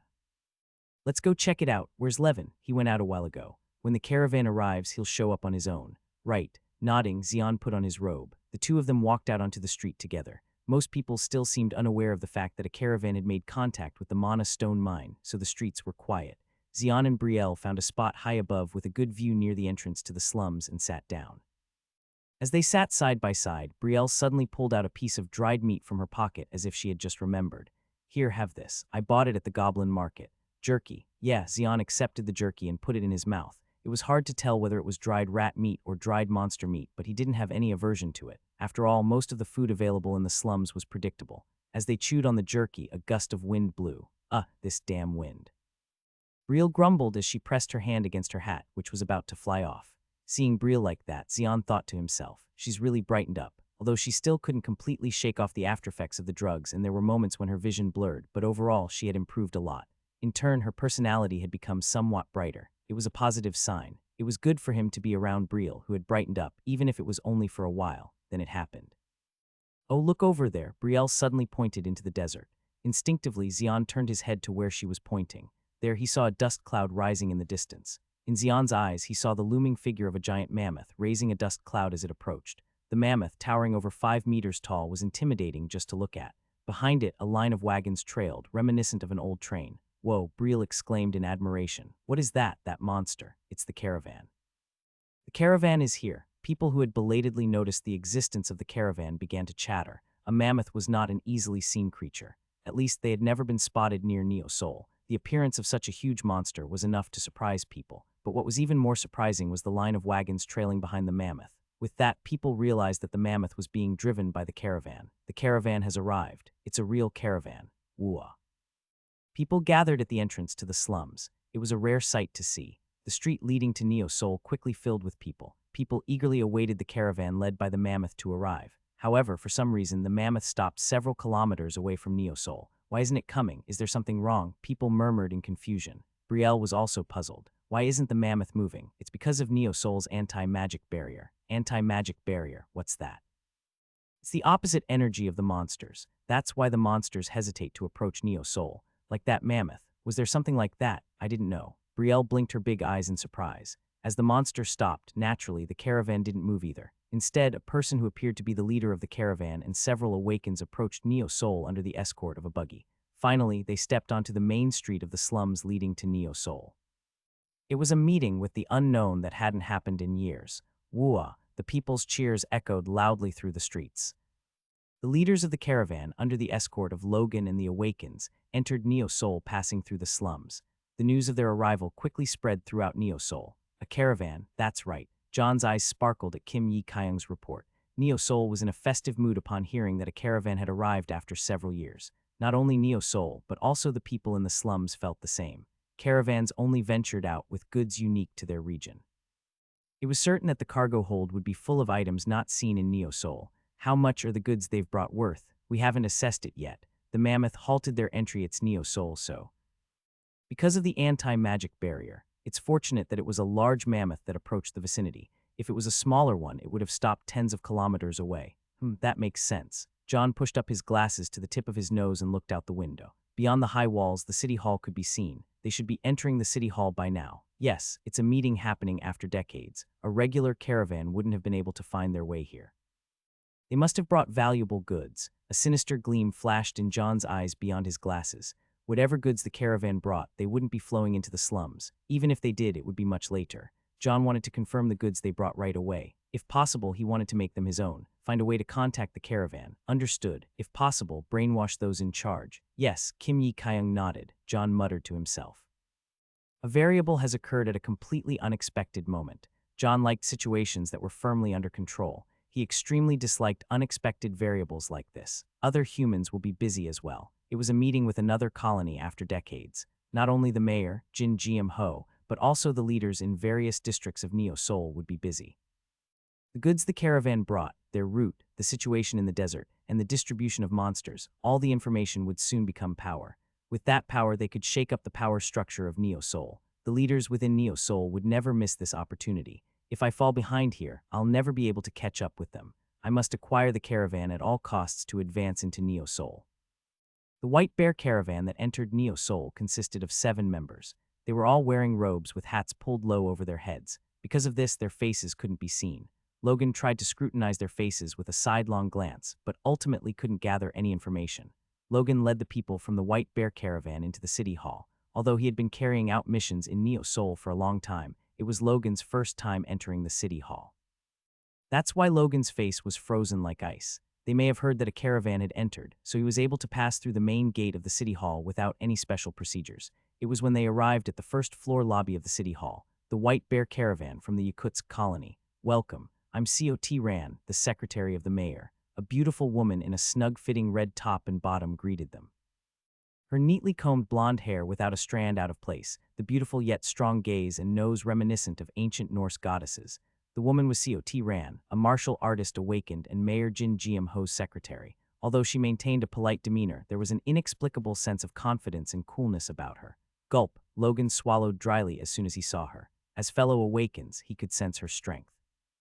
Although he couldn't accurately gauge her level, he knew she was at least stronger than himself.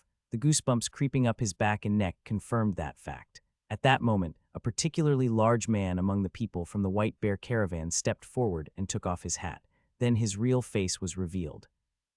He had a shaved head that went down to just below his crown, but his sturdy impression and gaze, deeply set eyes, were fierce like a grizzly bear, and determination emanated from his tightly closed lips. He introduced himself. Nice to meet you. I'm Alexandro Perchenko, the leader of the White Bear caravan. Mr. Perchenko, we sincerely welcome you to Neo Seoul. This is the first time guests have come in several years. It's only natural we welcome them. Could you introduce the others? Oh, these are the Awakens who protect our caravel. Everyone, take off your robes and greet them. Yes, with the response, the Awakens all took off their hats attached to their robes. Their atmosphere was as strong as Alexandro's. As Tyrant scanned each of them, her gaze stopped at the last man. It was because his atmosphere was different from the others. While the others had solid builds and strong impressions reminiscent of white bears, the last man had a particularly slim figure and beautiful features.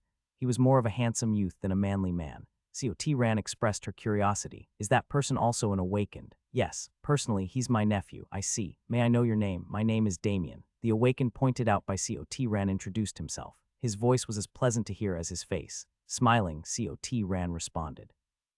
And I'll call you Damien. The awakened pointed out by Tyrant introduced himself. His voice was as pleasant to hear as his face. Tyrant smiled and replied, Then I'll call you Damien. You can call me Damien comfortably. All right, Damien, we sincerely welcome you to Neo Seoul. Now, let's go meet the mayor. The mayor has been waiting for you to come up. Tyrant escorted Alexandro and his party to the elevator. Humming, the elevator quickly took them to the top floor of the city hall. Alexandro exclaimed in admiration. Neo Seoul surpasses pre-destruction technology. It's truly remarkable. He's an impressive man. Yes, he's truly impressive. Without him, Neo Seoul wouldn't exist as it does now. We're too busy defending against monster attacks in the Yakutsk colony to even dream of such an advanced civilization. I can't wait to meet the mayor and hear his secrets. It will happen soon, just beyond this door. The elevator opened and the door to the mayor's office appeared before them. Tyrant gently tapped the door with her fist and said, I've brought the leader of the White Bear caravan. Let them in. Yes, with Jin Ho's permission, Tyrant opened the door to the mayor's office. Behind the door, Jin Ho stood against the backdrop of the sunlight pouring in through the window. Tyrant said to Alexandro, Please come in. After nodding his head, Alexandro entered the mayor's office. As the Awakens tried to follow, Tyrant blocked their path. Only the leader of the caravan can enter the mayor's office. The rest of you will have to wait here. We cannot allow that. We are the ones who protect the leader. We cannot leave him alone. The Awakens became agitated and raised their voices. Their threatening demeanor was like that of big bears roaring. Despite their intimidating appearance, Tyrant's expression remained unchanged. She said, still smiling, These are the rules of the mayor's office. Only one person can face the mayor at a time. If you've come to Neo Seoul, I hope you can respect its rules. How can we trust Neo Seoul and leave our leader alone? Then you can go back. What? The Awakens became furious at Tyrant's words. They were on the verge of pushing Tyrant aside and barging into the mayor's office. At that moment, Damien, the handsome young man, spoke up. Brothers. Then the Awakens stopped their threatening behavior as if it never happened. Damien continued speaking. Surely the mayor of Neo Seoul wouldn't harm our leader, would he? Let's just wait here for our leader to come out. All right, let's do that. Seeing the fiercely aggressive Awakens suddenly calm down like that, Tyrant thought to herself. So this boy called Damien is the center of these individuals. No wonder he seemed different. The White Bear caravan set up camp in the middle of the desert far from Neo Seoul. The wagons that the mammoth dragged from Yakutsk were made of a special material that was lightweight yet durable and tall. Arranging the wagons in a circular formation and stacking them 5 layers high created a fortress of sorts. This was one of the secrets to the caravan's survival in the desert. Building such a fortress allowed them to protect their members safely from attacks by desert monsters. Since the wagons were so large and tall, it was impossible to see the inside from the outside. As a result, everything inside, including the number of people and the Awakens, as well as the items carried in the wagons, remained thoroughly concealed. Brielle, who had been looking at the camp for a while, asked Xian, "Has Xian ever been to Yakutsk?" "No." Xian shook his head. Over the past 7 years, Xian had traveled to quite a few colonies. However, his travels were mainly concentrated in the south and east of Neo-Seoul. He hadn't had the opportunity to visit the west, and the north was too far away for him to venture. Today was the first time he learned that there was a colony in Yakutsk. Yakutsk was the capital of the former Sakha Republic of Russia in the Far East and boasted extreme cold temperatures, dropping as low as -50 degrees Celsius in winter. Although it was a harsh environment for humans to live in, ironically, it allowed them to survive and build colonies.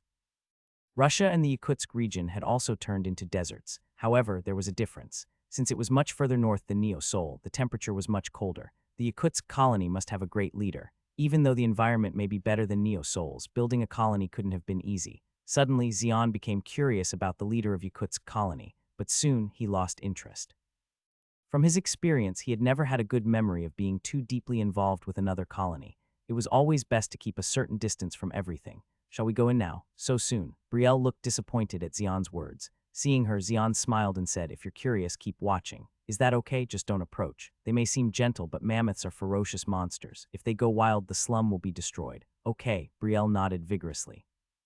Xian glanced at her for a moment before turning away. The streets were filled with people who had come to see the caravan. The rare sight stimulated the curiosity of the slum dwellers who hadn't seen it in a long time. The eyes of the slum dwellers looking at the small fortress in the distance were filled with various desires. Xian clicked his tongue inwardly. Brielle wasn't the problem after all. Desire is the driving force behind people.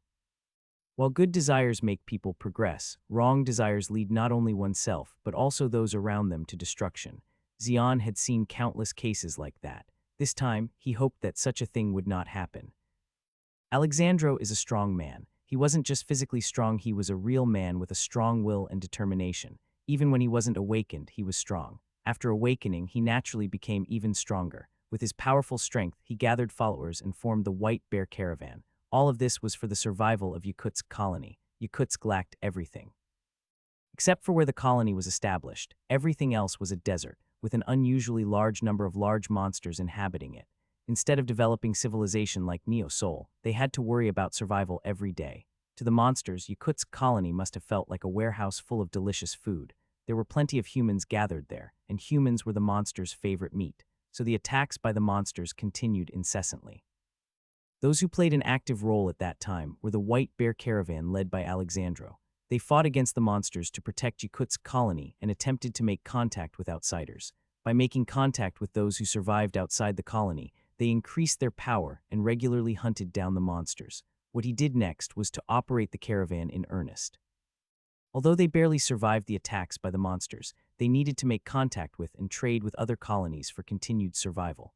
Alexandro and the White Bear Caravan risked their lives and set out to find other colonies. Finding other colonies in a world transformed into a desert was harder than finding a needle in a haystack. Above all, what tormented them was the monsters attacking them constantly. At that time, there was no information at all.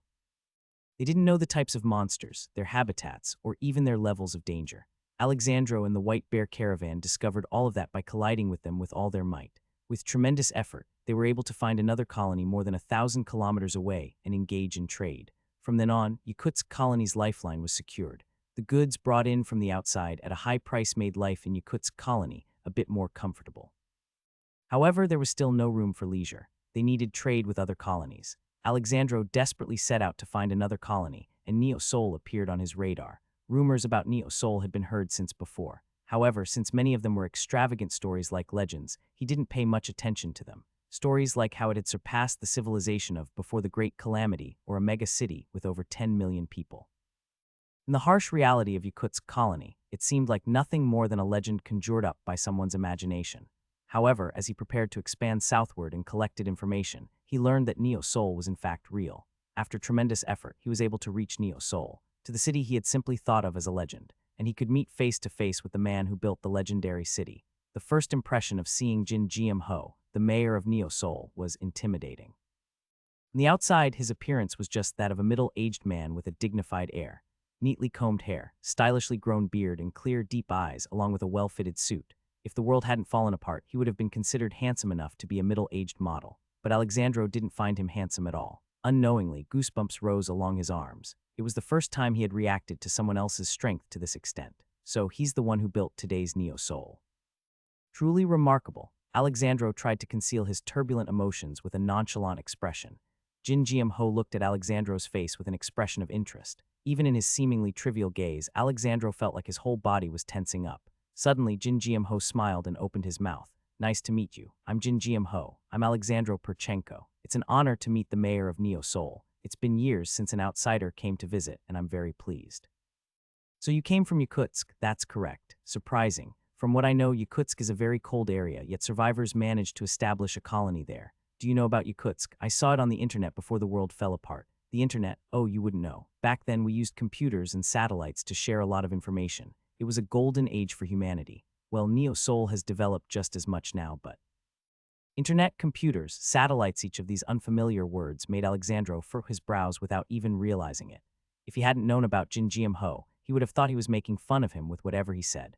A monster who has lived for at least 140 years since before the Great Calamity. From the pinnacle of human civilization to the moment of collapse, the Great Calamity, and the resurgence of Neo Seoul, he experienced and overcame it all firsthand. It could truly be considered living history. Words coming from such a person's mouth couldn't just be empty talk. What's the situation in Yakutsk? It's the same as other colonies. We're constantly plagued by the threat of monsters. Is that so? Compared to that, Neo Seoul seems peaceful. Surely it must have faced monster attacks, but it's astonishing how such a civilization could be achieved. Many sacrifices were made to get to this point. We never forget their sacrifices. We feel the same way. That's how it should be. That's the true spirit of those living in the era of destruction. Nowadays, there are many young people who don't have that mentality, but you seem to have your head screwed on right. Jin Jiam Ho smiled with satisfaction. Alexandro cautiously brought up the matter. As you know, our colony is very harsh. That's why, if you permit, I'd like to trade with Neo Seoul using goods from our colony. Naturally, you have my permission. It's nothing. We need to help each other survive. So should I sell the goods through you, Mr. Mayor? No need for that. You can trade at your discretion. Does that mean our caravan can handle the trade on its own? Of course. It's been a while since we've had a visitor, so you deserve that kind of benefit. Because of Jin Jiam Ho's willingness to give up the significant benefits and exclusive rights that could be obtained through trade with other colonies. The cargo brought by the White Bear caravan was filled with valuable items, ranging from the carcasses and tusks of the hunted monsters by the Awakens of Yakutsk colony to weapons, armor crafted by artisans, and items obtained from dungeons. It truly contained everything from the Yakutsk colony. That's how much the White Bear caravan had staked on this trade. Therefore, Alexandro was prepared to offer substantial benefits to Jin Jiam Ho, but unexpectedly, Jin Jiam Ho made a statement forfeiting all those benefits. Alexandro was curious about Jin Jiam Ho's intentions. Jin Jiam Ho looked at Alexandro and casually asked, "By the way, I'm curious. How did you find Neo Seoul?" "Pardon, I'm genuinely curious. There are no satellites, no navigation systems. Even compasses don't work in this damned world.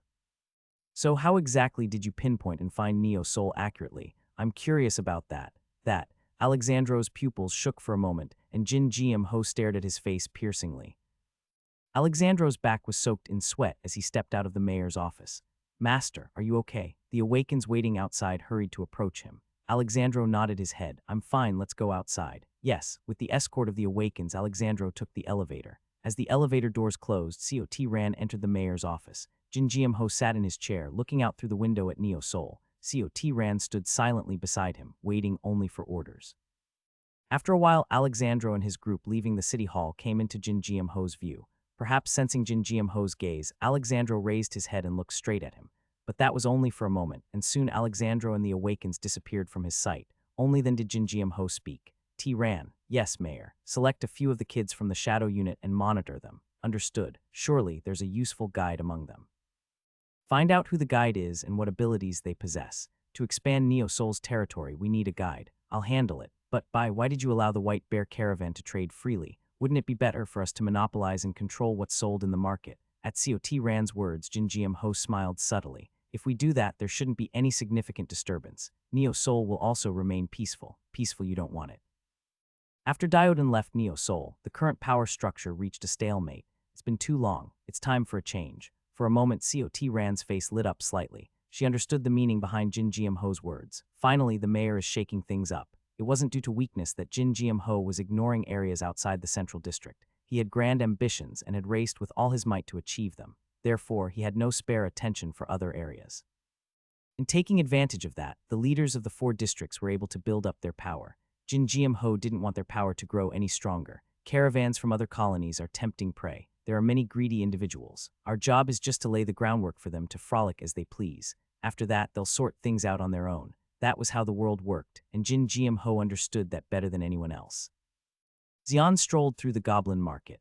The White Bear caravan came from the Yakutsk colony, right? What kind of goods did they bring? I don't know what exactly, but it's definitely valuable. Otherwise, they wouldn't have come all this way. I'm really looking forward to what items will be available on the market.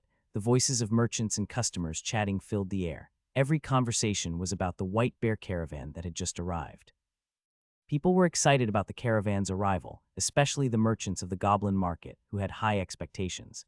They anticipated that once unseen goods from the White Bear caravan were put on the market, many people would come and the market would thrive. It meant they could enjoy special privileges. The merchants' main concern was how much of the White Bear caravan's goods they could secure. What are the trends in the South District? Does the North District seem promising?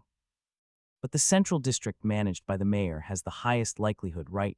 Listening to the merchants' hopeful voices, Xian moved on. There's an uproar over the caravan. After decades, the arrival of a caravan was undoubtedly valuable, but the excitement was overheating unnecessarily. If the atmosphere continued to heat up like this, he couldn't predict what might happen. I guess I'll have to stay home for a while. Lately, he had been inadvertently involved in various affairs, keeping him busy.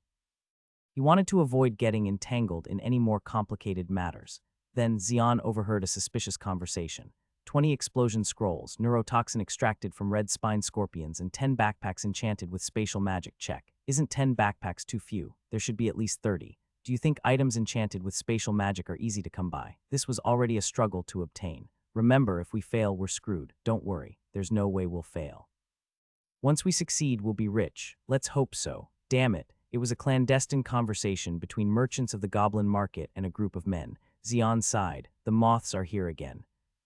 Late at night, there were people approaching the fort built by the White Bear caravan. Their number totaled 50. They were all Awakens. They each had their faces covered with a mask or a hood. It was a minimal measure to prevent each other from knowing their faces or identities. They were all awakened from the slums. A raid hastily assembled today to plunder the White Bear caravan. Leading the assault was Li Baim-ho, a D-rank mage awakened.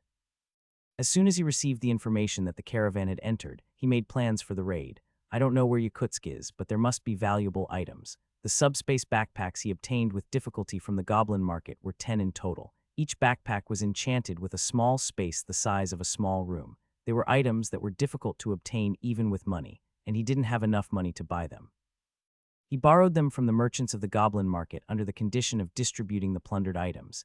He didn't think he could plunder all the items of the White Bear caravan, but if he could fill even a part of them with the subspace backpacks, it would be profitable enough. It was a gamble with his life, but it was worth trying. If I succeed this time, I can enter Neo Soul. I'll live a cushy life in Neo Soul too.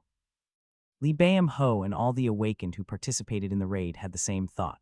The small fort came into their view. The fort, built with stacked carts, looked very sturdy, but they weren't overly worried. They trusted the items they had prepared. Li Baim-ho shouted, "Use the explosion scrolls." Okay, the Awakens attached explosion scrolls to the outer wall of the fort. Shortly afterward, the explosion scrolls, burning red, caused an explosion. Boom, a tremendous explosion occurred. Li Baim-ho and the Awakens expected a large hole to be blown in the outer wall of the fort, in other words, the carts. Their main plan for this operation was to enter through the hole, plunder the items in a flash, and escape, but things didn't always go as planned.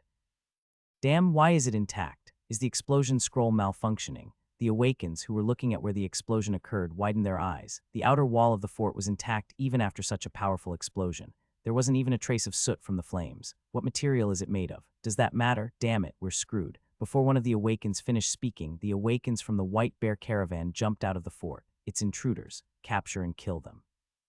Without any hesitation, they attacked the raiding party. Li Baim-ho couldn't hide his momentary confusion at the situation, so different from his plan, but he quickly regained his composure. Damn it, kill them all and loot everything. It was do or die anyway. Even if they returned empty-handed, they would die. Aha! Li Bayam Ho unleashed his skill magic missile. Zap! 5 magic missiles flew towards the Awakens from the White Bear caravan. Other intruders also unleashed their main skills with all their might. Boom! Arg!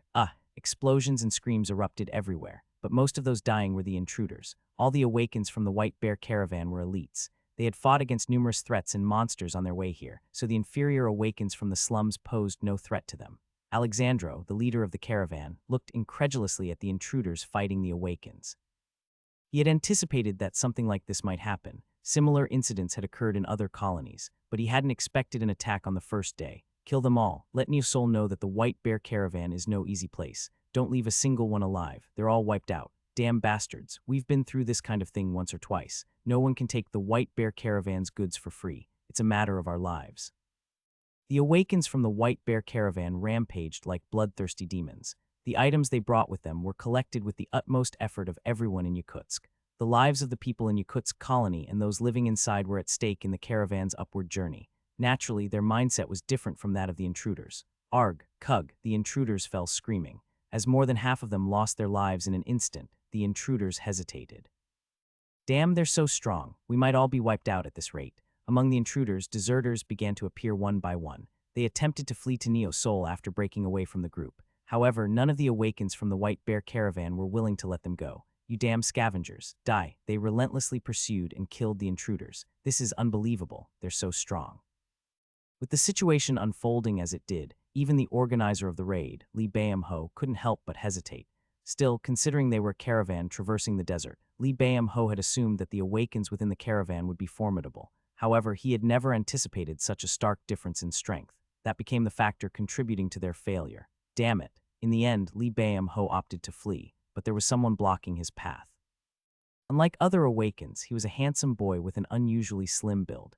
You're just going to leave after causing this much trouble. Get out of the way, you little bastard. Li Bayam Ho shouted as he launched a magic missile. 5 magic missiles flew towards Damien at frightening speed. However, just before the magic missiles hit, someone intervened. It was none other than Alexandro, the leader of the White Bear caravan. Bam! The magic missiles hit Alexandro's body instead of Damien's. However, there wasn't a single scratch on his body. That's impossible, Li Bayam Ho exclaimed in shock, his eyes wide. At that moment, Alexandro reached out and grabbed Li Bayam Ho's head. That doesn't make any sense. Crack! Li Bayam Ho's head burst like a watermelon. Alexandro, who killed Li Bayam Ho in an instant, brushed his hands off and looked at Damien. Are you okay? I could have handled him myself. I never said you couldn't, did I? You're the core of our caravan, so please take care of yourself. Haha, there's no need to protect me like I'm a child. If it weren't for you, we wouldn't have made it this far. Damien, I hope you realize how remarkable and valuable you are. I will. Damien smiled brightly. The attack on the White Bear caravan last night quickly spread through the slums, so the raid led by Li Bayam Ho, a D-rank awakened, was completely wiped out. They didn't plunder a single item. Insane. It seems the strength of the White Bear caravan is even greater than we thought. As soon as 2 or more people gathered, they discussed yesterday's events. Li Bayam Ho wasn't a remarkable awakened, but he wasn't so weak that he would easily fall.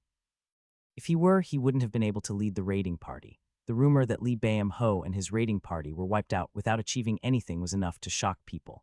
There were quite a few others besides Li Bayam Ho who organized raiding parties. However, as soon as news spread that Li Bayam Ho's party had been wiped out, they disbanded. The White Bear caravan, having made a display of its strength once, did not emerge from the fort it had built outside Neosol. Their appearance seemed to be a message for those with business to come and find them personally. Indeed, there were reports that they were moving to formally visit the White Bear caravan from various places. Xian thought it was only natural. The ones with the goods were the White Bear caravan. They also hold the supply rights. So naturally, those who need goods should go and request a trade with them. That was the way of the world, and the White Bear caravan knew well their power and influence. With demand abound, there was no need to laboriously seek contact. If they simply waited, people would come to them. The problem was that among those seeking to go on their own volition was a person named Brielle. Let's go to the caravan. She suddenly approached Xian and said out of the blue. Xian blinked. Why, I'm curious about what kind of goods they brought. Aren't you curious, Xian? Not particularly. Stop lying and come with me. There's nothing more to get from the goblin market now. Acquiring materials necessary for alchemy was never an easy task. One had to secure goods when the opportunity arose. Whether there would be goods that Brielle needed in the White Bear caravan was uncertain, but it was worth a visit. The problem was that Brielle couldn't enter the White Bear caravan alone. The White Bear Caravan did not permit individual visits. If they did, it was certain that all sorts of people would come in, so they strictly restricted visitation qualifications. At least one leader of a group had to come to enter the White Bear Caravan. That was why Brielle was pressing Xian. Looking up at Xian, Brielle pleaded, let's go, okay, let's go. Really, I'm so excited. Unable to refuse, Xian agreed and Brielle danced happily. Xian put on his robe. Even though Brielle was urging him to go, he was also curious about the White Bear Caravan. Just by looking at the items they brought, one could speculate about the environment of Yakutsk's colony and the distribution of monsters. Before going to the White Bear Caravan, they stopped by Ethan's place. Naturally, Ethan was wary of Xian's visit. With a troubled face, he asked, "You want to visit the White Bear Caravan?" "Yes, right now." "Yes," Xian smiled and replied. Ethan wanted to punch him in the face, but if he did, he knew his head and body would be in too. He also coveted the goods brought by the White Bear Caravan, so he was just waiting for the right timing to visit. But Xian had beaten him to it. Of course, there was no preparation to visit at all. Seeing him hesitating, Xian smiled and said, "Can't we?" At that moment, Ethan felt a threat to his life. He shouldn't be fooled by that soft tone. The other party was a wolf in sheep's clothing, no, a monster. If he let his guard down because of appearances, he would be eaten alive in an instant. Ethan stood up and said, "Of course you can. We were planning to visit the White Bear Caravan anyway." "Right now?" "Yes, right now, perfect. I was worried that it might be a nuisance." "What nonsense are you talking about? It's peaceful in Shinchan because of you, Xian. Of course, we should make things convenient for you." Ethan said with a smile, but his inner thoughts were different. Your very existence is a nuisance. Damn bastard. Ethan summoned the Awakens. Most of them were of E rank, practically useless in real combat. However, they were sufficient for appearances. As long as Xian, a powerful presence, existed, other Awakens were unnecessary. However, to showcase their strength to the White Bear Caravan, they had to accompany him. So 20 Awakens were gathered. With Ethan, Xian, and Brielle, they became 23. They left the slums and headed towards the White Bear Caravan. However, they were not the only ones heading there. "Those are Dongdaemun guys." "Oh, I see." Those who spotted the crowd heading towards the White Bear Caravan from afar murmured. Several men clad in shining armor marched forward, carrying a flag with a cross painted on it. In Neo Seoul, there was only one group that brandished the cross. It was Dongdaemun, led by Johan. Ethan's eyes lit up. "Is Johan coming too?" "Johan is not visible." "Ah, I see, Brixton." At the response of his subordinate, Ethan's eyes trembled. "Brixton, that berserker. The one carrying that big hammer must be Brixton. Damn it, is Johan insane, sending such a crazy bastard to this kind of place?" Ethan's expression turned grim. At Ethan's reaction, Xian glanced at Brixton. With a stature surpassing ordinary people, appropriate armor, and a massive hammer that seemed capable of smashing skulls in an instant, he was intimidating to behold. The man's name was Brixton. He wasn't called the Berserker for nothing. If he went on a rampage with that enormous hammer, there would be no one to stop him. He was one of Johan's fanatics. If Johan ordered, he would charge into hell without hesitation. However, he was not suitable for executing complex commands due to his simple and ignorant nature. Then, a woman walking alongside Brixton caught Xian's attention. Wearing nun's attire and walking on the sand, the woman was someone Xian was familiar with. Kim Yi Kyung, she was Johan's confidant and a woman with brainwashing abilities. It wasn't a usual occurrence for her to come personally. At that moment, Kim Yi Kyung, who also seemed to recognize Xian, showed a surprised expression. It wasn't unreasonable for her to be surprised, considering she had almost been killed by Xian before. She exchanged words with Brixton. Then Brixton, glaring at Xian with an eerie gaze, approached with his subordinates. Finally, arriving in front of Xian, Brixton spoke. "Are you Xian? You're Brixton?" "That's right, I'm Brixton, Johan's right-hand man in the flesh." Brixton replied, thumping his chest. Xian chuckled and asked, "You didn't come here just to say hello. What's your business?" "I came to give a warning." "A warning? That's right. Dongdaemun will monopolize the trade with the White Bear Caravan. There will be no chance for you in Sinchan, so it's best for you to turn back now." "Dongdaemun will monopolize the trade with the White Bear Caravan. Ha, even if you dislike it, it will happen. We will make sure of it. If that really happens, we'll withdraw cleanly. Is that a promise?" "Yes, good. I'll withdraw for now, trusting your promise. It'd be best to keep your promise. Otherwise, I'll smash your head to pieces with this hammer." Brixton flaunted his strength, swinging the hammer he had draped over his shoulder into the air before turning away. That arrogant bastard. Ethan erupted in anger belatedly. Seeing Ethan's frustration, Brielle smirked inwardly. This guy is also secretly a coward. It wasn't difficult to understand. Regardless of whether it was Ethan or any other Awakened, anyone would feel intimidated in front of Brixton's imposing figure. It wasn't Ethan who was strange, but Xian who remained calm. Xian nonchalantly moved forward, seemingly forgetting Brixton's warning. Finally arriving at the fortress built by the White Bear Caravan, Xian exclaimed in admiration. "So cargo trucks could be used like this too. They've really put a lot of thought into it." Indeed, this setup would be useful for staying in the desert. Ordinary monsters wouldn't even be able to approach. Brielle agreed with Xian's thoughts. Ethan voiced his own thoughts. It doesn't seem like ordinary vehicles. It appears to be reinforced with very special materials. That's right. There was no way an ordinary vehicle could cross the desert. It was evident that the chassis had been reinforced or enhanced with special materials. Otherwise, it couldn't explain why there wasn't a scratch on its surface.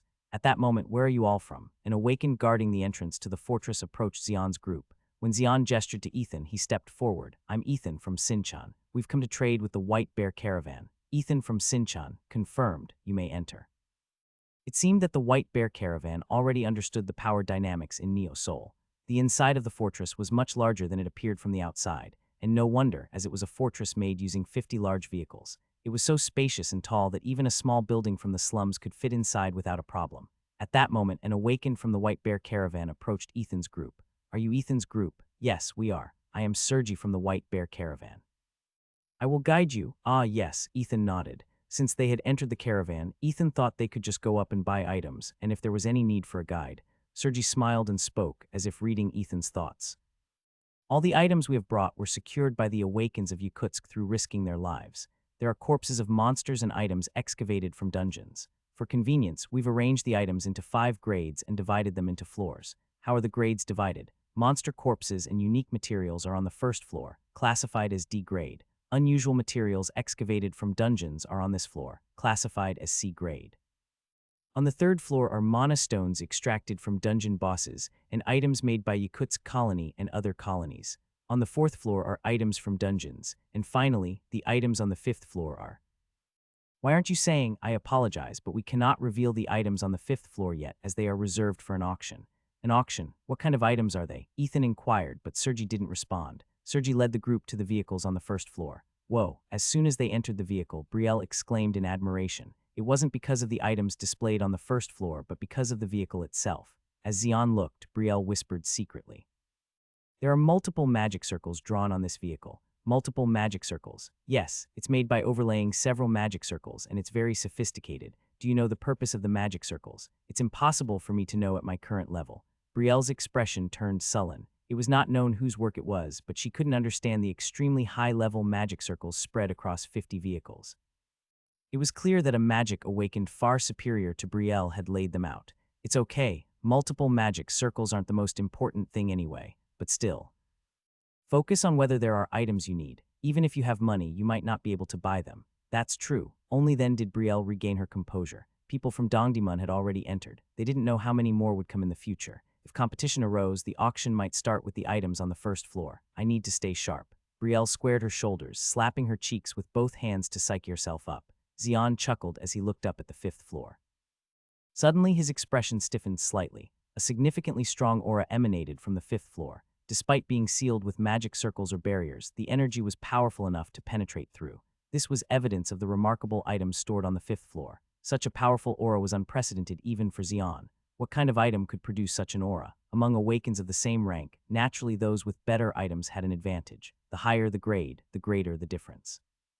While possessing good items wasn't a guarantee of victory, it certainly provided a slight advantage. That's why higher-ranking Awakens risked their lives to obtain better items. That's also why the workshops in Neo Soul flourished. Items crafted by each workshop's vision made Awakens much stronger. That's why renowned workshops attracted Awakens automatically. But there were items that even the craftsmanship of workshops couldn't match. Those were the items occasionally excavated from dungeons. Items that served as the core of the dungeons boasted unimaginable power, beyond what Neo Soul's technology could replicate. Especially items excavated from high-risk dungeons possessed even greater power. However, it was rare for items to be excavated intact, so not many were reported to possess them. If the items on the fifth floor were indeed items from dungeons, the competition would be fierce. Perhaps Neo Soul will be turned upside down because of those items. Just then, bam. Suddenly, a loud noise erupted from the opposite side of the first floor. It was the moment everyone looked at each other in confusion. This crazy bitch dares to use brainwashing skills. Shit, we've caught them, crushed them all. Suddenly, people began to fight, entangling with each other. Awakens from Dongdaemun, who entered at a similar time as Xian's group, clashed with the Awakens from the White Bear Caravan. Brixton, who had confronted Xian's group earlier, wielded his massive hammer to protect Kim Yi-kyung. Kim Yi-kyung's face showed signs of defeat. Xian immediately understood the situation. That woman must have tried to use her brainwashing skills again and failed. Kim Yi-kyung had attempted to use brainwashing skills on Xian as well. Fortunately, Xian's mental barrier was strong enough to repel the attempt, but if it had succeeded, it would have been quite dangerous. Brainwashing skills weren't omnipotent. They didn't work on those with strong mental barriers or items that protected the minds. That seemed to be the case this time as well. The Awakens had necklaces emitting a blue light around their necks. Perhaps the necklaces protected them from the brainwashing skills. Who do these bastards dare to attack so recklessly? Brixton protected Kim Yi-kyung, blocking the attacks of the enraged White Bear Caravan Awakens with his entire body. Bang, bang, boom. The thick armor perfectly protected Brixton from various skill attacks. His armor was also a specially crafted item boasting strong defense against various physical attacks. Heh, it doesn't even tickle. Is this all you've got? In that case, I'd rather take it by force. Brixton's eyes gleamed with madness. Originally, the plan was for Kim Yi-kyung to brainwash the one in charge and have them hand over the items to Dongdaemun at a low price. However, after fighting directly, Brixton gained confidence that they could simply seize them by force. Kim Yi-kyung urgently spoke. We need to get out of here. It's noisy. Who takes orders from a failed subject? From now on, I'll be the one in command. You crazy bear, we need to get out now and resolve the situation. I don't listen to the orders from losers. Brixton and his subordinates went even more berserk. At that moment, it seemed as though no one could stop Brixton's rampage. That's enough, you fanatic. A man with a huge build, not less than Brixton, swung his fist. It was Alexandro, the leader of the White Bear Caravan. Alexandro was furious. He had come this far leading the caravan for the sake of a fair deal. The goods he carried were like lifelines for the people of Yakutsk colony, and Kim Yi-kyung and Brixton tried to plunder them with brainwashing skills. It was an unforgivable act. You're dead. Boom. His fist struck Brixton's chest. Brixton's face contorted in an instant. An immense shock struck his whole body. If it weren't for the heavy armor, his chest would have been completely caved in. It was truly a tremendous force. Alexandro's assault wasn't over yet. Another powerful blow followed. Brixton hurriedly swung his hammer. Boom, the fist and the hammer clashed, producing a metallic clang. Brixton's body was pushed backward, and Alexandro staggered. One wielded a weapon, a hammer, while the other used his bare fists, yet the one with the hammer was pushed back. It was clear who had the upper hand, but Brixton couldn't admit it. A mere desert traitor stronger than me. Impossible. In an instant, the pupils in his eyes disappeared. It was a phenomenon that occurred when his skill, Berserker, was activated. When the Berserker skill fully activates, the attack power more than doubles momentarily. However, one loses all sense and cannot distinguish friend from foe. It had to be stopped before that happened. Kim Yi-kyung shouted, "Idiot, don't activate the skill. Now is the time to retreat," but her shout came too late. The black in Brixton's eyes completely disappeared, and the whites turned entirely bloodshot. The Berserker skill had fully activated. "I'll kill you." Brixton, having lost his senses, charged at Alexandro with terrifying momentum. Thud, with a loud noise, this time Alexandro was pushed back. Anger gleamed in Alexandro's face, who suffered losses. The moment his anger reached its peak and he was about to give it his all. "Step back." A youthful voice rang in Alexandro's ears. The moment he heard the voice, Alexandro immediately withdrew without hesitation. At that moment, the youthful voice resounded again. Direction disturb. A red light descended upon Brixton's body. Brixton, having lost his reason, couldn't evade the light and was completely covered by it. Instantly, Brixton's senses were disrupted. Although he clearly saw his opponent in front of him, he couldn't judge how to approach. A skill that disrupts the opponent's senses, causing confusion. For someone like Brixton, who entered a berserker state and couldn't make proper judgments, its effect was multiplied. The more Brixton tried to attack Alexandro, the further he seemed to get away. "Captain, damn it!" The warriors who came with Brixton called out desperately, but he had already left the fortress. Kim Yi-kyung shouted, "Everyone retreat." In the end, the Dongdaemun Awakens suffered great losses and escaped with the caravan. "You bastards, Kaak, too." The victorious White Bear Caravan Awakens took deep breaths and spat. Even though they achieved victory, their anger didn't subside. Unexpectedly, a young boy with an apparent smile consoled them. "You all did well. Let's calm down. After all, this level of disturbance was expected." Suddenly, as if under a spell, the White Bear Caravan Awakens regained their senses. That was one of the powers the boy possessed. Among the White Bear Caravan Awakens, he was the youngest, but he was a presence more reliable and trustworthy than anyone else. The boy's name was Damien. Alexandro approached Damien and patted him on the shoulder. "You did well. It was nothing, really." Damien grinned, revealing his white teeth. "You always know you can rely on me, right? I hope you continue to lead us well in the future. Others might misunderstand if they hear that. You're the leader of our caravan. But everyone knows it's you who actually leads us. We wouldn't have come this far without you. Don't say that. There are others too. Got it." Only then did Alexandro remember that there were other people inside the caravan. His gaze shifted towards Xian and his group, who were watching from one side. Naturally, Damien's gaze also moved along with his. The moment Damien's gaze fell on Xian, his eyes widened. Brother, an unexpected term slipped from Damien's lips. Brother, what are you talking about? Alexandro, who was nearby, asked, but Damien didn't answer. No, he couldn't. His gaze was fixed on Xian.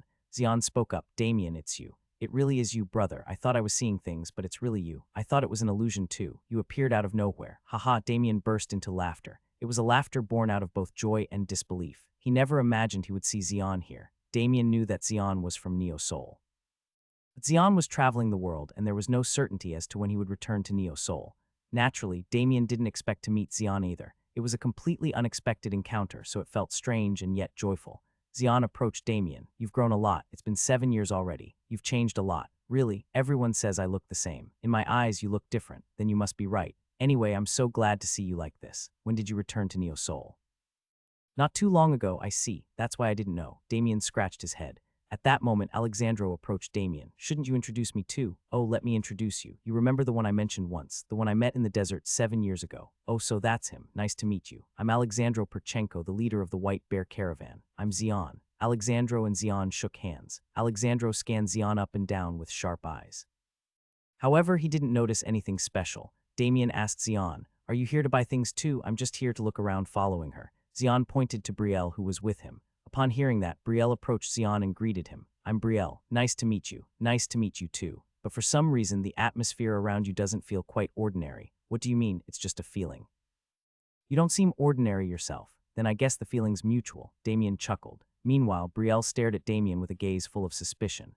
Fortunately, her gaze was concealed by her wide-brimmed hat. This man is strange. She was a high elf. Although her senses had dulled considerably due to the drugs, she still retained the keen intuition typical of high elves. From Damien, she sensed an oddly unsettling aura. As a high elf by nature, there was hardly any possibility of her being mistaken.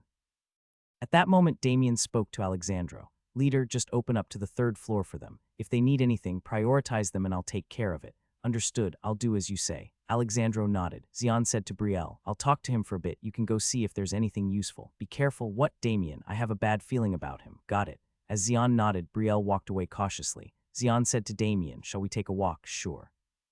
The two of them left the fort and walked on the sand together. It was Xian who spoke first. You came from Yakutsk colony. As you know, I couldn't return to Kamchatka colony, so I had to find another colony. Damien was from Kamchatka colony. His father, Belaf, operated a caravan in Kamchatka colony, and Damien grew up there. However, due to threats from the otherworldly species, Belaf lured Diodin and Xian into a trap and ended up being killed by them.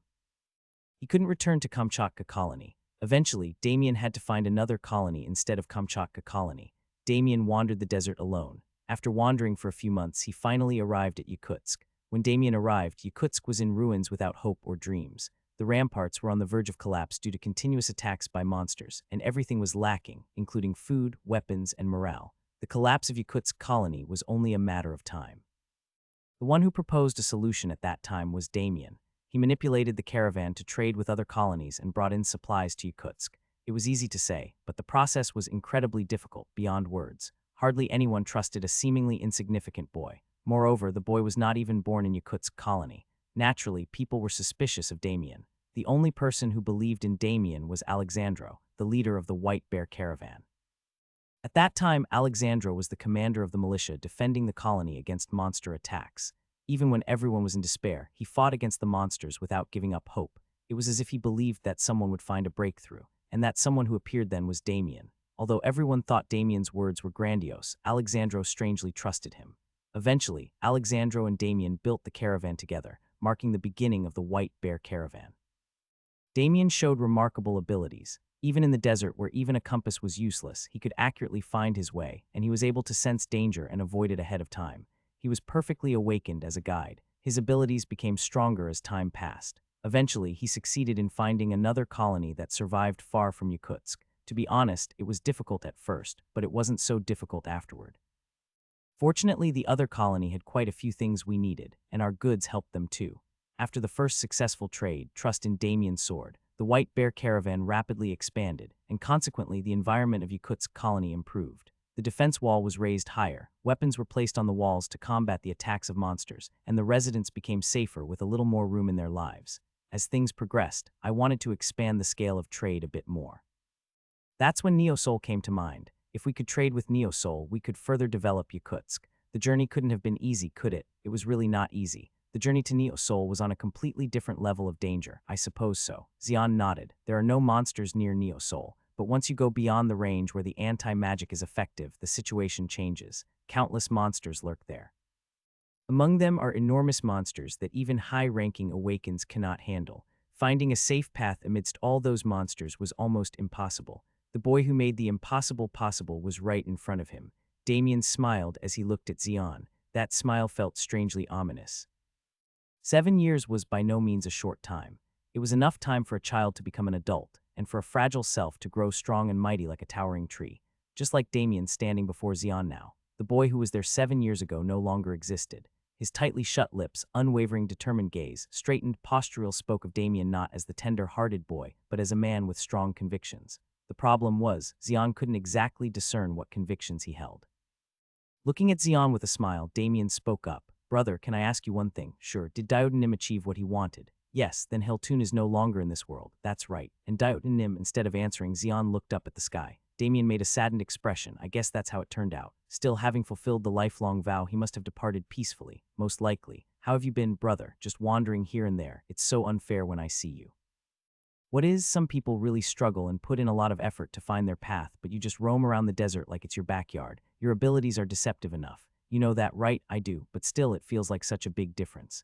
Damien pursed his lips. Don't make an expression that doesn't suit you. Was I pouting? Quite. It seems like there's still a lot to learn. Still, I thought it seemed quite natural. Let me ask you something too. What is it, El Harun?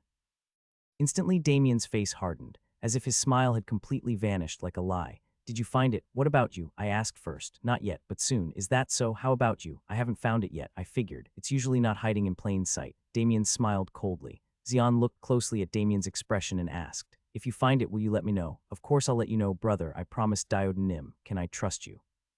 Brother, I always keep my promises, at least. I guess so. This time, Xian smiled. Damien looked at Xian with a strange gaze. By the time Xian and Damien returned to the White Bear caravan, Brielle had already finished shopping.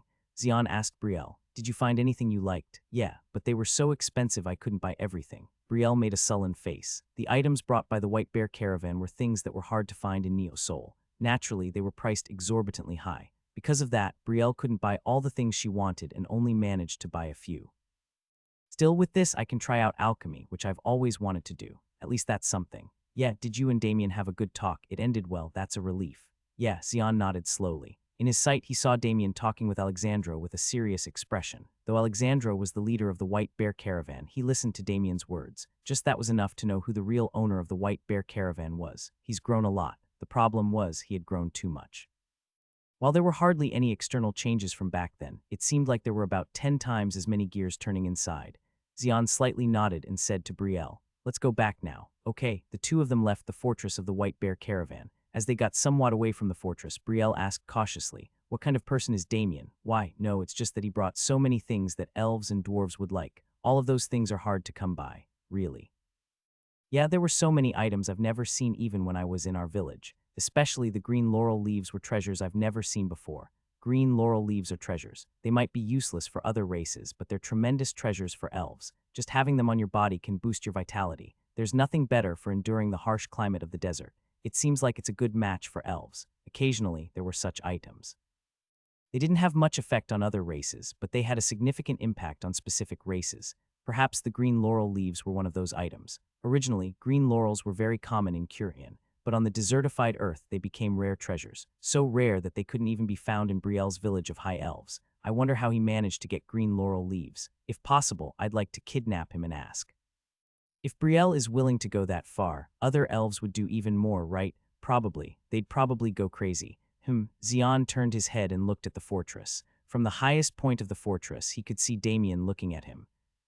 It's the first time I've seen you care so much about someone. He's a man worth caring about. Is that so? At Damien's reply, Alexandro's eyes lit up. They had known each other for 7 years, so he knew. He knew how talented and intelligent Damien was. A navigator. Literally a guide. In this world, there were countless Awakens, but those who awakened as a guide were extremely rare. And among them, it was even rarer to find a guide as exceptional as Damien.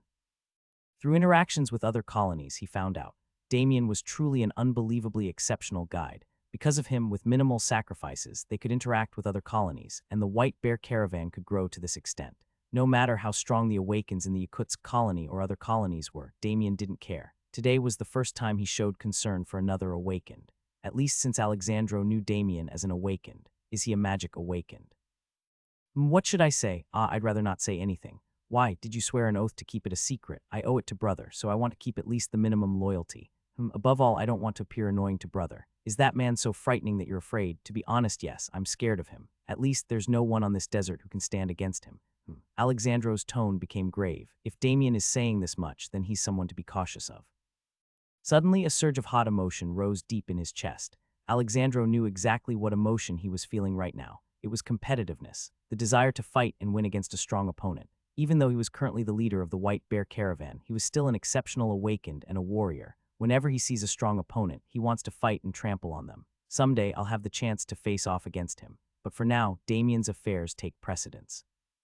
He made an effort to suppress his competitiveness. Then they appeared. In the distance, another group was approaching from Neo Seoul. Just by looking at their attire and armament, it was clear. They were Awakens. Other groups besides Dongdaemun and Sinchan were coming to visit after hearing the rumors. Alexandro shouted to his subordinates, "Guests are coming. Prepare to greet them." Yes, the energetic responses of his subordinates could be heard from below.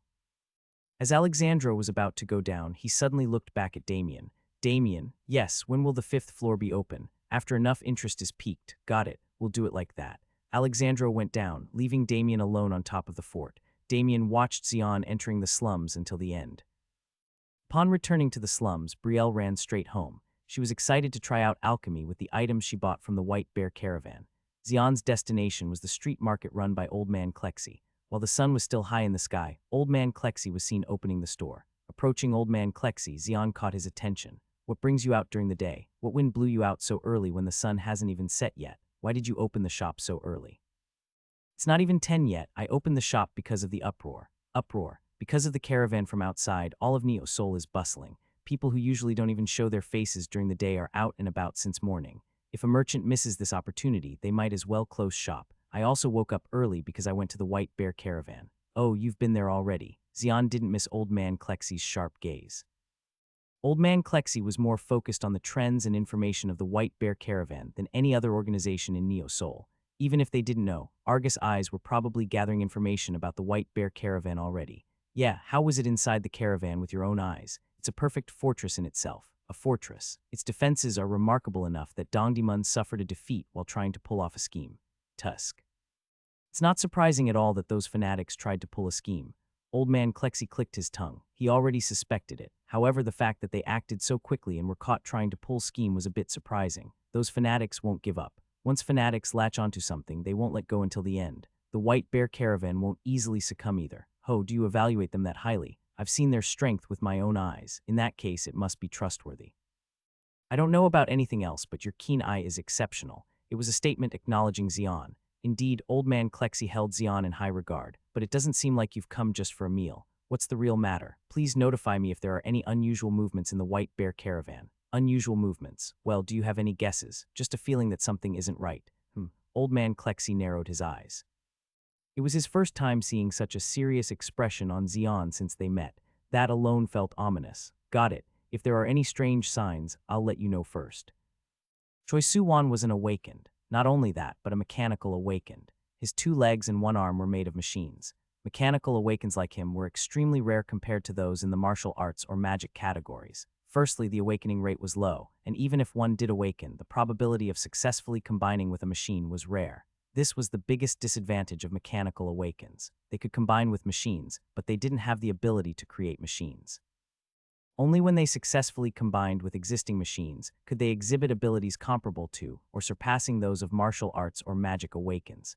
Therefore, the key to their success lay in how good of a machine they could combine with. From that perspective, Choi Su-won was quite lucky. He was under the command of Kim Hyun-soo, the leader of the Western District of Neo Seoul. Kim Hyun-soo was a pure-blooded Korean.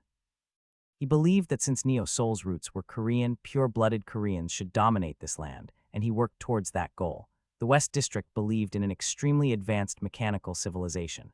They had recreated computers that had disappeared over 100 years ago and used them to produce many machines. As a result, the West District had produced many mechanical Awakens. Choi Su-won was one of them. Although he couldn't be assigned a good machine due to his low rank, he could still equip himself with mechanized limbs and prosthetics that rivaled those of an E-rank Awakens. His mechanized legs could achieve speeds of over 70 kilometers per hour, and his steel prosthetic arm could exhibit destructive power comparable to that of a martial arts awakened of the same rank. The good thing about mechanical Awakens was that as their rank increased, they could uprank to a better body. The West District had prepared machines or bodies for high-rank Awakens. As long as they increased their rank, they could become stronger. Choi Soo-won's dream was to become a high-ranking Awakened and uprank to a powerful body, but before that, he had to survive. Choi Soo-won was running through the outskirts of Neo Seoul at high speed. His face was drenched in sweat, and his eyes held a desperate light. Boom! Suddenly, an explosion sounded. Damn! Choi Soo-won cursed and swung his mechanized prosthetic. Clang! Along with the sound of metal, an arrow flew out, but he couldn't relax. A chain followed, binding his leg. As a result, Choi Soo-won stumbled and fell. Shit! Choi Soo-won quickly broke free from the chain and got up. The chain couldn't restrain him. The problem was that it had delayed him. Damn it, we finally caught him. He's really fast. These mechanical bastards are the most annoying. They don't get tired. The men who appeared were shabbily dressed. All three of them had covered their faces. Choi Soo-won shouted, "What's going on, you bastards? Why are you chasing me? Do you not know? Scavengers again." Choi Soo-won gritted his teeth. Scavengers didn't only exist in the desert. They also existed in Neo Seoul. These guys would thoroughly conceal their identities and ambush other Awakens, stealing everything from them. The scavengers surrounded Choi Soo-won and said, "Why don't you give up resisting? That'd be better for the both of us. Yeah, let's not struggle in vain. We'll spare your life." Hey, Choi Soo-won burst out laughing. "Don't make me laugh. Who would surrender so easily?" He charged at the leading scavenger. Although he was outnumbered and had to flee, Choi Soo-won had confidence in his combat abilities. Just one hit will do. Just one hit. As long as he landed a critical hit, he could render his opponent helpless in an instant. That's when it happened. The leader of the scavengers suddenly smiled and took out something from his chest. Swoosh! The object he threw was a net that suddenly expanded in midair, wrapping around Choi Soo-won's entire body. What? The transparent net that wrapped around Choi Soo-won's body was made of an unknown material, like a giant tentacle. "I just have to rip this apart," Choi Soo-won shouted and used his strength. The explosive energy supplied to his mechanized limbs created an enormous output, but the transparent net only stretched without taking any damage. "What is this? Heh. It's an item we got from the White Bear Caravan. We were curious about its performance, and it's definitely effective. It's the best item for scavengers like us." The scavengers smiled in satisfaction. On the other hand, Choi Soo-won couldn't hide his shocked expression. "You got this item from the White Bear Caravan." "That's right. They use this item to hunt monsters in the Yakutsk colony. It's also useful for human hunters like us, so we bought it, and its performance is great." Arg! Choi Soo-won tried to rip the net again, but it was useless. The transparent net was made from the skin of a small monster, a vampire bat, and had an incredible tensile strength. Therefore, it was difficult to rip it apart using physical strength alone. For a low-ranking Awaken like Choi Soo-won, who relied on pure physical strength, this item was a catastrophe. The scavenger took out a small rod from his waist. "There's one more thing to test." "What's that?" Heh. "There's a creature called the one-horned electric eel near the Yakutsk colony. Its body has an internal organ that generates high-pressure electricity, and it's a masterpiece. It can create an enormous amount of high-pressure electricity instantly. This rod has the one-horned electric eel's electricity generation organ inside. Wait, that's right, it's like a stun gun. The output is just a bit stronger." The scavenger pressed the electric shock rod against Choi Soo-won's chest. Zap! The electricity surged, and Choi Soo-won's body convulsed violently. His muscles contracted, and he couldn't even scream. After a while, Choi Soo-won lost consciousness. "Yeah, that's it. Damn yeah, the performance is confirmed. Good, quickly take off his mechanized limbs." The scavengers laughed and approached Choi Soo-won. They tore off Choi Soo-won's mechanized legs and arms from his body. Originally, machines combined with mechanical Awakens couldn't be separated. They were perfectly recognized as part of the body, but with the electric shock device from the White Bear Caravan, the bond was weakened. The high-pressure electricity momentarily paralyzed the system. Clank. The scavengers easily removed Choi Soo-won's prosthetics and limbs. "That's it. Jackpot. This will sell for a lot." Heh. Mechanical Awakens prosthetics and limbs were traded at a high price. They could be transplanted into another mechanical Awaken's body or used as parts. "What should we do with this bastard?" One of the scavengers pointed at Choi Soo-won, who was left with only his torso and one arm. He was still alive, but unconscious. The answer from his comrade was simple. "What do we do with him? We have to kill him. If we let him live, he'll come seeking revenge." "That's right, let's kill him." With that, Choi Soo-won's fate was decided. Pow! The scavenger's punches struck Choi Soo-won's head and he fell silent. "Tell the other guys to buy items from the White Bear Caravan too. It's a jackpot." Where do these lucky bastards come from? Heh heh, let's go. The scavengers disappeared into the darkness, laughing. It's a mess, yes. Old man Klexy's sudden words left Xian with a puzzled expression. Some of the items from the White Bear Caravan seem to have fallen into the hands of scavengers. Aren't the items from the White Bear Caravan only sold to verified buyers? Then it seems that scavengers bought those items as well. That's possible. Xian nodded. The White Bear Caravan had been operating for a week, and many items had already been sold to various districts in Neo Seoul. Some of those items seem to have ended up in the hands of scavengers. Scavengers are using items from the White Bear Caravan to hunt other Awakens. How much damage has been done? As I understand, dozens of people have already fallen victim. That many. If we include the unknown victims, the number would be even higher. Old man Klexy's expression turned very serious. Scavengers' main area of activity was the desert. They thoroughly concealed their identities and targeted Awakens or travelers.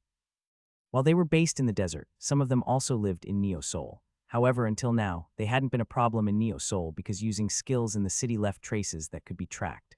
But with the items from the White Bear Caravan, Scavenger's leash had been unleashed. Various items created to hunt monsters efficiently were also effective against humans. Especially the net made from the skin of a vampire bat and the electric shock rod made from the one-horned electric eel's organ had caused significant damage. These two items allowed scavengers to subdue other Awakens without using their unique skills. Low-ranking Awakens were helpless against them. Scavengers were using not only these two items, but also other items to hunt Awakens. They were finding the optimal combination of items to test on Awakens, even though they weren't originally designed for that purpose. As a result, the damage to Awakens was growing. Neo Seoul must be in chaos, right? Each district has declared a state of emergency. I never thought scavengers would use items from the caravan. They're creative bastards. Who would have thought they'd use items to hunt other Awakens in Neo Seoul? No matter where you go, there are always idiots like them. The problem is that there are too many of them. Right now, this is only happening in Neo Seoul, but soon the same things will happen in the slums. Old man Klexy's greatest concern was that the same thing would happen in the slums. Neo Seoul at least had a well-maintained security system, but the slums didn't. If the same thing happened there, the damage would be even greater. What about the city hall? What? Are they just standing by while all this is happening because of the items from the White Bear Caravan? There's no reaction from them. What do you mean? It's not that they don't know what to do, but it seems like they're intentionally turning a blind eye. Old man Klexy's eyebrows furrowed. He was someone who had met many people and fought many battles in Neo Seoul and the Mana Stone Mine, but there was no one as incomprehensible as Jin Jiam Ho, the leader of Neo Seoul. Jin Jiam Ho was an enigmatic existence. He was at the center of Neo Seoul, but rarely took action in the forefront. If he had taken action like he did in the early days of Neo Seoul, the city wouldn't have been divided into several districts. Jin Jiam Ho's abilities were absolute, but for some reason he had stopped taking action and went into hiding. As a result, other districts could grow and leaders could emerge. I have no idea what he's thinking and it's frustrating. Old man Klexy sighed. Xian looked beyond the wall at the city hall. It's clear that he's the one who orchestrated this entire situation. But why is he trying to take advantage of this to reorganize the order of Neo Seoul? Swoosh coo, a sharp sound and a scream echoed simultaneously. The owner of the scream, with a hole in his shoulder, rolled around on the ground. He was a sleek, clean-shaven man. His face, covered with a coat and a middle-aged hat, expressed shock and horror. Why are you doing this? At that moment, the person who had shot the hole in his shoulder landed softly. It was a beautiful woman with alluring eyes, soft hair blowing in the wind, and a curvaceous body. The woman, with an annoyed expression, approached with a long spear, her eyes blazing with anger. Are you asking because you don't know? No, you suddenly attacked a person who was just walking down the street. Are you sure? No, I mean. Do you really think so? You're the one who attacked an innocent person walking on the street and killed them yesterday. How do you know that? The man's eyes, hidden behind a middle-aged hat, wavered, and the woman with the spear snorted in laughter. Did you think you wouldn't get caught even if you did something like that in Neo Seoul? You scavenger bastard. Damn, who are you? The man jumped up and shouted. Me? I'm the unfortunate civil servant who has to work at night because of you. Ah, I'm not a civil servant, am I? Well, whatever, I'm Mandy and I'm being tormented at night because of you. Ah, now it's Aloy. Mandy, Aloy, what are you talking about? Anyway, it's because of you. You bastard. The woman, shouting angrily, was Aloy. Her mission was to eliminate the scavengers who were disturbing Neo Seoul. As the scavengers continued their mischief, the city hall had given Awakens the task of dealing with them. Other Awakens could choose their missions according to their taste, but Mandy, who was contracted to the city hall, had no choice but to accept. As a supervisor, she received benefits but also had heavy responsibilities. That was why she was dealing with a man who seemed to be a scavenger in the middle of the night. The man's name was David O. He was an ordinary resident of the Northern District. At least that was what was known about him externally, but Aloy's investigation had revealed otherwise. He was a scavenger, hiding behind the facade of an ordinary office worker, and he was incredibly vicious. The number of Awakens he had hunted down had already exceeded 5. If it weren't for Aloy's keen senses as a half-elf, she wouldn't have discovered his true identity until much later. Being caught by the city hall's watchdog, what shitty luck. Repeat that and you're dead. Shut up. I'll just kill you and run off to the desert. And that'll be all. What's the point of going to the desert? You might as well get caught by me. HMPH, you think people only live in Neo Sol. There are people living in the desert too. Looks like the scavenger's base in the desert. If you come obediently, I won't hurt you. Ha, you're the one who suddenly attacked an innocent person and made a hole in their shoulder. You think that doesn't hurt? Thinking about it, I might have been a bit too harsh. You understand, don't you? As an office worker, I know how tough it is. I don't know. Freak you, you bitch. You don't know, then I'll make you know. Aloy smiled coolly. Let's do it. Let's see who gets defeated first. David pulled out a weapon from his coat. Chirp. The weapon in his hand was a metal whip. Made of special materials, it extended to 5 meters long when David snapped his wrist. Aloy muttered as she saw the whip in David's hand. There's no easy way to deal with scavengers like him. They need to be beaten senseless. Die. At that moment, David's whip flew towards Aloy at supersonic speed. It was an incredible speed that no ordinary human could detect. But Aloy was no ordinary human. She was a half-elf and an awakened. Her senses were much more acute than those of other Awakens. Swish. Mandy dodged the whip by a hair's breadth and counterattacked. Her speed was as fast as David's whip. Coup. David hastily tried to recover his whip and defend himself, but Aloy didn't give him the chance.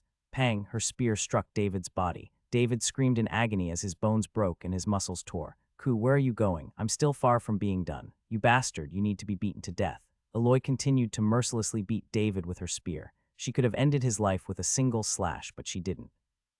Her goal was not to kill David, but to extract as much information as possible from him. For now, she would just keep him alive and continue to beat him senseless. Thud, pang, the merciless violence continued for a while, and when it finally stopped, David had been minced like a piece of meat, but he was still alive. Aloy grabbed David's collar and said, "Let's have a talk now. Where is your hideout?" The slums were noisy. Originally, people didn't move around much during the day when the sun was hot, but recently the peace had been broken. Xian knew that the reason was the White Bear Caravan. Since the White Bear Caravan had set up its fort outside Neo Sol, people's activities had increased. The appearance of the White Bear Caravan had stimulated Neo Sol and the slums in many ways. The goods released by the White Bear Caravan were mostly things that couldn't be obtained in Neo Sol. These goods had piqued people's curiosity, and even during the day they came out onto the streets. At the same time, the number of incidents had also increased. Stand right there. If you get caught, you're dead. Shit. A cat and mouse chase took place inside the Goblin Market. A customer had stolen something and was being pursued. However, he was soon caught by the Goblin Market guards. The merchants, watching the customer get caught and beaten, said, "These days there are more and more crooks like him." They knew what kind of place this Goblin Market was. They wouldn't dare try to steal. It's been like this since the White Bear Caravan came. Xian overheard the merchants talking. He had come to the Goblin Market to buy something and witnessed the commotion. The stolen item was a dagger released by the White Bear Caravan. It was said to be a high-quality dagger, strengthened by a skilled enchanter. An enchanter itself was a rare profession, and the dagger's material was excellent, making it a valuable item. Its enchantment was an increase in penetration power. According to the Goblin Market's verification, it had at least a 30 increase in penetration power compared to other daggers of the same grade. Items of this magnitude were not easily available in the market. To some extent, the mindset of the thief was understandable. Of course, this didn't apply to Xian. The goods released by the White Bear Caravan were quite excellent, but they were not enough to pique Xian's interest. What Xian needed were not those weapons, they were small everyday necessitates. The awakened guard of the Goblin Market took out a small disc from the thief's arms. "What's this? Where did you steal it from?" "Bullshit, that's mine. I bought it from the caravan with my own money." "Lying bastard, we'll confiscate this for now." "Give it back, it's mine." "Stop making a big fuss, you thief." The Goblin Market merchants yelled and beat the thief, but Xian shook his head and continued shopping. Just then someone approached Xian quietly. "Don't you think it's unnecessary to buy things like this from the Goblin Market?" The one speaking so naturally was Yu Sihi, the head of the Goblin Market. Behind her was her escort, the Black Lion. Xian handed over the money to the merchant and said, "But this place is the most trustworthy after all." "That's true." Yu Sihi nodded as if it was obvious. "So I came here. What about you?" "I came out because it was noisy outside." You see, he gazed at the thief, who was struggling to get back the disc that had been taken away by the awakened guard. Xian chuckled. "It seems to be happening often these days." "Oh, it happens several times a day. There are many suspicious people coming in. Don't you usually strictly screen people's identities?" "That's true, but you can't completely block it. With the current lack of manpower, there are gaps. That's quite serious." "It's serious. It's all because of the White Bear Caravan."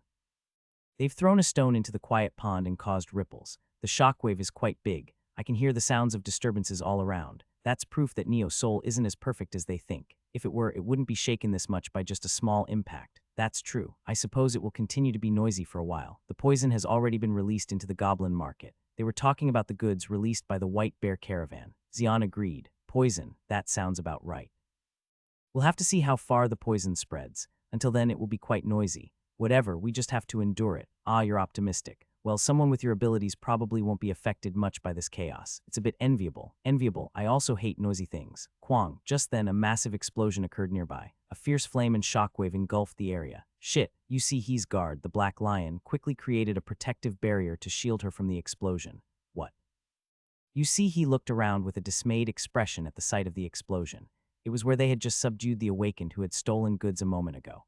Not only the awakened who had stolen the goods, but also the awakened guard from the goblin market who had subdued him, along with the nearby shops, were swept away by the explosion without a trace. What happened? What's going on? It seems like the one who was caught earlier exploded. You're saying that a person exploded like a bomb.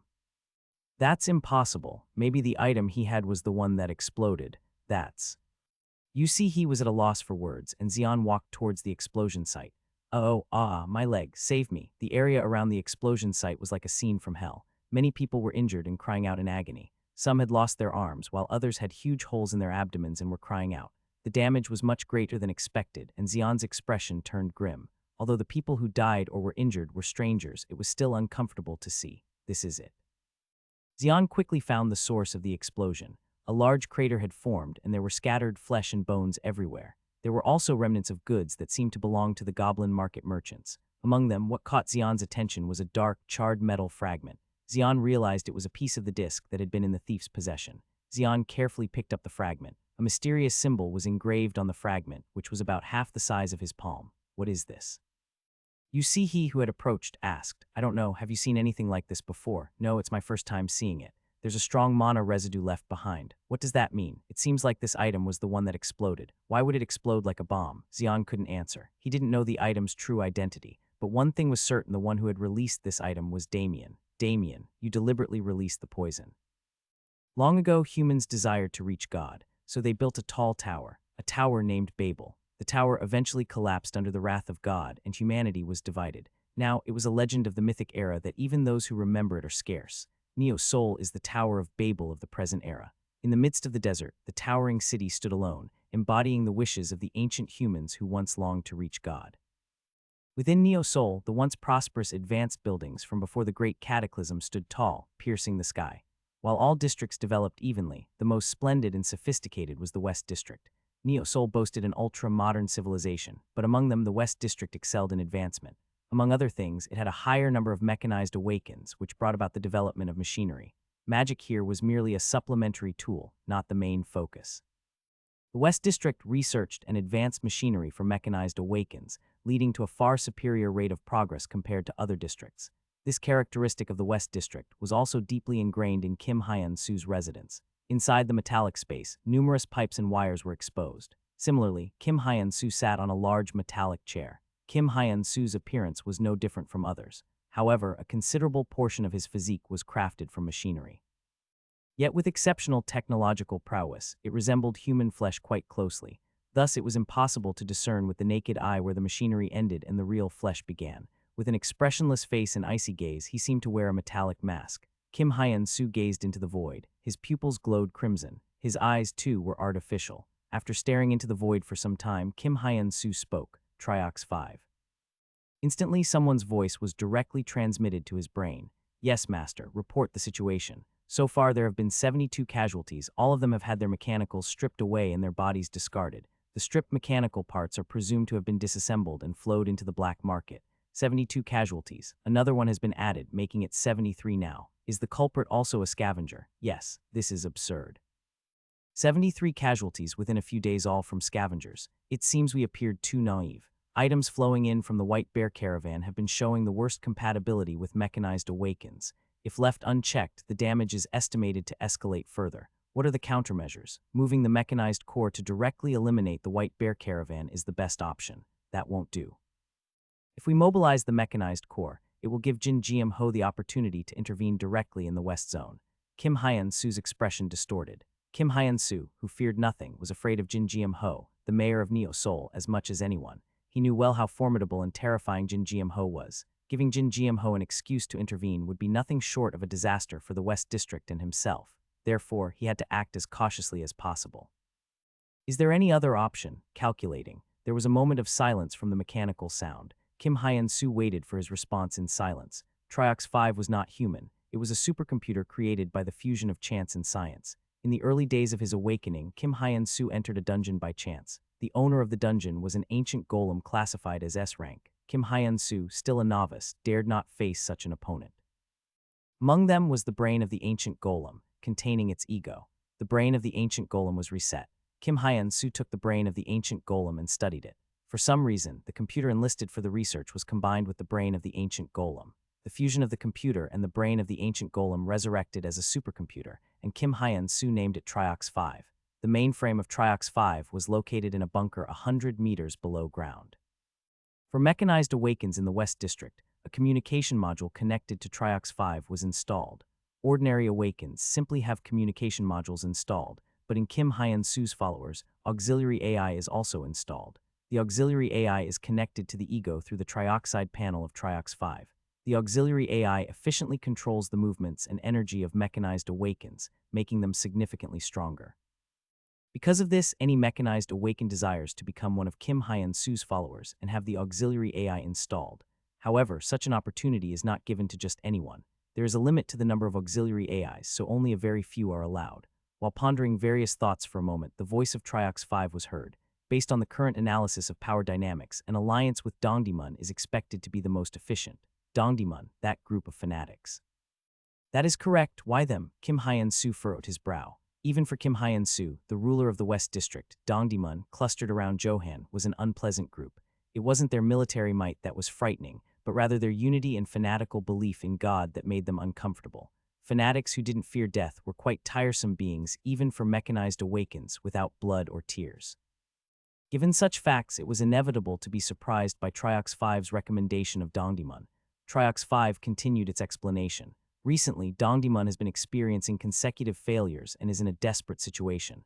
There haven't been major losses, but the authority of the leader, Johan, has greatly declined, requiring an opportunity for a turnaround. A turnaround, that could be possible. They get to preserve their dignity while we reap the benefits. Correct. I like the sound of that. Only then did a smile appear on Kim Hyun-soo's face. Then we will proceed. Go ahead. Understood. Master's orders will be carried out. Kim Hyun-soo nodded deeply and buried himself in his chair. As he gazed out the window for a moment, he suddenly asked, as if remembering something, how many pure Koreans are left? As far as we know, there are only 3,749,399 pure Koreans remaining. Is that all? At this rate, within 100 years, pure Korean lineage will completely disappear. As long as I'm alive, that won't happen. The true owner of this land will always be Korean. Although he had replaced most of his body with machinery, his soul and spirit remained pure Korean. Xian looked at the metal shards on the table. It was the debris of the item that caused the explosion in the goblin market. 5 people died and 20 suffered serious injuries because of it. The incident turned the goblin market upside down. You see, he immediately gathered the merchants and Awakens of the goblin market and began formulating countermeasures. All this chaos because of this one thing. What is it? At that moment, Brielle's voice came from behind. Xian spoke without turning around. Did you stay up all night again?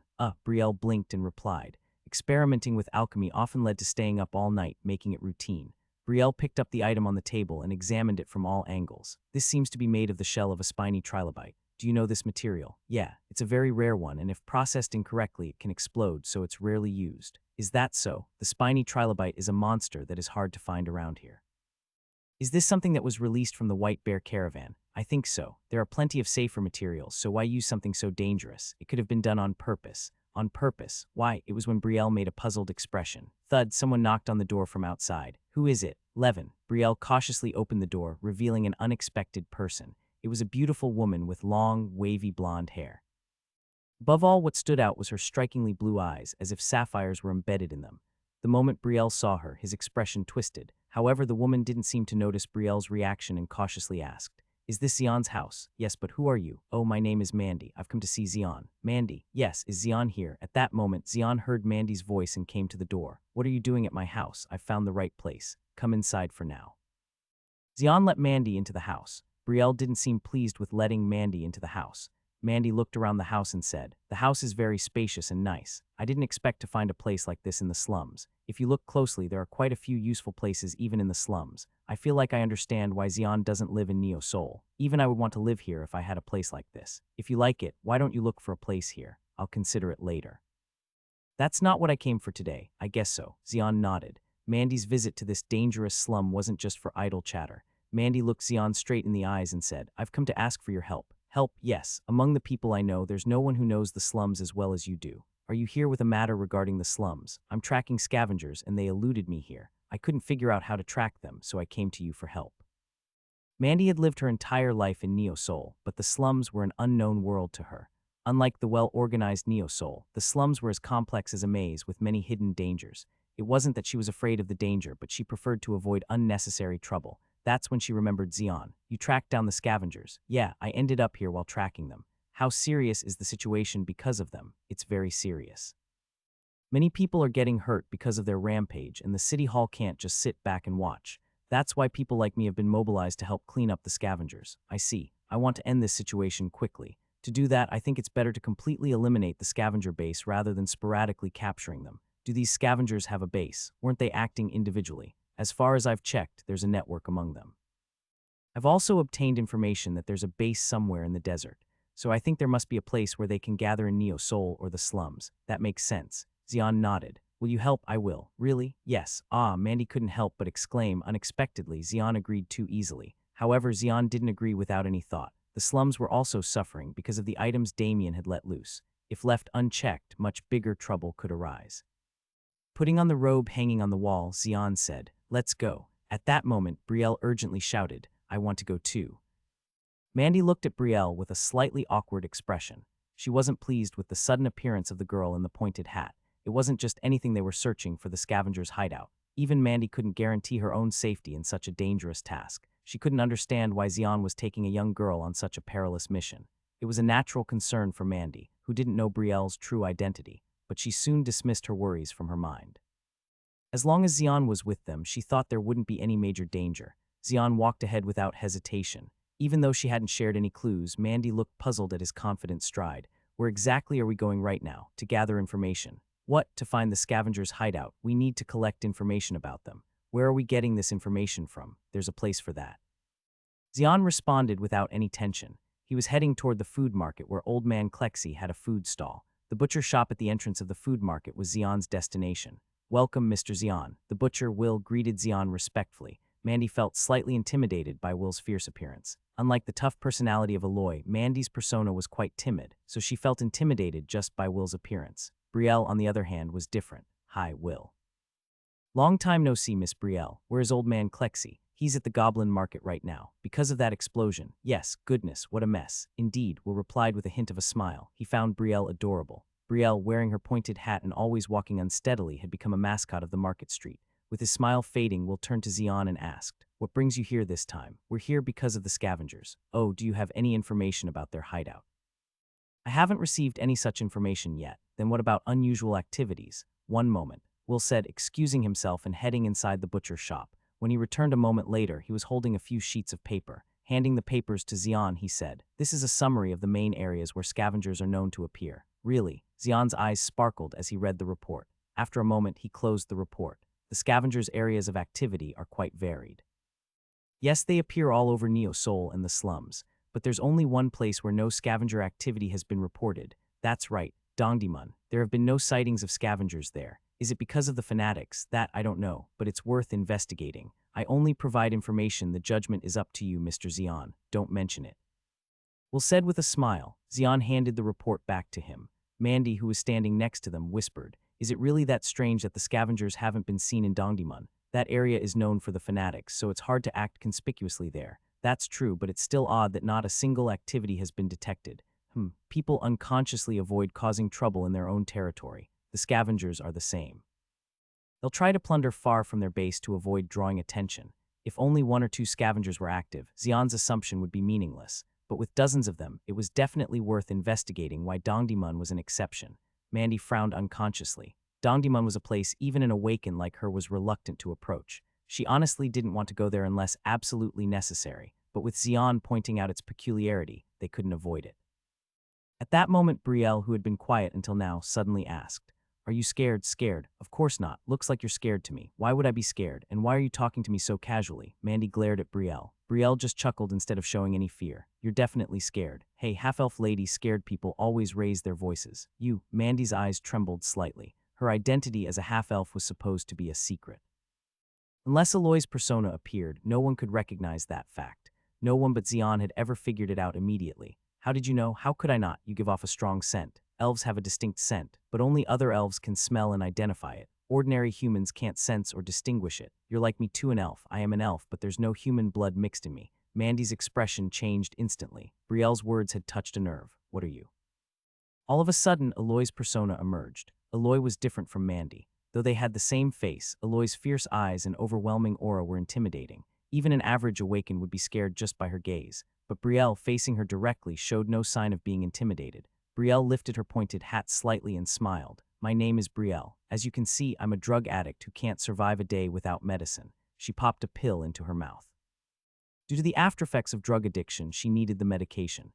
It was a lot less now, but until recently she had to take them like candy. A drug-addicted pureblood elf. Interesting, I never thought I'd end up a drug addict. Life never goes as planned. Life, huh? You are a half-elf. You think like a human. Is that why you're scared? This little brat who says I'm scared. I'm not scared at all. Then why are you hesitating? Damn it. Who says I'm hesitating? I'm going. Good then.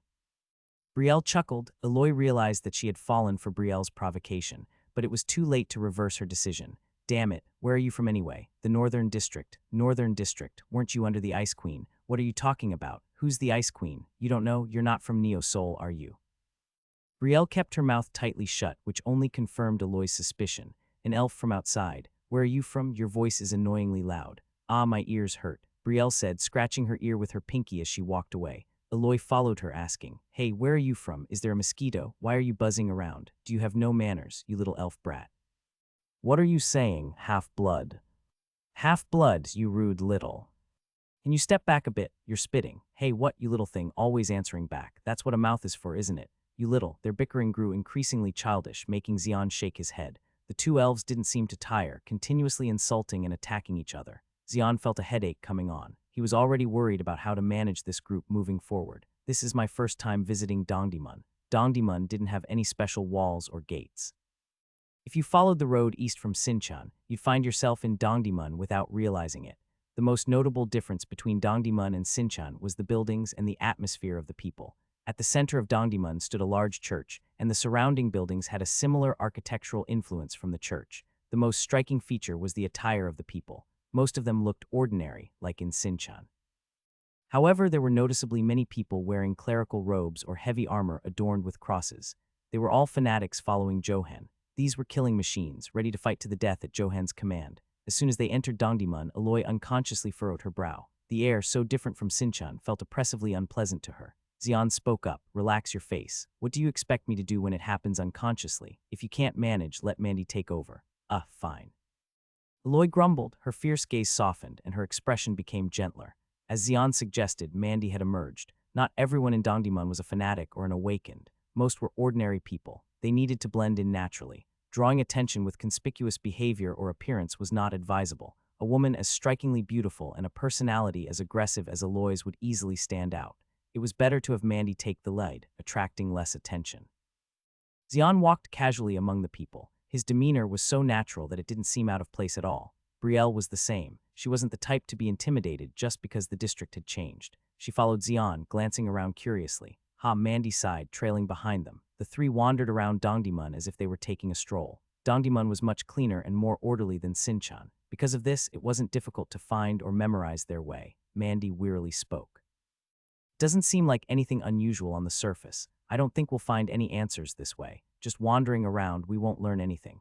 Brielle agreed, for once sharing Mandy's opinion. Xian nodded. Simply walking the streets wasn't going to yield the information they sought. To get reliable information, they needed to contact people and ask questions, but that would quickly reach Johan's ears. Though he wasn't afraid of Johan, he wanted to avoid unnecessary conflict.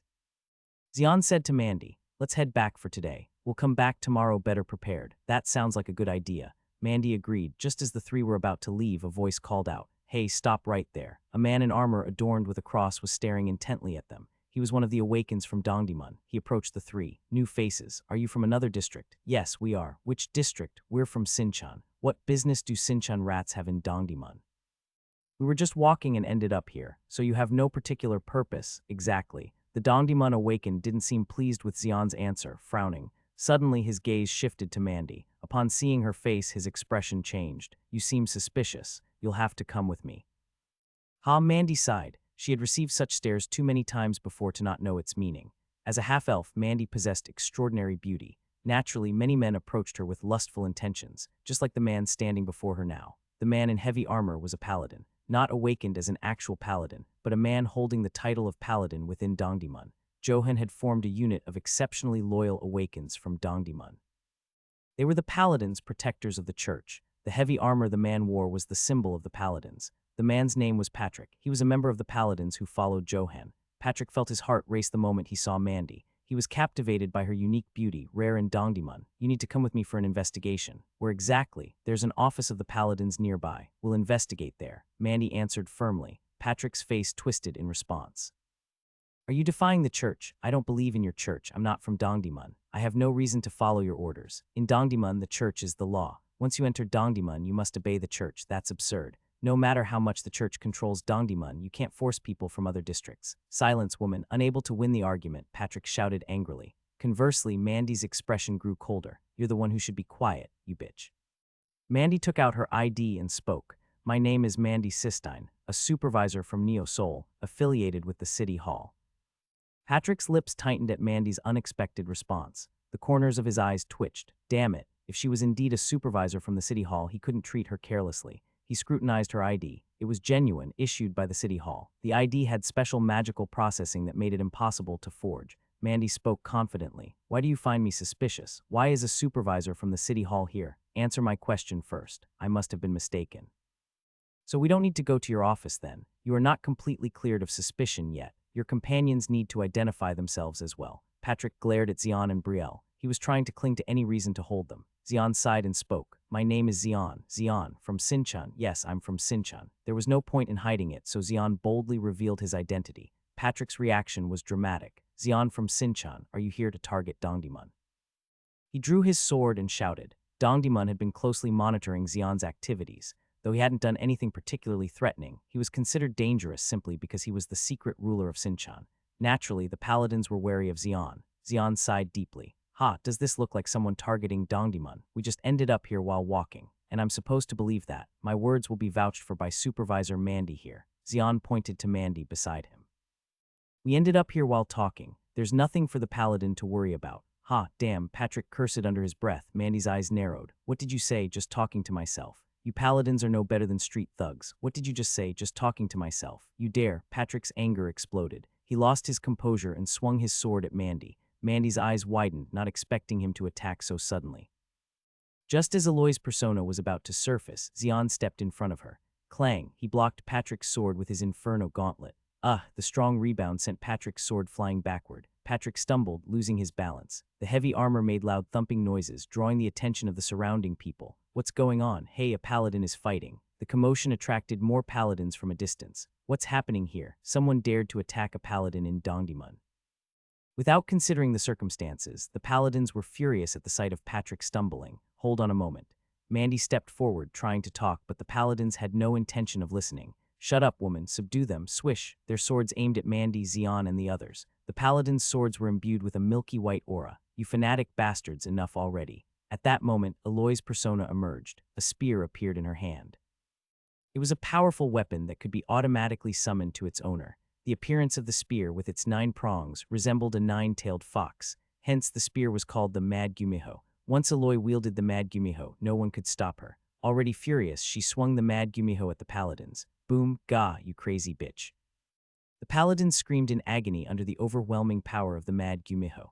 Aloy went on a rampage befitting the weapon's name. With every swing of her spear, the paladins were swept away. The commotion grew and more paladins rushed to the scene. Brielle muttered as she watched. We're screwed. Brielle, am I wrong? Because of that crazy half-elf, we've drawn all the aggro. All the paladins in Dongdaemun will be coming here. Instead of finding the scavengers' hideout, we might end up starting a war with Dongdaemun. That's not entirely true. What? Brielle smiled broadly at Xian's reply. Oh right, she's a supervisor from the city hall. Even Dongdaemun can't just kill her. If they killed Aloy recklessly, it would give the city hall an excuse to intervene in Dongdaemun. No matter how powerful Johan was, it would be a burden, so they might injure her, but they wouldn't kill her. It would take many paladins and a lot of time to subdue the rampaging Aloy. In the meantime, Xian and Brielle could roam freely around Dongdaemun and gather information.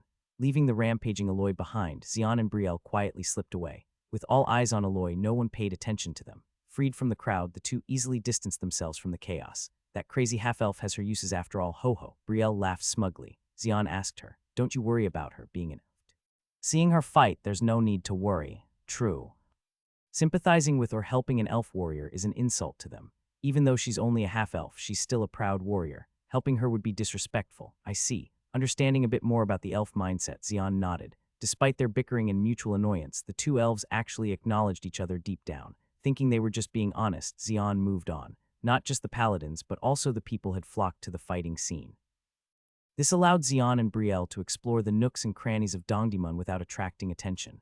Huh, Brielle suddenly exclaimed, having spotted something. What is it? Look here. Brielle pointed to a nearby alley. What about it? Doesn't it look strange? What? Without answering, Brielle walked into the alley. Xian quietly followed her. At the dead end of the alley, Brielle murmured, Hidden truth, reveal yourself. Light emanated from her palms, and the scenery inside the alley changed. The wall disappeared, replaced by a small door. Was it a perception blocking spell? Yes, it's so delicate that even sensitive elves wouldn't notice, but they can't fool a high elf like me. Ahem. Brielle looked up at Xian with an expression that begged for praise. Xian chuckled and patted her pointed hat. Well done. Hee hee. Still, a high-level perception blocking spell in Dongdaemun.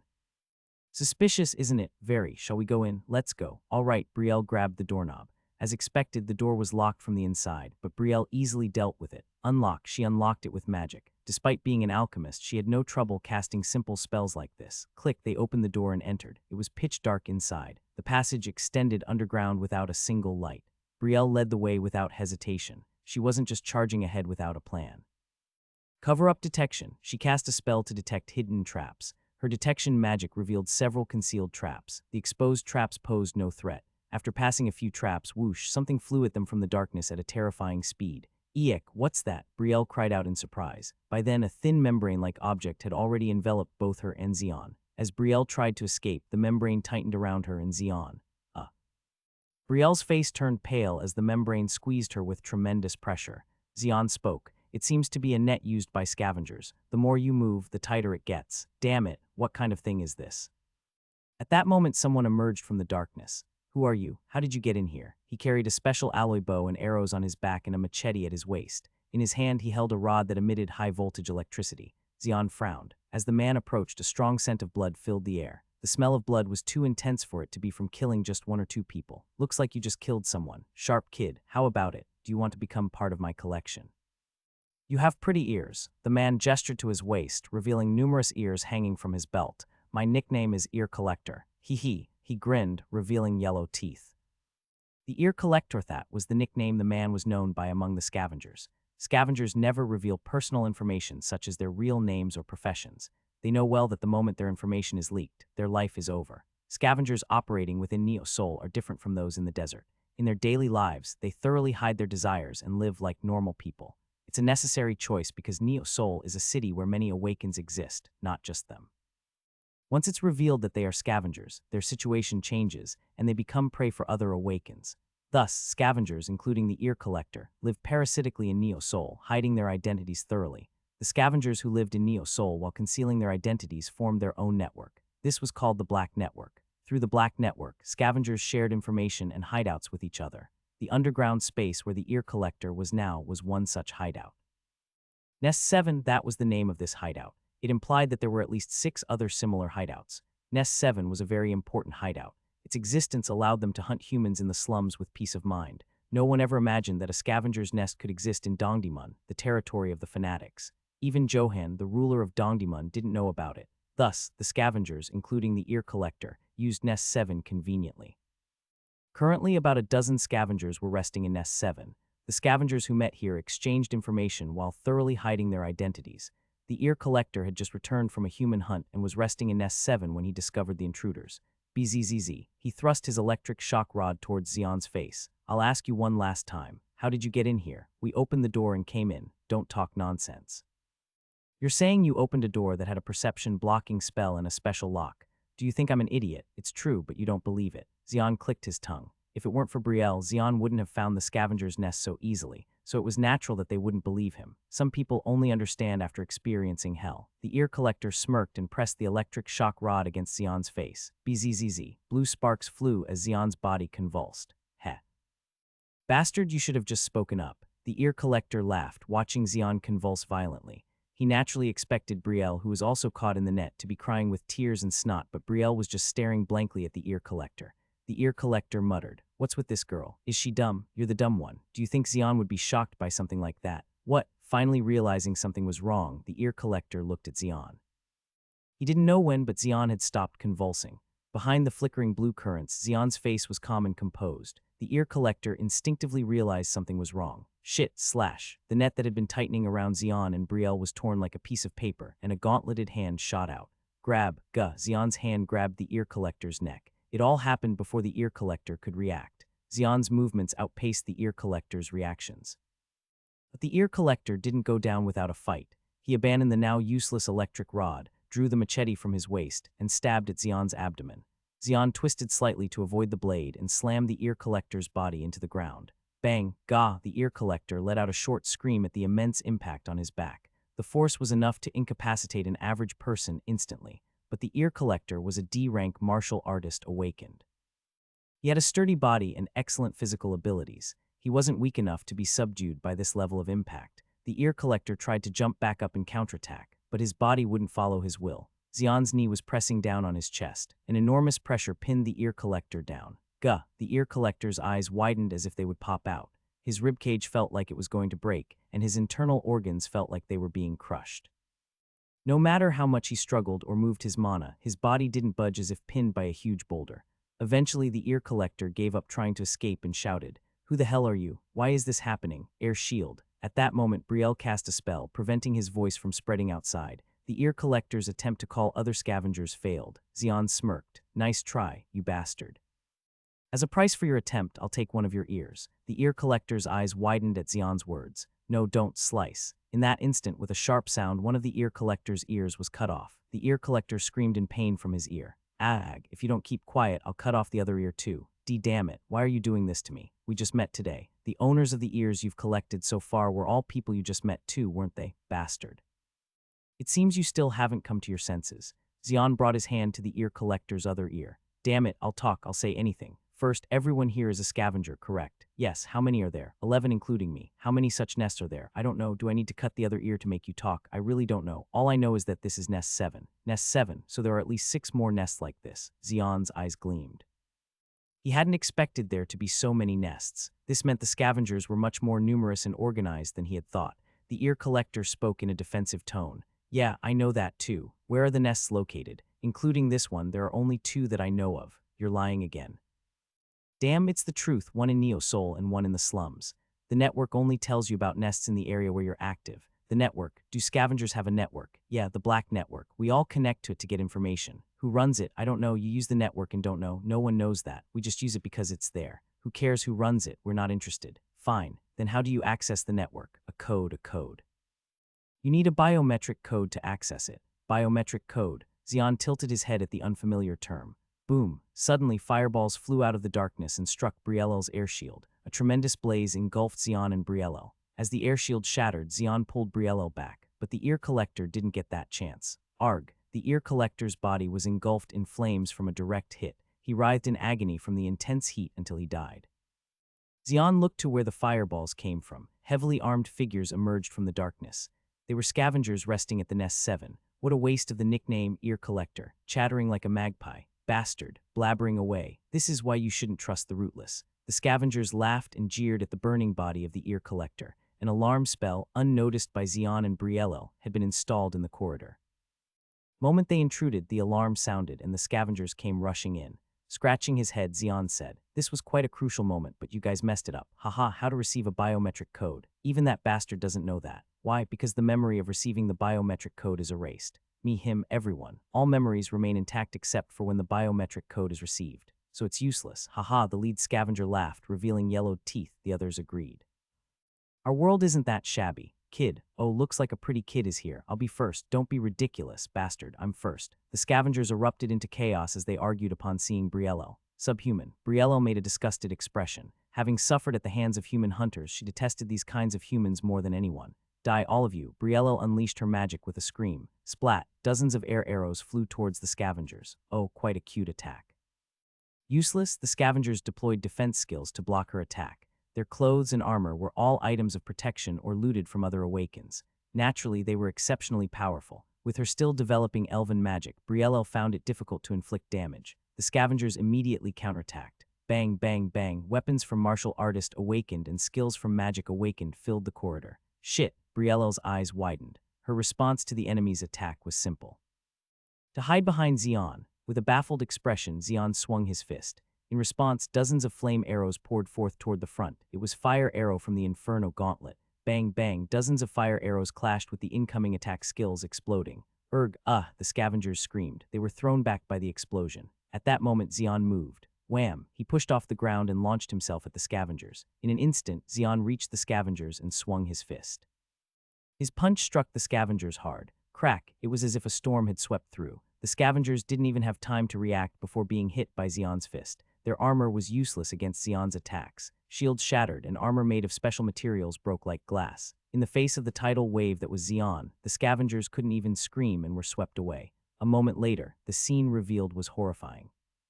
The scavengers lay on the ground, their limbs twisted grotesquely or bearing severe wounds.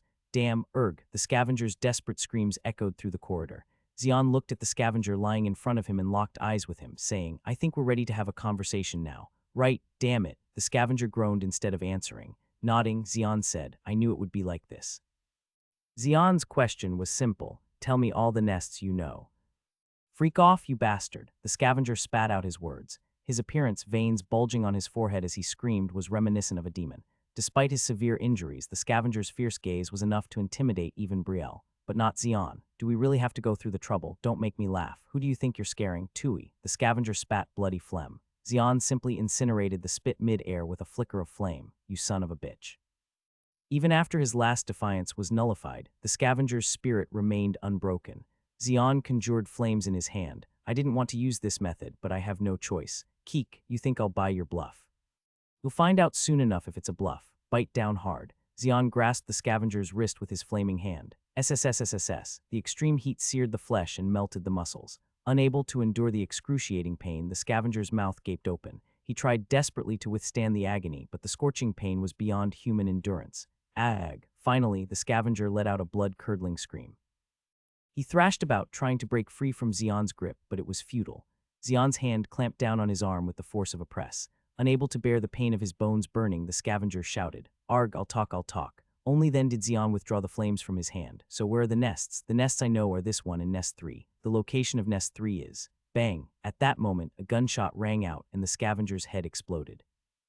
Xion was covered in the scavenger's blood before he could react. Xion, Brielle shouted in alarm, but Xion, without a hint of panic, looked in the direction the gunshot had come from. Bang, bang, bang, gunshots echoed continuously. Xion pressed against the corridor wall with Brielle to avoid the bullets. However, the bullets were not aimed at Xion and Brielle. They were targeting the scavengers lying on the ground. The merciless barrage of bullets tore the scavengers' bodies apart. The firepower was terrifying. These were no ordinary bullets. Only magically treated bullets could tear through an Awaken's tough body like tofu. A magic gunner. Xion looked towards the direction the bullets were coming from. Ordinary bullets wouldn't affect Awakened or monsters. Their bodies were strong enough to repel most physical attacks. Enchanters had discovered how to enhance guns and bullets with magic, drastically increasing their power. While ineffective against large monsters, they were highly effective against smaller ones and low-ranking Awakens. Awakens who used magically enhanced guns were called magic gunners. Magic gunners specialized in handling these firearms. Due to the ruthless shooting of the magic gunner, all the scavengers who could have given Xion information were dead. You're trying to destroy all evidence.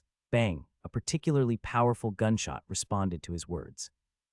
At that moment, Brielle stepped forward and spread her arms. Shield, a translucent barrier appeared in front of them, blocking the bullet. The bullet was so powerful that the shield shattered like glass, but the bullet also shattered against the shield, falling harmlessly to the ground. Xion then launched himself towards the source of the bullets. Brielle followed closely behind. Bang, bang, bang. The presence of the magic gunner vanished into the darkness. He was erasing all evidence and fleeing. Xian and Brielle pursued him at a terrifying speed. After passing through a dark corridor, they reached a spacious area. It was about 10 meters in every direction. It was a nest equipped with basic living necessities like a bed, sofa, chairs, and a refrigerator. They saw a man in a black military uniform fleeing through a door on the opposite side of the nest. Without a moment to inspect the nest, Xian and Brielle chased after him. As they reached the door the man had fled through, an enormous explosion erupted from the nest. Just before being caught in the blast, Xian grabbed Brielle and sped away at an incredible speed. They felt intense heat and a powerful shockwave behind them. If they had been even a little slower, they would have been swept up in the fiery explosion. Xian gritted his teeth and increased his speed. He saw light ahead. It was undoubtedly an exit to the outside. Without hesitation, Xian hurled himself through the exit. Boom! The moment he escaped, flames burst from the exit.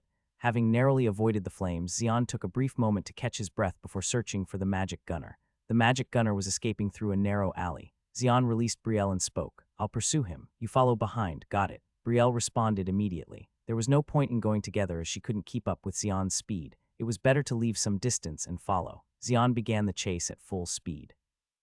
In the distance, he saw the magic gunner fleeing. Sensing Xian's pursuit, the magic gunner fired bullets. Bang, bang. Without even looking back, he fired, aiming directly between Xian's eyes. The accuracy was frighteningly precise, but the bullets were blocked by Xian's inferno gauntlet. Ting, ting. With metallic clinks, the bullet fragments scattered in all directions.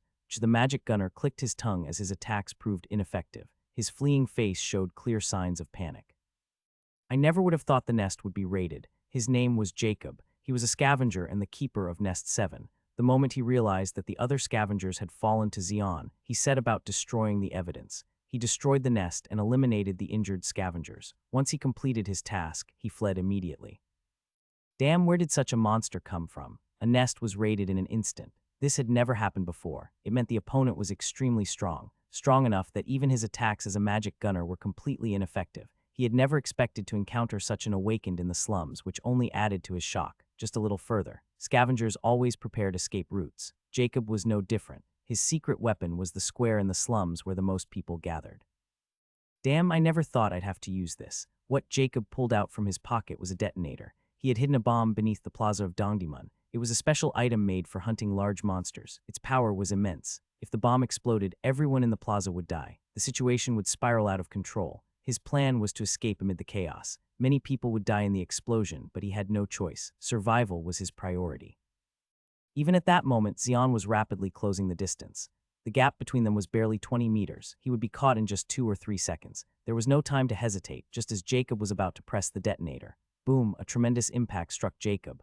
He was thrown like a bowling pin and crashed into the ground. Someone had ambushed him. The impact was so severe that Jacob couldn't even scream. The one who attacked him spoke. "You traitorous bastard, finally found you." It was a black man in a black coat and sunglasses. He had a sword strapped to his back and a bulletproof vest under his coat. Inside his coat, he carried a machine gun and had a pistol strapped to his thigh. Jacob's face twisted upon recognizing him. "Raw Raven, glad to see me." "I'm glad too." The man called Raven spat on the ground as he muttered. By then, Xian had arrived. Seeing Xian, Raven raised his palm to stop him. "Stop right there, kid, I'm taking this guy." "Are you claiming rights after barging in like this?" Xian looked at Raven incredulously. Raven grinned, showing his white teeth. "Kid, do you even know who you're messing with? Do you know who I am?" "Ha," a lowly slum awakened, talking back. "You better shut your mouth before I rip it open." Raven's eyes gleamed dangerously through his sunglasses. He was not an ordinary awakened. His unusual attire, fierce gaze, and intimidating presence proved it. He continued, "I'm taking this bastard. You forget everything you saw and heard today and you might just live. Judging by your outfit and equipment, you're from Neo Soul. Why are you taking him? You want to know? Knowing means you die." Raven chuckled. He wasn't underestimating Xian. He was just that confident in his own abilities. Jacob struggled to get up, but the pain from his shattered body made it impossible. He coughed up blood and muttered, a hunting dog from the east." Raven's eyes flashed angrily. Jacob had revealed a secret. Xian, now aware of critical information, muttered, "A hunting dog from the east. So you're related to the Eastern District. Tui, you're a smart one." "Yeah, that's right. This bastard is a deserter. He fled our district and became a scavenger. Could it be that a significant number of scavengers are deserters from the Eastern District?" "Ha, ridiculous." Raven made a disgusted face. He was truly astonished by Xian's deductive skills, drawing such conclusions from the term hunting dog from the East. Xian's guess was accurate. Many of the problematic scavengers were indeed from the Eastern District. Unlike the mechanized Awakens of the Western District, the Eastern District was dominated by combat specialists under the absolute leader, Seddon Price. The Eastern District was composed of descendants of American soldiers and students who had been studying in Korea. These descendants of former soldiers used a mix of weaponry, magic, and strong physical abilities.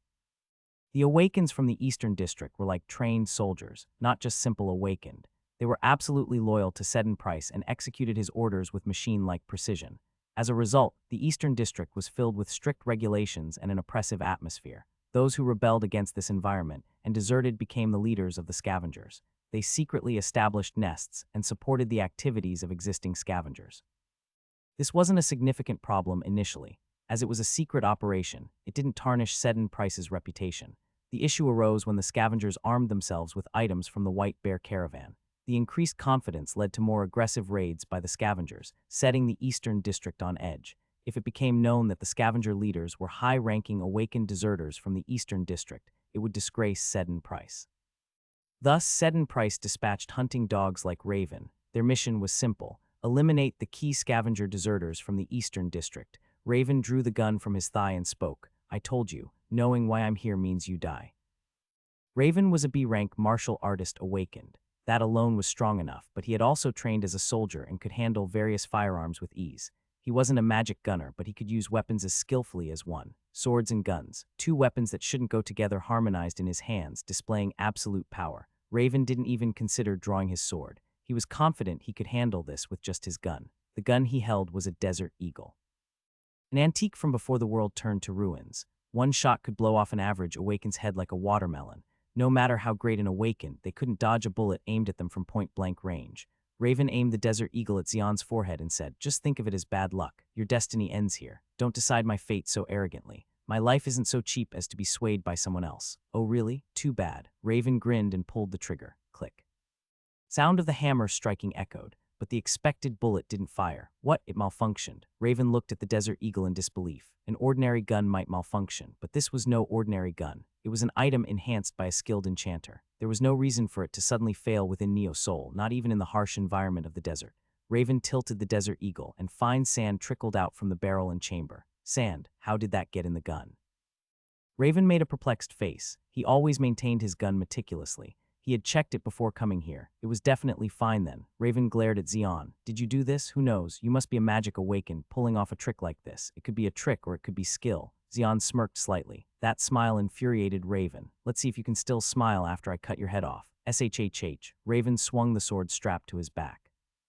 Flash, the sword sliced through the air, reaching Xion's neck in an instant. Clunk. At that moment, Xion deflected Raven's sword with his gauntleted fist. "You're not a magic user but a martial artist. Find out for yourself." "I was planning to." Shigging. Raven swung his sword at a terrifying speed.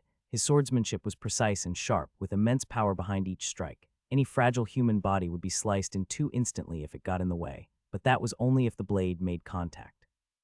Xion narrowly dodged all of Raven's attacks. When dodging wasn't an option, he used the Inferno Gauntlet to block or deflect the blows.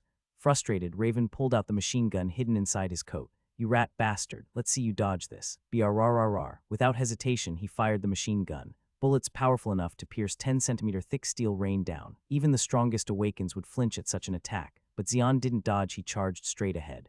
Bang, bang.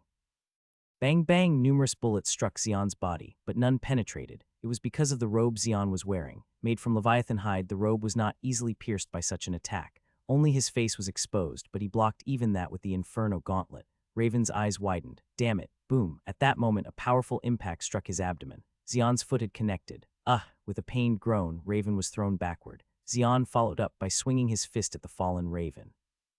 Boom, arg, with an explosive sound, Raven let out a stifled scream.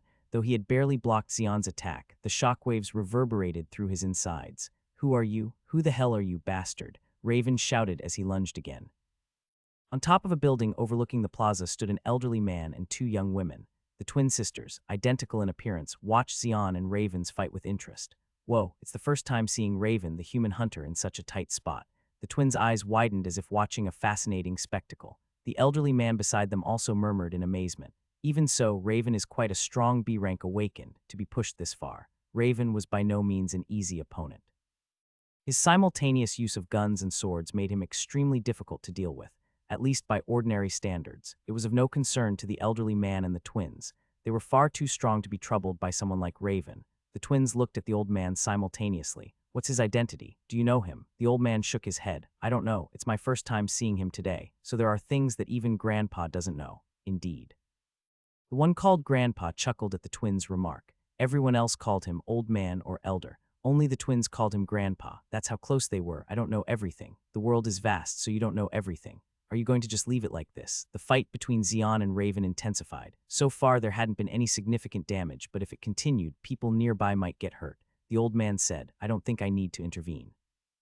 That guy is guiding the fight to minimize damage. His gaze was fixed on Xian. Xian's movements were so subtle that the twin sisters hadn't noticed. He cleverly redirected all of Raven's attacks toward himself, ensuring that the surroundings remained undamaged. Simultaneously, he skillfully deflected the attacks concentrated on him, dispersing their force. As a result, there had been no significant damage or casualties so far. The twin sisters took turns speaking. Is he a martial artist type? What rank, B or higher? He's strong, but not stronger than us. Of course not. Should we attack? Should we? At that moment, the old man shook his head and joined their conversation. Don't. Why do you think we'd lose? Do you think we'd lose? No, but it could become a hassle. If we don't finish off this type instantly, they hold grudges. At the old man's answer, the twin sisters frowned simultaneously. They seemed to ponder for a moment before speaking in unison. We don't like hassles. We don't. Let's just watch. Okay. The old man smiled at their conversation. The twin sisters were named Yoon-soo Jin and Yoon-soo Young. They were members of the same organization as the old man Numbers. The Numbers. It was an execution squad directly under the mayor of Neo-Seoul, Jin Jiam-ho. They were dispatched for major incidents that could shake the foundation of Neo-Seoul or to eliminate Jin Jiam-ho's enemies.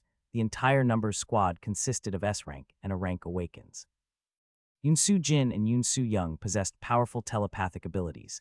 Their telepathy could infiltrate and confuse an opponent's mind or manipulate it.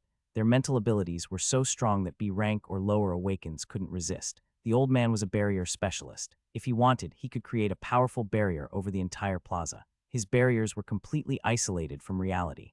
Until the old man dispelled it, nothing could escape from within. Though his combat strength was negligible, his powerful barrier abilities and versatility made him recognized as a strong member within the Numbers. Jin Jiam-ho had secretly called him to play the role of mediator. The mediator was, literally, someone who balanced the situation. Jin Jiam-ho wanted the situation to escalate but not beyond his control. The collapse of Neo-Seoul itself would be a significant loss for him. Thus, he secretly dispatched the old man and the twin sisters. Their abilities were perfect for balancing the situation. Initially, the old man found the mission bothersome. Though not as old as Jin Jiam-ho, he had lived a long life and experienced many incidents. In his youth, he enjoyed such events, but now he found them dull. He was considering retirement from the Numbers. But the fight between Xian and Raven today rekindled his interest and curiosity. The fight between Xian and Raven grew fiercer. Enraged, Raven attacked Xian with all his might. Brrrrrrrr. He fired the machine gun wildly and swung his sword in a frenzy. Yet his attacks failed to land any significant hits on Xian. Raven was a well-known human hunter in the area. His combat prowess had been proven. Raven was strong, but at this moment he was not strong. In front of someone even stronger, he was utterly powerless. Who are you? Who the hell are you? In the end, growing frustrated, Raven shouted. At that moment, Raven was already psychologically defeated. Xian was like a cliff so high that it seemed insurmountable. Xian could have taken down Raven any time he wanted, but he refrained because of the nagging sensation he felt since a while ago. Someone was watching. Xian heightened his senses and scanned the area, but he couldn't find the observer. It wasn't because they were hidden behind obstacles or inside buildings. If that were the case, he would have found them already. They isolated the space with a barrier. Ordinary Awakens wouldn't have thought of this, but Xian was no ordinary Awakened. He had roamed the desert for 8 years, encountering numerous situations and Awakens. Among them were those who used barriers or magic circles to hide. Initially, they troubled him, but Xian eventually found a way to deal with them. Whoosh! Suddenly, a sandstorm blew through the plaza. No one found it unusual since sandstorms were common, but this sandstorm was special. Xian had summoned it. The sandstorm covered the plaza. At that moment, Xian saw it, a space where the sandstorm strangely bypassed, where the old man and the twin sisters were. There it is. Xian's gaze naturally turned to the building. At that moment, the old man shivered. He had made eye contact with Xian. That guy, did he see me? Xian, as if he had never seen the old man, focused again on his battle with Raven. A chill ran up the back of the old man's hand holding his cane. Even for a brief moment, Xian had undoubtedly looked directly at where the old man was standing. Did he really see me? A confused expression appeared on the old man's face. A barrier was set up around him. It was perfectly isolated from the real world, so no Awakens could sense it. Naturally, couldn't be seen with the naked eye either. Not even by other numbers. This was a fact that had been confirmed multiple times. Yet, for a split second, Xian had looked precisely at where he and the twin sisters were standing. Did he really see through the barrier? No, that can't be. My barrier can't be sensed even by an S-rank awakened. The old man denied his own thoughts. If Xian had really seen through his barrier, it meant he was beyond S-rank. So far, only 2 people had seen through his barrier. They were Jin Jiam Ho and Diodin. Both were beings from the pre-cataclysm era, non-human entities. It made sense for them to see through the barrier. It was a given for them, but no other Awakens had ever sensed or seen through the old man's barrier. If Xian had truly discovered him beyond the barrier, it meant he was on the same level as Jin Jiam Ho or Diodin. Unbelievable, it must be a mistake. The old man muttered to himself, and the twin sisters looked at him quizzically. What doesn't make sense? Nothing. Can you find out that guy's name? It shouldn't be difficult, then do it. Okay, as the twins nodded in unison, bang. A noise different in magnitude from anything before resounded. Startled, they looked at the battlefield to see Raven being blown far away. His coat was shredded, and the bulletproof vest underneath was completely destroyed. The sunglasses, which were like his trademark, were broken, leaving only the legs. Raven threw away the leg of the sunglasses and stood up. His whole body throbbed.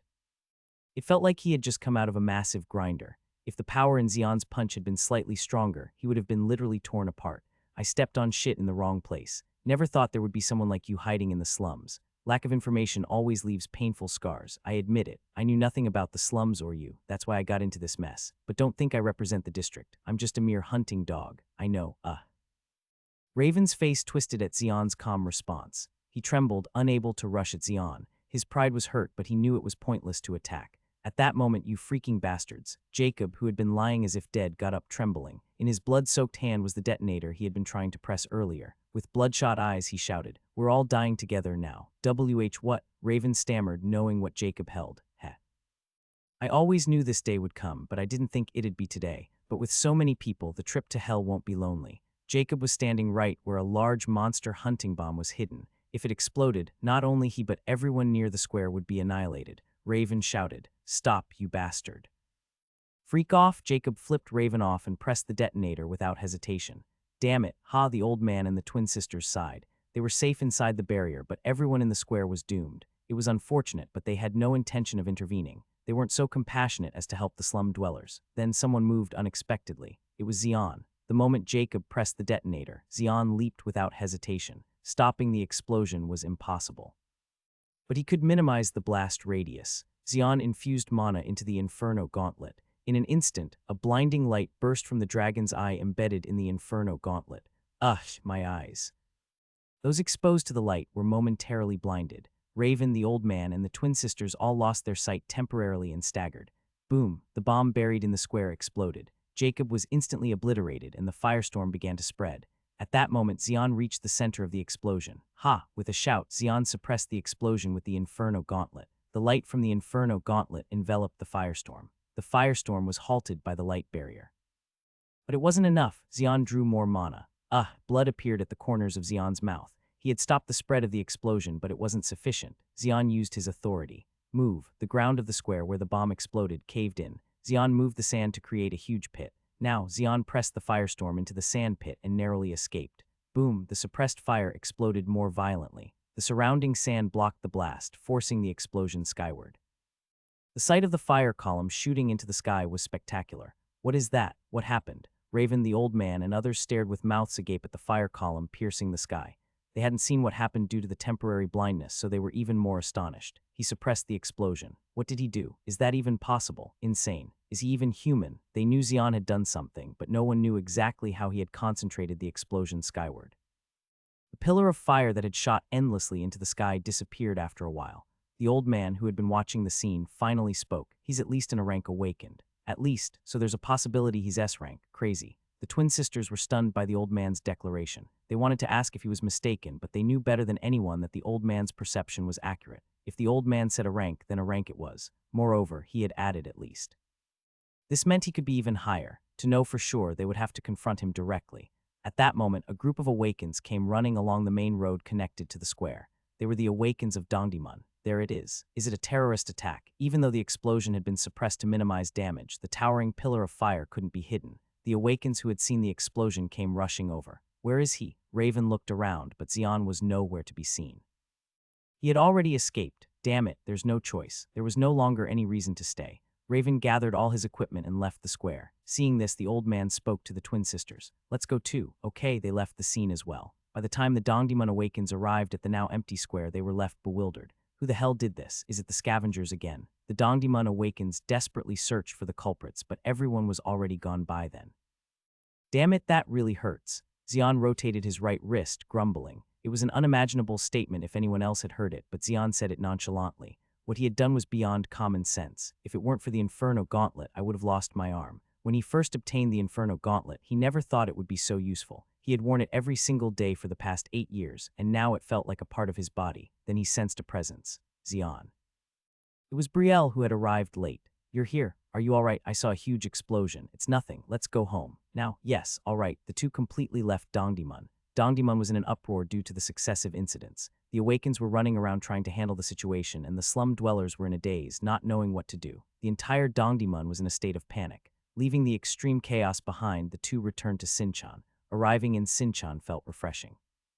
Though they were under the same sky, the air felt much fresher, despite it still being the same dusty air mixed with sand particles. Xian thought as he walked, who were those people? The ones hiding within the barrier and watching secretly. An old man and 2 young girls. He couldn't see their faces clearly because they were too far away, but he could tell they weren't ordinary Awakens from their aura and their ability to create barriers. Where did they come from?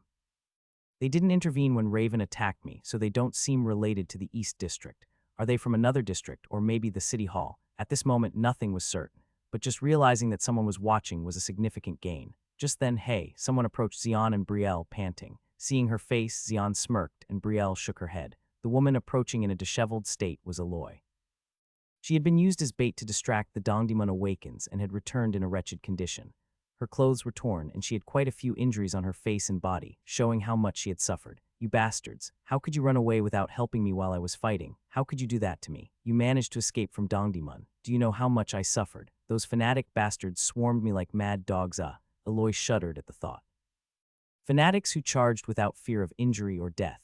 It would have been easier if she could kill them outright, but killing them would create a massive problem that even Neo Soul couldn't handle. Dongdaemon was no different. It was a tough fight to incapacitate them without killing. What infuriated her more was that Xian and Brielle had fled while she was struggling so desperately, running away and leaving a comrade behind. How can you call yourselves comrades? Calm down. Calm down. How can I calm down? As Aloy yelled angrily, Brielle nonchalantly dug her ear with a finger. Half-elf has quite a voice. My ears hurt. You really have a death wish, don't you? Calm down. We found a clue you might like. What, really? Aloy's expression changed and Brielle smirked. What is it? I can't tell you for free, you little brat. He, the half-elf and the high-elf continued bickering for a long time. Johan's eyes glowed coldly behind his glasses. Behind him, Kim Yi-kyung stood with her hands politely clasped, head bowed. She couldn't bear to look Johan in the eye. It was because she had failed to brainwash the members of the White Bear Caravan, causing the situation to escalate. This failure had incurred the White Bear Caravan's hostility, making her a laughingstock among everyone. But that wasn't the only issue. Today, a series of major incidents erupted in Dongdaemon. One incident involved Mandy, a supervisor directly under the City Hall, causing havoc. Numerous Awakens from Dongdaemon were deployed to subdue her, but the operation failed. All the Awakens suffered varying degrees of injuries, and Mandy left Dongdaemon unscathed. This incident alone was a significant loss of face, but then a major incident occurred in the square. A battle broke out between Awakens, leading to a massive explosion that nearly obliterated the entire square. Fortunately, there were no casualties, but the successive incidents greatly unsettled Johan. Dongdaemon was his domain. It was his kingdom which he had ruled for decades. Today, his kingdom was trampled and defiled. It was an unbearable humiliation for Johan. After a long silence, he finally spoke. Have you identified those who fought in the square? One has been confirmed to be Xian, and the other is believed to be from the East District. Xian and an Awakened from the East District. Yes. They must think very little of me. Johan's jaw muscles twitched. Anyone could enter and exit Dongdaemon freely. Unlike Neo Soul, the slums didn't have barriers dividing the districts. However, each district had strict rules. Breaking these rules or fighting at will was tantamount to disregarding the ruler. Johan looked at Kim Yi-kyung. What do you think? We cannot let this go unpunished. Should we wage war with Sinchan then? Then should we wage war with the East District? Kim Yi-kyung clamped her mouth shut. A war with Sinchan was conceivable, but a war with the East District was out of the question. there was an insurmountable gap between the slums and Neo Seoul. This disparity extended to the Awakens. In terms of both quantity and quality, the slums could never match Neo Seoul. No matter how strong Dongdaemun was, it couldn't compare to the East District. Waging war with the East District was a guaranteed defeat. Waging war with Sinchon was the only possible option. However, even this would result in significant losses. Moreover, the timing was terrible. Due to the White Bear Caravan, both Neo Seoul and the entire slums were on edge. If we weaken our forces by waging war with Sinchon, we'll become prey for other factions. How disgusting. It's been a long time since I've felt this way. I'm sorry. This is all because of my shortcomings. Kim Yi-kyung lowered her head. Johan stared intently at her. Under his piercing gaze, Kim Yi-kyung felt even more uncomfortable. After what felt like an eternity, Johan spoke. Accept the West District's proposal. What? Given the circumstances, we need to join forces with the West District and show that we're not to be trifled with. If we remain passive despite the incident in my kingdom, others will think they can easily look down on us. Johan's voice was icy and sharp as a blade. The temperature in the room seemed to drop by 10 degrees instantly. Kim Yi-kyung shivered in the chilly atmosphere. Johan wasn't finished. You will handle this matter. Understood. Do not fail this time. I won't be able to overlook it again. I will succeed. Kim Yi-kyung's voice trembled slightly. This was her last chance. If she failed, death would be the least of her worries. She would suffer a fate worse than death, haunted by endless torment. Kim Yi-kyung bit her lip until it bled. Damien sat atop a fortress made of stacked freight carts, gazing at Neo Seoul. Neo Seoul looked like an island floating above the desert. Everything in the world was blackened, but only Neo Seoul shone brightly. The towering skyscrapers and the dazzling lights on the massive city walls. A splendidly reconstructed civilization long forgotten by humanity. Only the chosen could enter this final city and fortress of humanity. This was Neo Seoul. Naturally, it wasn't easy for an outsider to enter and settle in Neo Seoul. One had to be an awakened or possess comparable abilities.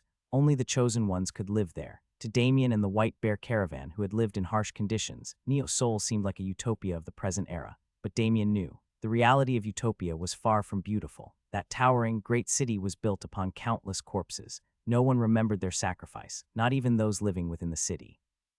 Elves, dwarves, and other such races enjoying the civilization humanity painstakingly rebuilt. It's truly ironic. They're the ones who ruined the world and killed my father. A dry smile, as arid as the desert climate, appeared on his lips. Damien had never forgotten the moment Belaf died. His father, Belaf, was betrayed and killed by the otherworldly races and humans of Elharan. The blood he shed and his last breath remained vividly etched in Damien's mind. Those memories would never fade, even until the day Damien died. Seeing Neo Seoul always reminded him of Belaf. Thinking of Belaf naturally brought to mind the otherworldly races. When Damien thought of them, his blood ran cold and hatred surged through him. Damien spent a long time calming these emotions. It was only after he managed to quell his agitated feelings to some extent that he heard Alexandro's voice from behind. Damien, yes. Damien answered with a smile, as if he had never worn that cold expression. Alexandro approached him. You've been up here so long, I came to check on you. I was just admiring the lights. Neo Seoul, it's quite a sight. I've never seen anything like it in my life. It's fascinating. What is that it shines so brightly, yet the monsters don't attack it? It is indeed strange. With all those lights on at night, why do the monsters leave Neo Seoul alone? The desert was teeming with monsters. Just as the oceans of old were filled with fish, the desert was now filled with monsters. From the ground to the underground, even the skies were dominated by monsters. Compared to that, the territory humans held was minuscule. Monsters wouldn't allow humans to establish any significant structure. Whenever humans built something noticeable, the monsters would attack immediately. This was the nature of monsters. Because of this, the walls of the Yakutsk colony had been breached several times during its establishment. Each time, humans banded together to withstand the attacks and rebuild the walls. Only after enduring such hardships was the colony finally completed. But even then, the Yakutsk colony was small and shabby compared to Neo Seoul. This wasn't unusual. Most colonies the White Bear Caravan had visited were in similar situations as Yakutsk. If a colony was too large or conspicuous, it would attract the attention of the monsters. It had to be built as inconspicuously as possible. This was why most colonies couldn't move beyond a medieval level of development. But Neo Seoul was different. The civilization from humanity's golden age was fully reconstructed there. Sky-high buildings and dazzling lights that illuminated the night sky. All the conditions to attract the attention of monsters were present. Yet monsters did not approach Neo Seoul. It was as if they were afraid of Neo Seoul. Damien's gaze shifted to the mammoth on one side of the fortress. Among monsters, it was relatively intact, but it was still a monster. A large monster with formidable strength. Most monsters couldn't even approach the mammoth due to its overwhelming presence. While Damien's abilities were the primary reason they had made it to Neo Seoul safely, the The mammoth also played a significant role. The mammoth was that powerful. But even it was afraid to get any closer to Neo Soul. Something in Neo Soul clearly instilled fear in the monsters. People said there was an anti-magic force in Neo Soul, but Damien believed there was something more. Alexandro, having listened to the entire conversation, asked, "So what is it? I don't know." "You don't know? If everyone knew, it wouldn't be a secret, would it? But you're not just anyone, right?" "That's true." Damien chuckled. Alexandro smiled similarly. Their smiles were quite alike, having shared long years together. At that moment, Woong, a powerful vibration was felt within the fortress. Damien's face suddenly turned cold. "It's acting up again. Is the seal weakening? Do you want to check?" Yes. The two descended the stairs together. They headed to the 5th floor, directly below. The items they had unloaded in Neo Soul were stored on the first 3 floors. The truly important items were on the 4th and 5th floors. The 4th floor housed items excavated from dungeons, while the 5th floor contained that one. The 5th floor was a special area. Only Damien and Alexandro had access to it. A blue barrier stretched across the entrance to the 5th floor. When Damien placed his hand on it, the barrier was lifted. It was a magic circle that only Damien could deactivate. The two passed through the entrance into the 5th floor storage. Inside, like the entrance, a mystical blue light pervaded. In the midst of the wavering blue light, something was floating. Embedded with a blue gem in its center, the crown emitted a mysterious aura. Damien's gaze towards the crown was cold. The crown of the Spirit King. That was the name of the floating crown. Despite its mysterious and beautiful appearance, it was a cursed item soaked in the blood of many. Many sacrifices had been made to obtain the crown of the Spirit King. It was the most precious and dangerous item the White Bear Caravan had brought. Thus they had set up a sealing magic circle specifically in the 5th floor storage. Any other item would have had its power weakened, but the crown of the Spirit King, instead of weakening, was fiercely emanating its power despite the sealing magic circle. Alexandro spoke. "The sealing magic circle won't hold for much longer. At this rate, those inside Neo Soul will notice it too. Then it's time to lay out the bait. So it's beginning, yes. A grand stage of chaos will unfold. I'm sorry. Because of me, the caravan members are getting dragged into this. Don't say that. We wouldn't have made it this far without you. Our lives are a gift from you, so don't speak of regret or futility. We share a common destiny. Let's burn it all fiercely." In Damien's cold eyes, a strange fire flickered. Mandy returned with a serious expression after obtaining information linking the scavengers to the East District. This was not just any area, it was the East District. No matter how much authority Mandy had as a supervisor directly under the City Hall, she couldn't dare touch the East District. The East District was notoriously aggressive and powerful, beyond the control of a mere supervisor. She had to report it to her superiors and wait for their decision. After Mandy left, a brief period of peace settled in. Brielle went back to her room to work on alchemy or research, while Xian sat on the living room sofa. Beyond the red neon sign, the City Hall was visible. Even at night, the City Hall shone brightly like a lighthouse. The City Hall was a symbol of Neo Soul. For everyone living in Neo Soul in the slums, it was a landmark and a lifelong goal. If the City Hall collapsed, the hope of those living in Neo Soul would collapse as well. Hence, it must continue to stand. Xian sighed and shook his head. The more he thought about it, the more complicated his feelings became. At that moment, "Brother," Levin burst in through the door. Xian stood up and spoke. "You're back, you were at home. What about Brielle? She's in her room, I see." Levin nodded and approached Xian. Xian frowned slightly. There were red stains on Levin's clothes. It was undoubtedly blood. Noticing Xian's gaze, Levin smirked and said, "It's not my blood."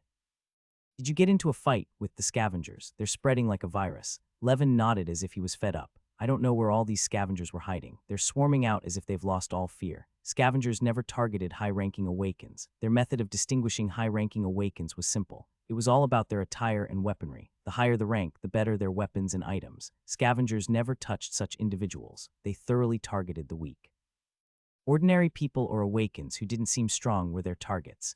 Among them, the scavengers persistently targeted lower-ranked Awakens. Lower-ranked Awakens had moderately valuable weapons, armor, and other items, which were the scavengers' goals. Levin appeared to be a typical lower-ranked Awakened at first glance. That made him a target for the scavengers. Of course, the scavengers who attacked him without fear were all killed by Levin. Levin grumbled. Because of the items leaked from the White Bear Caravan, the scavengers have lost all restraint.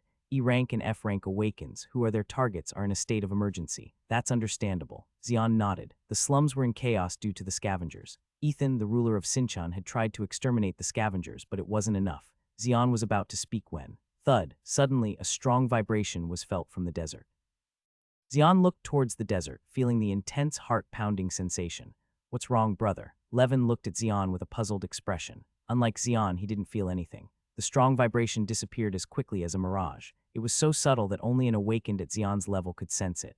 Even though Levin had recently reached C rank and his senses had sharpened, he couldn't detect it at all. What is it? The vibration came from the White Bear Caravan's fortress. Xian put on his robe. I guess I have to go. Are you going out? I'm heading to the Goblin Market. Then I'll go with you. You too. It's better to go together than alone. Let's do that. The two stepped outside together, but the atmosphere in the slums was unusual. Most people on the streets were tense and vigilant. Although the people in the slums generally distrusted others, the atmosphere wasn't usually this hostile. The scavenger outbreak had significantly altered the mood in the slums. Xian and Levin passed through the slums and entered the Goblin Market. The atmosphere in the Goblin Market was no different from the slums. Due to a recent explosion, the market's atmosphere was even more grim. Thorough inspections were conducted from the entrance, and anyone without clear identification was denied entry. Naturally, the number of people visiting the Goblin Market decreased. Even so, the merchants did not complain. Xian went straight to Yu Si-hee's office. Welcome, what brings you here? Yu Si-hee greeted Xian while she was engrossed in something. I just came to see how the Goblin Market is doing. As you can see, it's a mess. Yes, it is. You came at the right time. Take a look at this. Yu Si-hee waved a piece of paper in her hand. What is it? Read it yourself. Xian took the paper from her and read it. This is. Yeah, it's an invitation from the White Bear Caravan. It says they're holding an auction. They're bold. They've sent out dozens of these invitations. Yu Si-hee had an incredulous look on her face. The items that had already been leaked caused chaos in Neo Seoul, and now they were openly distributing invitations for a public auction, hinting at selling even more extraordinary items. Who received the invitations? It's obvious. Anyone with power in Neo Seoul got one. Looks like they're planning to stir things up on a grand scale. The problem is that the scale they're aiming for might shake Neo Seoul to its core. Yu Si-hee's top priority was the Goblin Market. She had worked hard to stabilize it over decades, but now the caravan from outside was disrupting the order of the slums in the Goblin Market. She was not pleased with the current situation. Did you say they're holding an auction? Yes. Can I go with you? You want to participate too? Yes. Yu Si-hee stared intently at Xian for a moment. Under her piercing gaze, Levin, who was standing nearby, felt somewhat intimidated. All right, you qualify to participate anyway. Yu Si-hee agreed readily. No need to thank me. If you really wanted, you could easily get an invitation like this, but I still appreciate it. Without Yu Si-hee, it would have been quite troublesome. At that moment, Levin, seizing the opportunity, spoke. Could I possibly get some potions? Potions, yes. Those are quite rare. What kind do you need? Yu Si-hee frowned. Potions were generally expensive. The problem wasn't just the cost, they were also rare. The ingredients were very costly, and there were very few alchemists capable of making them. The ones that have just started circulating recently. Ah, the antidote potions. Yu Si-hee suddenly chuckled. Antidote potions were a recently released item. After rigorous testing, only a small quantity was released, but they were very popular. There were many monsters that carried deadly poisons. To deal with such monsters, antidote potions were essential. However, due to the limited supply, it was difficult for Awakens without connections, like Levin, to obtain them. The existing antidote potions were scarce and not very effective. Despite their poor efficacy, people bought them out of necessity. However, the antidote potions recently distributed in the Goblin Market were different. Though expensive, their efficacy far surpassed that of other potions. They were said to be almost 3 times more effective. As a result, Awakens preparing for dungeon raids were desperately trying to get their hands on these antidote potions. Levin spoke cautiously. I tried to buy some at the shop, but they were sold out due to high demand. It's because we're still in the early stages of production. Are you planning to use them yourself? I want to have some as an emergency reserve. That's a good mindset. You see, he nodded and thought of Brielle. That cheeky kid hasn't told him yet. Well, I'll keep the secret too. The creator of the antidote potions was Brielle. When you see he made and tested the antidote potions based on the recipe Brielle provided, she was incredibly shocked. The potions were far superior in performance to any existing ones. It was hard to believe that such an amazing potion was made by such a young girl. As promised, you see he kept Brielle's identity as the creator of the antidote potions a secret. There was no reason to expose the goose that laid the golden eggs. The secret was so well kept that even Levin, who lived with Brielle, didn't know she was the creator of the antidote potions. You see he took out an antidote potion from a drawer and tossed it to Levin. It's valuable, so keep it safe. It's a gift, so just take it. If you really want to repay me, buy some snacks for the kid. What, Brielle, I mean, why buy snacks for Brielle? Just buy them for her. No questions asked. Yes, Levin answered with a puzzled expression. Seeing his confusion made her smile. Haha. A scavenger in shabby clothes was making a choking sound. He was actually on the verge of death. Please spare me. Pathetic, the person looking down at the scavenger scoffed. She was a woman wearing a fedora and a trench coat. Her name was Borin Strabok. She was the captain of the Blue Leaf Special Forces in the North District. The scavenger dying before her was extremely unlucky. He had targeted Boren, the captain of the Blue Leaf Special Forces, for his robbery. He had no idea that the person he attacked was the captain of the Blue Leaf Special Forces. The price he paid was his life.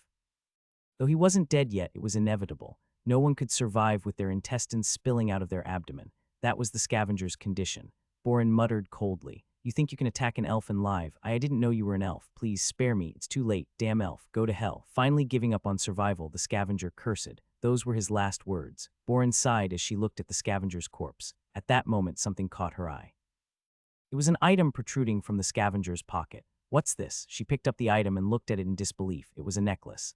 The necklace had a leather cord and a pendant engraved with an unknown symbol. The pendant, identical to a coin, emitted a familiar scent. It was a scent that only elves could detect, not humans. It was the scent of a cloud tree, and cloud trees only grew in Curian. A necklace made from a cloud tree. How did this end up in a human's possession?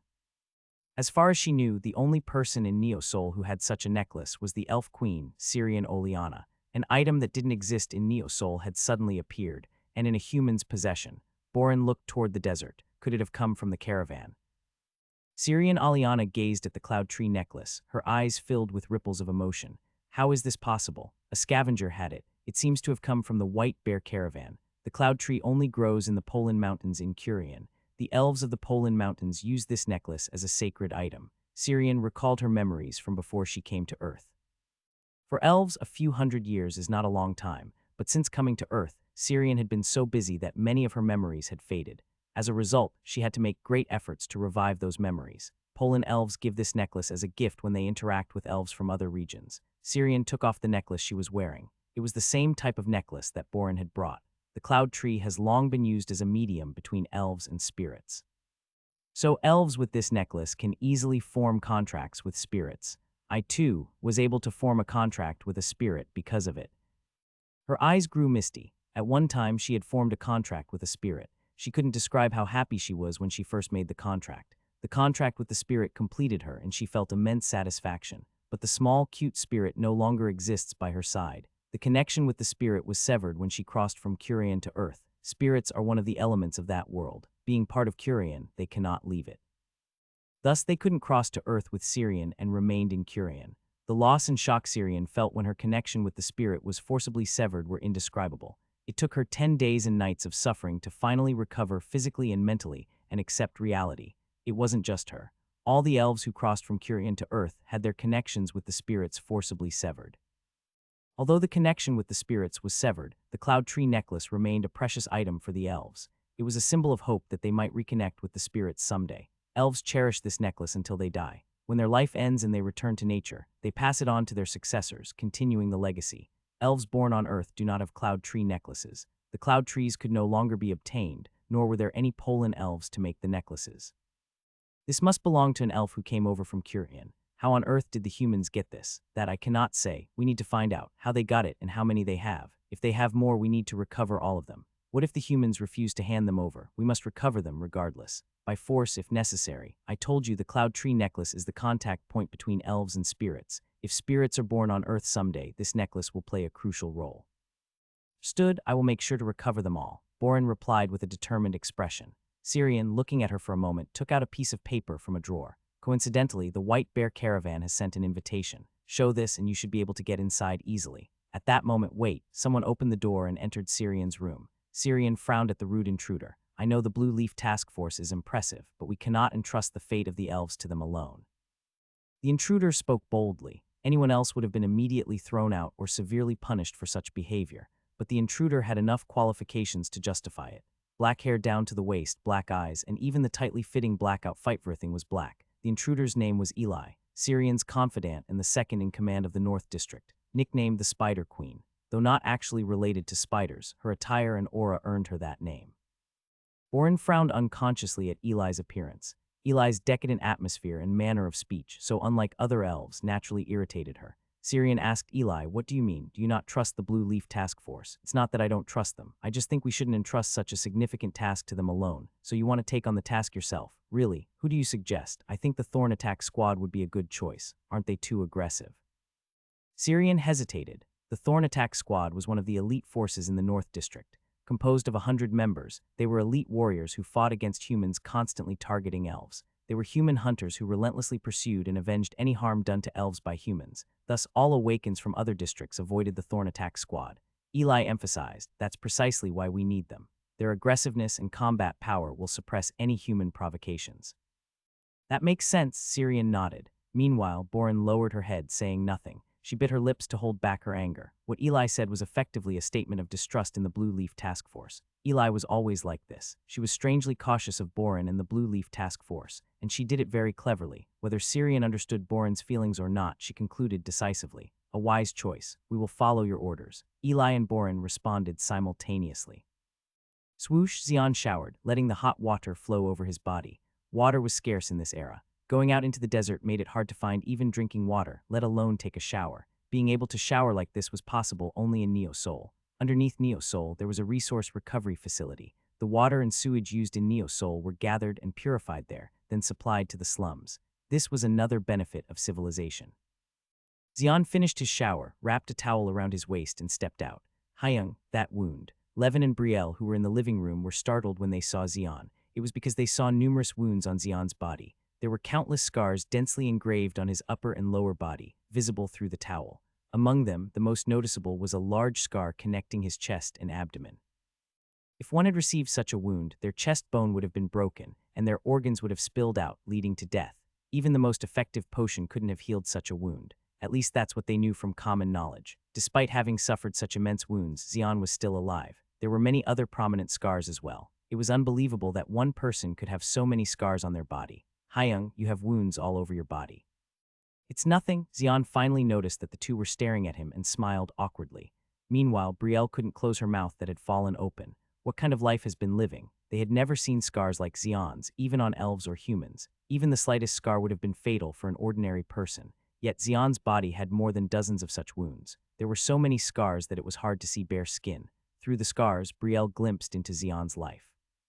He must have fought relentlessly to get here. Only then did she understand why Xian seemed so listless. Unless absolutely necessary, Xian stayed holed up at home. In a way, it was a life of leisure. But seeing Xian's scars, she understood his actions. Having fought until his body became like that, he must have been very exhausted. Returning to his hometown of Neo Sol in such a state, rest must have been desperately needed.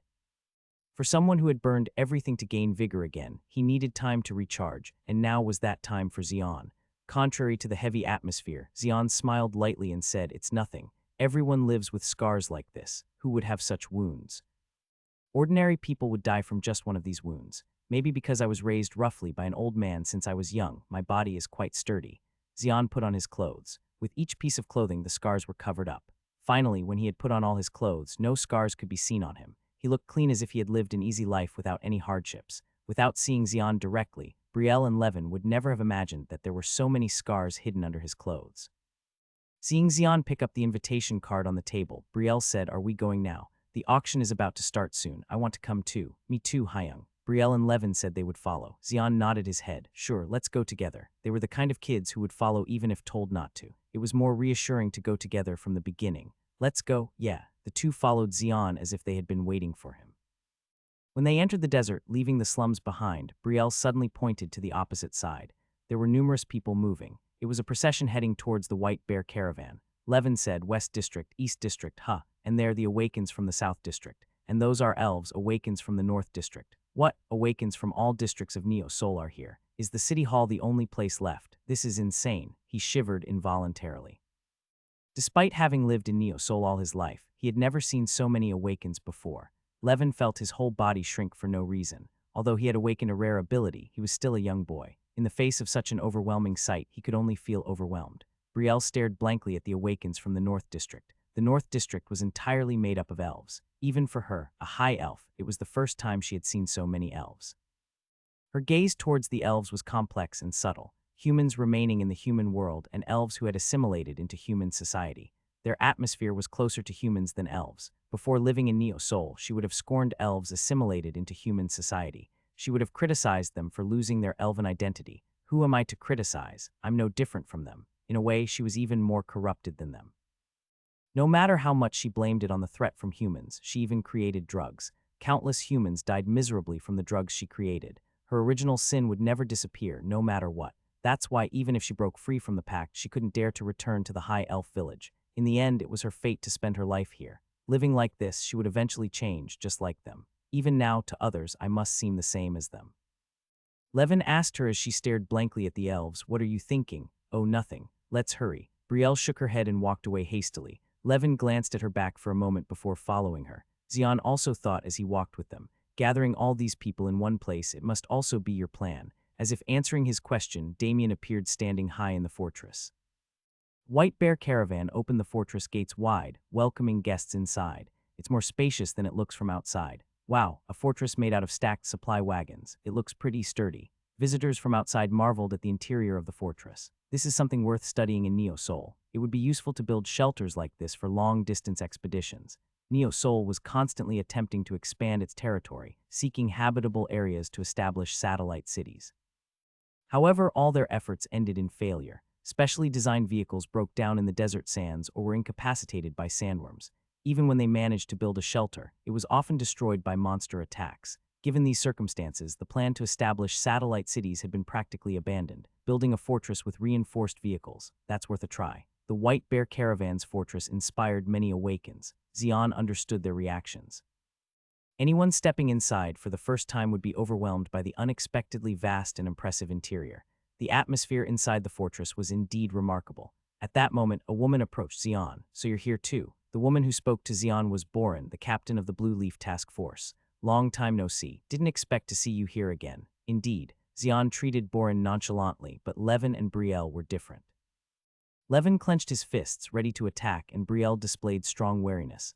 Boren smiled bitterly, knowing why they reacted this way. "Calm down, boy, and you too, little elf. You're not my target today. Expecting us to trust you after what you did, that's quite a thief's nerve." Boren couldn't find a retort to Brielle's sharp remark. No matter the circumstances, what she had done was inexcusable. She looked at Xian. "Just trust that we're not enemies today. We'll see." Boren stepped back. At that moment, Alexandro, the leader of the White Bear Caravan, appeared. His expression radiated confidence. Meanwhile, the Awakens looked at him with a mix of greed and suspicion. So far, the items released by the White Bear Caravan had thrown Neo Sol into chaos. While these items were not extraordinary, they were rare and hard to find in Neo Sol. Observing their reactions, Alexandro continued. "The items up for auction this time are all from dungeons. There are 30 items in total, and they are rare finds that have never been discovered elsewhere." As soon as he finished speaking, the Awakens buzzed with excitement. Dungeon items. Are there really that many here? They came prepared. Their reactions were understandable. Dungeon items were hard to come by since not all dungeons contained items. Even if a dungeon was successfully cleared, there was no guarantee of finding any items. Therefore, dungeon items were extremely rare. Items obtained from clearing a dungeon were typically kept by the clearing team or their affiliated district, making them rarely available on the market. Ordinary Awakens seldom even got a glimpse of these rare items. Having 30 of them here was hard to believe. Everyone knew that dungeon items were far superior to workshop-made items, but their rarity meant that most Awakens never had the chance to see them. Given this, it was only natural for greed to appear on the faces of the Awakens. The atmosphere in the hall heated up rapidly. Sensing the shift, Brielle whispered to Xian, "Are dungeon items really that good? There are plenty who'd risk their lives for one. Really, it's just an item. That little item can mean the difference between life and death or gaining power. Human greed really knows no bounds. It's that greed that allowed humans to build a grand city in this desert. Without such desires, they wouldn't have survived in this ruined world. In that sense, it's impressive. It's something elves could never match." Brielle shook her head slightly. The high elf village she lived in was on a cliff. They had carved out caves to live in. Though Curian lived in trees, finding trees in the desertified earth was harder than finding a well. Thus, elves had also resorted to carving out cliffs to survive. If elves had the same intense desires as humans, they might have built a city rivaling Neo Sol. They had the skills and knowledge to do so.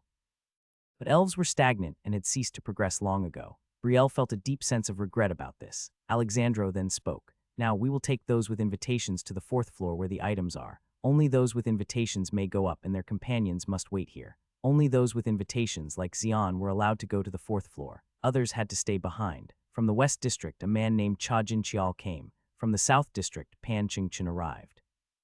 From the North District, Boren attended, and from the East District, Raven was present. Raven's eyes, hidden behind sunglasses, wavered. He had spotted Xian. Of all people, that monster had to come. Having already clashed with Xian, he knew how powerful he was. Only by fighting him did one realize how fierce and destructive he could be. Alone, Raven knew he couldn't defeat Xian, but he wasn't alone. He had other Awakens from the East District with him. With them, he could take on Xian. Meanwhile, Pan Chingchen was also keeping an eye on Xian. So that's Xian. The man was suspected to be in some way connected to Tajik's death, though there was no clear evidence. This should be interesting. A sly smile spread across Pan Chingchen's face. Representatives from all districts had come to attend the auction, showing great interest in the items the White Bear Caravan was putting up for sale. Let's see what kind of items they've brought to make such a fuss. Alexandro led the group to the fourth floor. This is it, he confidently opened the door to the fourth floor storage room. A powerful aura emanated from the room the moment the door opened. The faces of the Awakens, including Boren, stiffened. Whoa, they were all high-ranking Awakens, accustomed to many items and sensitive to the aura and mana they emitted. Their skin tingled and their hearts raced, a testament to the high purity of mana emanating from these items. Items with this level of mana were rare. Xian stood with his arms crossed, observing the inside of the storage room. Like the others, he felt the powerful aura of the items. Interesting. Xian had conquered numerous dungeons while traversing the desert, encountering many dungeon items along the way. Therefore, he could tell. The items in this storage room were incredibly rare. Xian's gaze drifted to Damien, standing in a corner of the room. That must be his work. None of the other attendees paid any attention to Damien, who had thoroughly concealed his presence. But Xian knew Damien's true nature better than anyone. Damien is a navigator, specialized in finding paths. He would be excellent at locating dungeons. The items the White Bear Caravan obtained must have all come from dungeons Damien found. While not quite matching Xian's ability to manipulate desert sand at will, Damien had his own formidable skills. Alexandro introduced the first item. This item was obtained after a challenging conquest of the Blue Forest dungeon. It is none other than Nyalia's bow. Boren was the first to react when the first item was introduced. She felt the refreshing mana aura emanating from Nyalia's bow. It's an elf item. As an elf, she was certain. The items used by elves in Curian had a distinctive aura. Nyalia is one of the elf heroes. A bow named after her must be acquired at all costs. Boren didn't know why Nyalia's bow had become the dungeon core, but she had to obtain it as it was a weapon of an elf hero. Nyalia's bow, it looks extraordinary, starting with an exceptional item. The murmuring of the other participants made Boren's expression urgent.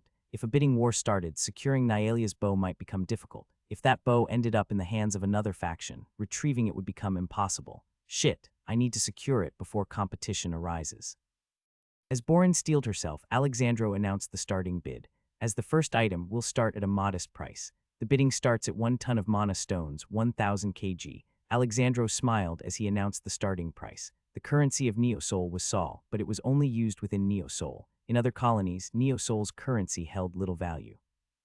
Unless inter-colony trade became more frequent, there was no reason to use Neosol's currency when they only met once in several decades. Hence, mana stones were used as a substitute currency. In Neosol and other colonies, mana stones were crucial. 1 ton of mana stones could sustain most colonies for several months. In Neosol's currency, that was 1,000,000 sol, a huge sum. But Boren called out the enormous sum without hesitation. 1,000 kg of mana stones. Oh, we have a bid. Any other takers? 1,500 kg. Chajin Chial from the West District entered the bidding, and so it began. 1,700 kg. I'll go with 1,800 kg. Bidders from the East and South Districts joined in, heating up the atmosphere. It was a troubling situation for Boren, but understandable for the others. Though they couldn't gauge the power of Nyalia's bow without touching it, its aura alone suggested it was extraordinary. If such an item fell into another district's hands, their power would increase significantly, potentially disrupting the balance of power. 2,200 kg, 2,400 kg. The bids kept rising with no end in sight. It was time to make a decisive move. Boren shouted, 4,000 kg. A price almost double the previous bid made the other bidders hesitate. Tusk, we can't spend so much from the start when we don't know what other good items might come up. Just draining the North District's funds is enough. We'll aim for other items. Obviously, each district had limited resources of mana stones. Spending too much on an unverified item early on meant they might not have enough for truly essential items later. No other bids came in and Nyalia's bow went to Boren, but the real auction had just begun. The next item is. Many items were auctioned off and found new owners. The items offered by the White Bear Caravan all possessed extraordinary capabilities. The performance of the items made the responsible party's eyes widen with excitement. The initial composure was gone, replaced by frenzied bidding. Naturally, the auction amounts skyrocketed exponentially. It was worrying enough to wonder if each district's finances might collapse. Pan Chingchen shook his head at the madness. This is insane.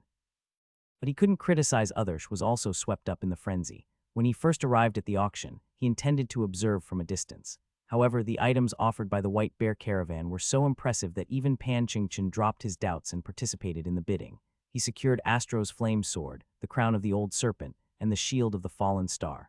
All three were items with special properties that could become significant assets depending on their use. Borin, Cha-Jin Chial, Pan Ching-Chin, and Raven all actively participated in the auction and acquired items. The Cloud Tree necklace was also auctioned off. Borin actively participated and managed to secure the remaining necklaces. The auction continued fiercely. Wow, I can't believe such items exist. This is crazy. Brielle and Levin were continuously amazed by the auction items. Being young, they had rarely seen items excavated from dungeons. The items showcased by the White Bear Caravan seemed fascinating to them. Until then, Xian had merely observed without participating in the auction.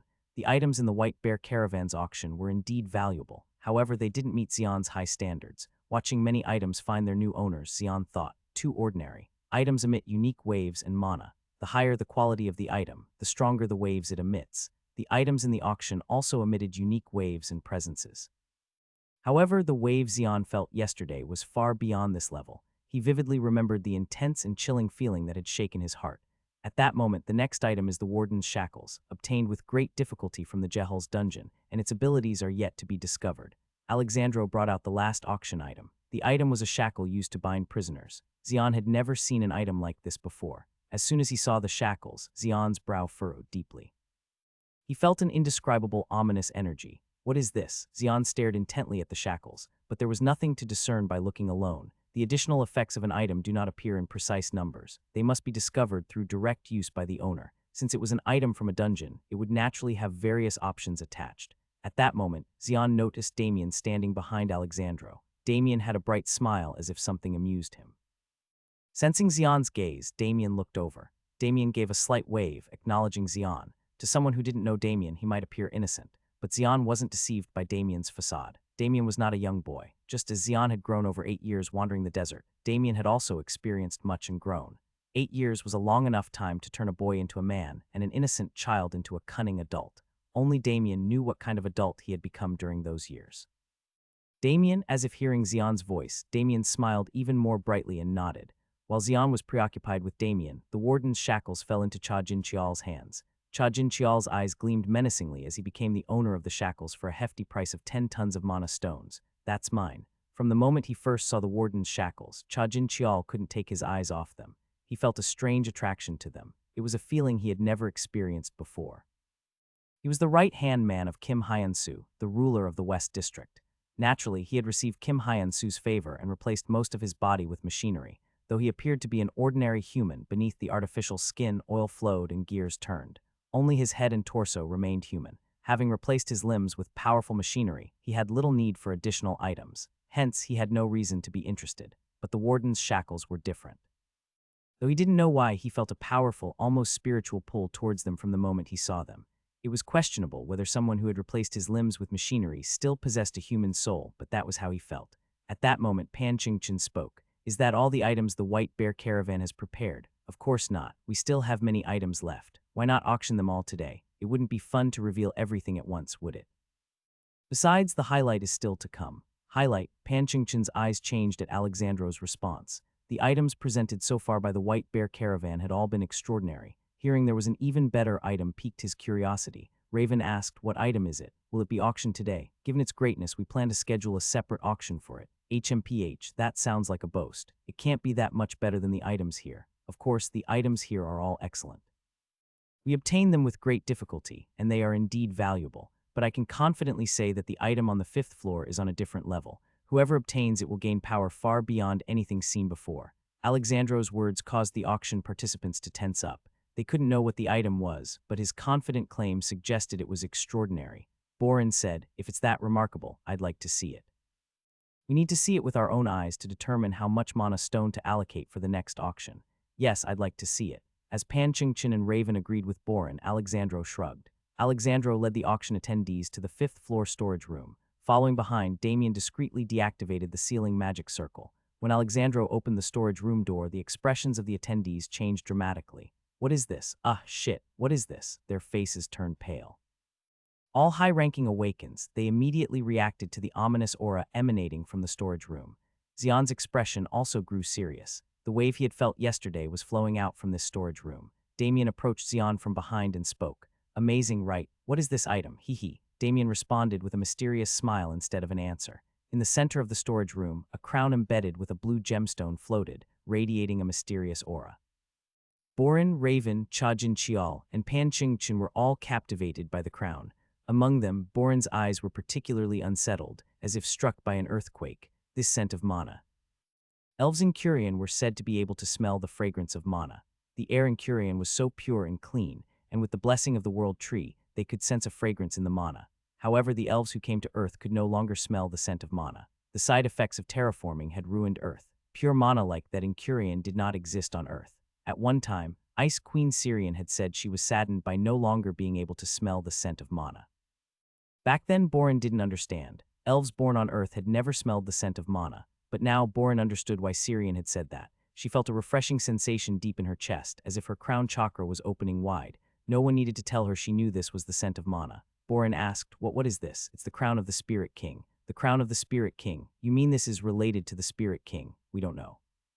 We found it in a dungeon known as the Spirit King's tomb. Hundreds of Awakens lost their lives to obtain it. What are its effects? We don't know. It's sealed. Perhaps the real Spirit King is sealed within. Alexandro's words caused a stir among the crowd. Many things had crossed over from Curian, including elves, dwarves, and other races, as well as monsters. But one thing had not come to Earth: spirits. Earth was too damaged for spirits to survive, so there were no spirits on Earth. Thus, elves born on Earth had no memory of interacting with spirits. A crown that might have the Spirit King sealed within it. If the Spirit King revives, spirits might appear on Earth. Rebuilding Earth might not be a dream after all. Spirits inherently possess nature-friendly attributes. If spirits were revived, nature would inevitably be restored. Borin felt her heart pounding. If the Spirit King is really sealed in there, we must secure it. The Spirit King could be a blessing or a curse. If a good person contracted with the Spirit King, it would be a blessing for Earth. If an evil person did, it would be a global catastrophe. Borin spoke. Are you really putting that up for auction? Yes. Selling such a dangerous item by auction is that sane. How can you be sure it's dangerous? What? It's an item that has never been used. We don't know its capabilities. Judging an item to be dangerous just because of its name is incomprehensible. If it's really related to the Spirit King, we elves should manage it. Just sell it to us. That's not possible. We have our caravan rules. Doing this won't be good for the White Bear caravan. Are you threatening us? What if I am? Then the others won't like it. Alexandro smiled as he glanced at the other district representatives. Only then did Borin realize her mistake. She had revealed her intentions too soon in front of her competitors. Raven and others spoke. Rules are meant to be followed. Surely you don't think elves are exempt from human rules. The crown of the Spirit King. Quite tempting. We must secure this. All of them showed their greed. The crown of the Spirit King emitted a presence on a different level from the items they had already obtained. They did not hide their greed. After all, they were competitors, not allies. They didn't know exactly what the crown of the Spirit King was, but they couldn't let the North District acquire it. Damn it, Borin bit her lip. The situation had already deteriorated beyond repair. There was nothing she could do now. You'll regret this decision today. With those words, Borin stepped back. Xion's eyes narrowed. So the auction was held to show this to the elves. Now he finally understood what Damien's plan was. Eli's abode was located in the deepest underground part of the North District, quite the opposite of Syrian and the other district rulers who preferred high places. Before Eli, someone was kneeling on one knee. It was Mariel, the captain of the Thorn Attack Squad. Eli asked with a serious expression, "So you're saying it's the crown of the Spirit King?" "Yes, I clearly heard them muttering that. The Spirit King, the Spirit King." Eli's expression turned grave. The Thorn Attack Squad had accompanied Borin's Blue Leaf Task Force to the White Bear caravan. Officially, they were there to assist, but their real mission was to gather information and report back to Eli. Eli was the second in command of the North District. She effectively managed the district on behalf of Syrian, but no matter how well she managed, the glory always went to Syrian. After 100 years of this, she harbored a deep inferiority complex towards Syrian.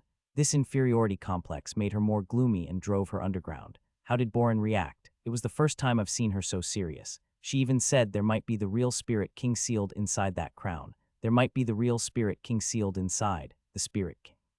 Even a low-ranking spirit would be a blessing, but if they could summon the real Spirit King, it could change the world, not just Neo Soul. A glimmer of greed appeared on Eli's face. They're auctioning off the crown of the Spirit King. Yes, if Syrian gets her hands on that crown, I'll never be able to surpass her. Even now, the gap in power was vast. No matter how much Eli strengthened her influence in the shadows, the inherent difference in their powers couldn't be closed. Syrian had the grace and power of a true queen.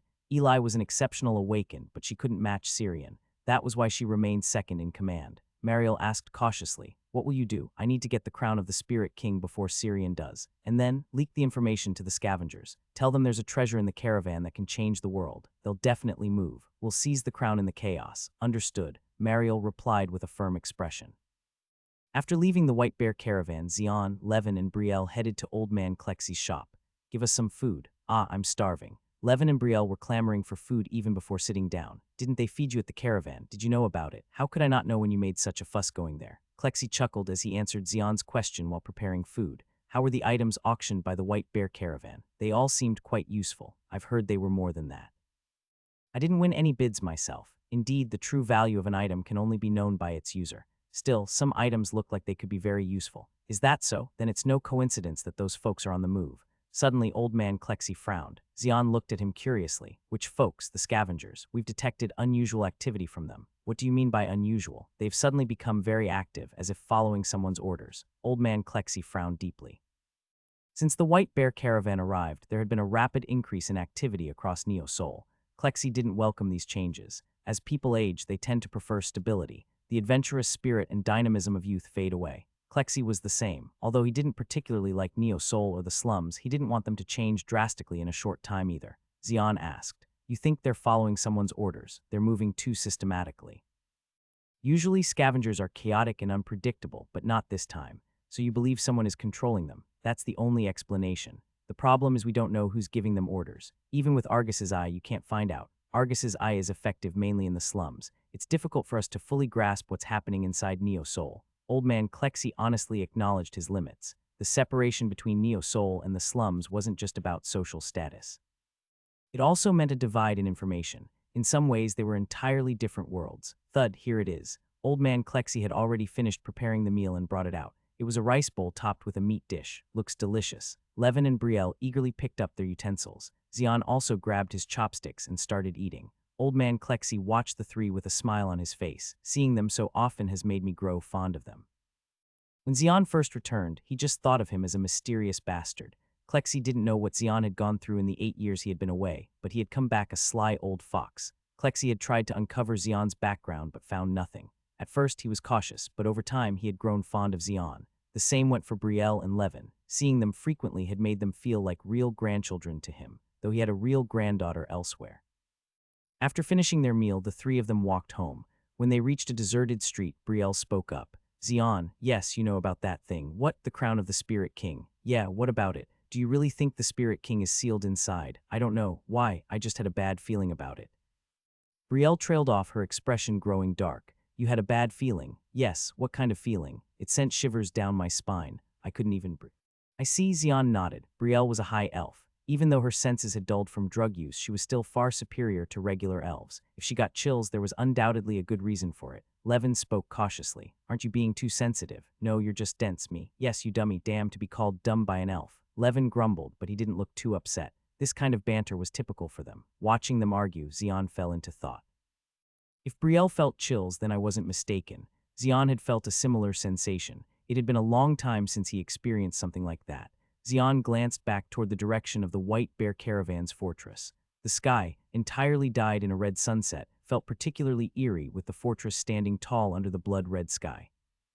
During the day, the desert sand was hot enough to roast all living creatures, but at night, it cooled rapidly, as if to freeze everything in its path. With temperatures fluctuating by dozens of degrees between day and night, anyone venturing into the desert without proper preparation was bound to freeze or burn to death. Thus, those venturing into the desert had to be well prepared. The people who had left Neo Seoul were no exception. Their preparation, however, seemed excessive. They wore camouflage clothing that blended with the desert sand and were heavily armed with various weapons. These individuals, with their faces hidden by masks or scarves, were not normal. They were scavengers. The scavengers moved stealthily, concealing their presence as they headed toward the White Bear caravan's fortress. Greed filled their eyes, peeking through their masks. The crown of the Spirit King. Shit, this is a chance to change my fate. If I get it, I can live in luxury for the rest of my life. Treasure blinds people. The crown of the Spirit King was valuable enough to do just that. The information about the crown of the Spirit King and the White Bear caravan spread rapidly among the scavengers. Who started the rumor or provided the information didn't matter. What mattered was that obtaining the crown of the Spirit King could change their fate. Scavengers acted immediately upon receiving the information. They knew the longer they hesitated, the further away the opportunity would slip. In the distance, they saw the fortress standing tall in the middle of the desert. They could see the Awakens standing guard on the fortress walls. Without any particular order, some scavengers stepped forward. They were all long-range snipers. Let's start. Some wielded large sniper rifles, while others readied their bows. They simultaneously aimed and fired at the Awakens on guard. The scavengers were certain their targets would fall. However, the next moment, something unexpected happened. Zing. Blue barrier formed in front of the Awakens, deflecting the bullets and arrows. The scavengers recognized the blue barrier immediately. It's a barrier. Shit, no wonder their guard seemed lax. The scavengers exchanged glances. Normally, they would have retreated at this point. Attacking already prepared guards would only increase their own casualties, but scavengers were not known for their rationality. The barrier can't be maintained indefinitely. It'll disappear soon. If we launch a full attack, we can break the barrier quickly. Attack! A few scavengers incited the others, who quickly followed suit. Attack! Charge! The scavengers surged forward like wild dogs, racing to be the first. More than 100 scavengers revealed themselves. It's an attack. The scavengers are attacking. Prepare for battle. Get ready. Inside the fortress, the Awakens were fully prepared to face the scavengers. Alexandro and Damien watched the scene unfold. Just as you said, they attacked immediately. Scavengers are the same everywhere. I knew they'd move as soon as they got the information. I didn't expect such a sudden assault. It means someone's controlling them. Probably, it's going to be a long night. Yes, a tough night. I'm sorry, Captain, for dragging you into this. Then we'll make sure to burn them thoroughly so no one has any regrets. I'm looking forward to it. At that moment, the scavengers reached the fortress entrance. Damien gave the order, kill them all. The scavengers were essentially marauders. They survived by ambushing and killing others, taking their belongings. Even 100 years ago, when the side effects of terraforming turned the entire Earth into a desert and humanity faced the brink of extinction, the scavengers existed. Instead of fighting the monsters, they chose to kill their fellow humans to survive. Thus, humanity had to fight not only the monsters but also the scavengers. After Neo-Sol established a firm system, the scavengers lost their place and fled to the desert. People thought there were no more scavengers in Neo-Sol. Even if some remained, they believed it was a very small number. But the sheer number of scavengers attacking the White Bear Caravan's fortress proved those people wrong. At a glance, there were over 300 of them. Die, the scavengers, who had been pretending to be normal people and Awakens in Neo-Sol, now unleashed their pent-up desires. You bastards, how dare you? Lock that side. The Awakens of the White Bear Caravan fought without a hint of panic or fear. The distance from the Yakutsk colony to Neo-Sol was over 1,000 kilometers. No matter how well Damien guided them to avoid danger, they couldn't avoid all monsters. Among the enemies they faced were scavengers. Even in seemingly uninhabitable environments, the scavengers survived. The Awakens of the White Bear Caravan gained experience fighting them. Naturally, they knew how to handle scavengers. One tactic was fighting from within the fortress. They deliberately left only a narrow entrance open to lure the scavengers in. No matter how many scavengers there were, only a limited number could pass through the narrow entrance at once. The scavengers screamed as they died. Shit, this isn't working. Let's climb the walls. Eventually, some scavengers decided to scale the fortress walls, but preparations had already been made for that. Crackle. Suddenly, sparks flew from the fortress's outer walls. High-voltage currents flowed along the walls. The scavengers climbing the walls like cockroaches were electrocuted and fell.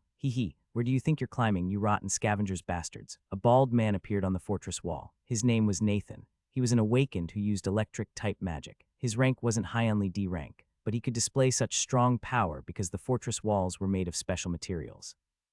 They conducted electricity well and amplified it several times. Thus, even with a D-rank Awakened sending currents, many scavengers fell like flies. Come at me all you want. The White Bear Caravan will never fall. That damn bastard. Someone shut that guy up. Enraged by Nathan's taunts, some scavengers tried to climb the wall again. Idiots. Nathan prepared to cast his magic as they rushed at him like moths to a flame. If he sent a current, the scavengers clinging to the wall would fall again. But Nathan couldn't cast his electric magic. Thud, an arrow flew from somewhere and pierced his head. Nathan looked in disbelief toward the direction the arrow came from. It had penetrated the barrier atop the fortress. He wanted to know how, but he didn't get the chance. Nathan staggered for a moment and then fell. He was dead, a nobody acting all high and mighty. Someone scoffed at Nathan's falling corpse. It was the Awakened who had shot the arrow from a distance. He was quite far from the fortress. Around him was a group of people. They were heavily armed with robes and masks to conceal their identities. They looked similar to scavengers, but were different. The largest man among them spoke to the archer. You're only bragging because you managed to penetrate the barrier with buffs. Do you always have to say it like that, boss? Stop showing off and prepare for battle. Yes, sir, the Awakened archer returned to his position. At that moment, a slender woman stepped out from the group. She spoke to the man addressed as boss. It's about time we get ready to join the fight, Brixton. I'm not Brixton now, I'm just another scavenger. Don't forget that, sister. HMPH, don't call me sister. If you had brainwashed them properly, we wouldn't need this hassle. The woman called sister was Kim Yi-kyung. Kim Yi-kyung and Brixton had brought their subordinates to participate in the battle for the crown of the Spirit King. They had to ensure their identities remained hidden. That's why they were disguised as scavengers. After glaring at Brixton for a moment, Kim Yi-kyung turned back to the fortress. The battle between the White Bear Caravan and the scavengers was reaching its peak. The entrance to the fortress was littered with corpses, and the defensive line seemed on the verge of collapsing. Many scavengers had died, but their spirit remained unbroken. Just a bit more effort. Damn, we're almost through, the scavengers shouted, desperate. Watching closely, Brixton said, all right, it looks like they're almost through. Let's join the fray now. We'll sweep away both the scavengers and the caravan's Awakens in one go. Yes, sir, Brixton's subordinates responded in unison. But there was something strange about the look in their eyes, visible above their masks. All of their eyes were bloodshot. Kim Yi-kyung shook her head as she looked at them. These crazy berserkers. They were literal berserkers. They believed God was with them and would throw their lives away without hesitation.